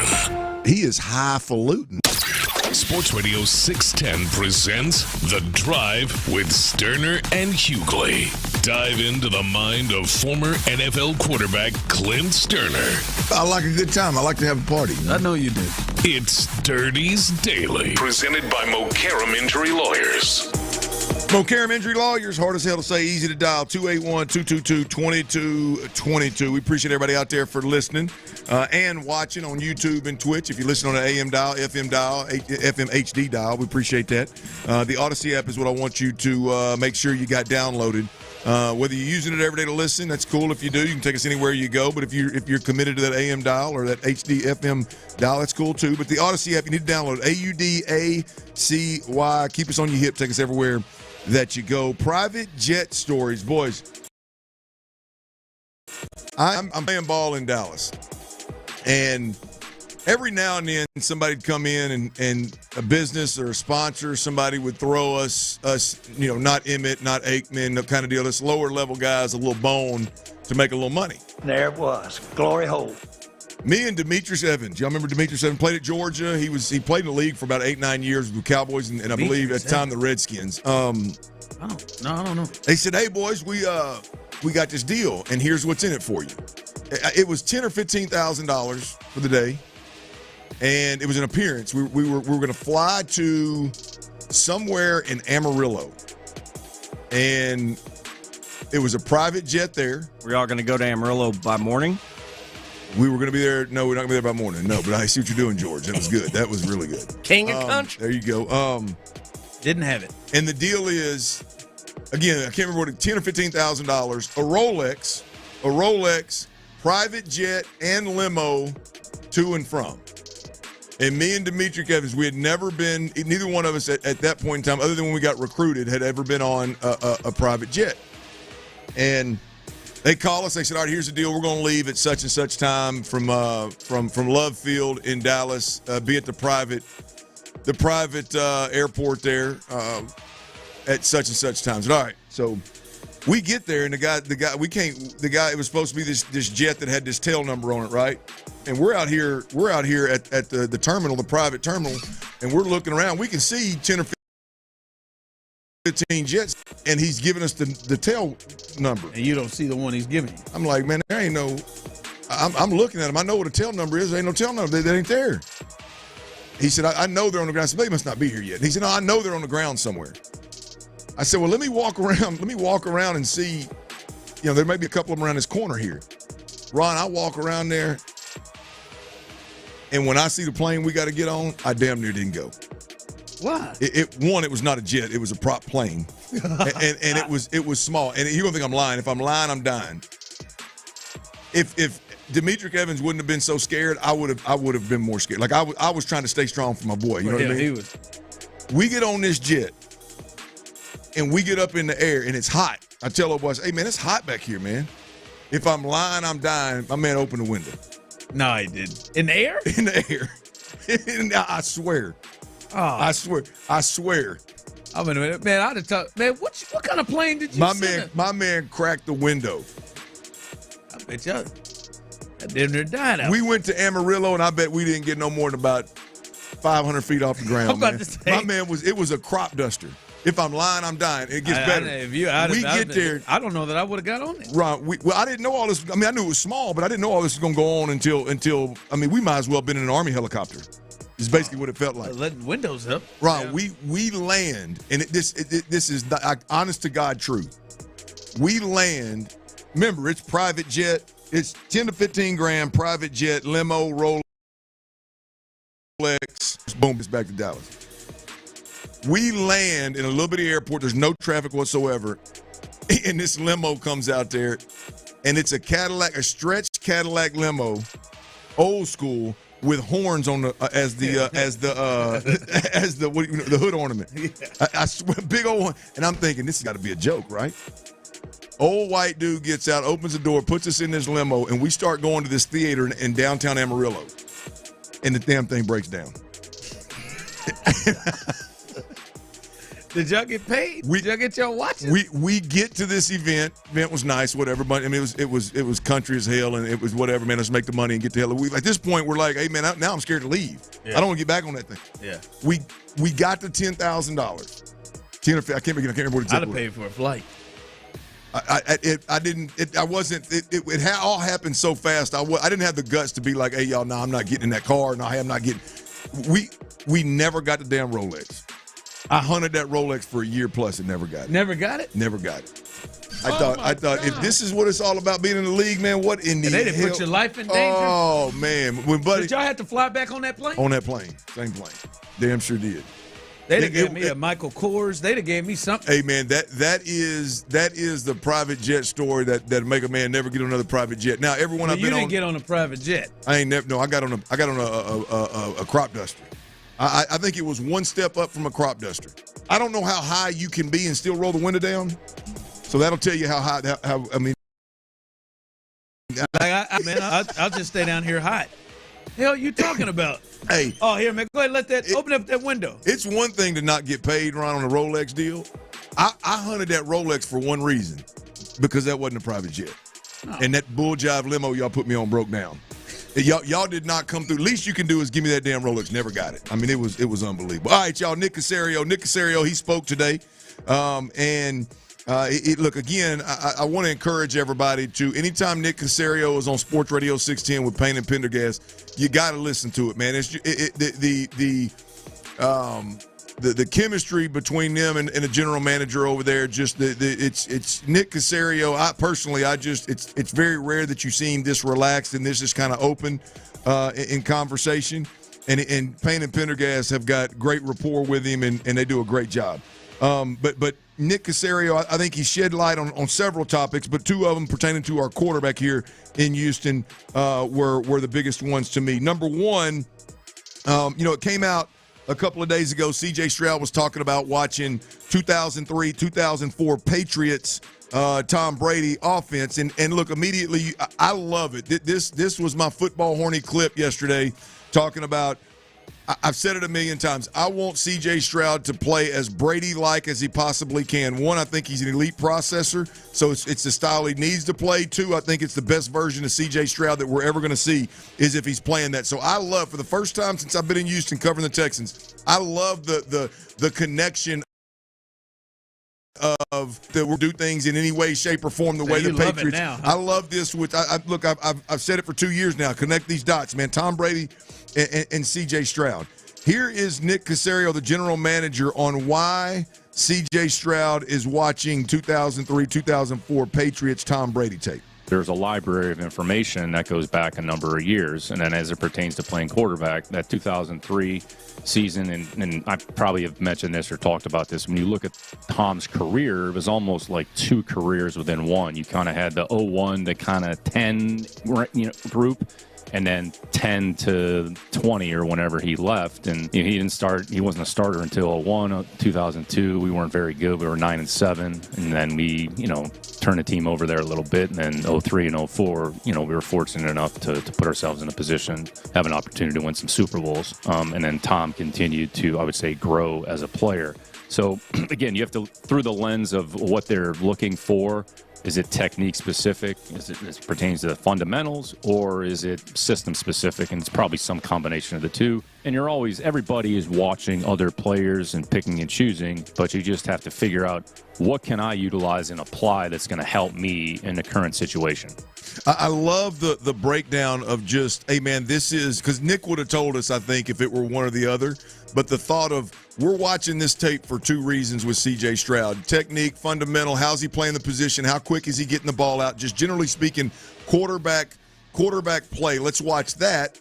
He said, out of imagine it's a little Tom Brady. I love C.J. Stroud focusing on that kind of player. Joe Burrow would be another good one, if you will. So I love that, and I think it's the best case scenario for C.J. Stroud.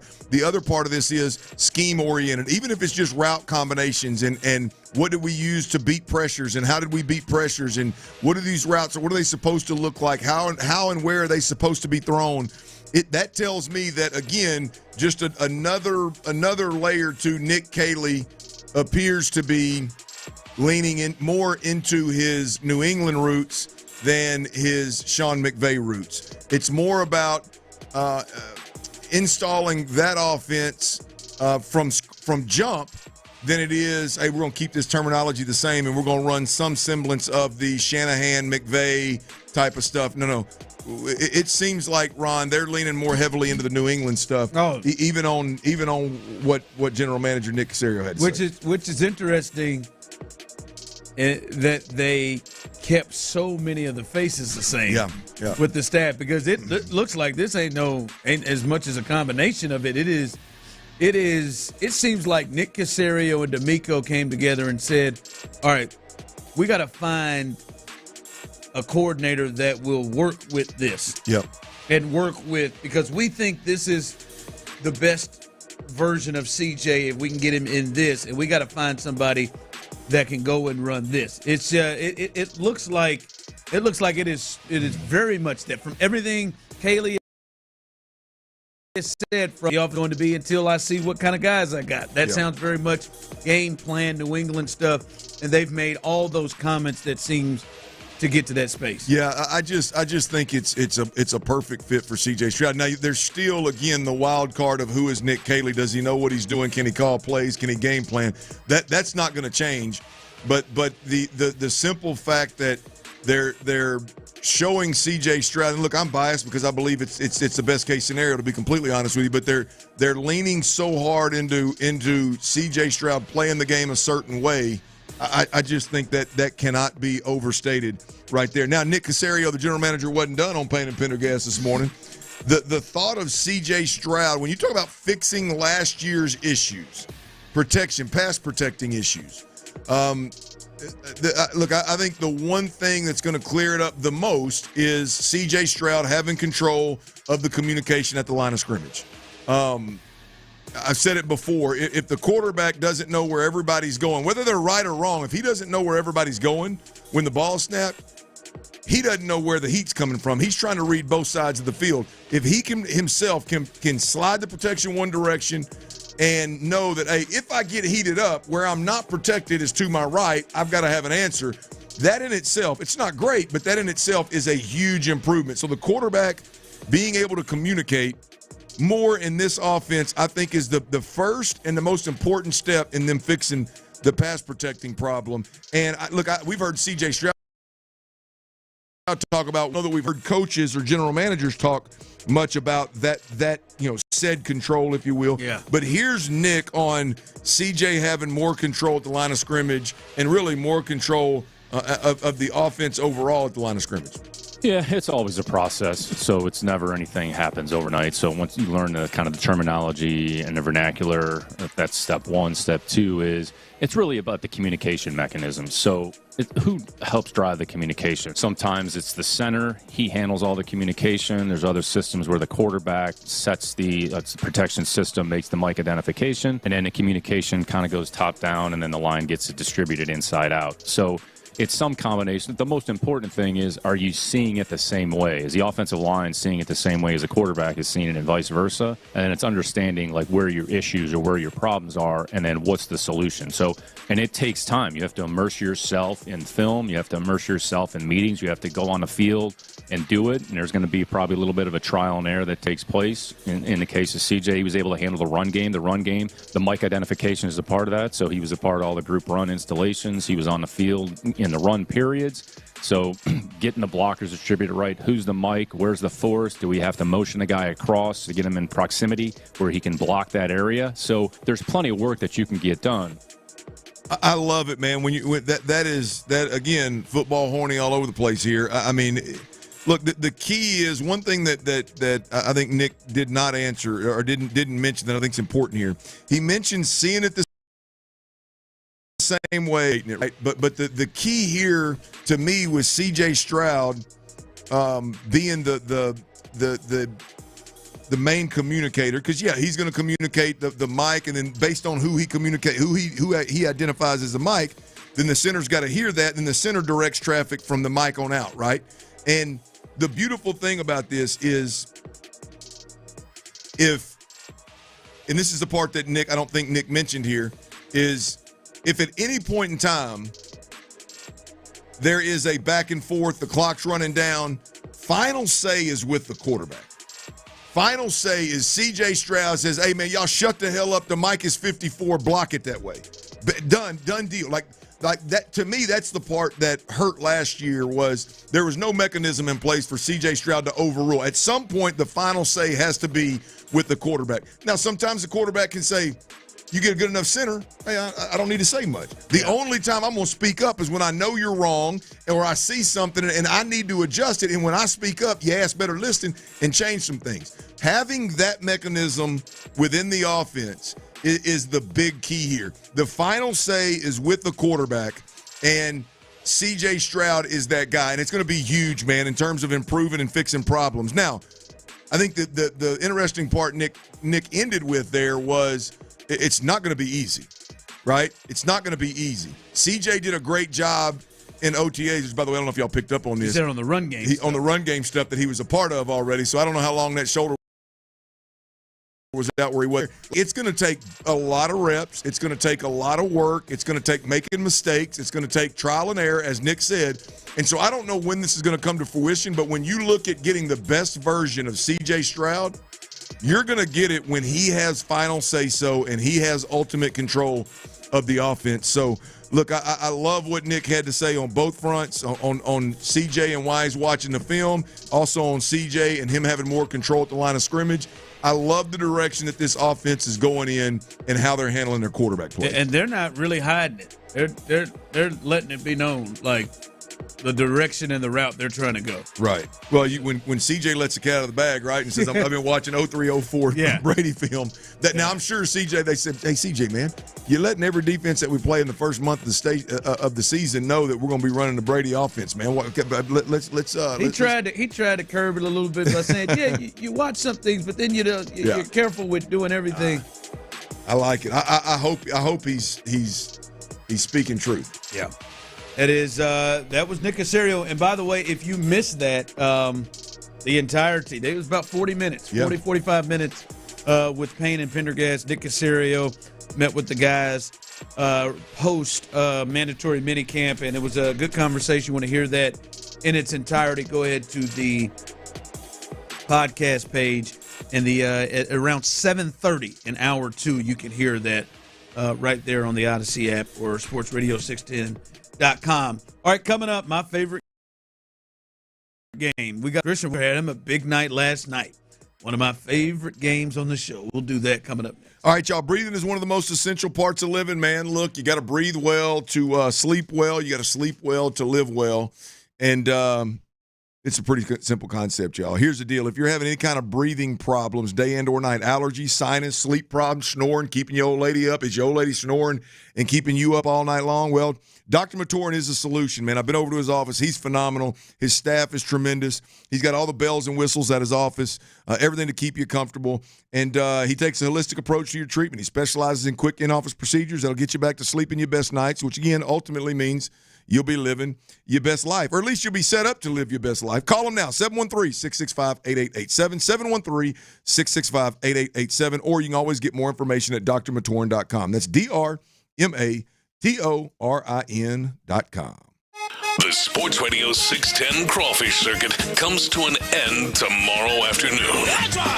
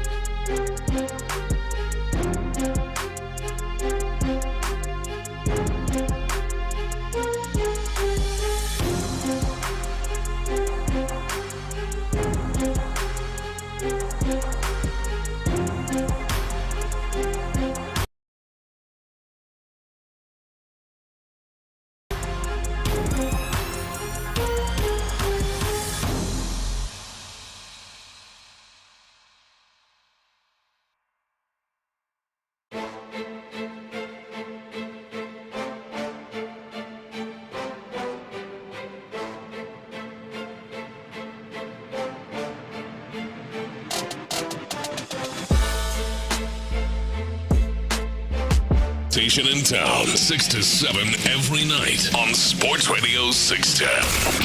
Insider access, exclusive content. Sports Radio 610. The Texans play here. Sports Radio 610 presents The Drive with Stoerner and Hughley. And he hits one way out of here. Forget about it. Up on the train track. The 8 train has just left Union Station. It's 3-0 Astros. Skywalker in flight. Early evening delight. Yeah, that's what he said. Early afternoon delight. Skywalker right there, baby. Early evening delight. Yeah. Afternoon delight. He just ain't hitting, man. Didn't like it, huh? It ain't hitting for me, man. Tyler may be onto something. I'm missing the Star Wars vibe. So that made that just afternoon delight. Yeah, just that's Ron Burgundy for me. Yeah.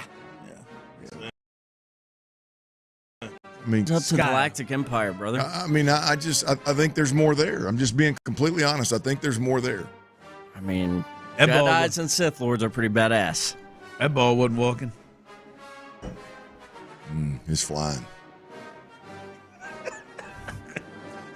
Tyler, that ball wasn't walking, baby. There's something. I mean, that's pretty solid for in the moment, but I don't know if it's one that sticks. Shout out to Christian. Christian Walker had a big night though, 3 for 4, and hit his 9th home run of the year. Got another double, which drove in a run. So a big night. We talked about it before. When Dana Brown said the other day on the Astros flagship that he thinks this roster is set up for a World Series run, and Christian Walker was a big part of what they need to do. Behind, obviously, Yordan Alvarez coming back, but Christian Walker was a big part of this. I'm gonna throw this out to you. You know I like to play the press the button game. Mm-hmm. Press that damn button. Right now, currently, Christian Walker is hitting .217, and that is off of him going 3 for 4 yesterday. He's hitting .217, 280 on base, 373 slug, 653 OPS. He's got 9 homers, 9 doubles, 33 RBIs. Would you press the button right now for that first year of Jose Abreu? Do you remember the first year of Jose Abreu? It's hard to forget. It was bad, but Jose Abreu hit .237, 296 on base, 383 slug, 680 OPS, 18 homers, 23 doubles, 90 RBIs.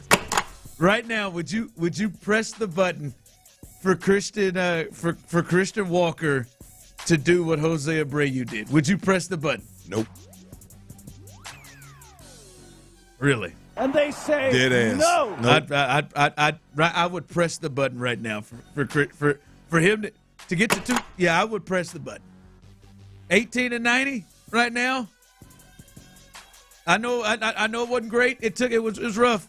I don't know if Christian's going to reach those numbers. Let him play that first base, but at the plate, I think I would press the button. No way.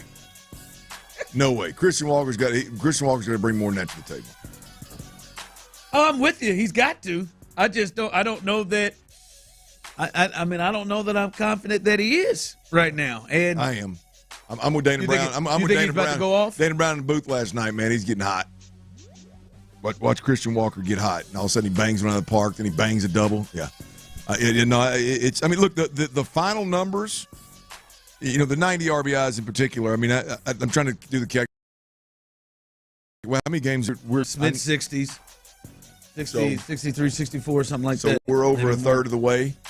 Yeah. So I don't know if he's going. I don't know if he's going to get 90 RBIs. I mean, that's but yeah, we've got to that OPS and home runs, and he's got to surpass that. We'll get all this little funk. You pressing the button, Tyler? No. Really? I'm holding off with Dirty Red. I'm not saying it was an easy decision, but I'm shoving my hand in my pocket and I ain't touching the damn button. Man. For now. Shoot, man. Might regret that. I'm telling you, dude. Listen, I know it was you were hoping that you would be past this. Shoot, man, 18 homers, 23 doubles, 90 RBIs. Man, I'm on that. Give me that right now, Christian. Give me that right now. Listen. I hope he goes off right now. I hope Dana is right, and that this June and July is Christian Walker time, and he is about to get smoking hot.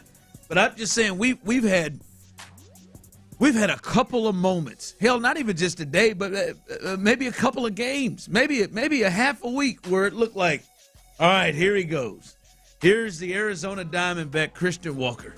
Here he goes. And then we look up and we get back down, and hell, they done dropped into the 6th or 7th spot, and he's struggling. So, I mean, I'm trying to do the best he's I coming, can. Ron. I ain't pushing no damn button. I push. He's got to be better. He's got to be better than damn Jose Abreu is what the thought process. Someone said, I am slamming my fist on that button on the next line. Hell yeah, I'm with you. Slamming that sucker. So, because, I mean, I guess what was he last year? Last year, Christian Walker in Arizona hit 26 homers, 84 RBIs. His on-base percentage way up from that. He hit 251, 335, 468 slug. Yeah, I mean. Like I said, I don't know if he's going to get to 90, but that sounds more like it right there. 20 some odd bombs, 250 somethings. Yeah, that sounds more. You're holding off from pushing the button because you want to. I want more bombs. I want more on base percentage. I want more. I want him more productive from an RBI perspective, more productive the rest of the way than he was to this point. I ain't saying you got to get to 90, but we got to be a little more productive than you have been to this point. Yeah, sucks to suck. Text line coming through. Best thing for Walker will be when Jordan comes back, he needs to be between Jordan in the 3-hole and Tuvi in the 5-hole. Paredes needs to stay in the 2-hole for Jordan comfort. Jordan. You want Altuve to hit behind it. Interesting. Text line coming through. Show you're a dumbass. Walker will be 260, 20-plus home runs at the end of the year. All right. Yeah. He's really showing it. So, yeah, maybe I get the belief. I get the belief that you probably would have said I'd have been a dumbass if I also would have said something like this that first year that Jose Abreu got here. And he never did any of those things. I just got the red carpet. We're wanting to get into a controversy. Man. I know. I'm with you. You don't want to go 3 for 3, but bruh, he had to go 3 for 4 last night to get to 217. Yeah. To 217. Hell, Jordan was in there earlier.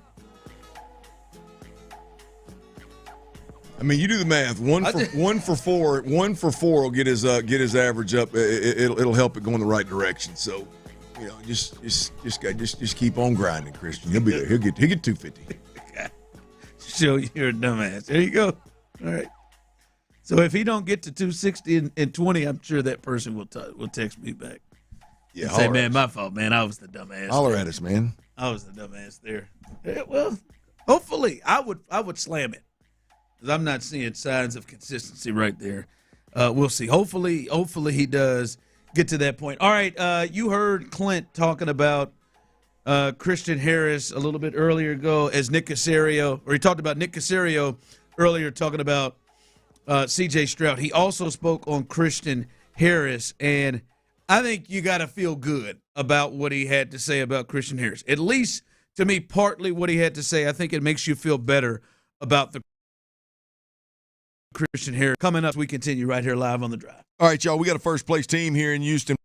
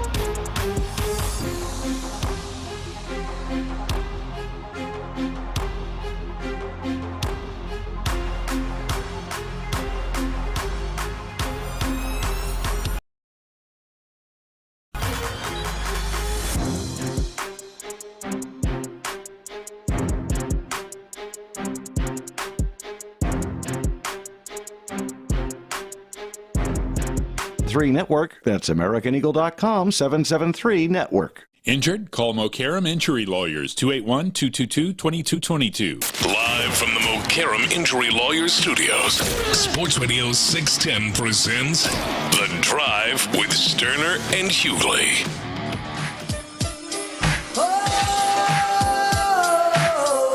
Text line, Christian Walker gets 3 hits tonight. What's that going to get him to? Not 260. 220? Should. 3 hits. Yeah, it should get him over 220. We'll see, man. He looked good last night. He sure did. Text line show you've never been on a private jet. LOL. Like, apparently, man, we live in different lives. And it's just as common as hell. They're just rolling in private jets. Hell, I told you in the break, Clint, hell, I've flown first class once. My whole life once. I've never bought a first class ticket. I've been moved up a few times because of my points. Every time we talk about stuff like this, it just never gets better with you. I've never had to buy my own first class. No, I've bought them all. I've got friends. I mean, sorry about this friend.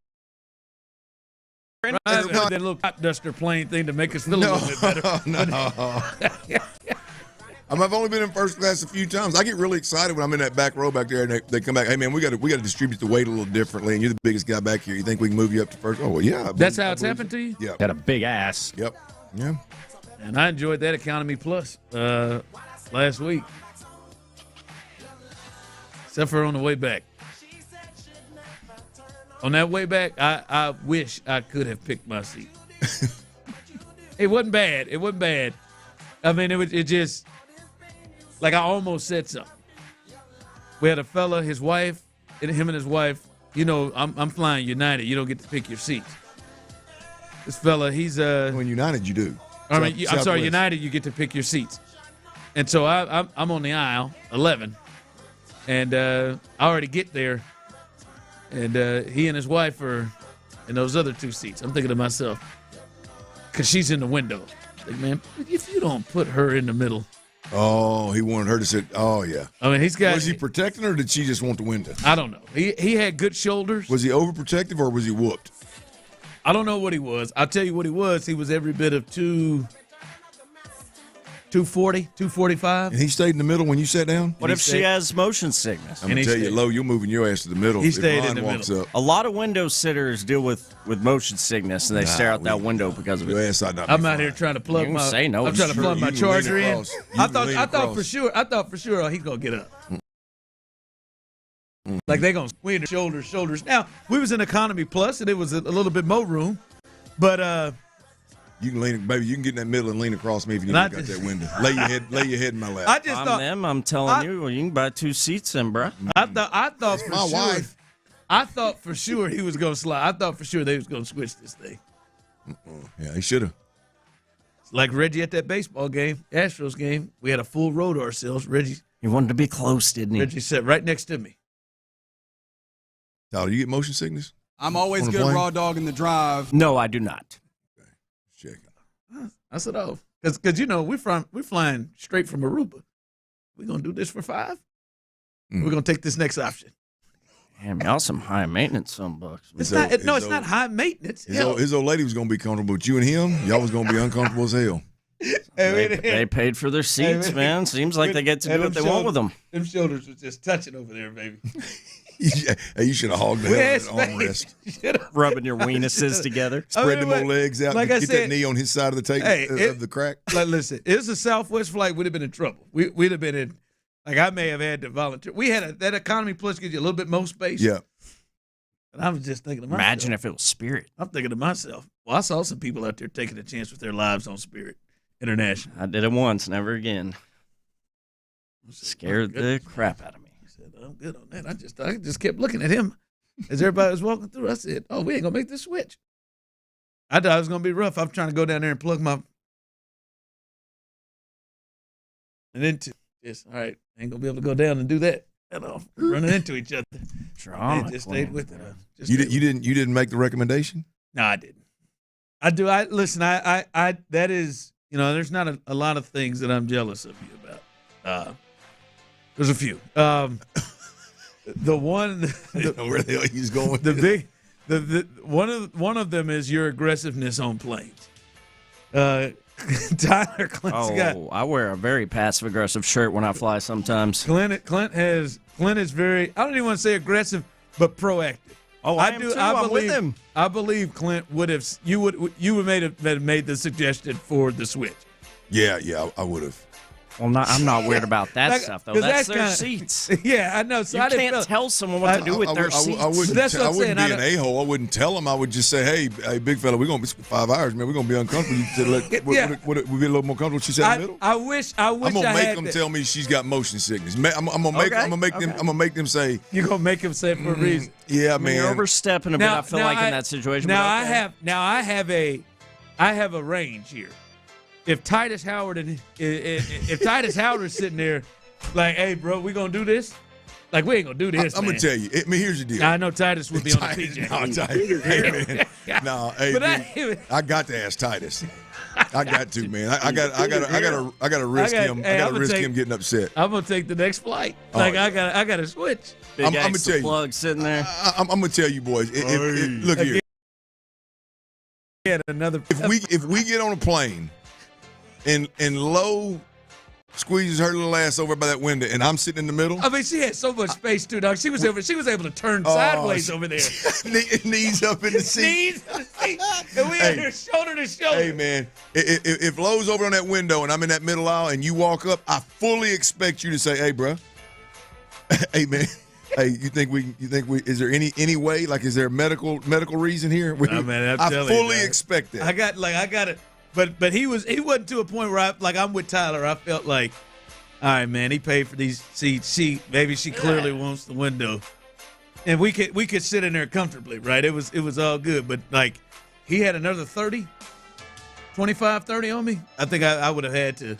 What do you think about a game plan here? Hold on, so what if we go to? How can we mix this up where we not next to each other? Yeah, I mean, I would at least create some level of communication to where he'd have to say, hey, because if she literally had, like, I would still think it'd be a better idea for her to lean over him and look out the window. She had motion sickness, but yeah, I mean, this can't just be because she's high maintenance and wants the window. Yeah, I would have showed him. Listen, I'm married, my wife with kids. I'm gonna show you my whole catalog. I'd get to know him. Kids, I don't want anything to do with her. I'd get to know him real good. If he said, "Oh, she just wants the window, man. She bought it. She wants it." I said, "Boy, you old henpeck sunbuck. You ain't you?" What if it's a vacation she worked her ass off for to pay for on her own dime, and she wants to spend the first part of her vacation looking at her destination? She can lean over me. She can lean over me. Put her hands heavy pen going on while she looks out the window. Now, this is odd. I disagree with y'all so hard. Someone texted in, I wouldn't let my. Yeah, because you ain't never had that problem. I wouldn't let my. Yeah, you're good and comfortable. I've never been crowded on a plane. Yeah, I mean, if somebody's 400 pounds and broad shouldered like J.J. Watt, you might be. But I mean, you don't like every you said plane. I never have, dude. Every plane you get on, it's not uncomfortable. Tyler, I think to know a lot about my travels. I think a good 95 to 100% of the time you have. You walk on freely without thinking who the hell's going to be next to me. Most of the time, that's absolutely probably fair. From a weight perspective. But to act like I ain't never been fighting over an armrest on all these flights I take. Come on now. An armrest. I got no ass, but it's happened. But I mean, you haven't been. Great point. And your ass fits in every single seat. But you haven't been. With extra room. You ain't been in a space. You ain't been in a space where, like, we're gonna be touching the whole way of the flight. Yes, I have. How many times have you been on a flight where you have to position your shoulders in front of or behind the guy sitting next to you? Multiple times. Are you flying with the Texans O-line or what?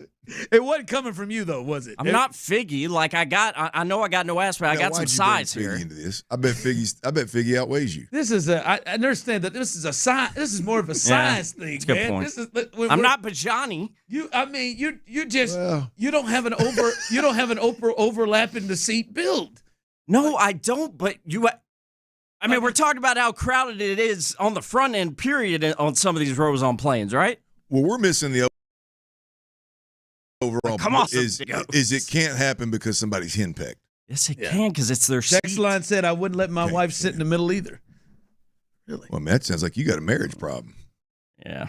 I mean, if she was just extremely, let my wife sit in if the she was middle. extremely uncomfortable about it, that's one thing. And I think that's what you were saying It's before. an arranged marriage. Like I'm telling you, like Courtney, you look over here, you know what's going down here. I mean, we're gonna have to.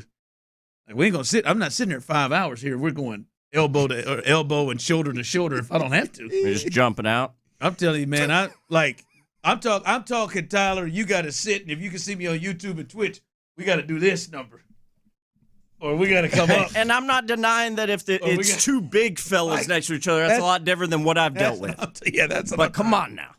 These plain rows are. I like the best part is when you get a guy you don't know and the guy that nobody on the row knows each other. Yeah. And the girl's over against, or the woman's up against the wall. And it's like, hey, you help us out here a little bit? Nah, I don't want to help you. Could you do us a solid? I mean, I may get a no, but I'm at least ask. I've always been a believer. That's why you need to take that approach. Make them say no. You got to take that approach with the tickets. What tickets? When you go over there, go to Aaron, make them say no to you. That's the approach I take on it there. I mean, you're talking about asking for 8 to 10 tickets on the suite. That's a little different than asking somebody to slide their ass over in a seat. Yeah, make them say no. Hold on, Joe. Make them. Hey. Make them say no. Oh, big old henpeck fella in the middle. Nah, man, you got to move over, cuz. Tyler's elbow to shoulder size is longer than Figgy's whole armpit. Come on, guys. I mean, it's probably true. Figgy's thick. Figgy's thick. Figgy's a thick dude now. Yes. Who you think fills up a Southwest flight seat, Tyler or Figgy? Figgy, once we get seated, yeah. He's a little thicker, yeah. Figgy, I'd probably rather Tyler be in that center seat if I were walking down it. Tyler, you ever stood up out of your plane seat and like the arm in the middle comes with you? Probably. This man here said, I'm 6'4", 310. I have anxiety days leading up to flying. Damn. And I get that. I feel that. Hey, bro, you know what I'm talking about. There ain't nothing more, boy, when you, like, it's a different feeling from others. I know most people like it when their row is clear and there ain't nobody else It's there. a different feeling, huh? Boy, it's a different feeling. That's the first thing Ron told me about his Aruba trip. Hey, bro, I went to the airport. There was 40 people on that whole plane. Yeah. He said there wasn't nobody on my row. There wasn't nobody on the row in front of me. I can count it. I can see it. I can count The it. showman. Like Eric, like when I rolled up to that terminal, I said, "Damn, God. All right, here we go. Who else is in this 11 row? Who drew this card?" And I know this dude, this 6'4" dude, and somebody else. You walk up and looking down all of the people in that terminal C.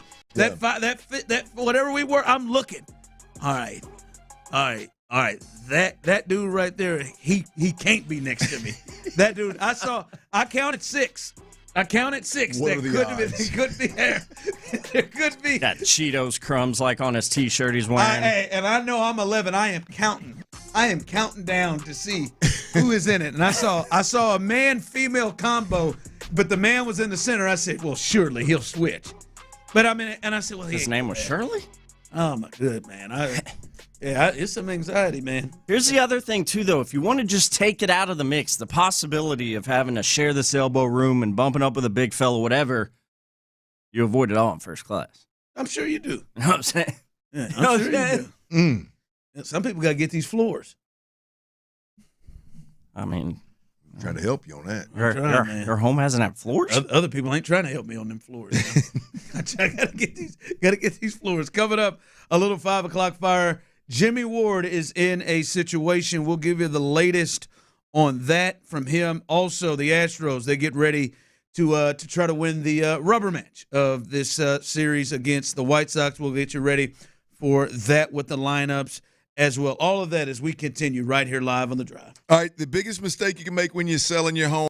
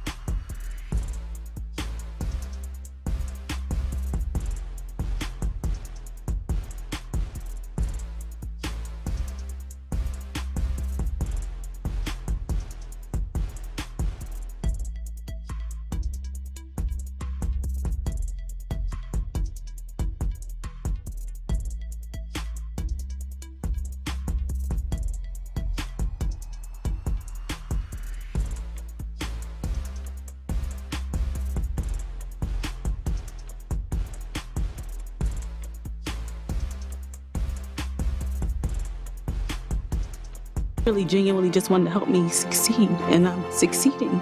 I'm a speaker, I'm an author. Covenant House really helped me and really helped mold me. If you or someone you love is asking for help, go to safeplacetosleep.org today. KILT FM HD2 Houston.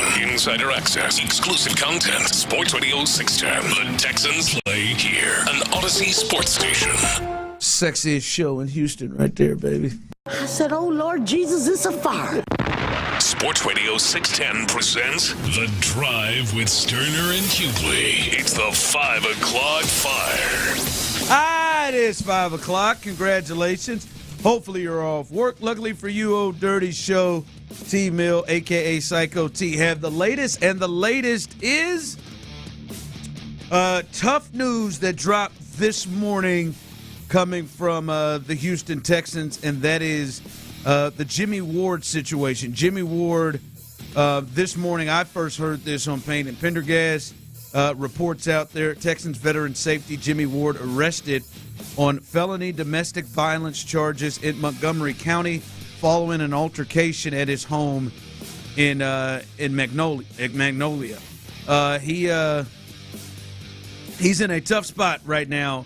The way it looks, as I know a report came out earlier from the police department there. Deputies said that the victim alleged that she had been assaulted, strangled, and threatened by her fiance, and her fiance is and has been identified as Jimmy Ward. He is currently in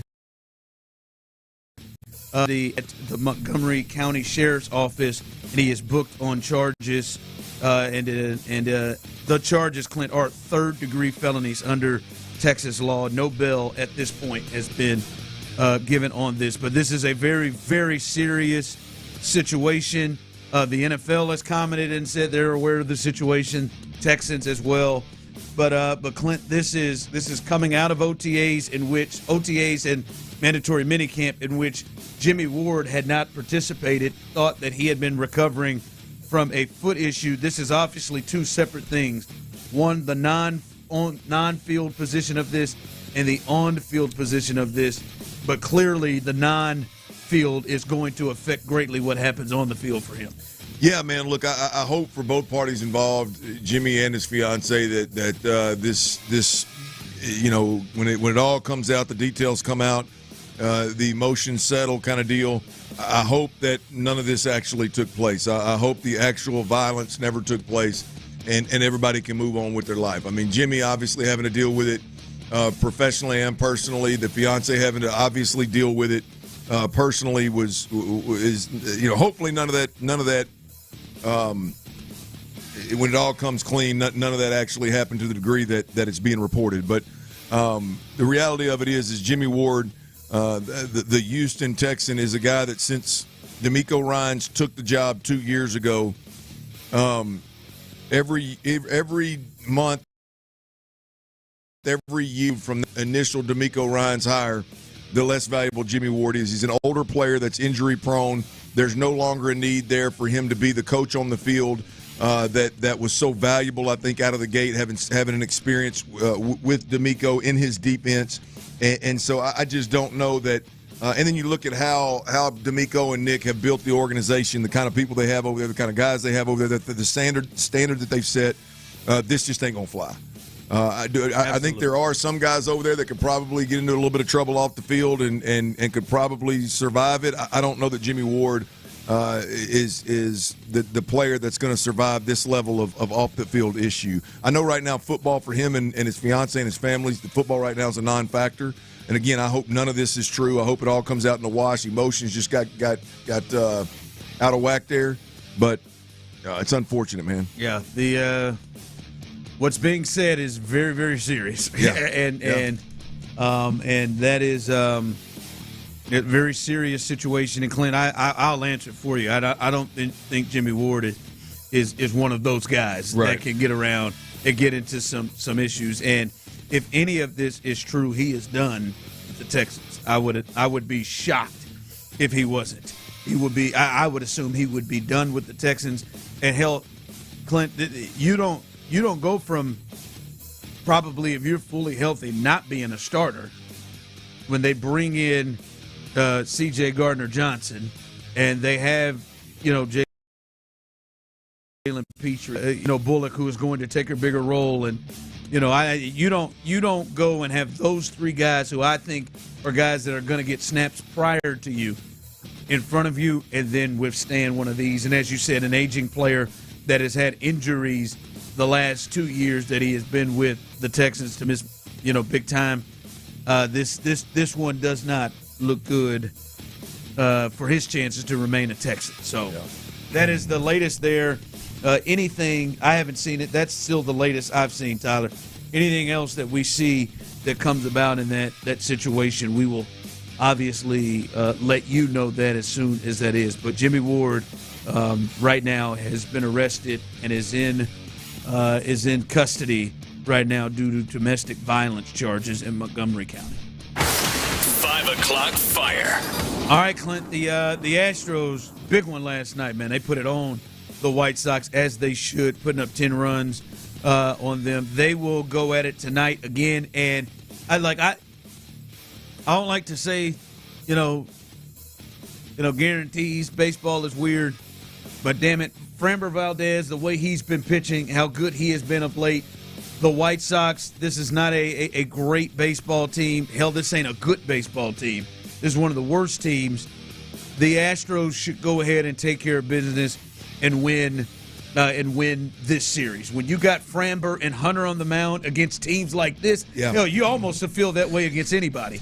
When you got Framber and Hunter on the mound, they should take care of business against these type teams. Absolutely, they should. I mean, I think turning the TV on tonight, watching this crew, man, is Campina just stays scalding hot. Paredes is still ripping the cover off of it. Christian Walker swung it well last night. Can he stay hot?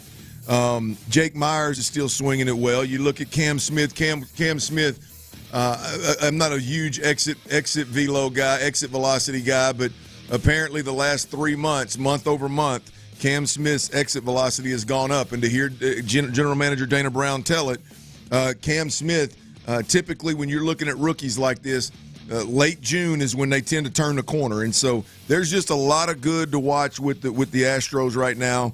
Whether you're just talking about players staying hot or you're talking about players kind of coming into their own, it's a good time to be an Astros fan. There's no doubt, man. And hopefully, I don't know if Tyler's betting it or not, but hopefully Christian Walker can stay hot and get. I was going to say he's the one to watch. Again, we've seen. I guess I'd call him flashes to small flashes. Yeah. The one that I remember, there was a weekend they played in Kansas City. Leading into that, then in Kansas City, he had a really, really good, I'd say like 6-game stretch on the road where it looked like, all right, is this where he turns the corner? But then he had struggles, right? Anytime he's shown some of those flashes, it's jumped back with struggles. And to me, that is a big thing to watch. Can he get to a space like Dana Brown said, June, July is where he comes alive? Can he get to a space where it's like, all right, here he goes. This is what they were hoping to get because, honestly, it's one of the really amazing things that the Astros are in the spot that they're in, 7 games over 500 with a pretty good lead in the AL West with Jordan injured and Christian Walker struggling the way he has. So can he string together, multiple games to where in about a week or two we're looking at, all right, Christian Walker's hitting 300 over his last 2 weeks. Christian Walker's driving the ball to the ballpark. So he's the big one to me that I'm watching to see if he continues. 5 o'clock fire. All right, game 3 last night, Clint.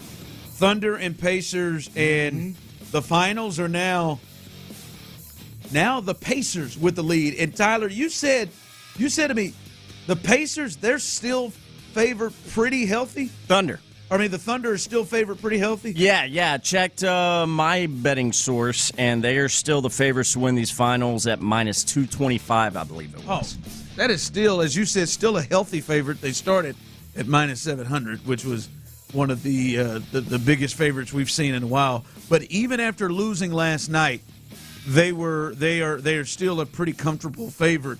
I don't know, man. If I was a bet man, that might be something I might slide a little something on, because for me, Clint, it was the leading into the series.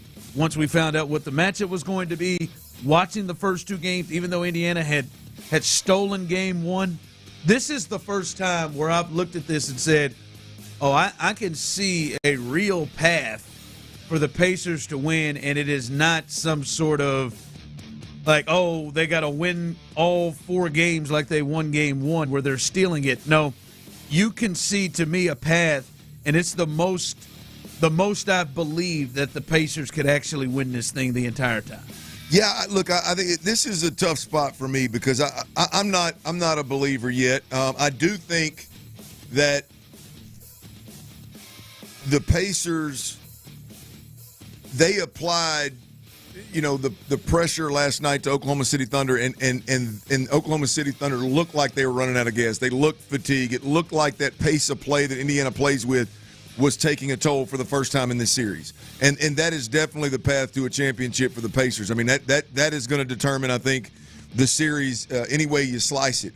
But when I look at the way that the Pacers really went about winning last night, is I'm not taking anything away from Halliburton and Siakam and company, but I mean, what's my man's name? Little McConnell. Yeah, TJ. TJ. He came and changed the entire tenor of the game. The bench overall. Yeah, bench overall. But TJ McConnell, him. I mean, he only had 10 points, but man, he swung momentum in a huge way.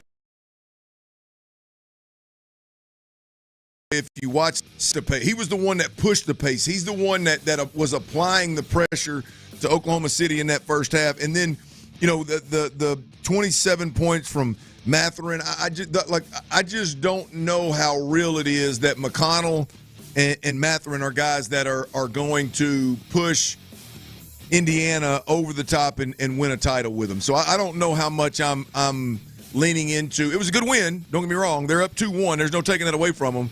But I just can't look at that game and go, yeah, man, that's the path, because those guys can't be the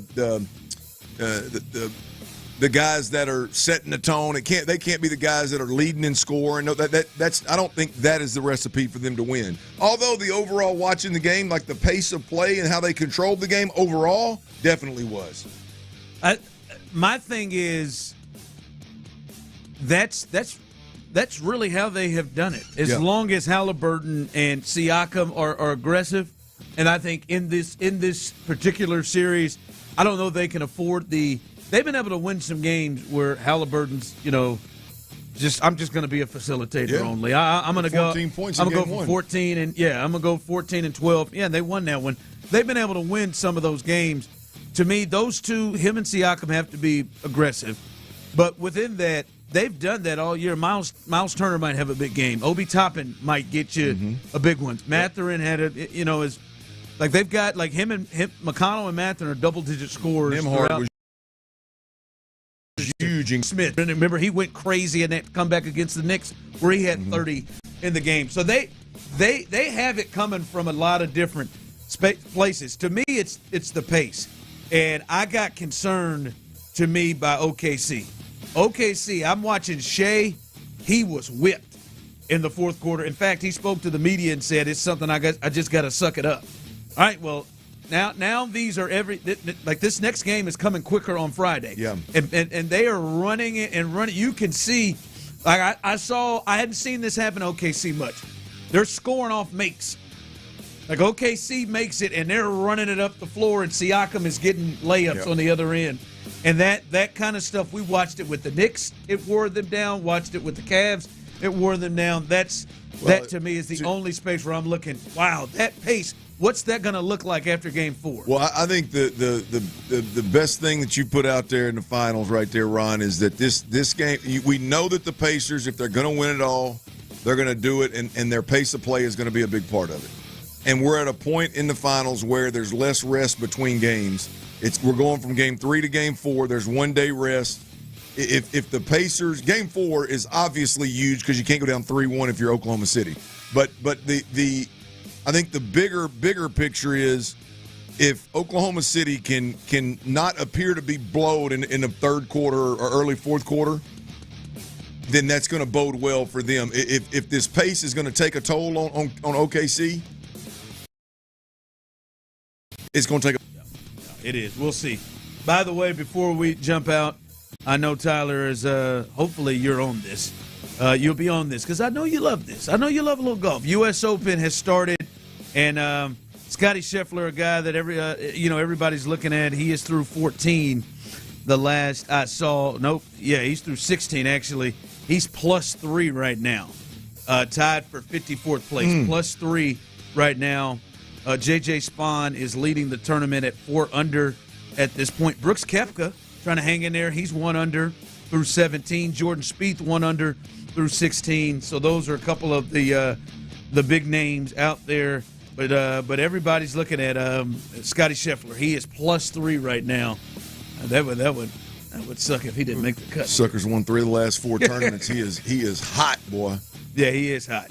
We were looking at him earlier. He found himself in some real trouble multiple times in that rough there. So that is the U.S. Open as they get started down there in Oakmont today, and we'll be keeping our eyes on that as this thing continues. Coming up, Nick Caserio had a couple of big insights on the most important player on this football team for the Texans. We'll let you hear what he had to say about C.J. Stroud coming up next. All right, let me take a minute, y'all. I got to take a minute and tip my cap to all my fellow Coors Light drinkers out there, man. If you're drinking the world's most refreshing beer,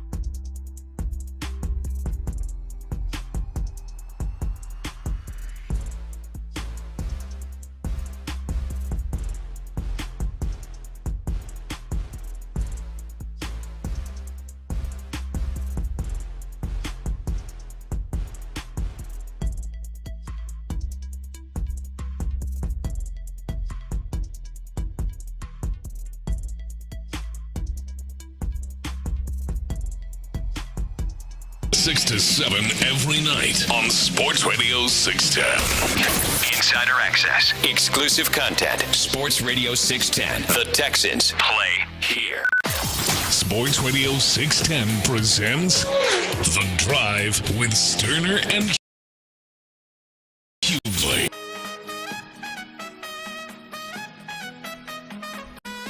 Nick Caserio, he was on Sports Radio 610, Payne and Pendergast earlier at 7:30. He spent about 40 minutes with the fellas. You can catch that on the Odyssey app, sportsradio610.com as well. Hour 2, 7:30. You can catch it in its entirety. There's a couple of things Nick had to say about C.J. Stroud that jumped out. We heard C.J. Stroud in his media appearance earlier this week talk about, watching old Patriots, old Brady in particular, old 03, 04, Tom Brady in action, and he kind of brought that up, and a lot of us, that stuck with us because, that's given us a glimpse. I know Clint was set on fire about the comment because he enjoyed that that's the direction that it looks like he and Nick Caley are going. Well, I think Seth also was kind of in that space because I know he told him he was glad to hear that he was watching that version of Brady and not more the finished product version of him. But this was Nick Caserio addressing the thought of C.J. Stroud kind of going back and looking at the old years of the Patriots. I probably have mentioned this or talked about this. When you look at Tom's career, it was almost like two careers within one. You kind of had the 01 to kind of 10 group, and then 10 to 20 or whenever he left. And he didn't start. He wasn't a starter until very good. We were 9-7, and then we turned the team over there a little bit. And then 03 and 04, we were fortunate enough to put ourselves in a position, have an opportunity to win some Super Bowls. And then Tom continued to, I would say, grow as a player. So, again, you have to, through the lens of what they're looking for, is it technique specific? Is it as it pertains to the fundamentals, or is it system specific? And it's probably some combination of the two. And everybody is watching other players and picking and choosing, but you just have to figure out what can I utilize and apply that's going to help me in the current situation. That's the part that I kind of liked that he went into it, Clint, was CJ, I think there are some similarities to kind of his game, what we've watched in the 2 years here, but he's not completely the similar quarterback that Brady is, right? He can move a little bit. I would even say that CJ's probably better equipped to make some off-platform throws. There's some throws we've watched, not to say we want to see him doing them a lot. There's some throws that we've seen him moving to the side or moving away in plays that he has made with his legs or throwing off platform. But it is I liked hearing Caserio going to the point of, all right, there's some things we want to establish and look at, but they're not exactly the same players. So there's part of it where it's going to be a little bit more mirrored to what it is that CJ's skill set is. Well, it's always going to be mirrored towards, always going to be CJ centric, if you will. But the reality of it is if you're going to take the direction of comparing C.J. Stroud to quarterbacks and stylistically how he needs to play the position to get the best version of C.J., which ultimately is going to give the Texans the best chance to win championships, is C.J. Stroud needs to play the position in a similar fashion to Joe Burrow. He needs to play a similar fashion to your old school pocket pass, high level processing quarterbacks. It's plain and simple. I don't care how in love the world is with and fascinated the world is with these off-script plays and these athletic quarterbacks. C.J. Stroud is a guy that needs to operate from the pocket in an efficient manner. We've seen him play the game at an unbelievably high level. When you lead the league in yards per game passing and the fewest interceptions, those two stats don't typically go together. That is unbelievably difficult to accomplish. And that is the brand of quarterback that C.J. Stroud needs to play. That year, he was a rookie. The goal, the priority that year was to keep it simple, allow C.J. Stroud, a young quarterback, to not try to do too much. The offensive line was injured. Get the football out. Protect the quarterback. Don't let the young quarterback get hit a million times because your O-line is injured. The wide receivers got hurt, so you had to get creative. Get the ball out quick. Take what the defense giving you. Don't stand back there and take hits and try to throw the ball down the field. And it worked to the tune of 10 wins immediately. Seen in years. I mean, it's unbelievable. I put that quarterback play up against damn sure any other rookie. Now, looking back, we can talk about Jaden Daniels from this year, but really, it was tremendous. That is the version of C.J. Stroud that we should all want to see. Not a guy that uses his legs more, not a guy that throws the ball, gets pushed out of the pocket and floats to the sideline and makes a crazy throw down the field to Nico Collins. Not a guy that drops back in the pocket and we're going to hold the ball and drive it down the field and be more aggressive. And that is not the C.J. Stroud that's going to win championships. The C.J. Stroud that's going to win championships is the one that plays the game as close to Tom Brady as he possibly can, right? And I'm talking about protecting yourself by getting the football out. I'm talking about protecting your offensive line and not make them be all-world one-on-one pass protectors by getting the football out. I'm talking about allow your receivers to be the answers for pressure. Allow your receivers to catch and run the football.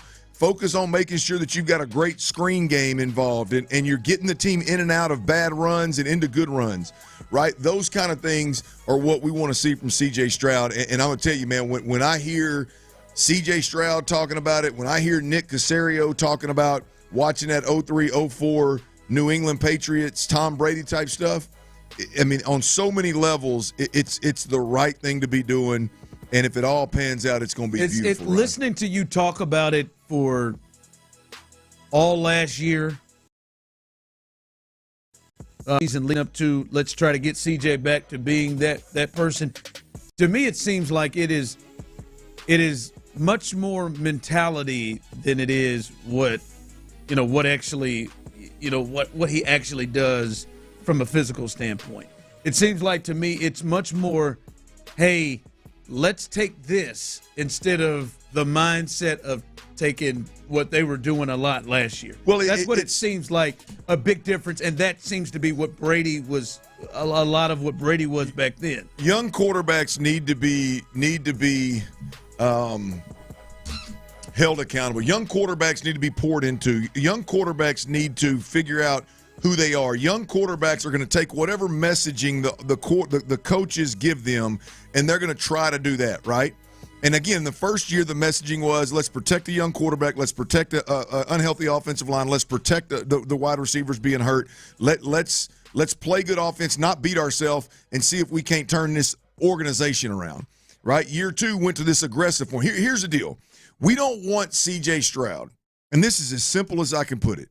We don't want C.J. Stroud coming to the line of scrimmage and going, ooh, let me see if I can throw this hole shot versus cover two to Nico Collins in the hole because Nico's that good and because I got the arm and because we want to be aggressive, right? Let me make that low-risk throw instead of taking Dalton Schultz on a little 6-yard option route or, Christian Kirk on a little just a little stutter route or something, right? Like, I want to throw it, right? Instead, let's take all this stuff underneath. Let's hit Christian Kirk and folks on and even Nico Collins on an in route and inside and invite them safeties down and then come to the line of scrimmage and go, okay, I'm gonna throw this whole shot versus cover two to Nico Collins because that safety's horny and he's been jumping down all the underneath routes and he's been looking at his eyes are in the backfield, his eyes are in at Christian Kirk. Now I know I'm gonna have Nico down the sideline, right? That's how you go get that route. You don't go get that. We don't come to the line of scrimmage and just go, oh, well, I got Nico. I got this. Let me see if I might be able to squeeze it in there. Or come within the game of, all right, we're going to get this many shots. We get this many shot plays going into games. Like we're going. Yeah, we got to take this many shots to be a shot. Yeah. No. Well, I think beg a defense, Ron. Beg a defense to just sit here and let me take these 95% completion throws over the middle. I think we've watched. And this is nothing towards CJ, but we've watched a lot of the players in the league that have much bigger arms and much better arm talent, the ability to make the throws that he was making last year and trying to make. changed their mindsets. Yeah, Josh Allen, Mahomes. Yeah.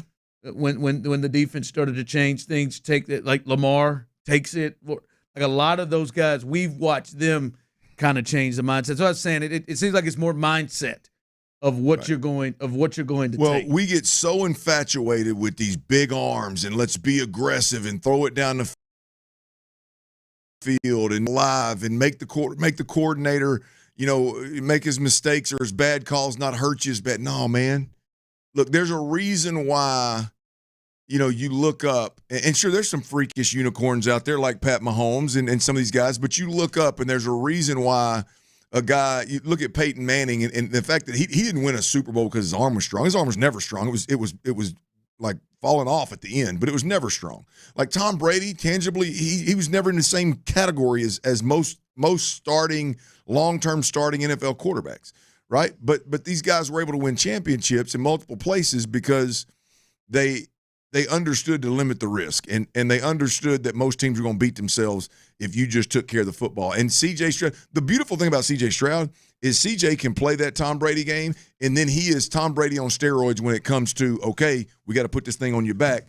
Physically, he can make more throws than Tom could, right? So, I mean, that's the beauty, but it can't be an approach. It's got to be a weapon. Yep, Cedric Wayne, you got to take the boring shots to get the explosive ones coming here from YouTube and Twitch. It does seem like it was more. You ever see hitters go to the plate? Actually, not to say ever see hitters. There are many times where Jose Altuve's walking to the plate and he is swinging out of his shoes. It doesn't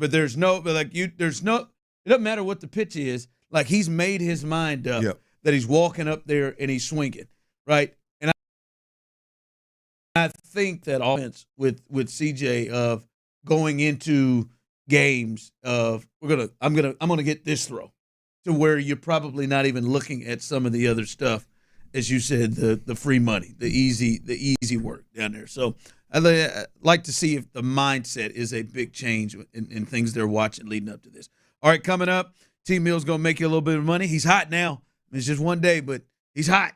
He's hot, baby. 80% last night, 4 or 5. He'll make you a little bit of money coming up today. And this defense, it's so special. It's so special, and it appears to be really, really deep. But who's the one they can't play without? We'll discuss that coming up next. All right, y'all, let's talk about your hair, man. If you're losing it and you desire to have it back, then Advanced Hair Restoration has the easiest guaranteed solution. That's right. It's easy and it's guaranteed, y'all. Their simple one-day treatment offers life-changing.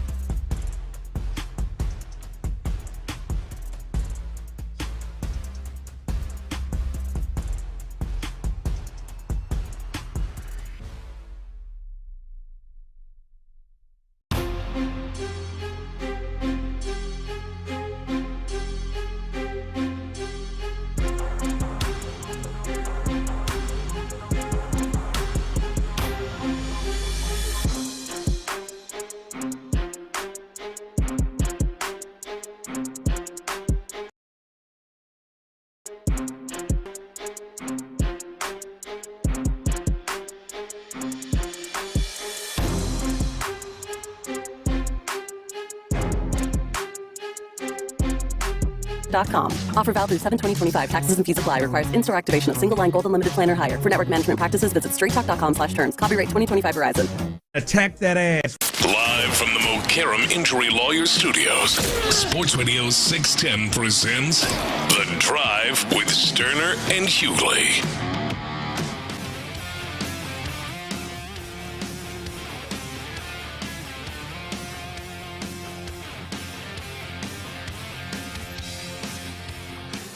All right, welcome back into The Drive. As we let you know earlier, guys, seriously, tomorrow's our final trip out in this what has been a very, very fun Sports Radio 610 Crawfish Circuit. We have made 10 stops. Tomorrow will be our 11th stop, and we will be live from 2 to 6 at the Cajun Craven, right off Beamer Road. Come on out there and enjoy yourself for the last one. Now, obviously, during the football season, we'll be out during the football season every week, but this is the last opportunity for what's been a fun kind of a season leading up into the football season of our 610 Crawfish Circuit. You can win prizes each and every hour tomorrow. Enjoy the great bugs. That's what this tour has been about. And hey, I'm just reading what I'm seeing, and it says that they have the best bugs in Pearland. So I knew you did that crap on purpose. Pearland.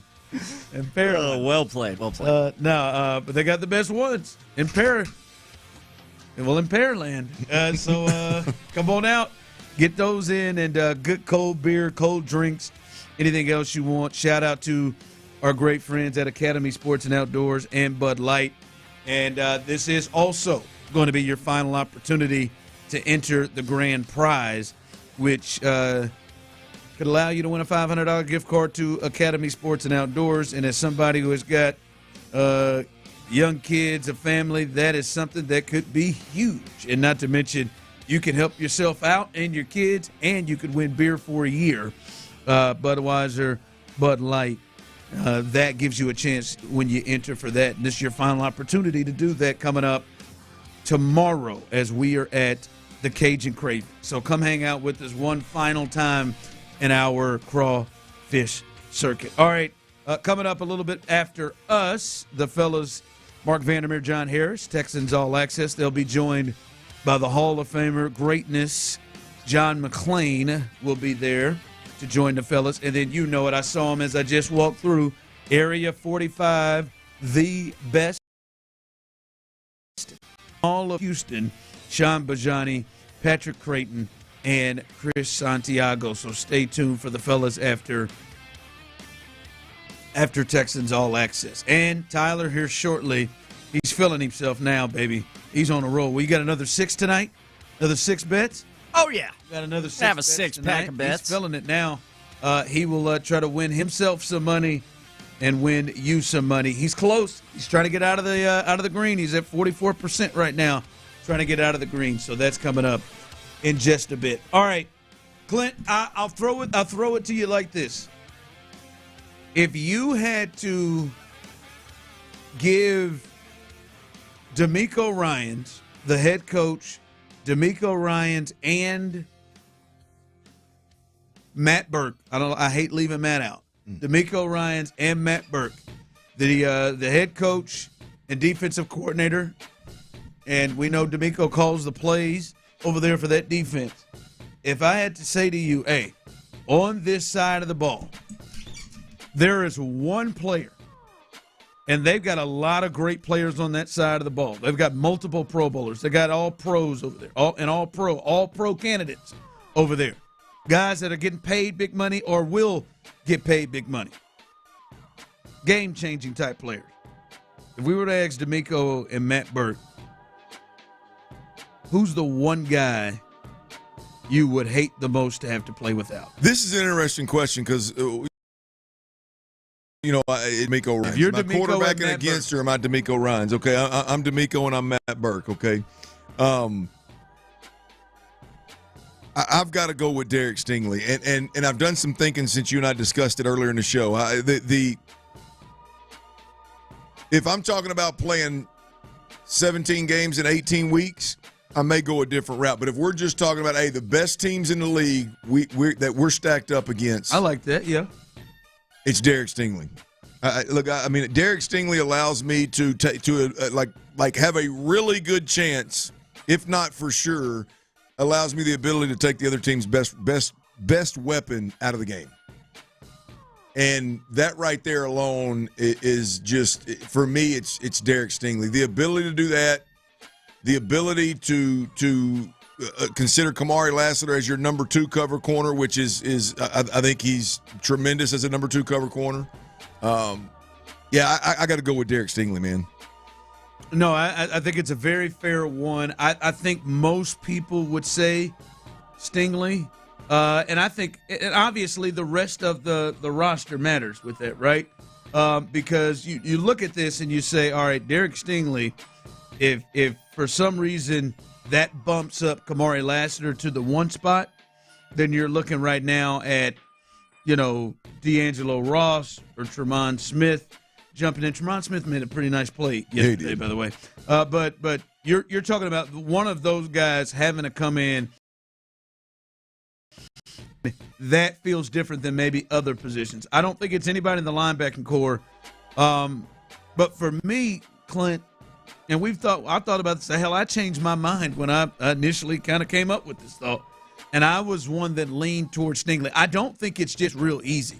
I've seen some people say Stingley easy or others easy. I think for me, Will Anderson can affect so much more. And I think that's the route I would go. We've watched teams do this. Hell, I think the Chiefs did it twice when they played the Texans last year, where they themselves helped take Derek Stingley out of the game because they just rarely even threw to a side, and they still were able to get their best guys. Now, I think D'Amico kind of helped them by not following anybody, but it was hard to figure out who to follow when you look at the guys they have. I think Will can have an issue in the run game. I think Will can have an issue even when he's double-teamed. As you know, that might take or at least slow down somebody on a pass route, or that might help, Tim Settle or Danico Autry or Hunter on the other side get a one-on-one because he's occupying more than one guy. So I think it is close, but I would, especially if I'm thinking Matt Burke and D'Amico, I think it's Will, and also the other factor you can't let go. I know you're seeing Kamari Lassiter kind of get some of this. It's more what he does on the field for them. I think he is the emotional leader. He is the tone setter with how he goes out about things out there, and I think that is a big, big deal to D'Amico and to Matt Burke. So I roll with it. Someone texted in, Ron, Will Anderson Jr. is an edge rusher. That's his job. Oh. Okay. Well. Okay. Stingley's a corner. That's his job. I don't. This just coming into our desk. We have a pass rusher in Houston, Texas. I didn't get what the point was on that being his job. You just wanted to tell me that. Thanks for the heads up, friend. Whoa! No, just got a big part of the job. All right. Let's see you do your thing, man. Come on, man. Add to this. 4 for 5 yesterday. What's the best bets? Let's see if you can get into the green again. Yes, sir. At long last. We were in that green last night. There we go. We had some profit. Dirty Red followed. Where are the Yeah, he did. Find out if Clint wants to tail another one tonight. He's won tailing 2 of my bets the last 2 evenings. But if it ain't broke, don't fix it. And it wasn't broke for the first time in a very long time, so we're going to stick with baseball tonight. Thursday night's best bets, 6 picks once again around Major League Baseball. First, it's going to be a very similar board to last night. I was on this under between these two squads last night. I at rules over 8.5 tonight. That's your first best bet. Next, another over. Tigers at Orioles. over 7.5 runs in that one. Next, Cubs, minus 1.5 runs tonight as they host the Pittsburgh Pirates. And then your finish this off, 3 bets in this Astros-White Sox rubber match over at Daikin tonight. First, I'm on the Astros and Framber minus 1.5 runs in this game tonight versus Chicago. White Sox and Stros, I'm on the over in this game as well. That one is also set at 7.5 runs over at Daikin Park, over. And then one prop, the Jedi himself, Christian Skywalker. You're going He's with it. He's feeling it, baby. So you're doing it. So over you're 1.5 total bases for Christian. So you're treating him like yourself. Like, all right, been struggling a little bit, but now I'm hot. Now I'm hot, baby. One day I'm hot. Let's